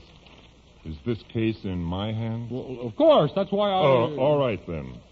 Now, I want you to phone these girls today. Tell them to leave immediately and meet you at your cottage in Atlantic City. It's all right. Tell your wife you have to make a business trip, and we'll meet the girls there. Just leave it to me to make a settlement and cross them off your books. But if Sue ever finds out... There won't be any danger of that. We'll handle this thing legally and above board. Just leave everything to me.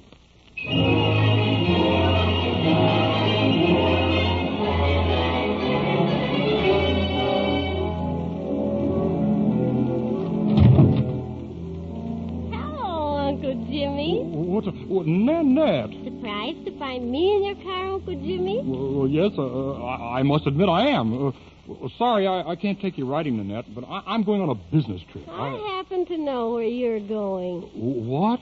I heard you and your attorney mentioned Atlantic City. Did you mention this to Aunt Sue? Not yet. I won't be any trouble, Uncle Jimmy. I'm just dying to go to Atlantic City.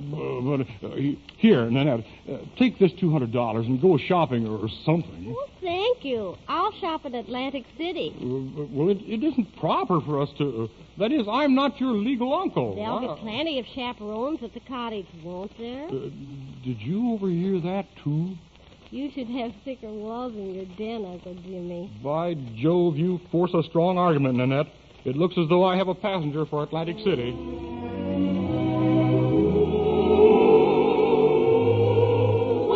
the sea begins a calling me, a sort of tempting incantation, fill me with elation. It seems to say, come out and play. Come along and learn the old song, the song of love, sweet fascination.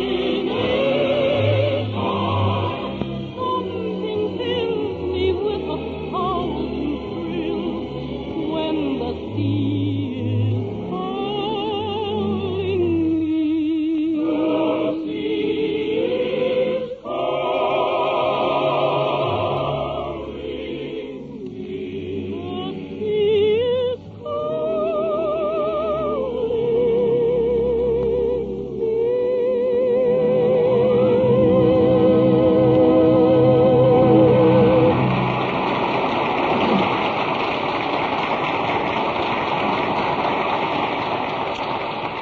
As time and space in musical comedy involve nothing more than a mere shifting of scenery, we now find a boardwalk and an ocean before us and realize that we're in Atlantic City, along with Nanette and the rest of her friends. What a peach of a girl, she is charming. What a peach on the beach she will be. Every boy I'll bet when he sees Nanette will forget why he came to the sea. Each mermaid the music's alarming, for the catch of the season is here. Picture that ghostly when his little hill takes a dip in the deep blue sea. What a day to be gay in the ocean. Oh, the thrill just to run on the sand. What a glad surprise when the billows rise and you scarcely know where you'll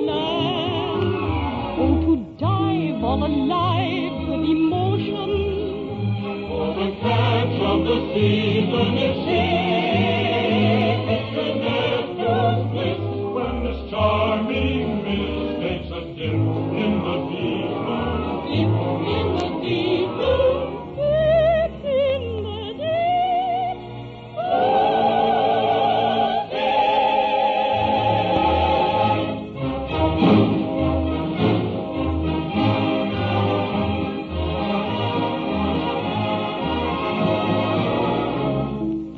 Leaving Nanette on the beach for the moment, let's look in on the Smith Atlantic City cottage, where Mr. James Smith is being soundly counseled by his counsel.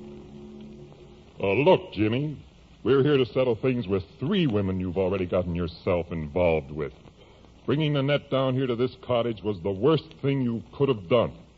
The girl is your wife's protege, and if... Well, I'm telling you for the 10th time, Billy, it wasn't my idea. What if your wife starts to look for her?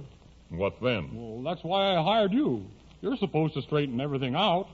I could have engaged Kirikoff, you know. And who's Kirikoff? Oh, a specialist with women. Only trouble is he's got a waiting list. Believe me, Jim, if I didn't need the money, I could find easier and safer cases than this. Oh, here's number 1. Get out your law books, boy. Well, anyway, one at a time will be easier to handle. Evening, gentlemen. Oh, Pauline. I overheard you gentlemen saying you was coming down here to Atlantic City. So I thought I'd come down and see if I could be of service. But what about Mrs. Smith? Did you tell her? I didn't tell her nothing yet. I just said I was taking some time off she owed me.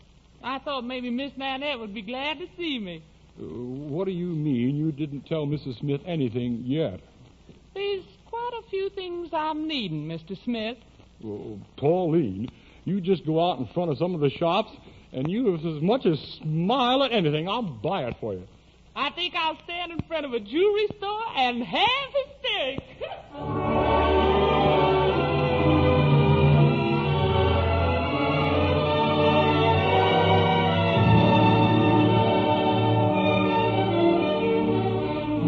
Enough of Mr. Smith's problems for the moment. Now back to the beach and Nanette. Nanette, you at Atlantic City after all. Did the Smiths come down? Huh? The Smiths? Yes. Of course not, Tom. What makes you think that? I thought I saw their car in the driveway of the cottage. Oh, no. That belongs to a real estate agent. He's calling to see if the cottage is for rent this season. Oh, I see. Well, where are you staying?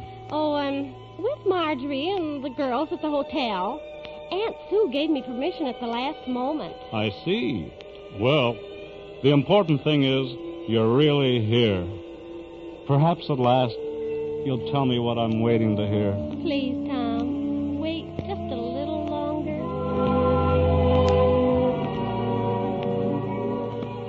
How much longer will you keep me waiting? Don't you think that you're a bit unkind? Marriage is a thing that needs debating before or after. You'll find. Don't keep me waiting and waiting for you. It's such a fool thing to do. Married life, they say, is oh so pleasant. And you know there's no time like the present. Every lost moment and each hour's delay is throwing our heaven away. So, darling, don't keep me waiting, or here's what I'll do. I'll just keep on waiting for you.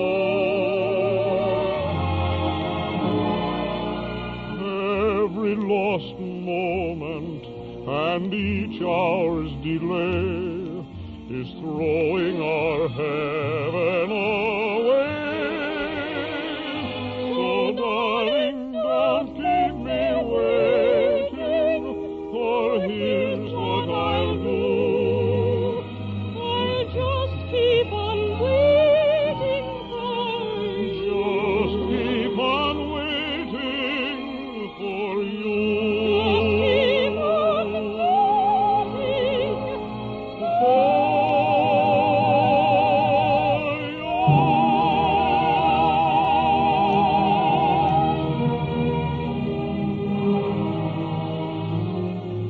Leaving these young lovers for a moment, we're, you've guessed it, back at the cottage. The door, Pauline. Answer the door. As long as you're here, protect your poor employer. You sure got the whim-whams, Mr. Smith. And that spells women. How do you do? Is Dada here? Huh? Is who here? Dada. I mean, does Jimmy Smith live here? He do. Well, didn't Mr. Smith say he was expecting me? He didn't say nothing. But I'm Betty. Betty from Boston. Pleased to meet you. I'm Pauline from Peoria. Hello. Does Jimmy Smith live here? Yes, he does. Well, I'm Winnie from Washington, and I had a message from Uncle Jimmy to come here. Say, just a minute. I think you pressed the wrong button. Oh, no. He's expecting me. I got a wire. Well, you needn't look so flossy about that. I have one, too. Imagine that. 2 of them. Say, is that another one? No, that's the maid. I think she was engaged for me. More probably for me. You're both wrong. I was engaged for Miss Nanette. Nanette? That makes 3. Just wait till I get my hands on Dada. Well, what's number 3 like? Very small and built like a wristwatch. And besides that, he's got a regular wife. What? A very saving little woman. She can make a full meal out of a soup bone. I beg your pardon. I'm Flora from Frisco. Oh, another. I have a wire from my Jamesy. Will you tell him I'm here, please? Don't this beat all? King Solomon didn't have nothing on our Mr. Jimmy. Where's Uncle Jimmy, Pauline? I've got to see him. Uh-oh. The wristwatch has arrived. I beg your pardon. Just stand in line, honey. I'll tell his nibs the harem ever assembled. Just a moment, ladies. Don't be hasty. As Mr. Smith's legal counsel, I'll transact all business.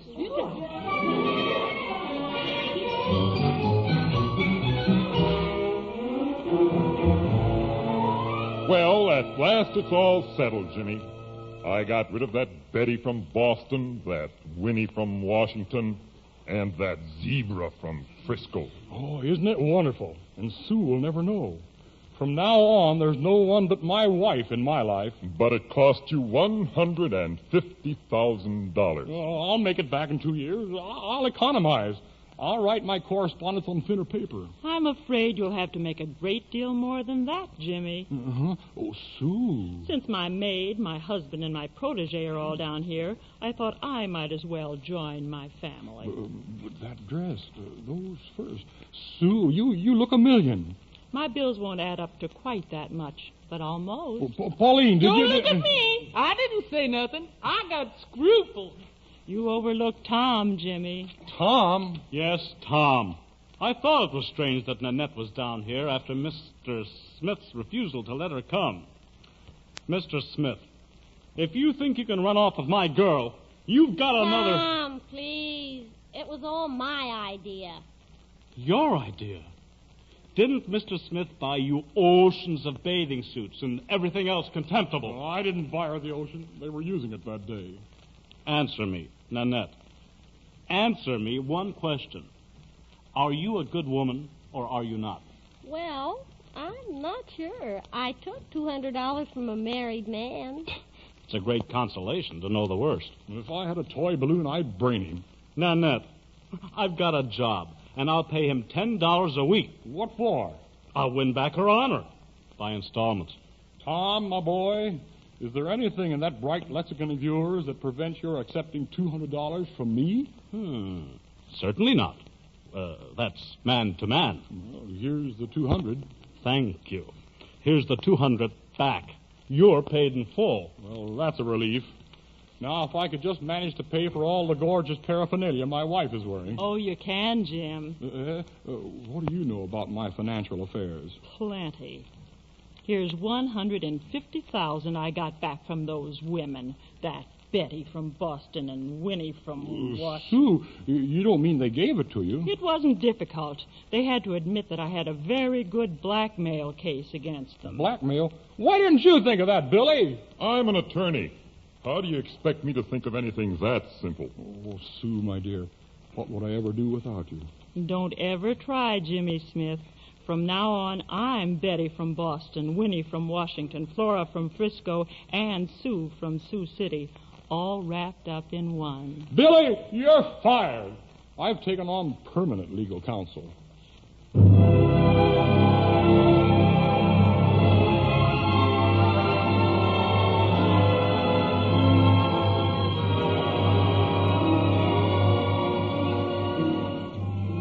Happy, Nanette. Mm-hmm.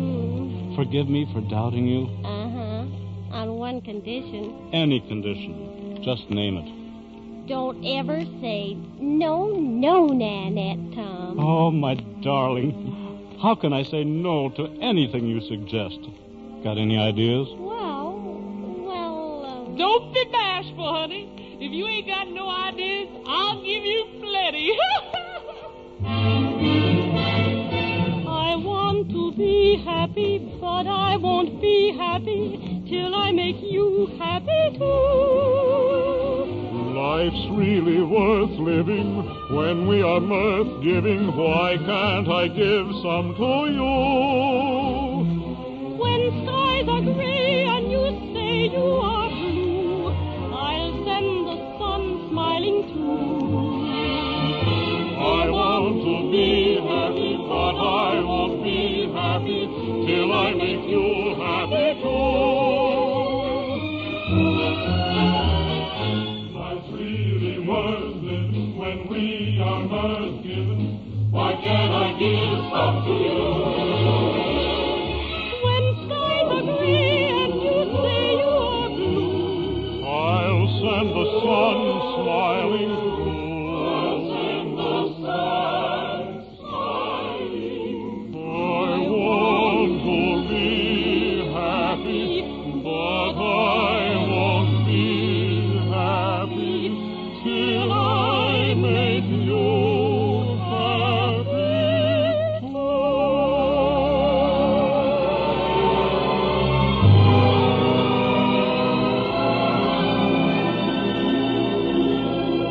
Picture you upon my knee, just tea for two and two for tea, just me for you and you for me alone. nobody near us, no friends or relations on weekend vacations. We won't have it known, dear, that we on a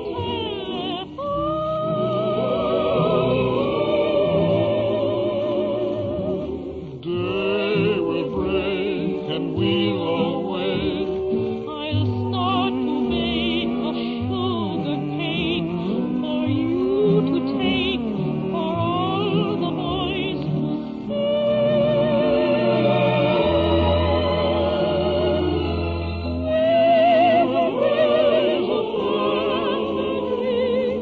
The boy for you, the girl for me. Oh, can't you see how happy we will be?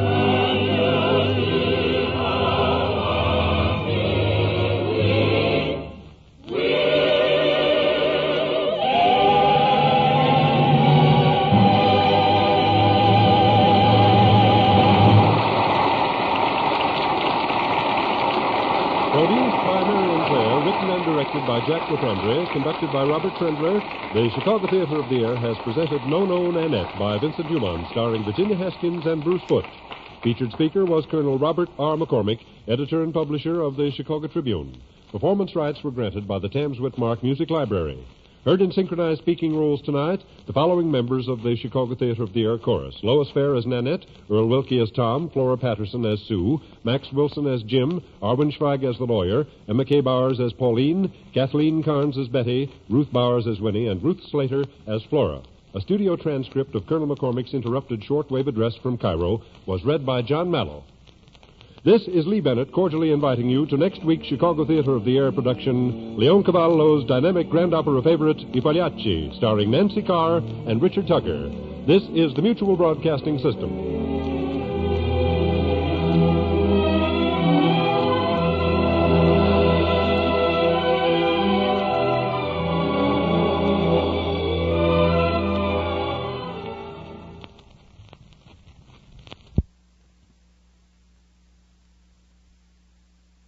Chicago Theater of the Air.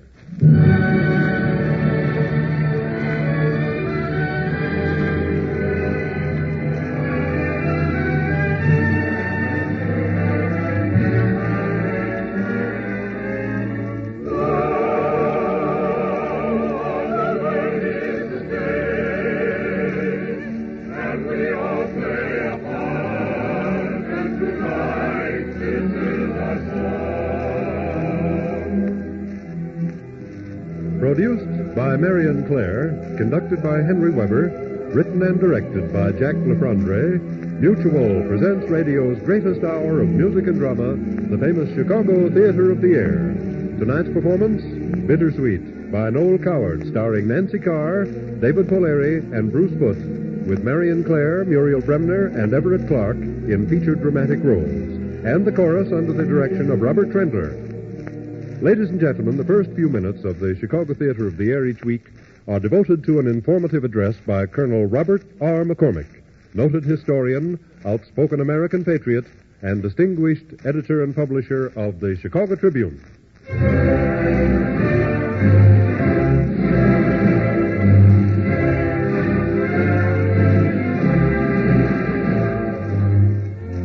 Tonight, Colonel McCormick is to speak on the 175th anniversary of the Battle of Lexington. Ladies and gentlemen, Colonel Robert R. McCormick.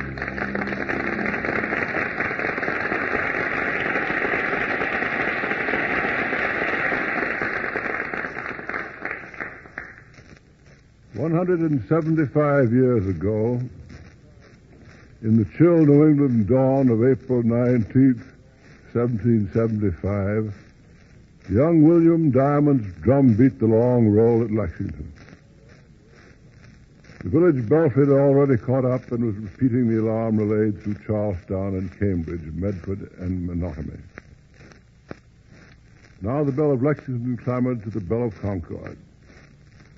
On Lexington Common, 77 men and boys, about half of the Captain John Parker's company of Minutemen, farmers and villagers in their homespun garb, fell in to make a hopeful approximation of two ranks of well-drilled soldiery.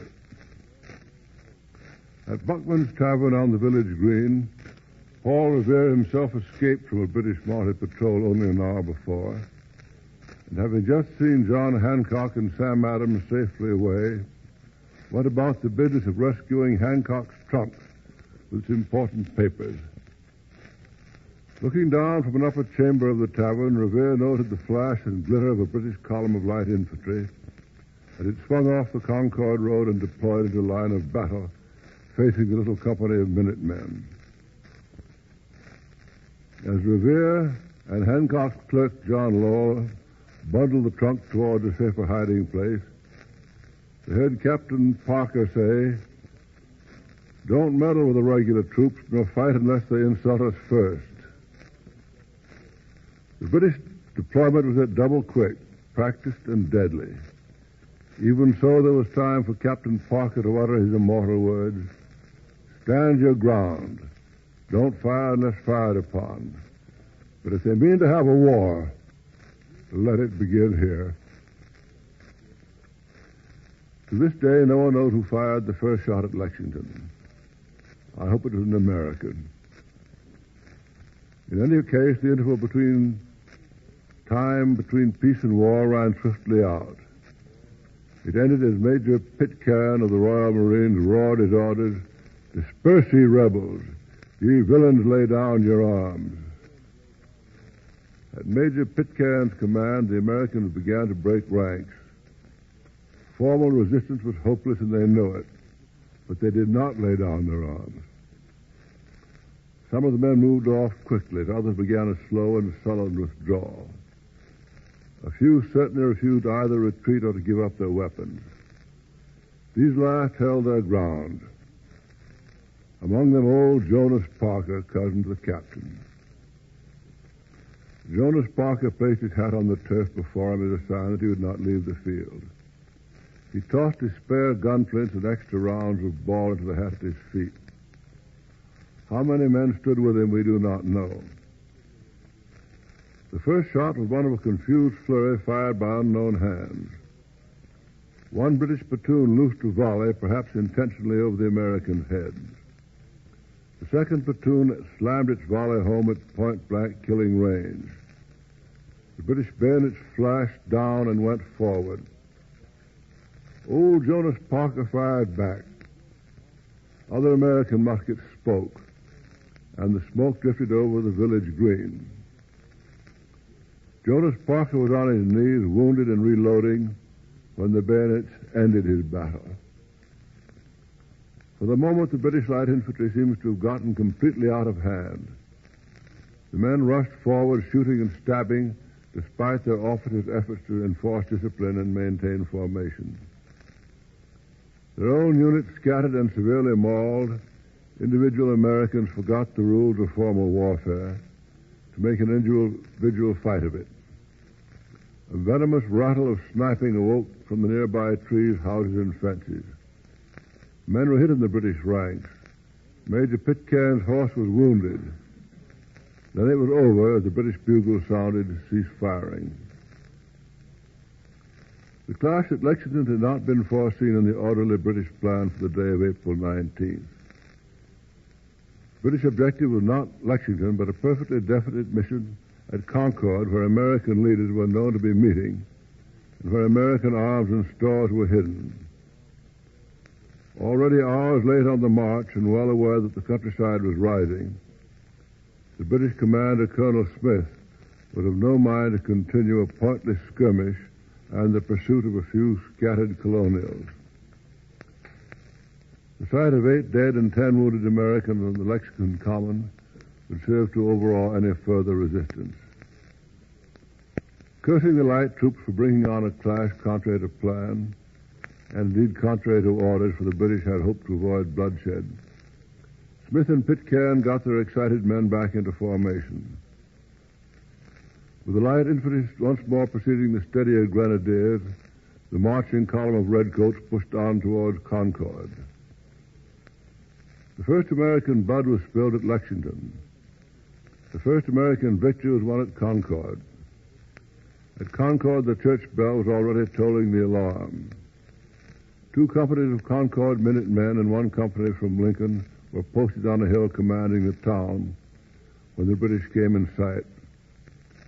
These fell back before the regulars, to be joined by a 3rd company of Concord militia, a group of older men under the command of the Reverend William Emerson, Doctor of Divinity, whose grandson Ralph Waldo Emerson was to write the moving Concord hymn.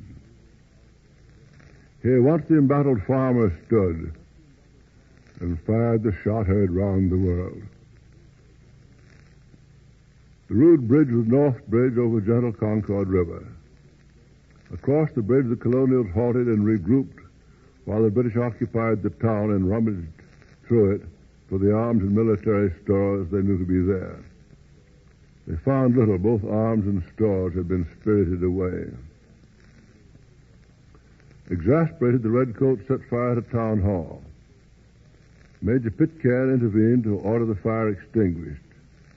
Yet the Minutemen, by now further reinforced by companies from nearby Acton and Bedford, it seemed that the British were intent on burning the entire village. If Concord were to be saved, it was perfectly plain that men must die to save it. With one accord, the Americans moved against the British force at the bridge. As it happened, the Acton Company led the advance, but all the colonials came on together, some 450 Minutemen, muskets loaded and primed. Captain Isaac Davis of Acton, Colonel Robinson of Westwood, Major Butterick, whose family farm lay just beyond the bridge, these were in the van. At Major Butterick's side marched his young son, fifer of a company. The shrill music soared over the pond of many feet. The British pickets scrambled back. The fight at Concord Bridge was not to be a volley and a dispersal. The British fire was answered by heavy American volleys poured into the huddled defenders of the bridgehead. The British light infantry fought for perhaps 10 minutes of mounting desperation and confusion. Under increasing pressure, they began to scatter and fall back toward the road on which the Grenadiers were just coming up. Heartened by heavy infantry support, the British commander got off a frantic call for reinforcements and prepared for a desperate stand in Concord village itself. That stand was not made. Having gained the initiative, the Americans very wisely drew back from Concord Bridge to wait their own reinforcements. For by now the bell of Concord had spoken to the bell of Lincoln. Lincoln's bell had called out to Carlisle, Carlisle to Chelmsford. Acton and Westford had already sent their sons. Watertown and Western responded to the ever-widening clamor of alarm. Minutemen from Sudbury, Reading, and Billerica arrived on the field. Then the companies from Framingham and Woburn. More distant still, in Worcester, Portsmouth, and the Marblehead, bells and drums called up the men.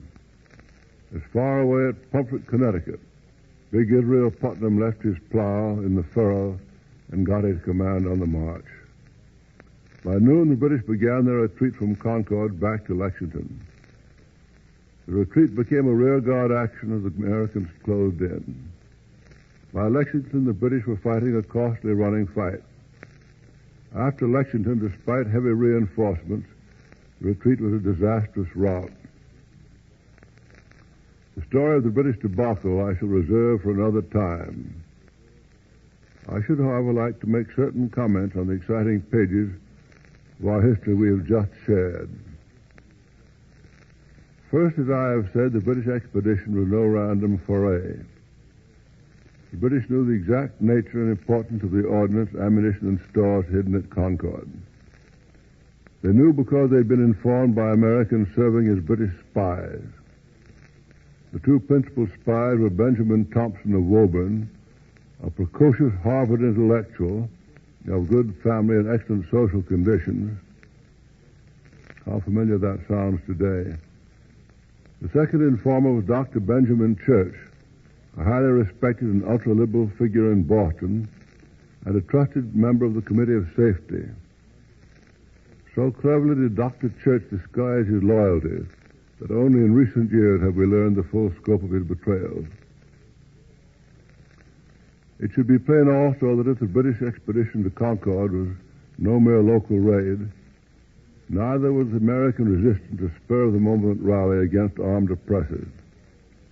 The Americans were well-armed, well-organized, and efficiently warned. They mustered with astonishing unanimity. They fought with superb resolution. Most accounts of Lexington and Concord tell of Captain Parker's company only in connection with the early morning clash at Lexington. That company, as we have seen, lost no less than 23% of its effectives. 18 men killed and wounded out of the field muster of 77. Losses in the neighborhood of 25% may well put highly trained units out of action. The Minutemen of Lexington were stout-hearted patriots indeed. Captain Parker's company, mustering its full strength of about 110 men, was again in action on fire-swept Concord Road when the retreating British stumbled back over the route of their morning's march. That is morale. The true significance of the day of April 19, 1775 was, of course, far greater than the importance of a British raid and the rout of the raiders at American hands. The fundamental British policy with regard to the American colonies rested on two fantastic assumptions. The first was that despite obvious and highly vocal urban discontent, the American farmer and the American populace generally were thought to be Tory in sentiment. The second misconception was that the Americans would run at the first sight of British troops in the field. In the history of the Empire, few errors have ever been so stupid. None that I know about have been so inexcusable, so willfully ignorant, and so costly.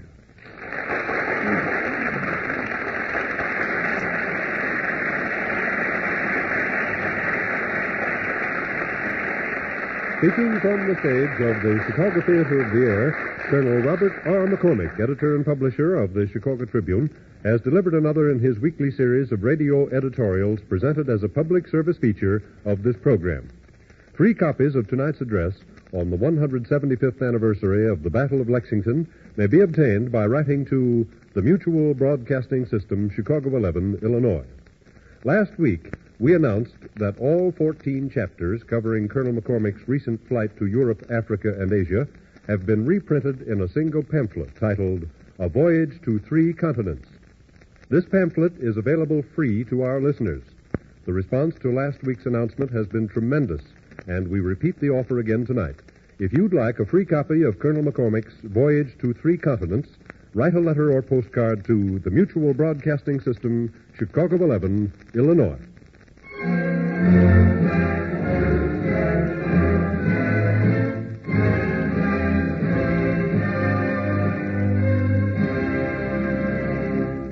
The curtain rises on tonight's Chicago Theater of the Air production of the Noel Coward operetta, Bittersweet, starring Nancy Carr, David Polari, and Bruce Foote in singing roles, and featuring Marion Clare in the speaking role of Lady Shane, supported by dramatic players Muriel Bremner, Everett Clark, Maurice D. Copeland, and John Barclay. Noel Coward's Bittersweet.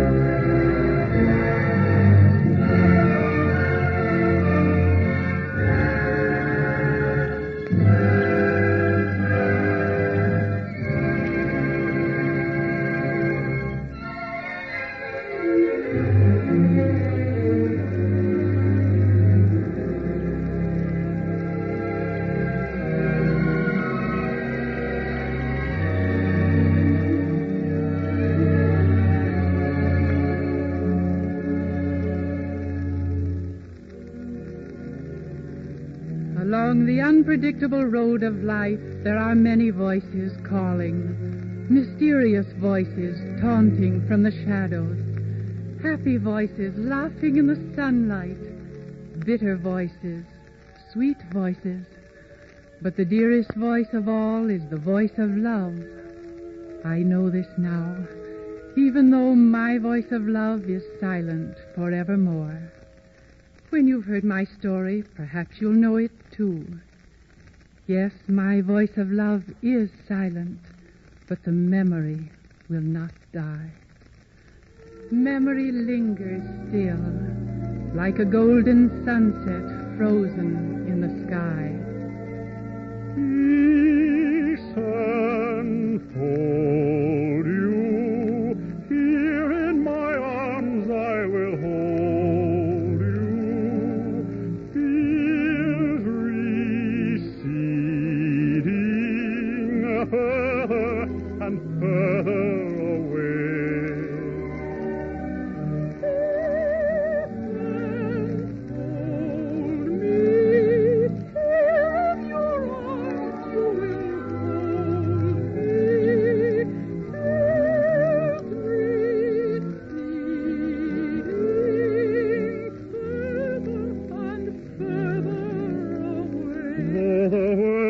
Divide us, and ill fortune betide us, yet our love is a token that cannot be broken or stolen away.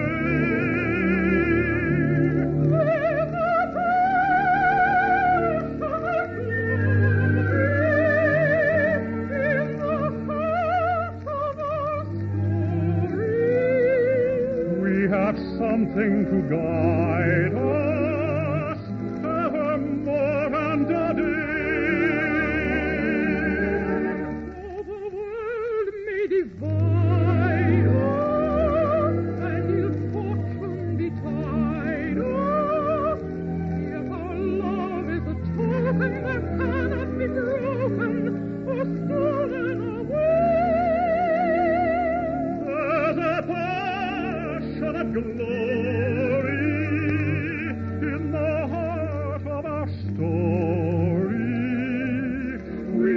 Something to guide us evermore and a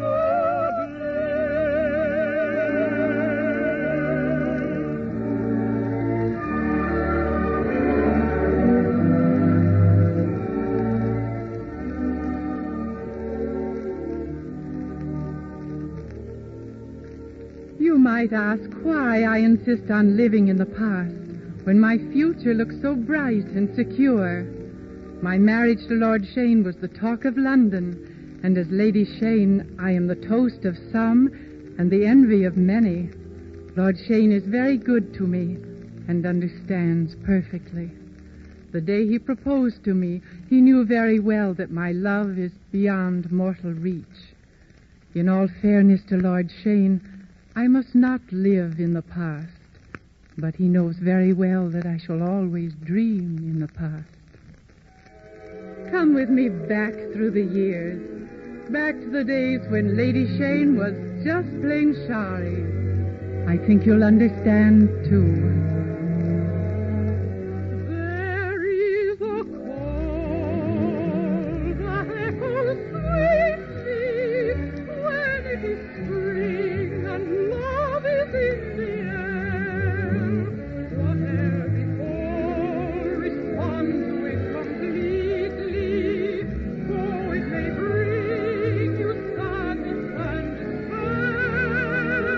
Leaving far behind you a chains that bind you, that love may find you in joyous strife. For fate may cheat you and defeat you.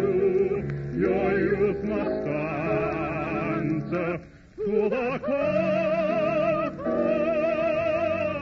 love.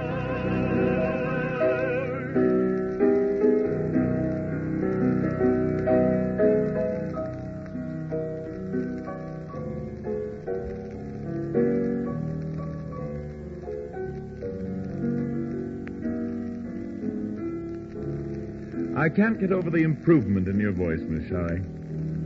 It's been very noticeable in the past month. Perhaps it's the inspiration of a great voice teacher, Mr. Linden. Oh, yes. But of course you took that high note too far in the back of your throat. Oh, I wonder if I'll ever be able to sing properly. I don't mean to find too much fault, Miss Shari, but, well, I wrote this song for you when I was 16 years old. And I want it to be perfect. But, Carl, I mean, Mr. Linden, how is that possible? You've only known me during the past year that you've been teaching me. I've known you all my life, Miss Shari. Like a beautiful vision that's half earth and half heaven. Mr. Linden, you've never talked like this before. I know.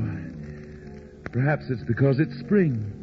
Perhaps it's because my very soul calls out against the drabness that is London and yearns for the beauty of the Austrian countryside, my countryside. Perhaps it's because you're going to marry Mr. Devon. Mr. Linden, I don't understand what... I'm sorry, Miss Shari. I just envy you your love, that's all. You do? Yes. As I envy all young people who dance in the spring with love in their hearts. Gay colors sparkling in the sunlight. Old people sitting under the trees, tapping their sticks on the ground, reviving in their hearts the memories of their youthful love. You're homesick for Austria, aren't you, Mr. Linden? Perhaps. It's probably our London climate. It is depressing. If only I could show you my country, Miss Shirley. If only you could. Though there may be beauty in this land of yours, skies are very often dull and gray. If I could but take this little hand of yours, just to lead you secretly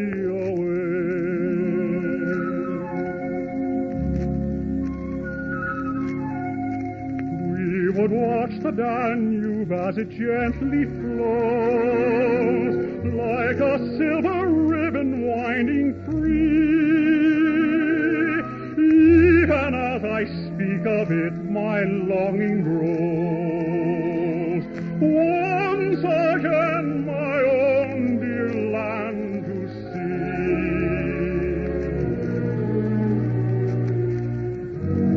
If you could only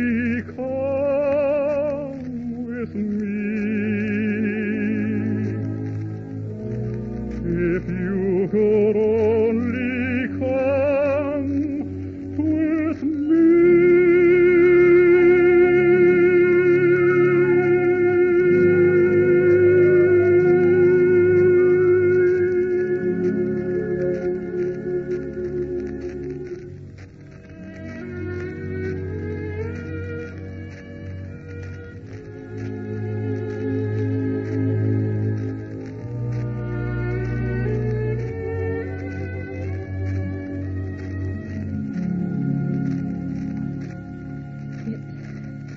It must be beautiful.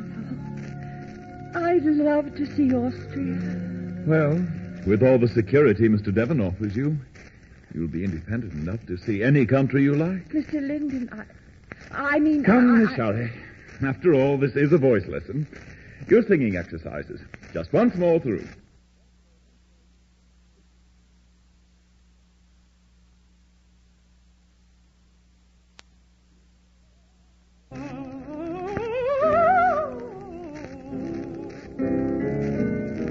Take a breath and then reprise in a different key.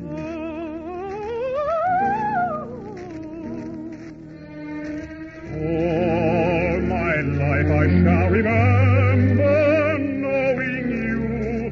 All the pleasure I have found in showing you the different ways that one may praise the changing light and changing shade, happiness that must die, melodies that must fly, memories that must fade, dusty and forgotten by and by. Learning scales will never seem so sweet again, till our destiny shall never meet again. All right, just once more through. Now, Miss Sherry, if you please, sing a scale for me.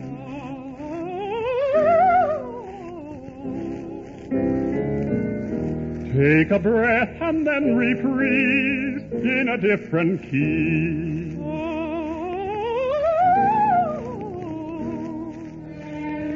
All my life I shall remember knowing you, all the pleasure I have found in showing you the different ways that one may praise, the changing light and changing shade, happiness that must die, melodies that must fly, memories that must fade, dusty and forgotten by and by.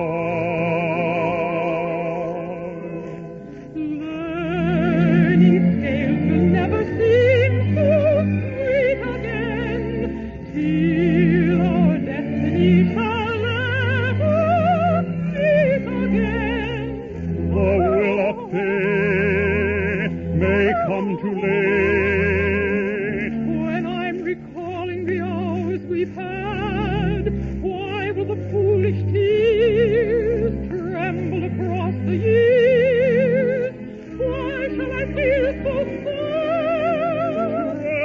Treasuring the memory of these days,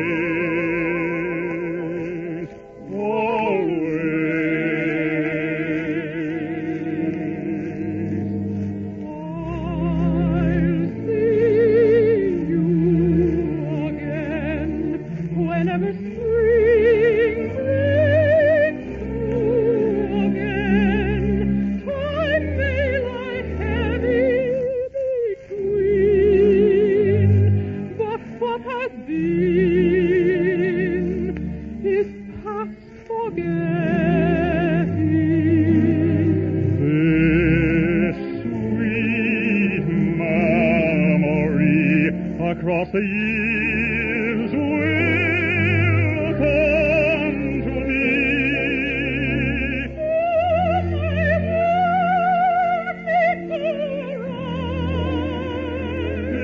In my heart will ever lie just the echo of a sigh.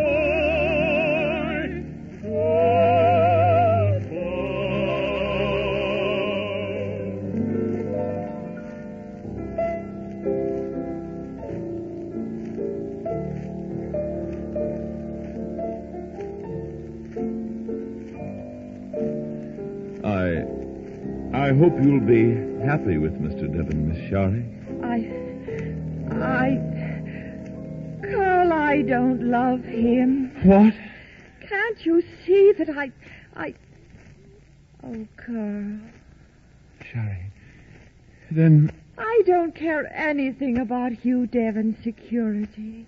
I don't care if you don't have a penny to your name. We'll work, Carl. You can play and I can sing. We'll go to your Vienna and start our own lives. The kind of lives we want them to be. Shari, darling. Oh, Carl, what is love? Does anyone really know? My darling, we'll spend our lives answering that question.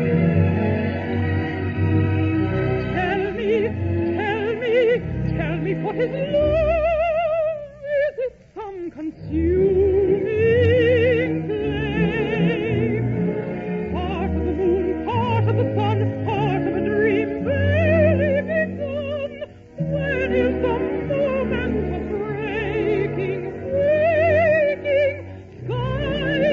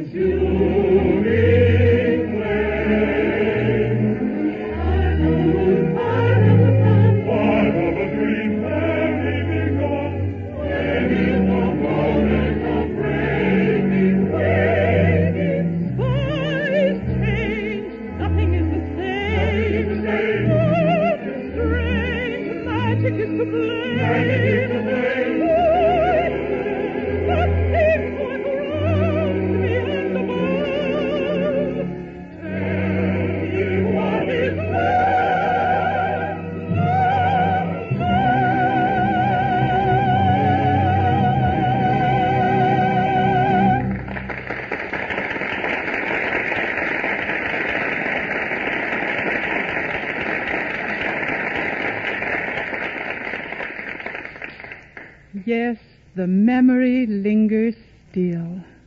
It cannot fade away.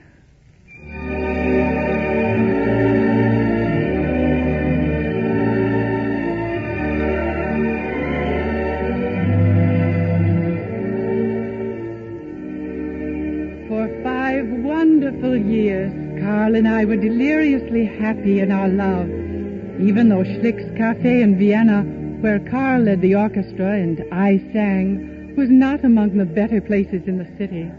Many rowdy soldiers came to Schlick's and demanded a lot of attention from the girls who were hired to entertain them. Ladies of the town, ladies of the town. So we've got a confessional there. We have got a confessional there. Rolling up the town, rolling up the town. We have learned that a beautiful system, how the cheating we love. So the church is saying abuse them for as long as it abuses will remain no matter how they grow. Happy, happy ladies of the town. Ladies of the town, ladies of the town. Summer socially under a cloud. Please forgive us for laughing aloud. Rolling up the town, rolling up the town. Disapproval may send us a burden, but we're none of us proud. We have no disdain for mighty members of the best society. Can't you read your time to stand alone? Happy, happy ladies of the town. One of the soldiers who came to Schlick's was a boisterous, swaggering bully named Captain August. I tried my best to avoid him, but every chance he got, Captain August made advances toward me, and his insinuations frightened me. Oh, do not turn away, Fräulein Schari. It is not fair to refuse my eyes a glimpse of such a beautiful, alluring creature. Captain August, please. I'm the singer here. I'm not paid to fraternize with the guests. You understand, don't you? I'm married to the orchestra leader. So? That makes you even more interesting, Fräulein. That which is forbidden, Captain August takes. You will join me in this wine? No, please, Captain August. It's time for my next song. A song? I will sing, Fräulein. A toast to you, my little Schari. And the wine we will drink together. Yeah? I will not drink with you, Captain. I will not. Okay, the golden sunshine of a summer day.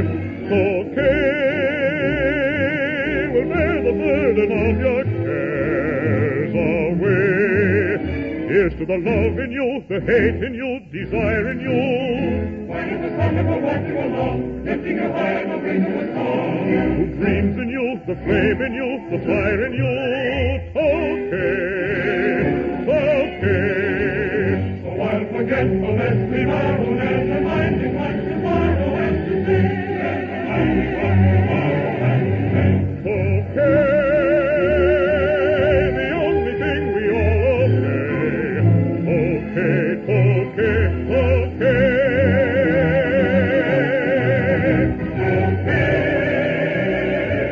the golden sunshine of the star.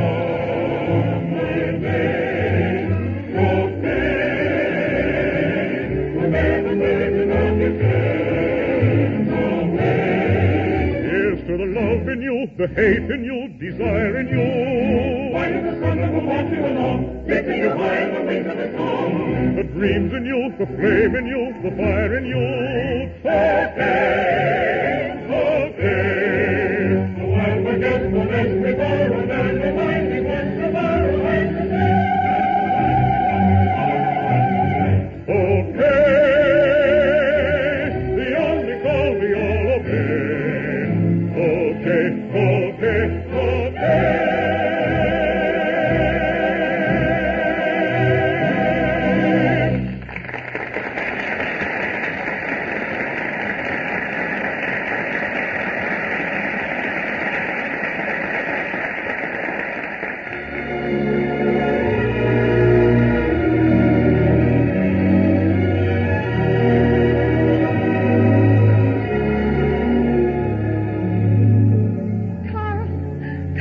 Why, Shari, are those tears I see? What's the matter, darling? I'm frightened, Carl. Can't we leave this place? Leave? Please, darling. They expect me to be like the other girls here. When men like Captain August try to put their arms around me, I'm frightened. Shari, look at me. Do you think I'd ever let anything happen to you? When you look at me like that, Oh, Carl, do we have to stay here at Schlick's? Our love had been so full, darling.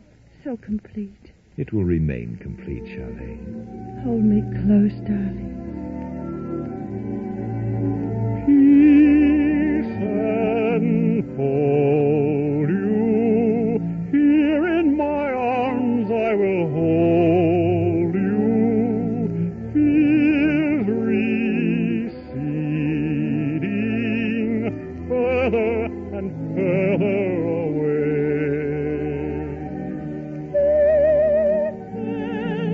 Enfold me.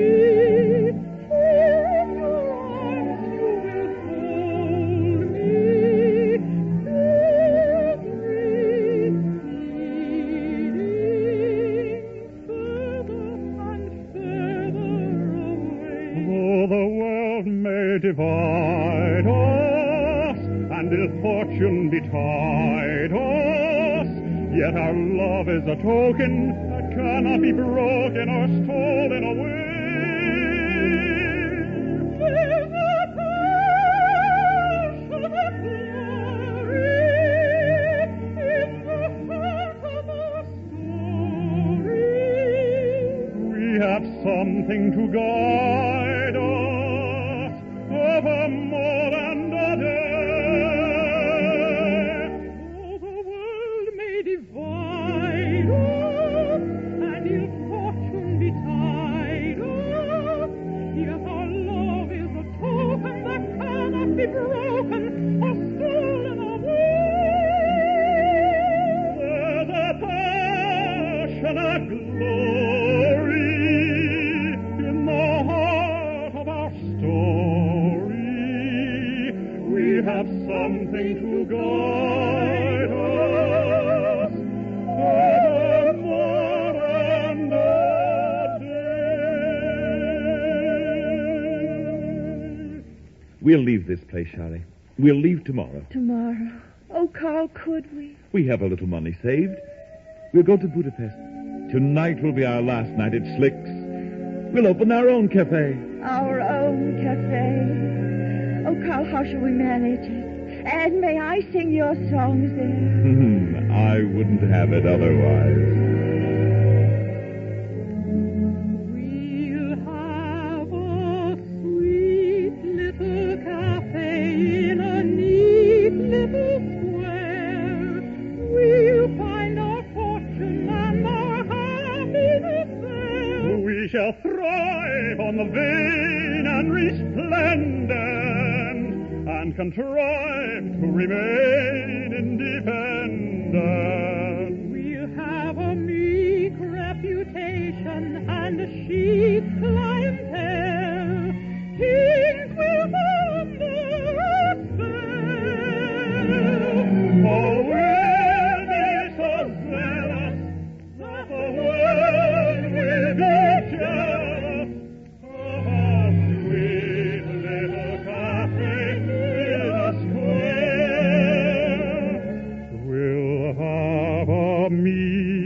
reputation and a chic clientele. Kings will fall under her spell. Oh, maybe so zealous that the world will be jealous of our sweet little cafe in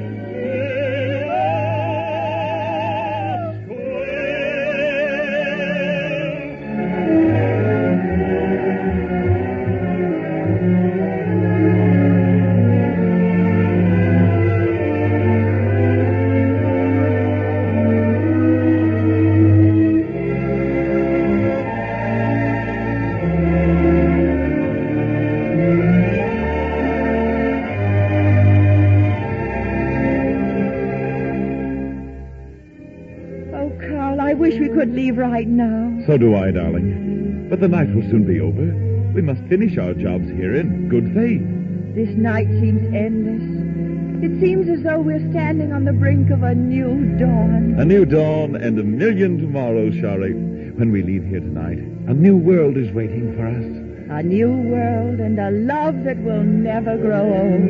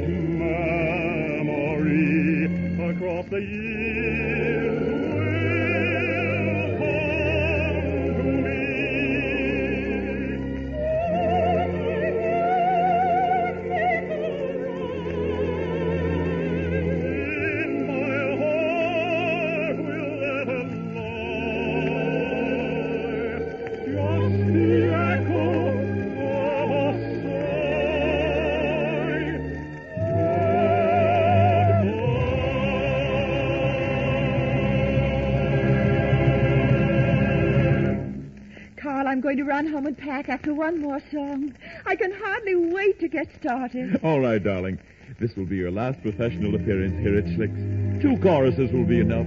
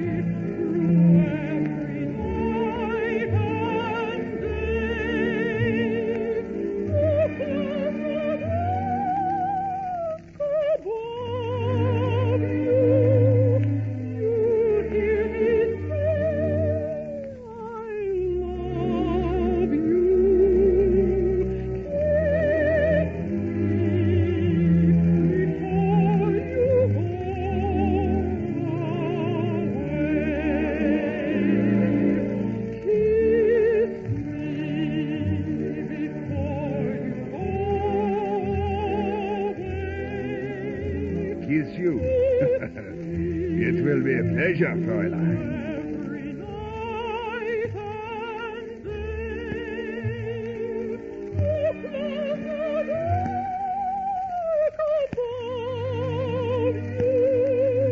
I'll kiss you, Fräulein. I'll kiss you as you have never been kissed before. No, no. Let go of me, Captain August.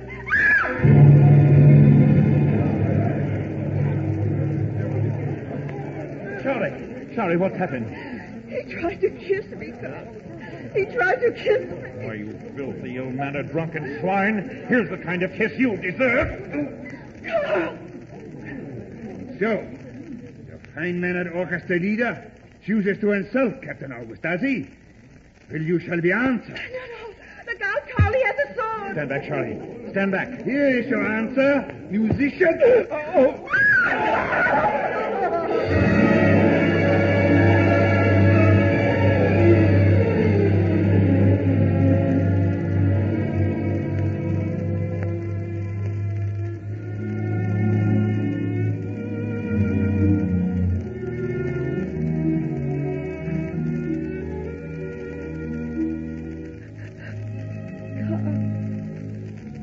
now, darling. All I can do is to carry on for you now. I know your love would want me to.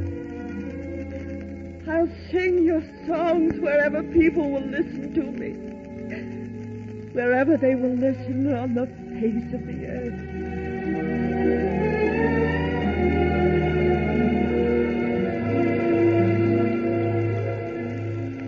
The sensational new prima donna Shari Linden takes Paris by storm.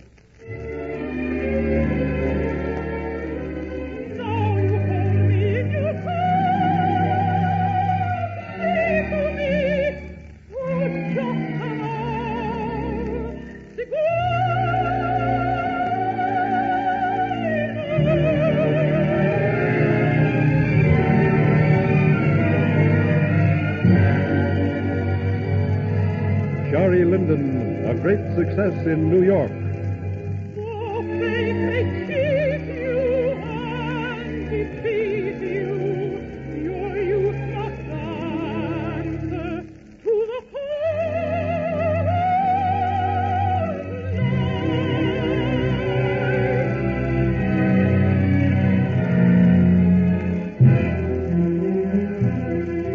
Soprano star Shari Linden comes home to London.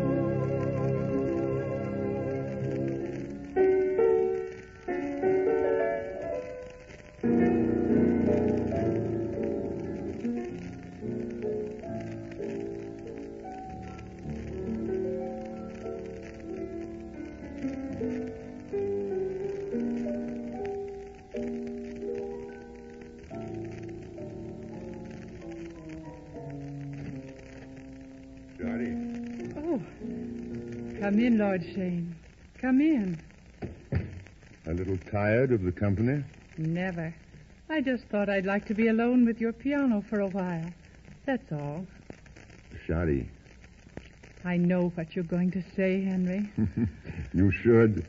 I proposed to you in every country in Europe. Why should London prove the exception, then? It's home, Shari. Crocuses in the park in the springtime, and children searching for horse chestnuts in the fall. Home. And snug, crackly fires in the winter that dissipate the yellow gloom outside and illuminate the shivering trees that look in at you like ghosts. Ghosts? What is it, Shari? Oh, it's nothing. I must tell you, Henry. I've only loved one man in all my life. I know it must seem tiresome to you to have me so faithful to a memory. Oh, I understand, Shari. I wouldn't want you to be any different. All I ask is a chance to share what happiness we both have left.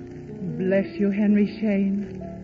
Sometimes the world has strange ways of bringing people together. Carl once wrote a song about a lovely flaxen-haired princess who fell in love with a Zigeuner, a gypsy. Maybe his song wasn't just fancy, Henry. Shari, darling, from this moment on, our gypsy days are over.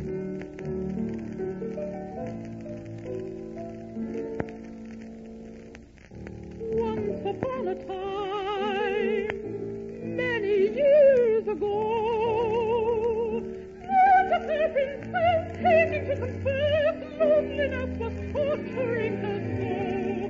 Then a gypsy came, called to her by name, who would come with a song and to the strong.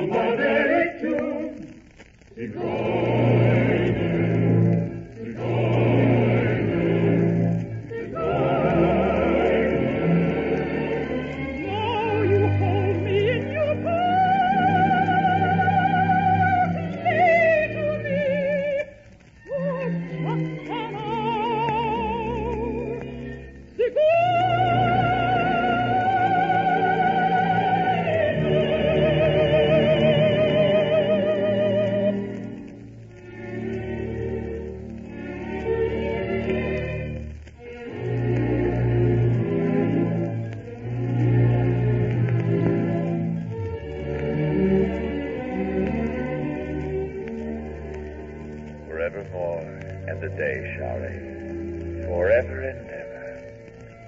Yes, Carl. Forever and ever. Shari. Oh, once more alone with her memories. Invading such dreams is like invading a holy sanctuary.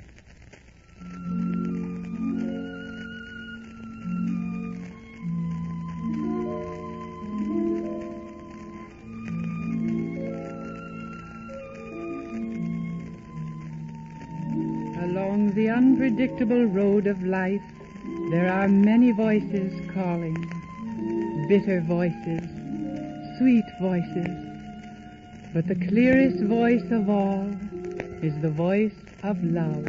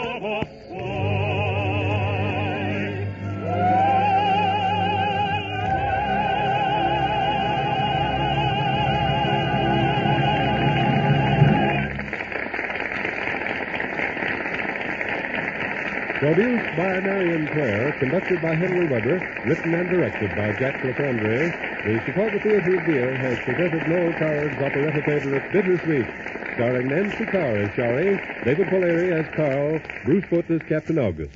Featured speaker was Colonel Robert R. McCormick. Robert Trendler was in charge of the chorus. Performance rights were granted by Thames Whitmark Music Library.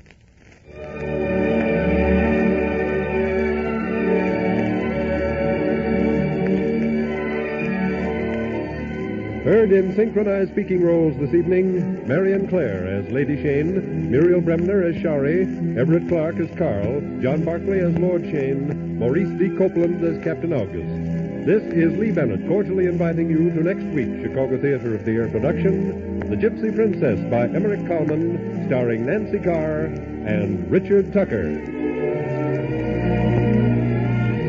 This is the Mutual Broadcasting System.